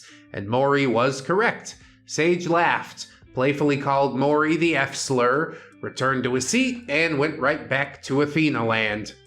All of this is very calculated. Again, I want to say rich people they really are psychopaths. Next week, Maury thought to himself, next week they'll drink and I'll test a few more limits. He looked adoringly at his Shadowrun crew, even Pongo. This wasn't the cult following of Maury's dreams, but it was a start. And as the game wrapped up, Maury urged Sage to bring his lady to the next game night. Sage was hesitant. He was already planning to introduce her to Snore, but he wasn't really sure about the rest of the crew. Maury could be quite polite and charming, but he also had the potential to be super fucking weird. Funky was just a creepy dick, and, well, Pongo was just nasty in every imaginable sense of the word. Why would you ever want to introduce somebody that you care about to this group of degenerates? You will be judged by these people. This is the company you keep. This is what type of person you are. They're all a mirror of you in some form or fashion. And the fact that Athena didn't go running off screaming into the night after that very first game night is a shocking thing to me. But I suppose we will cross that bridge when we come to it. Maybe privately on Patreon if it is that nasty. However, despite all of this, no one suspected the depth and the breadth of Pongo's nastiness beneath that rancid stench. Deep inside of Pongo, something far more sinister was churning and squirming, well hidden in the darkened sludge from the rest of the world. But we'll get to see that nastiness erupt in all its glory next time. Will the ick factor go off the charts? Well, you'll have to be the judge. I merely wrote a gross mishap that I heard about secondhand, albeit from reliable sources. Definitely make sure you're not eating pad thai during the next installment. Hope to see you there. And you might if they're patrons, or you might not. I don't really know how nasty it gets, but I am looking forward to it in at least some form or fashion, so we should probably get into it a bit sooner rather than later. Wiggle Worm! Funky P backstory part number 3. That's right, what happened? Your creepy uncle played some Wiggle Worm with you in the bathtub? That explains everything? I'm jumping straight to a resounding trigger warning with this installment. I can't give you specifics because that would spoil a few unpleasant surprises. Just know this story is gross. Grosser than anything that happened in the Funky P saga, and the grossness has nothing to do with Maury's member. Enjoy. I mean, could it be worse than some of the things that happened in the Chris Trucker saga? We've seen down to the depths. I don't know. I'll have to make a judgment call as to whether it's like Patreon only or not. But OP does use really indirect language when referring to those things, so I think we can get away with it. But you should subscribe on the Patreon anyways. Hop on YouTube memberships if you haven't. It really does help to keep the channel going. Super serious for real. All right. Part 5, Bean Sprouts. Oh, they're so good, and so good for you. Something tells me I'm gonna hate them after this, though. Several weeks passed before Sage was ready to invite Athena to a game night. He'd already introduced her to Snorlax, and that had gone well enough, but there remained a number of potentially offensive wild cards to contend with once the Neckbeards were officially on the loose. Maury and Sage had both sternly and firmly insisted that Pongo take a frickin' shower before Athena's Shadowrun debut. Pongo swore up and down that he would, and he assured the principal and vice principal that he'd been to beer goggles with Funky several nights a week, practicing talking to females. I find it interesting that he's left out any success stories with said females. You think he's gonna actually take a shower? Cause I definitely don't. Oh, brother, this guy stinks! So the blob arrived early, beating Snorlax, Sage, and Athena to the game night, and his proprietary blend of durian, cumin, and infected toe jam followed him into the townhouse. But he was wearing seemingly new threads. He had on a black muscle shirt that said "Edgelord" in huge block letters across his man hooters. I guess, yeah, lean in, why not? And since Pongo was going sleeveless, nothing was there to cover his armpits and dampen the durian-y stench that clung to his matted pit hair. So he just changed his clothes. He didn't take a shower, clearly. Or he didn't wash his armpits more than just like a cursory scrub. You gotta get in there, son. That's a bacterial colony. His jeans looked clean and rather stiff, but they were clearly several sizes too small, which made Pongo's gut protrude even more than usual. A floppy fold of fat containing a cavernous, malodorous belly button lopped over the tight jeans and poked out from under the edgelord muscle shirt. I'd ask you to describe the smell, but it's probably the infected toe jam. The same bacterial growth in every crevice. Pongo still wore the same smelly, rotten sneakers, and his hair was a matted mess of grease and sweat and scalp cheese. The hell is scalp cheese? That's just dandruff, right? Has the bacterial colony taken over his head? Are we sure he's not like some sort of plant zombie monster now? Test it. Light him on fire. If he survives, we'll know he's a plant monster, and if he dies, well, we'll know that he wasn't. Maury immediately began to seethe over the stench.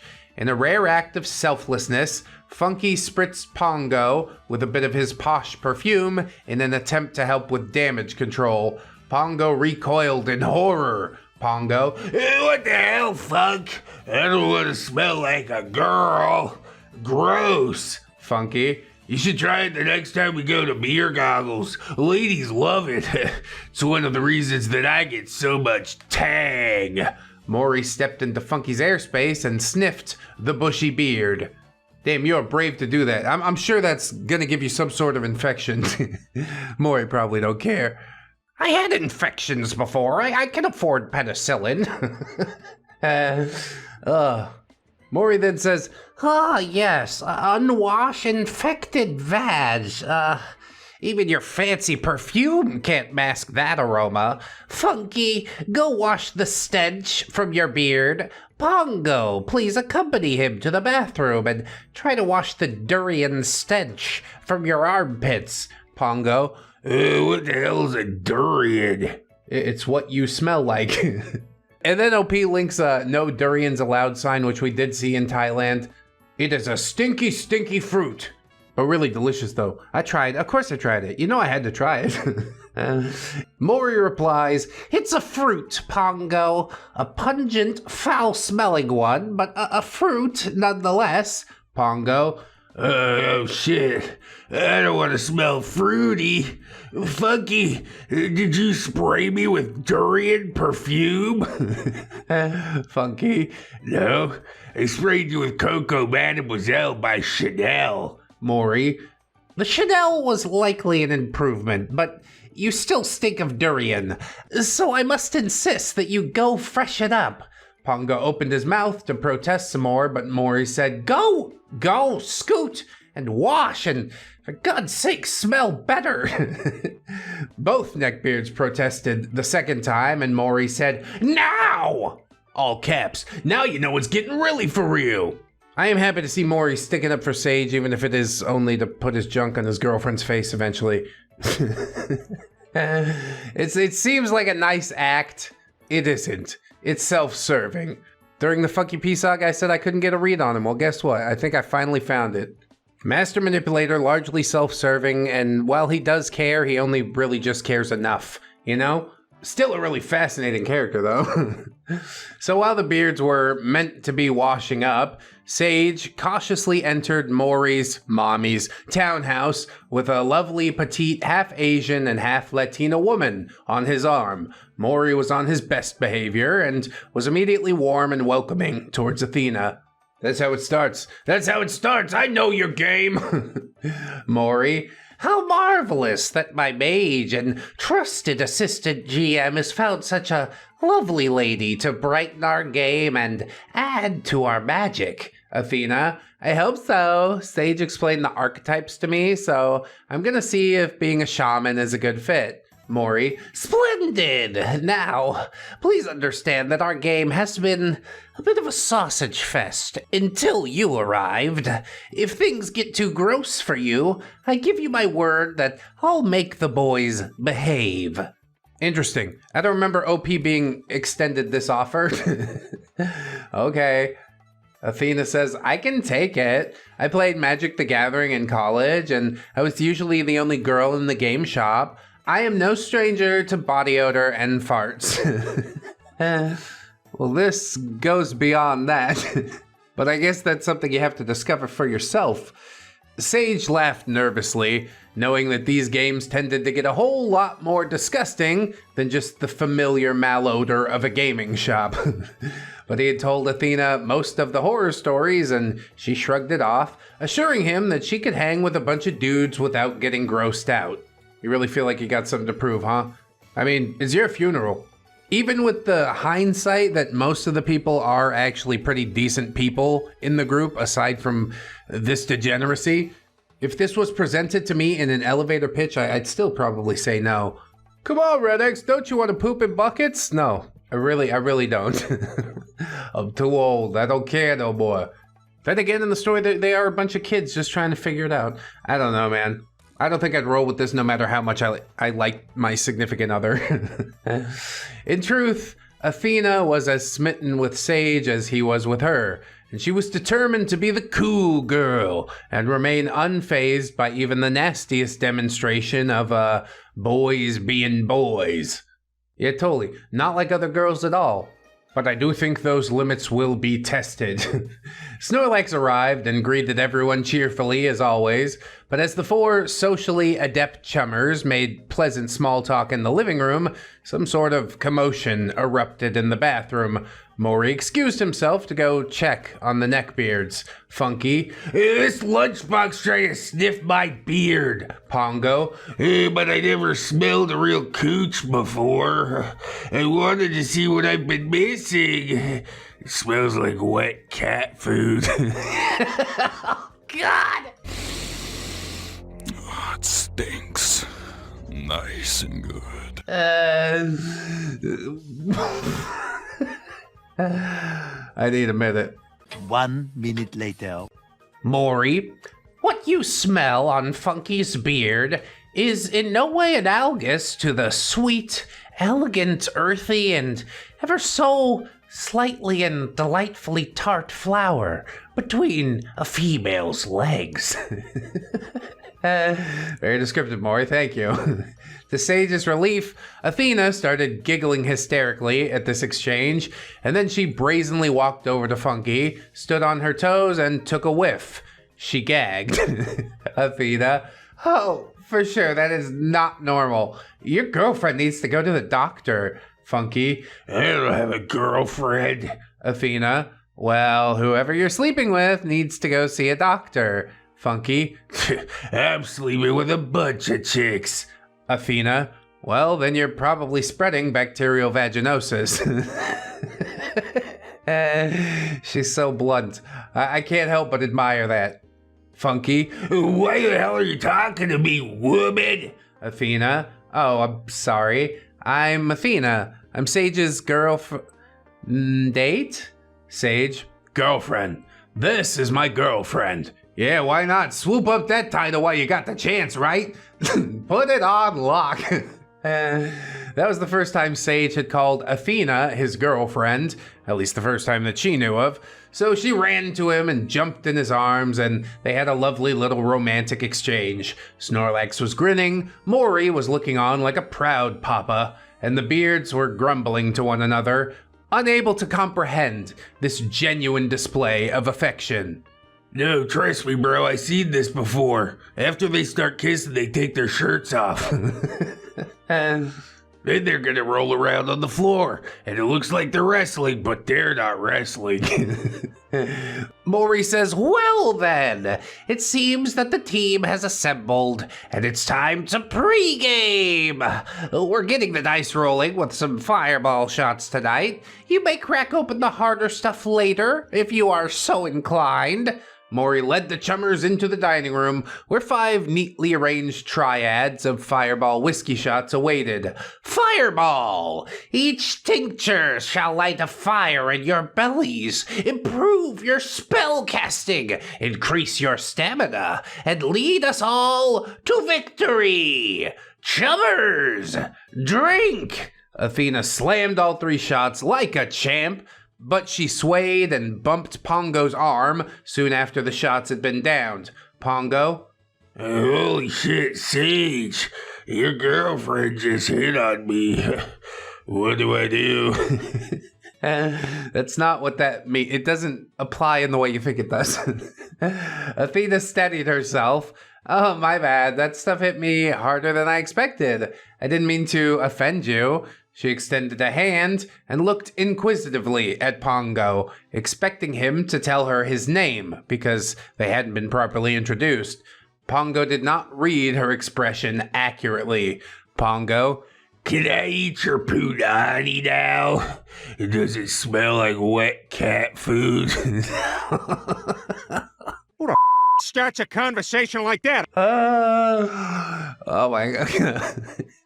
He really is just this socially inept. How is that possible? I wonder where Pongo is now. Jail, probably. He's not meant for polite society, you see. Somebody round him up. If he's still out there, I want him found and dealt with. Athena retracted her hand, took a sharp step backward, and narrowed her eyes. Please tell me you were joking, and if that wasn't a joke, then you better get the fuck away from me right now. Pongo. But I thought you were flirting with me. You're so hot. You gave me a bone. Oh my god, dude.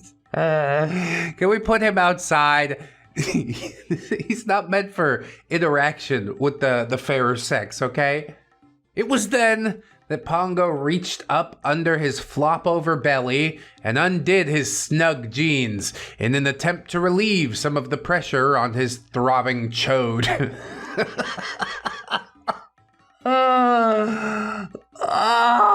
It is a bad one, isn't it?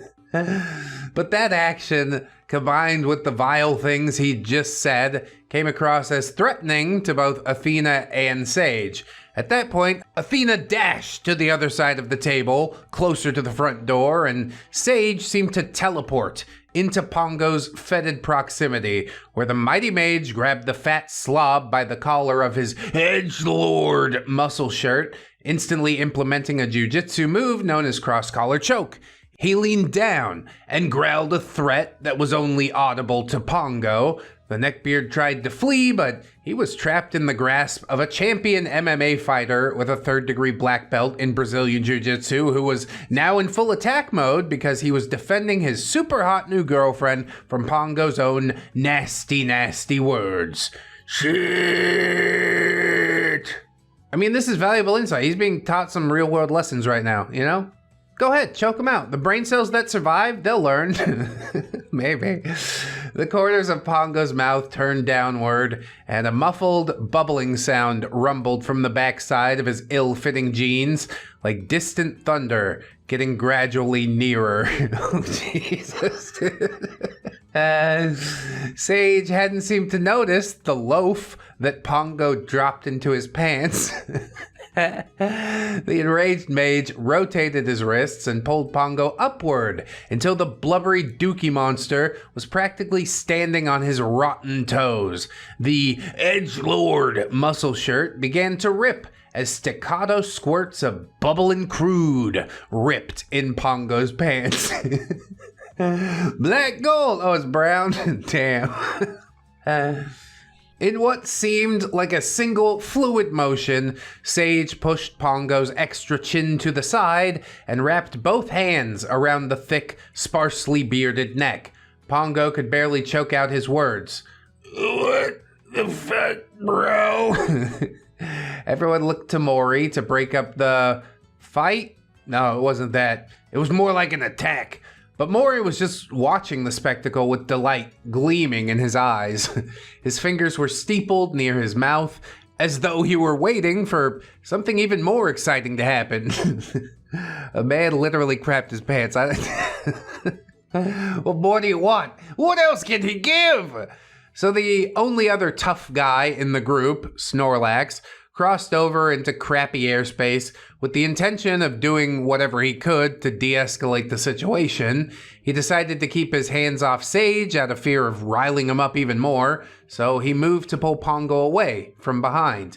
But that was when Snorlax saw the butt mud oozing out of the torn collar of the edgelord muscle shirt. This is like Gigi Allen levels of edgy, isn't it? I have poop smeared on myself. How's that for Reggie? This music is cool because my mom hates it. The mud had shot straight up Pongo's back from the sheer force of the frightened ass cannon. Snorlax stood in stunned silence, transfixed by the accident that continued to spread, almost as though it were sentient. And then Snore noticed a few bean sprouts in the butt mud.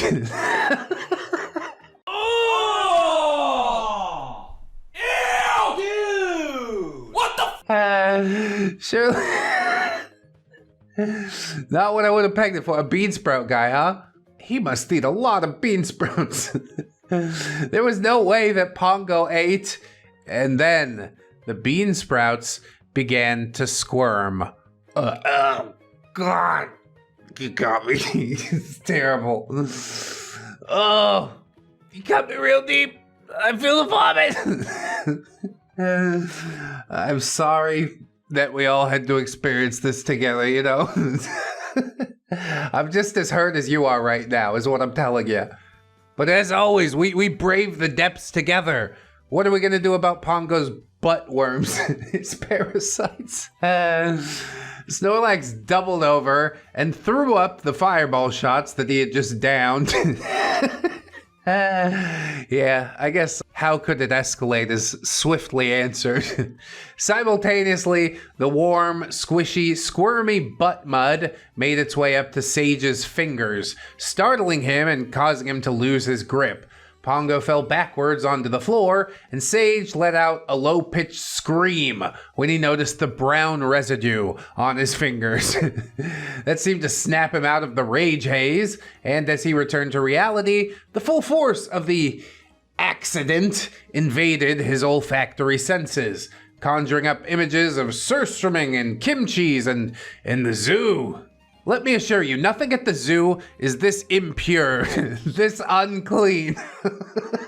Animals don't do this. It's only the weird hairless monkeys. It was then that the sensory processing crossed over his disgustatory senses, and he felt as though he were tasting Pongo's doo-doo. Yeah, you got parasites. We all gotta go get dewormed right now. Sage 2 doubled over and threw up all over the floor, with some of it spilling onto Pongo. Mori let out a little squeal of delight. Eee! Pongo. Ew, you barfed on me. Gross. Snorlax. You crapped your pants, you nasty-ass perv. Who cares if you got a little puke on your leg? Sage was seething and panting, having puked far more voluminously and violently than Snorlax had. It's the last true Zen state. Nothing to distract you, you only have one goal. Pooping used to be like that too, but then cell phones got invented. Anyway, Sage was trying to speak, but words refused to form. He spat on the floor, cleared his throat, and stormed into the kitchen to grab some water. Funky yelled at him, "How dare you threaten my friend? I knew you were a douchebag. I oughta!" Sage rounded on Funky and took a few steps towards him. Fists clenched, eyes crazed, blood boiling. Funky ducked down and covered his head like he was in some sort of nuclear attack drill. "Don't hit me, I was just talking shit, please!" That's what I thought, bitch. Sage hesitated, looking down at his poopy hands, and returned to the kitchen to wash up. Snorlax followed him, exclaiming at an increasingly pianissimo dynamic, Dude, don't freak out!" Sage was finally calm enough to listen, and Snorlax continued in a hushed voice, "I think Pongo has worms. You gotta really scrub your hands." Still mute, Sage shuddered, nodded, and took to the sink. Mori had dashed to the bathroom to grab some antibacterial soap, which he handed over, and then Mori decided to survey the damage. Funky was sitting close to Pongo, trying to seem concerned, and he wasn't exactly offering any help or words of comfort. Mori sauntered over, one hand covering his nose and mouth, and told Pongo to get his fat ass up. Pongo, I can't, boss. There's something slippery on the floor, and I don't feel good. Mori, ah, yes, that would be shit. Yeah, you noticed that, did you? Pongo, crap-a-doodle. And these are my brand new clothes. Pongo thrashed and rolled around, smearing wormy butt mud all over Mori's mommy's hardwood dining room floor. Thank God it's not carpet, dude. Until he finally weeble-wobbled his round body into a sitting position. Panting and sweating, Pongo scooched over to a chair, leaving a wide, stinking, squirming skid mark in his wake. Jesus. I don't know how much more I can take, honestly. It's just a hell of a beating today. I was warned. I prepared myself for it. I wasn't fully prepared. I thought we were past poopy things. What's worse than poop? Poop with worms in it. Where do we go from here, you know? Pongo grabbed onto the chair and shakily rose to a standing position, barely supported by the two thick, weak legs that were rendered even more useless than usual by the tight pant legs, with poo slime gradually dyeing the light blue denim a sickly shade of brown and pasting the cloth to Pongo's legs. Oh, dude, that's so nasty. He reminds me of one of those really old dogs, you know, where their back legs shake when they poo. Pongo is still panting and says, "What do I do now, Maury?" "Go take a shower. I'll give you some old bed sheets to wear home." Just a giant moo-moo. He's gonna be like, "Man, this is actually kind of comfortable." He's sitting bare-assed on a bar stool, just touching himself under the bed sheets. Hey, what are you doing? I think I'm making this even worse than it needs to be. You know what they say, if you can't beat them, join them.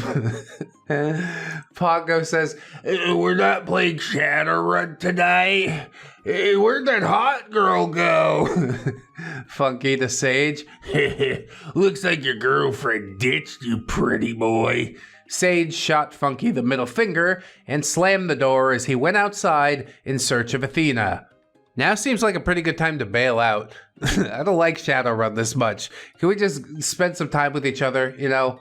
You don't have to be privy to any more of this, do you? But no, she really wants to be one of the boys. Oh my God, what is that smell? It's my poop bucket. What the hell? Maury then says, "Well, I think we're done for the night, Pongo. You just go clean yourself up. Accidents happen." As Pongo turned and waddled toward the bathroom, chunky, dark brown gravy dripped from his pant legs. Oh, God. Perhaps fittingly, it did look like wet cat food. He squeezed through the door and closed it behind him. Snorlax could hear cursing, clanging, and banging as Pongo presumably tried and failed to remove his jeans. Yeah, this is gonna have to be a surgery. Y'all got scissors? Eventually, Pongo did call out for help. Funky, his supposed champion and mentor, wanted nothing to do with Mr. Shitty Britches. Snorlax was the only one so far who'd witnessed the worms, so he wasn't touching that. Sage had gone after Athena, so Maury got to step up and accept some less than pleasant responsibilities. The type of responsibilities that come with leadership. Yep, can't become a decent cult leader if you don't wipe a morbidly obese man's poopy wormy butt. Disgusting! You just gotta show us that you really want it, you know? Maury cracked the door open and said, "What is it now, Pongo?" Pongo, "I can't get my pants off." Oh, God. Maury sighed. "Stand still." Maury took a deep breath in preparation to refrain from breathing, grabbed the waistband of Pongo's jeans, and was able to nudge them down over the jiggly flesh. He couldn't ignore the fact that the hair on Pongo's legs was partially caked with crap. The fat folds had trapped a good deal of the accident as well. God, dude. And Pongo's pale, doughy skin partially engulfed some ripe, chunky butt chocolate, making him look almost like a living pastry display. Don't eat that. Don't put that in your mouth. Don't eat that! And then Maury saw a worm fall out of the diarrhea denim as he nudged the increasingly ill-fitting jeans past Pongo's knees. Maury recoiled. What the fuck is that? The GM screeched. Pongo. Huh? Oh, yeah. I took a pill a long time ago that was supposed to make me lose weight, but it just gave me white squiggles in my poop. How are you this tense? Maury backed towards the door in a rare instance of genuine disgust. He's had worms and he still manages to stay that big? He must be packing it away. No wonder he poops so much. This story is such a wild ride, dude. Pongo says, Hey, hold up, dude. How am I supposed to clean all this off me? I can't reach my ass crack. God, how did I know? Usually I love what I call it, but I hate it in this instance. Maury says, well, Funky and I have no reasons to keep rags on sticks around. I suggest you run a bath and sit down. Pongo. How do I run a bath? Maury. Oh, for fuck's sake. He's a child. Is he disabled in some way? Should we be laughing at this? It's the grown man covered in his own poop. Doesn't know what it takes to turn on a bathtub. But yeah, Maury turns the appropriate knobs and graciously offers to help Pongo undress and get into the tub. More than I would have done, dude. I'd be like, I got it started. You figure the rest of it out on your own, okay? Pongo says, No way! I'm not getting dressed in front of you. You're a flaming gaylord. I don't want you looking at my package. Yeah, your little nutty buddy down there. Maury. Pongo, I can't even tell what kind of underwear you're wearing because that gut completely covers your groin as well as your upper thighs. And even if you had the most elegant cock in all of creation, which I'm certain you don't, I wouldn't be drawn to it. I just peeled your shitty, wormy jeans off. I'd find you positively repulsive.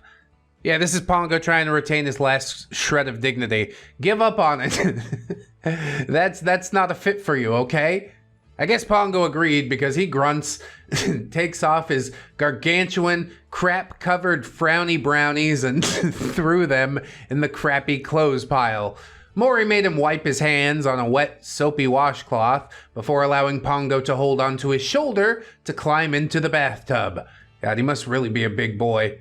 How can you really live with a lack of mobility like this? Whatever. You hate yourself, I get it. As Pongo was cleaning his hands the best he could, Maury noticed that Pongo was still wearing a pair of dingy socks that were crusted with yellow, green, and black crud by the toes on both feet. Maury gagged again. Oh my god, dude, don't take it off. There's gangrene, his whole foot's gonna fall apart! This is awful. Maury, do you need help taking your socks off? Pongo. Huh? No, I always leave them on. It hurts to pull on them. Oh my god. Oh my god, dude. It's become a part of him. I swear that's the only thing holding his fucking foot together. You're gonna get sepsis. We'll pull it off real quick like a band-aid, and then once your foot falls off, you can get some really cool prosthesis or something. Maury then informs Pongo, you desperately need a podiatrist or a dermatologist. Likely both. I think your infected feet may have fused with your socks. You probably need surgery. With what money, Maury? Healthcare's expensive. Just let the sock fuse to my feet. This might be the next step of evolution.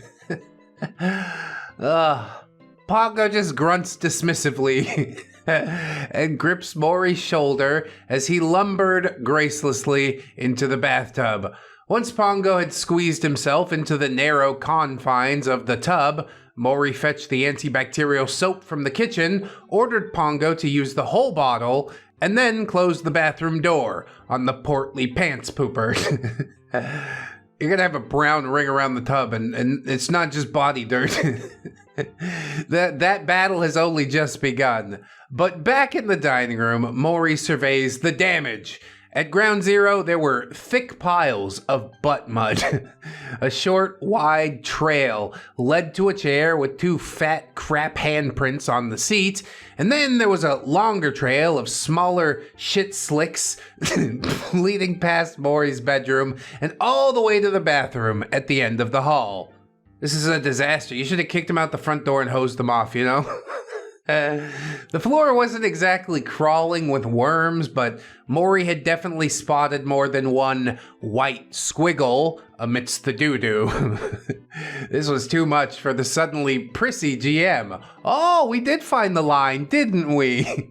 Parasites is the line. Maury would call a hazmat crew as soon as Pongo emerged from the bathroom, and then he would stay in a cushy hotel until he was certain that the townhouse had been dewormed. I really do aspire to that level of luxury. My house is covered in poop and I pay somebody to clean it up, but also get to stay at a plush hotel so I don't have to make eye contact with the woman who has to clean the poop. Because I'd feel really bad about that. I'd be like, I'm so sorry. It's not mine, if that makes you feel better. Maury wandered outside to find Snorlax puffing fervently on a J. Maury sat down, accepted the pass, and took quite a few of his own puffs. They sat in silence, lost in the headlights and taillights that twinkled in the street. At last, Maury turned to Snorlax and asked where Sage had gone. Snorlax, he left with Athena. I don't know if they'll be back. Dude, yes, again! Called it! It's exactly what I would have done. No way I'm trying to convince her to go back in there. Probably never. I'd never bring it up again. My girlfriend doesn't want to play with us guys. Maury says, they will be back because Pongo's not welcome here anymore after tonight. Snorlax, what about Funky? Maury, he's done nothing wrong. He's still on the team. Snorlax, no, I mean, where is he? Maury glanced around. Not sure. In his room, I suppose? I bought him a new toy this last week and he really seems to like it. Yeah, toys are nice. I hope it's an erector set. Snorlax nodded, thinking that Maury meant like a literal child's toy, like a Lego set or an action figure. That's what I presume too. Snorlax was still under the impression that Funky was intellectually disabled, because Funky had told him upon their first meeting that he had, quote, an exceptionally unique brain that people with regular IQs couldn't possibly understand. Yeah, that is one way to interpret it. So as Funky presumably went to town on his flashlight with an E, Snorlax and Maury proceeded to get utterly baked and time ceased to make sense. But Maury began to hear the sound of water and he snapped back to reality and dashed inside to find a thin layer of wormy poo water all over the first floor of the townhouse. Oh my God. Can we shoot him now? He didn't even turn the tub off. He's just like, I don't know how to do it. I guess I better not. There's probably a drain in the floor or something. It's fine. Just the worst aspects of humanity. The dining room did seem to contain the worst of it, as a putrid swirl of poopy, wormy, pukey water churned beneath the table. This is so heavy. Maury sloshed down the hall, opened the door, and found Pongo flailing about in the bathtub as the tainted water trickled over the sides of the tub. Pongo's crappy clothes were floating atop said poo water, surrounded by a brown, somewhat squiggly aura. Maury, what the actual fuck? Pongo, I'm sorry, boss. I can't reach the knobs to turn off the water. You were gone for a really long time, dude. Did you call out for anybody, or did you just sit there as the room filled with water? I didn't think we'd meet anybody more hateable than Funky, but yeah, Pongo is it.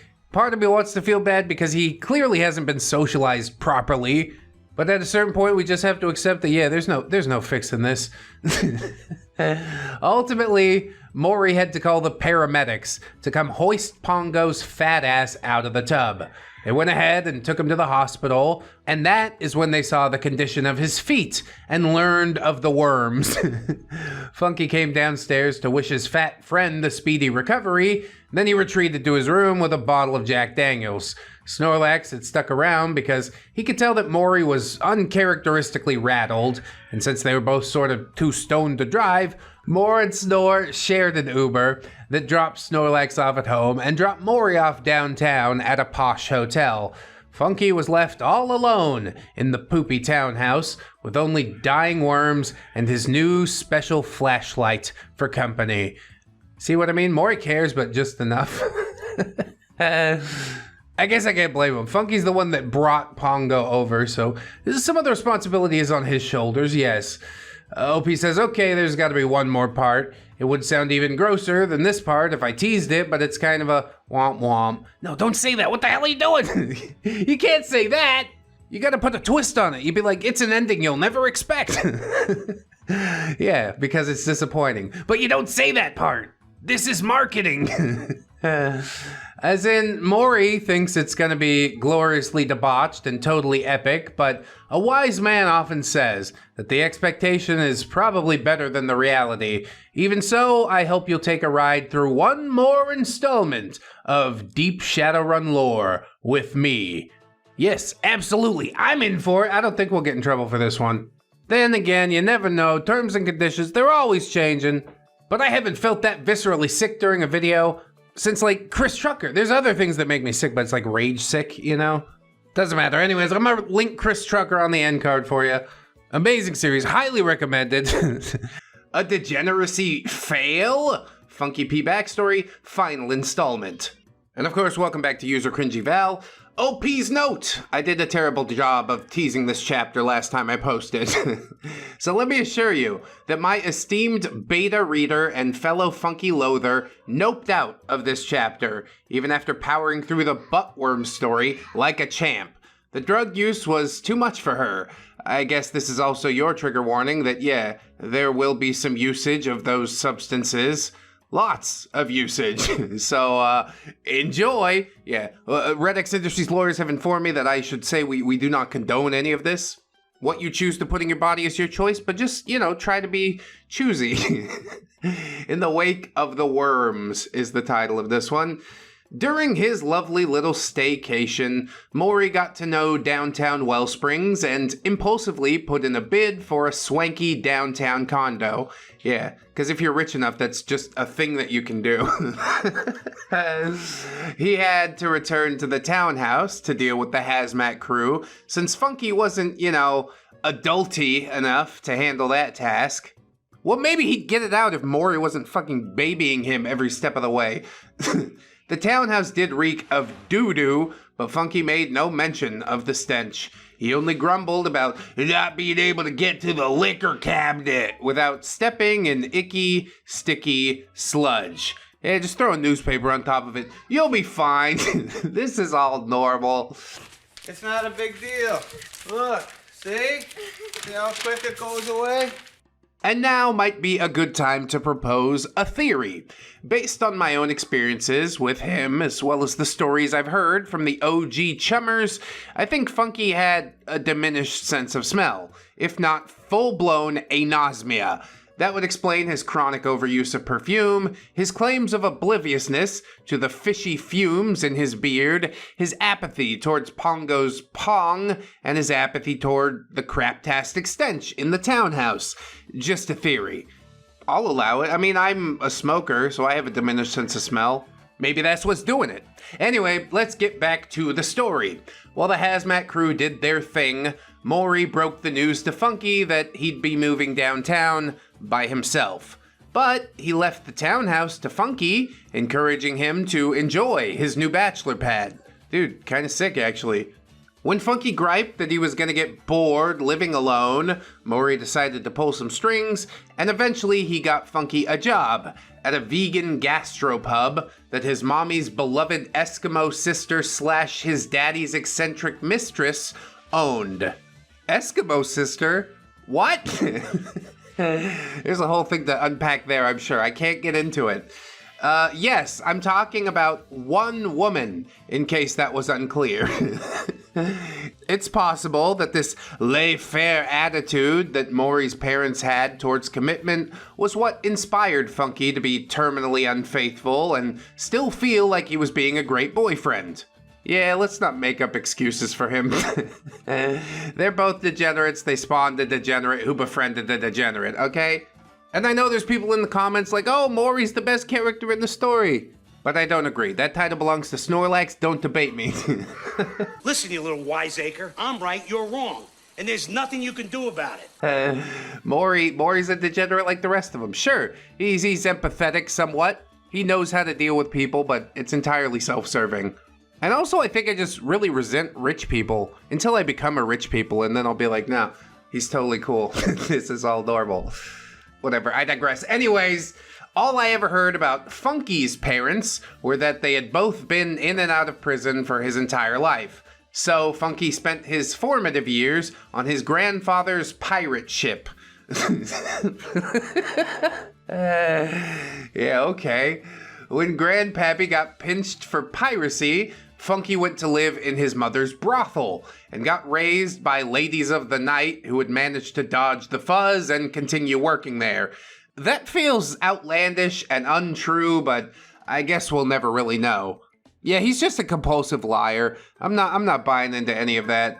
He spent his days sitting in front of the electronic babysitter. Don't try and make it sound cooler than it was. You just watch Robinson Crusoe one time, you're like, yeah, we lived on an island for a little while. So maybe Funky really was a pirate baby and a brothel child. Now that I think about it, that might actually explain some things. My best realistic guess is that Funky was either raised in the system or by some relative with substance abuse issues, but he lied about almost every aspect of his life, and not just to me. He'd never ever been completely honest with his beloved Maury, as the GM reported to the other chummers that he had caught Funky in lie after lie after lie. And after lying to himself all these years, well, Funky probably doesn't even know his own truth. Yeah, and he's really angry about that, and he's gonna make it everybody else's problem.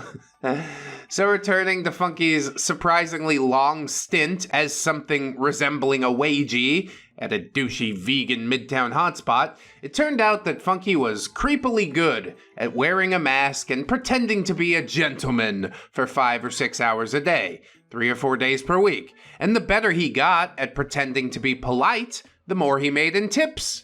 Ah, yes, a financial incentive to stay polite. I can understand this well. So Funky used this job to hone his manipulation techniques. I'm pretty sure he also banged Maury's daddy's mistress at some point. I have no proof of that. It just sort of feels true. I mean, I don't know. Some guys are into Eskimos. What do you want? It started out with a little rubbing of the noses, and then they had to rub something else together. Damn, I'm probably speculating way too much right now. I'll knock it off and leave the speculation to our esteemed narrator, ReddX. No, you and I can both speculate. We'll just make up the whole thing. It's good content. The people, they'll love it. Although I have been trying to get more into like researching stuff. Then I'm wrong less often. And if somebody says you're wrong, you can point them to a paper and be like, this is where I got it. Go argue with that author. Anyway, Funky fell out with Pongo when he went to visit the pants pooper in the hospital. Pongo's fungal toes had indeed been fused with his socks for what the doctors estimated to be 3 to 4 years. Oh my god. Oh my god! How do you live like this, dude? What the fuck? This had necessitated a few piggy amputations and some skin grafting. Damn, dude. Damn! You got trench foot without ever sticking your foot in a trench. So Pongo would have to stay off of his feet, or what was left of them, for a while.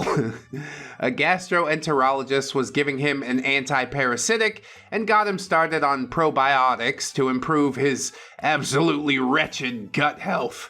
They'd also assigned a nutritionist to his case, and there had been talk of gastric bypass surgery if he could lose enough weight to qualify. Man, we're all out here doing the most for a person who can't do a goddamn thing for themselves. I assume Maury's not paying for any of this, right? So Pongo's just drowning himself in debt? I mean, it's fine, whatever. What is debt really anyways, but I wouldn't want to find myself in that situation. Anyway, Pongo's mom had re-entered the picture now, having left his woman-hating, do-nothing dad well over a decade ago. She offered to let Pongo stay with her indefinitely, as long as he kept up the hygiene routine that the nurses were teaching him. I hope he manages to reform himself, honestly, but I don't think it's gonna happen. Pongo had noticed that a number of female nurses had been surprisingly kind to him, which made him rethink his blanket hatred of women. In other words, he was considering trying to turn things around. Good for you, boy. But it takes more than just a thought of wouldn't it be nice if. You gotta be willing to do the legwork, and I think that's where a lot of people fall down. But I'm rooting for you! Funky, of course, was having none of that. He was cool with Pongo improving his diet and learning to bathe, but he could not abide making a conscious decision to try and think of females as people. Funky and his possibly reformed pet Neckbeard parted amicably, but did not keep in touch. Well, damn, I guess we never really do find out, but I like to imagine the best. Sage was never going to forgive Pongo, and Athena had no reason to pardon the rude words of this random stranger, but Snorlax actually friended him on social media and gave him a virtual pat on the back for trying to become human. See what I said? Snorlax is the best. Don't debate me. I'm serious. According to Snore, Pongo did manage to heal from the worms and the foot fungus. He started eating better. He got a job doing data entry and seemed to be functioning. His mom moved to another state and Pongo went with her, finally self-aware enough to realize that he still needed help with certain aspects of adulting. It might seem pathetic that he was living with his mommy at 30. Yeah, kinda. But I'm quite certain that Mommy Pong was a better influence than Funky. So no judgment from me. I mean, slight judgment from me, but also if you're working to get up and out, we all gotta start somewhere, you know? If you're lazing around Mommy's house all day, then yeah, you're a loser, but he's got a job and stuff, seems to be holding his own. He's doing what he can to play a little catch up, and we do encourage that. I would say that I feel bad for calling him a rancid blob in the previous chapters, but he was exactly that at the time. As long as he's still making an effort, I would never refer to present-day Pongo as a rancid blob. Snorlax said that Pongo doesn't update his Twitter or Instagram very often. That's not necessarily a bad thing. With cautious optimism, I say, way to go, Pongo? With a question mark. And yeah, he still got a long way to go, but he's a long way from where he was, you know? Sounds like progress to me. We'll take it! Part 6, Huff. Shadowrun continued. Athena had promised Sage that she would return at some point, but she needed some temporal distance from the inappropriate remarks and the pants pooping before she ventured back into the dystopian future. Even though Pongo was gone, Athena was in no hurry to return to ground zero of the wormy butt bomb, and well, Sage didn't press the issue. Yeah, I wouldn't have gone back over ever. Nope, not something I enjoyed at all. So for a spell, it was just Maury, Sage, Snorlax, and Funky. And this is where Pongo's vile role in this story will start to make sense. Maury had gleefully watched both Snorlax and Sage barf in response to Pongo's involuntary bowel movement, so Maury implemented the shit bucket and increased the length of the gaming sessions, hoping that someone would have to poop and then that somebody else would puke. Yes, indeed, ever the puppet master.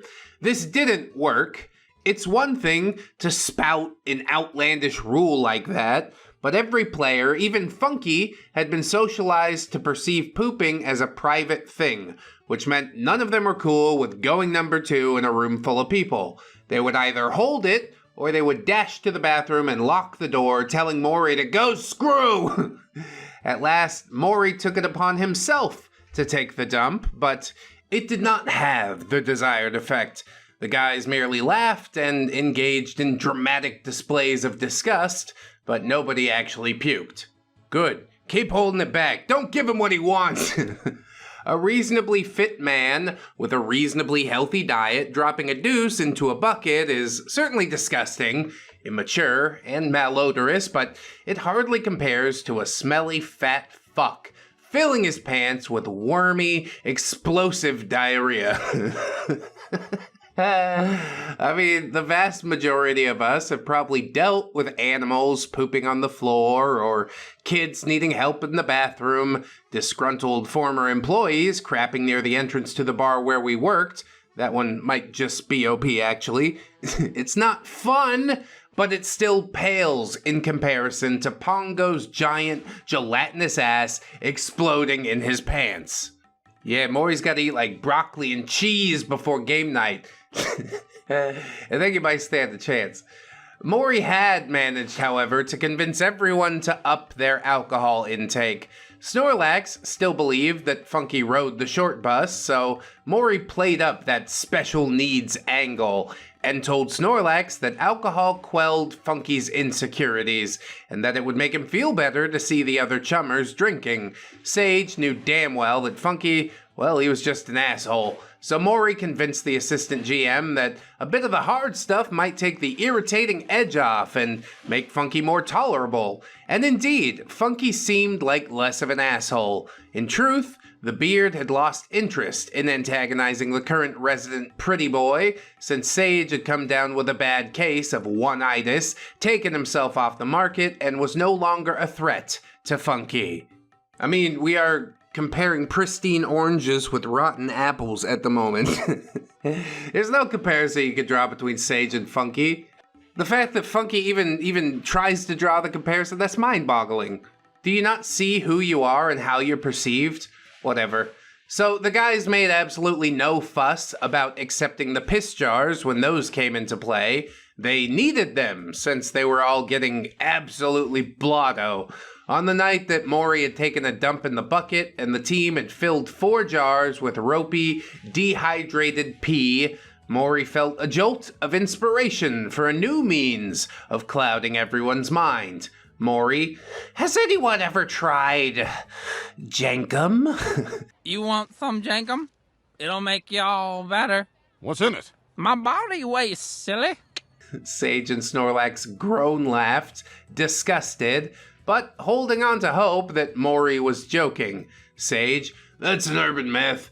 Doesn't actually do anything. Snorlax, I don't care if it's the best high in the world.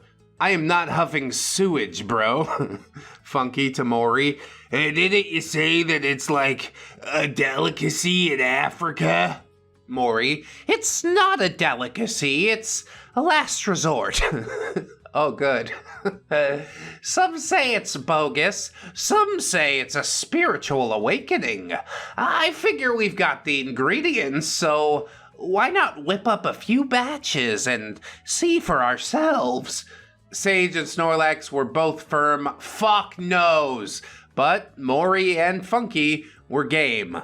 I guess if you want to do this to yourself, you go ahead, you know? Again, I'm not going to dictate what you choose to put into your body, but yeah. Just be more choosy, if we could.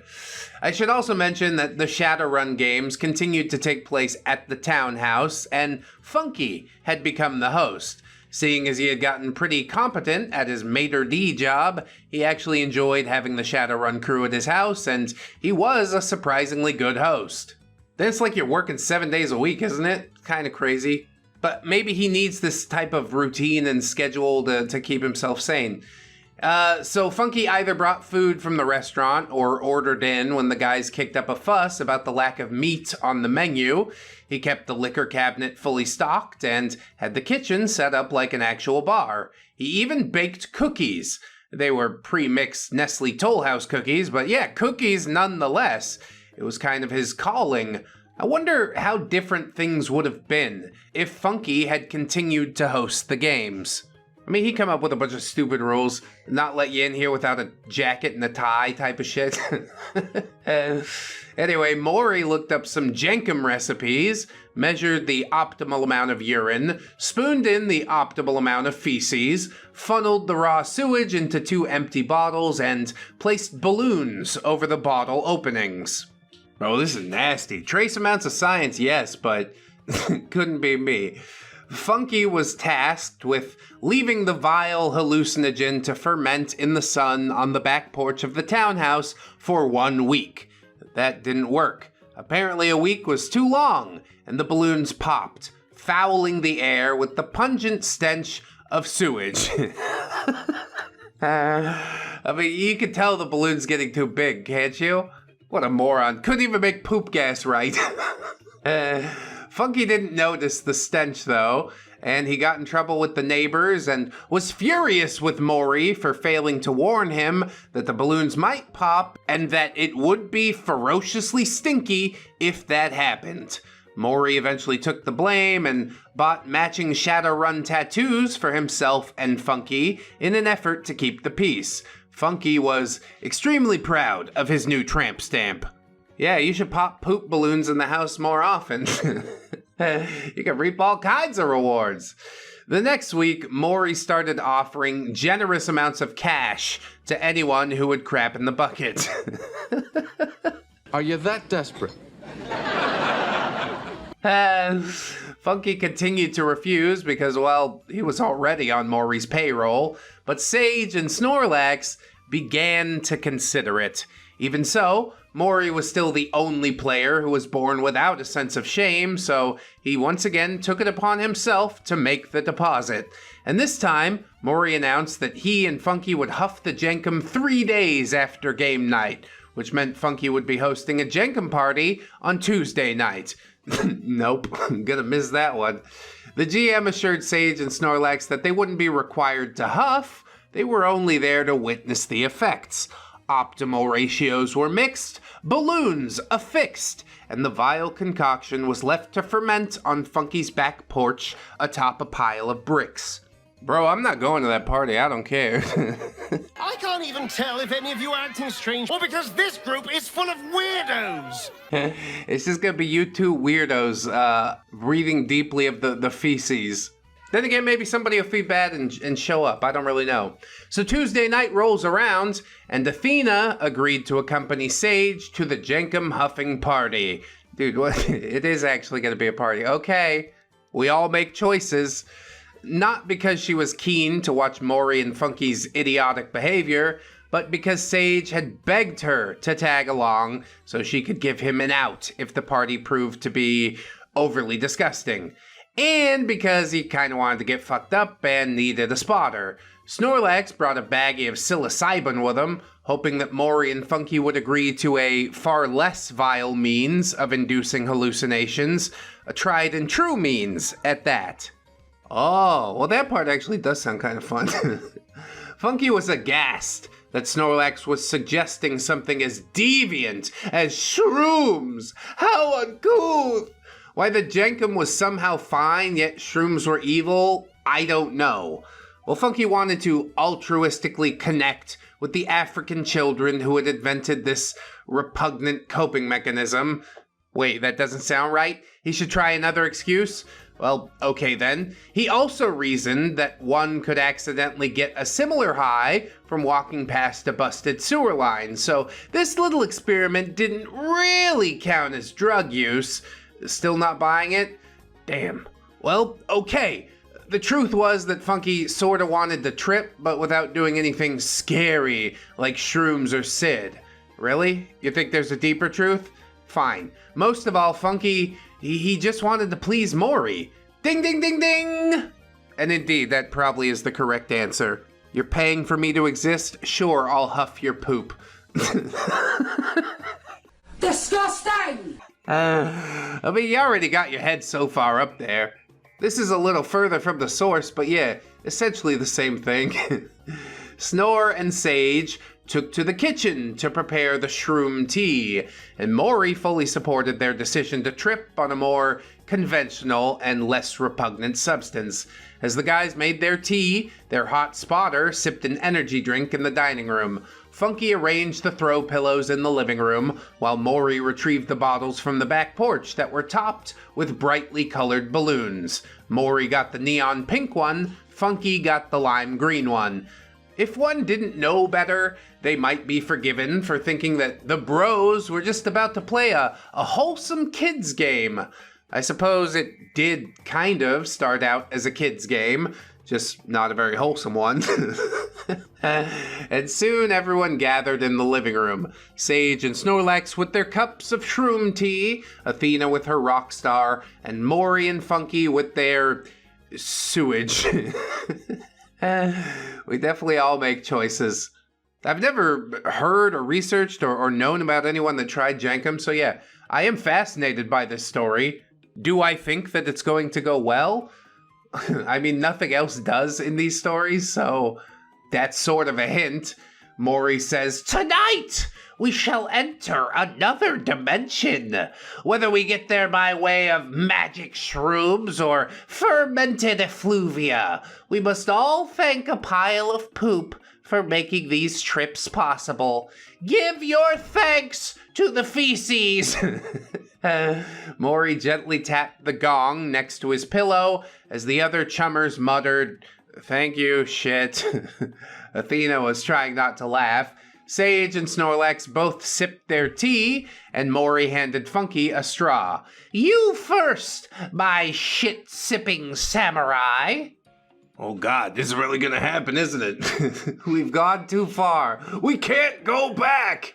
Maury pinched the lime green balloon, slid it off the bottle, placed some foil over the opening on the bottle to help contain the stench, carefully inserted the straw into the balloon, and held it up to Funky's beard. It was hard to tell where his mouth was under that unkempt jungle of facial hair. Nevertheless, Funky managed to wrap his invisible mouth around the straw that was sticking out of the balloon knot. Maury counted down, and Funky inhaled deeply, and then he passed out cold. All right, good fight, good night. And when we say balloon knot, we're talking about an actual balloon, right? Because some people call another thing a balloon knot, like your beehole. Anyway, the balloon farted out the remaining Jankum, and yeah, now the living room smelled like a sewer, which everyone found completely gross, but it really wasn't any worse than smelling a busted sewer pipe, which is pretty terrible. Athena got up to light a candle and spray some air freshener, and the other chummers gathered around Funky to make sure that he was still breathing. Yeah, methane poisoning, dude. He was breathing, though. After only a few seconds, Funky bolted up and began to giggle, a sound that no one, not even Maury, had ever heard him make before. "Hey, I see lights. I'm on a spaceship. I'm sliding down a snail trail onto a plate of fish sticks and custard. I'm invincible. I'm pretty. I'm Khal Drogo. I'm sleepy." Then Funky curled up on a pillow, hugged another pillow, and cooed like a little baby. Maury, "Oh, fuck yeah! My turn!" Maury repeated the steps that he'd taken to give Funky his huff, closed his eyes, and sucked on the straw. Maury violently coughed, dropping the balloon as it farted out its contents, once again infusing the air with that pungent aroma of raw sewage. Maury stayed conscious, though. When he finished coughing and gagging, he dashed to the kitchen and chugged a bottle of water, complaining that the gruesome taste would never leave his mouth. Yeah, I mean, I don't know what else you expected. Snorlax asked, "So, are you tripping, dude?" Maury, "No, I feel nothing. Well, I feel a bit nauseous, but otherwise I feel nothing." Sage, "Told you it was a hoax." Athena, "Then what's going on with the tall guy? Is he faking it?" Sage, "Probably." Funky, set up. We know you're faking it, dude. Funky didn't respond, however. Snorlax says, I don't know, maybe it affects different people in different ways. Or maybe Funky's just really drunky. Yeah, you got the mix wrong, is what happened, Maury. What you need is a bottle with 2 nozzles so that you can both huff the same mixture. Now that's quality assurance.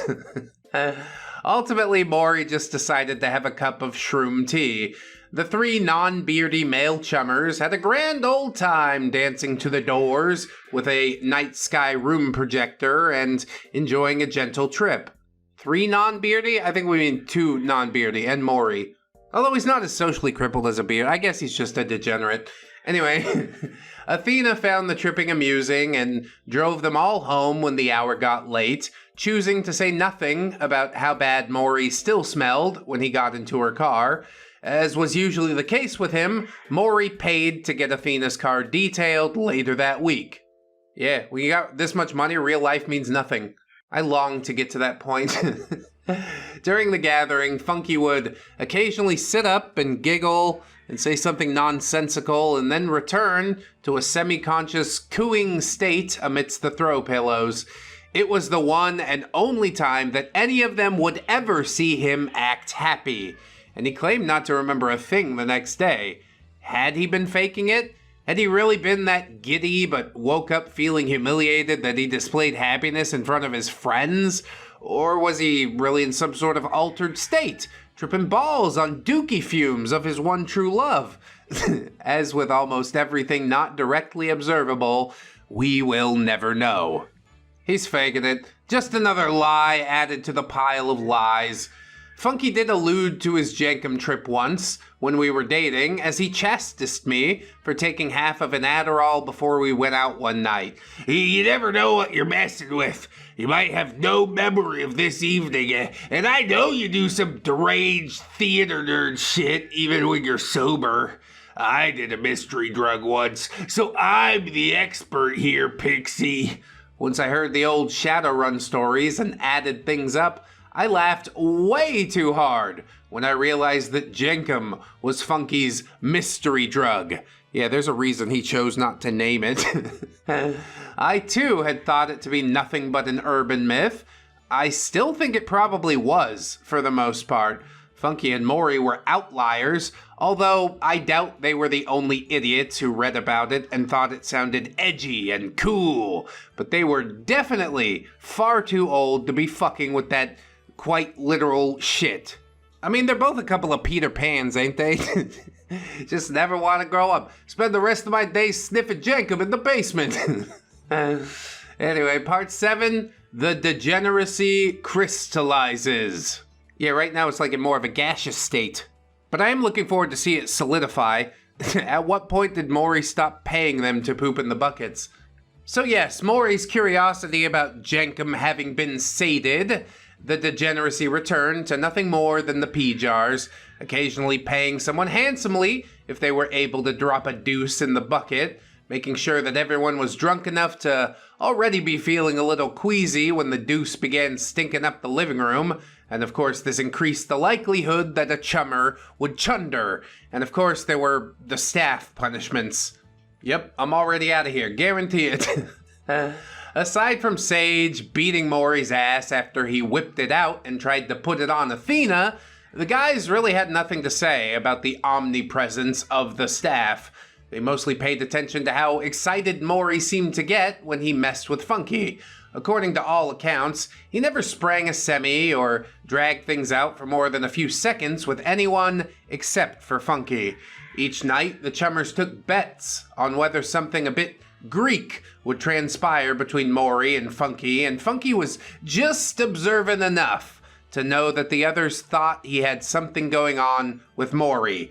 And of course, he found this outrageously offensive. Obviously, Funky was a completely hetero, ravenous poonhound who was far too logical to lavish his lascivious lust on a lad, but now he felt the need to prove it.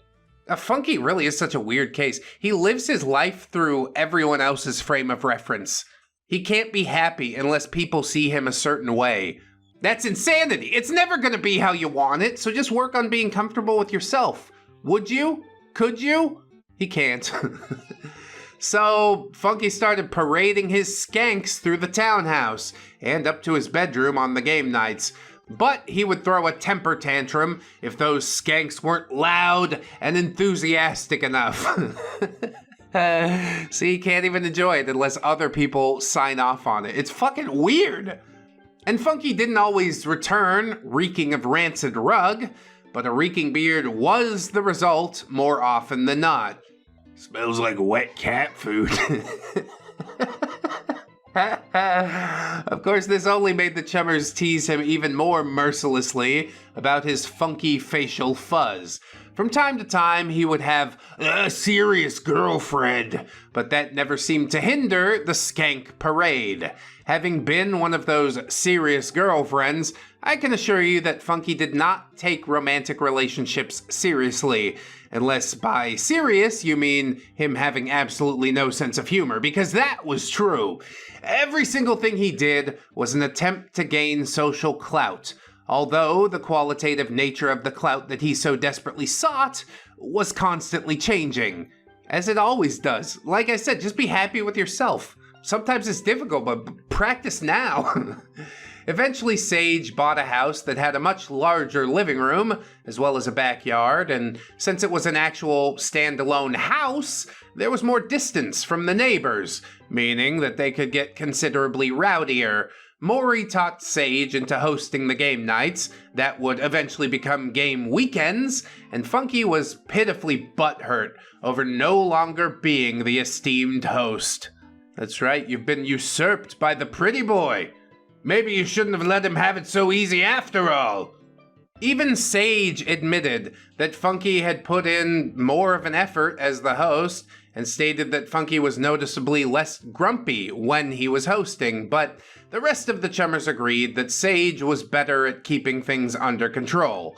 Believe it or not, Maury wasn't able to run quite as unchecked once Sage was hosting the games. I mean, he still ran the show, but Sage was sometimes able to put his foot down. No random pet neckbeards, no jankum, no skanks in the house, and for a time, Maury even permitted him to put down a tarp in the living room. Sage couldn't recall why they had stopped doing that, however, because you get drunk and things fall off the rails a little bit. You say and agree to all types of shit that you wouldn't normally say or agree to. And if you're wondering where Axton is, well, he didn't join until a year or so later, not long before Funky brought me around. Axton appears in a flashback that happens in the Married Mary saga, so don't worry, I didn't forget about him. I mean, how could I? He made me leave an epic snail trail all over Sage's house. Yes, that is a joke. I was really shocked by the person who was clutching their pearls over the term snail trail. I mean, clearly that individual has no sense of humor. Wait, was that Funky? Oh no! Yeah, dude, he found us. Duck and cover! Someone suggested that it might have been the Dookie selfie dude, which is also creepy. Nah, I'm pretty sure I can deny that right now. Jack Bunny, aka Mr. Floppy, and Jazzy Bunny are two different people. And I haven't seen Jazzy Bunny around since I decided to die on the snail trail hill. Also haven't seen Floppy around since he decided to send bathroom selfies to Ramtide's lady. We deal with things pretty quick around here. It comes with the territory of not being a pushover. And I mean, it's probably a hot take, a bit too political for this video, but yeah. I will not have my own speech policed in such a fashion, especially with a term that's that inoffensive. You want me to call you this pronoun or that? I will. I respect your humanity and your choices. But all that has to do with, like, your own house. You know, you don't come into my house and tell me how shit should be. I definitely do weigh and measure the negative comments, but especially that one in particular, it just holds no water. I'm sorry that that's a sticking point for you. We're just not gonna agree anymore. Maybe you've outgrown the content in some way. And if that's the case, happy trails, you know? I'm still gonna be here doing the thing if you ever decide to come back. Anyway, that's a little bit of ReddX community deep lore, I guess. So finally, everyone let me in on a fairly enormous secret once Funky was officially out and I was welcomed with open arms. Much of the drinking had been fake. Typically, they'd all go balls to the wall on Friday night, but everyone except Funky tapered off on Saturday night and barely drank at all on Sunday. Athena had told them all to just water down their drinks. When Maury expressed concerns that Funky would feel self-conscious, Athena asserted that A, he wasn't paying attention to any booze other than his own, and B, knowing that he was the heaviest drinker would only make him feel superior if he did somehow manage to catch someone drinking watered-down booze. I find that watering down the booze makes it so much more disgusting, but yeah, I guess you don't get as drunk. You want another aside? I'm gonna give it to you anyways. One time I played a game called Neurovoider on my Dayton Does Gaming channel. It was a Halloween special. I was drinking some tequila. I think I had watered it down just to make the bottle look more full and also not to get as drunk because, you know, we have such a high special effects budget. And then like maybe 15 or 20 minutes in, I literally projectile vomited everywhere. And it was a bad choice because I had a Subway tuna sandwich for dinner, which is basically the only food that I was eating or could afford to eat. And then I lost it all in the trash can. I was very hungry that night. But then a few days later, one of the devs mentioned it on Twitter. So it kind of did some numbers. I mean, for back in the day. Whatever. You guys don't actually care. I just felt it bared mentioning. So yes, Athena was correct. The watering down and serving of tea and water, cosplaying as hard liquor, commenced. And Funky didn't seem to notice. Aside from being the only chummer with a bona fide drinking problem, Funky could call in hungover or show up completely blotto to work and still keep his job, since Maury's mommy and daddy had leverage over Funky's boss and would bend over backwards to protect their baby boy's bearded buddy. What the fuck for? I guess because they can. But the rest of the crew, Maury included, had actual adult responsibilities, so yeah, they needed to be fully functional by Monday. Can confirm, adulting's a lot harder when hungover. Oh, and the spankings! We never saw one of those in the Shadowrun story. In truth, they were rare occurrences and probably not what you might be imagining. Maury wasn't the spanker, he was the spankee. And he got really into it. It was widely considered to be the worst punishment because it went on for an uncomfortable length of time.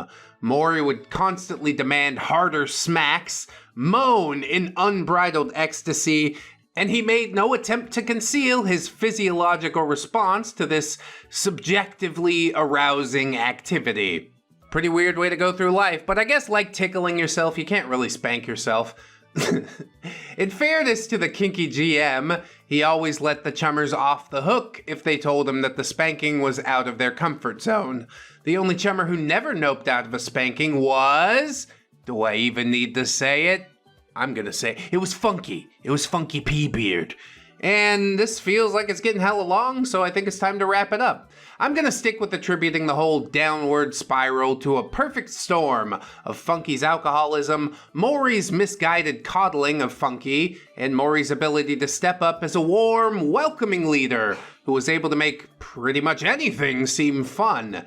Just as Maury was a successful male model because he was obviously having fun with it, he was also a successful GM and possibly minor league cult leader because he did everything with a cheeky smile, flattering words, and usually the offer to share some of the mind-altering substances he had on hand. Did he mean any harm? I don't think so. But I do recognize that he used his innate charisma and sometimes his family's money to convince people to do things that they would probably never do of their own volition. He might not have meant any harm, but that kind of thing could certainly harm someone psychologically, depending on their lived experiences and core value. I didn't see it back then because it was all a big joke to me, but yeah, I see it now. Yeah, I wouldn't have gotten down with any of that shit, man. I mean, I guess it's easy to say now that I'm, not really struggling to make a living. But if he met me in my 20s just out of the Navy and told me, like, I'll give you $500 to shit in the bucket, I probably would have done it, and it's humiliating and it's horrible, but is it any worse than the average adult video? So personally, Maury never traumatized me, says OP. He sort of did traumatize me, just from afar. I guess Pongo was the most traumatizing part. As far as I could tell, based on what the others have told me, he never traumatized them either. Funky, on the other hand, traumatized all of us in one way or another. Maury might seem like the villain to someone who wasn't there, but for those of us who were there, Funky was absolutely the big, bearded bad. I suppose Maury was villainous in the sense that he enabled his pet Neckbeard. Aside from a few failed attempts to reason with the beard, Maury basically just let the assholery, anger, and alcoholism run amok until the bitter end. Yeah, because it doesn't directly affect him, so why should he care? Funky called all of us names, he threatened us, he tried to physically attack us, he vandalized our property, he made websites and social media pages dedicated to slandering us. I mean, seriously, fuck that dude. Do I end the backstory on that note? Yeah, I think that's a fitting ending. Fuck that dude. I mean, I wouldn't, but you definitely did, OP. But it helped open your eyes to some other things about the world, and I think that's the most we could ask for. A hard-learned lesson, but those are often the ones that are learned the best, or the quickest, or the most permanently. Bet you won't be caught in a situation like this again, right? Truthfully, I think Maury is just as bad as Funky, except in another way. He's definitely a likable human being, but yeah, because his family's got his money, he feels entitled to do whatever he wants. And what were the qualifications for neckbeards that I made up many years ago? It was delusions of grandeur and an oversized ego. And I think Maury fits both of those. I don't care about his social graces. He's just a neckbeard of the more palatable variety. Again, maybe hot take, but doesn't matter. I hope that you enjoyed the saga, friends. Like, comment, subscribe if you would. I'd really appreciate that. Maybe sign up on the Patreon or the YouTube memberships, like consistent money coming in every month that I can count on. It is very important, crucial even, to the continuance of this channel. So thank you to those that have ponied up so far, but if you can't afford it, don't sweat it, friends. You watched this far in the video, what else can I really ask of you? Except that you please remember that you are loved, you are worthy, you definitely deserve it, and I shall see you in the next one. So until then, bye-bye. Go ahead, cut them open. It's gonna be fine. It's gonna be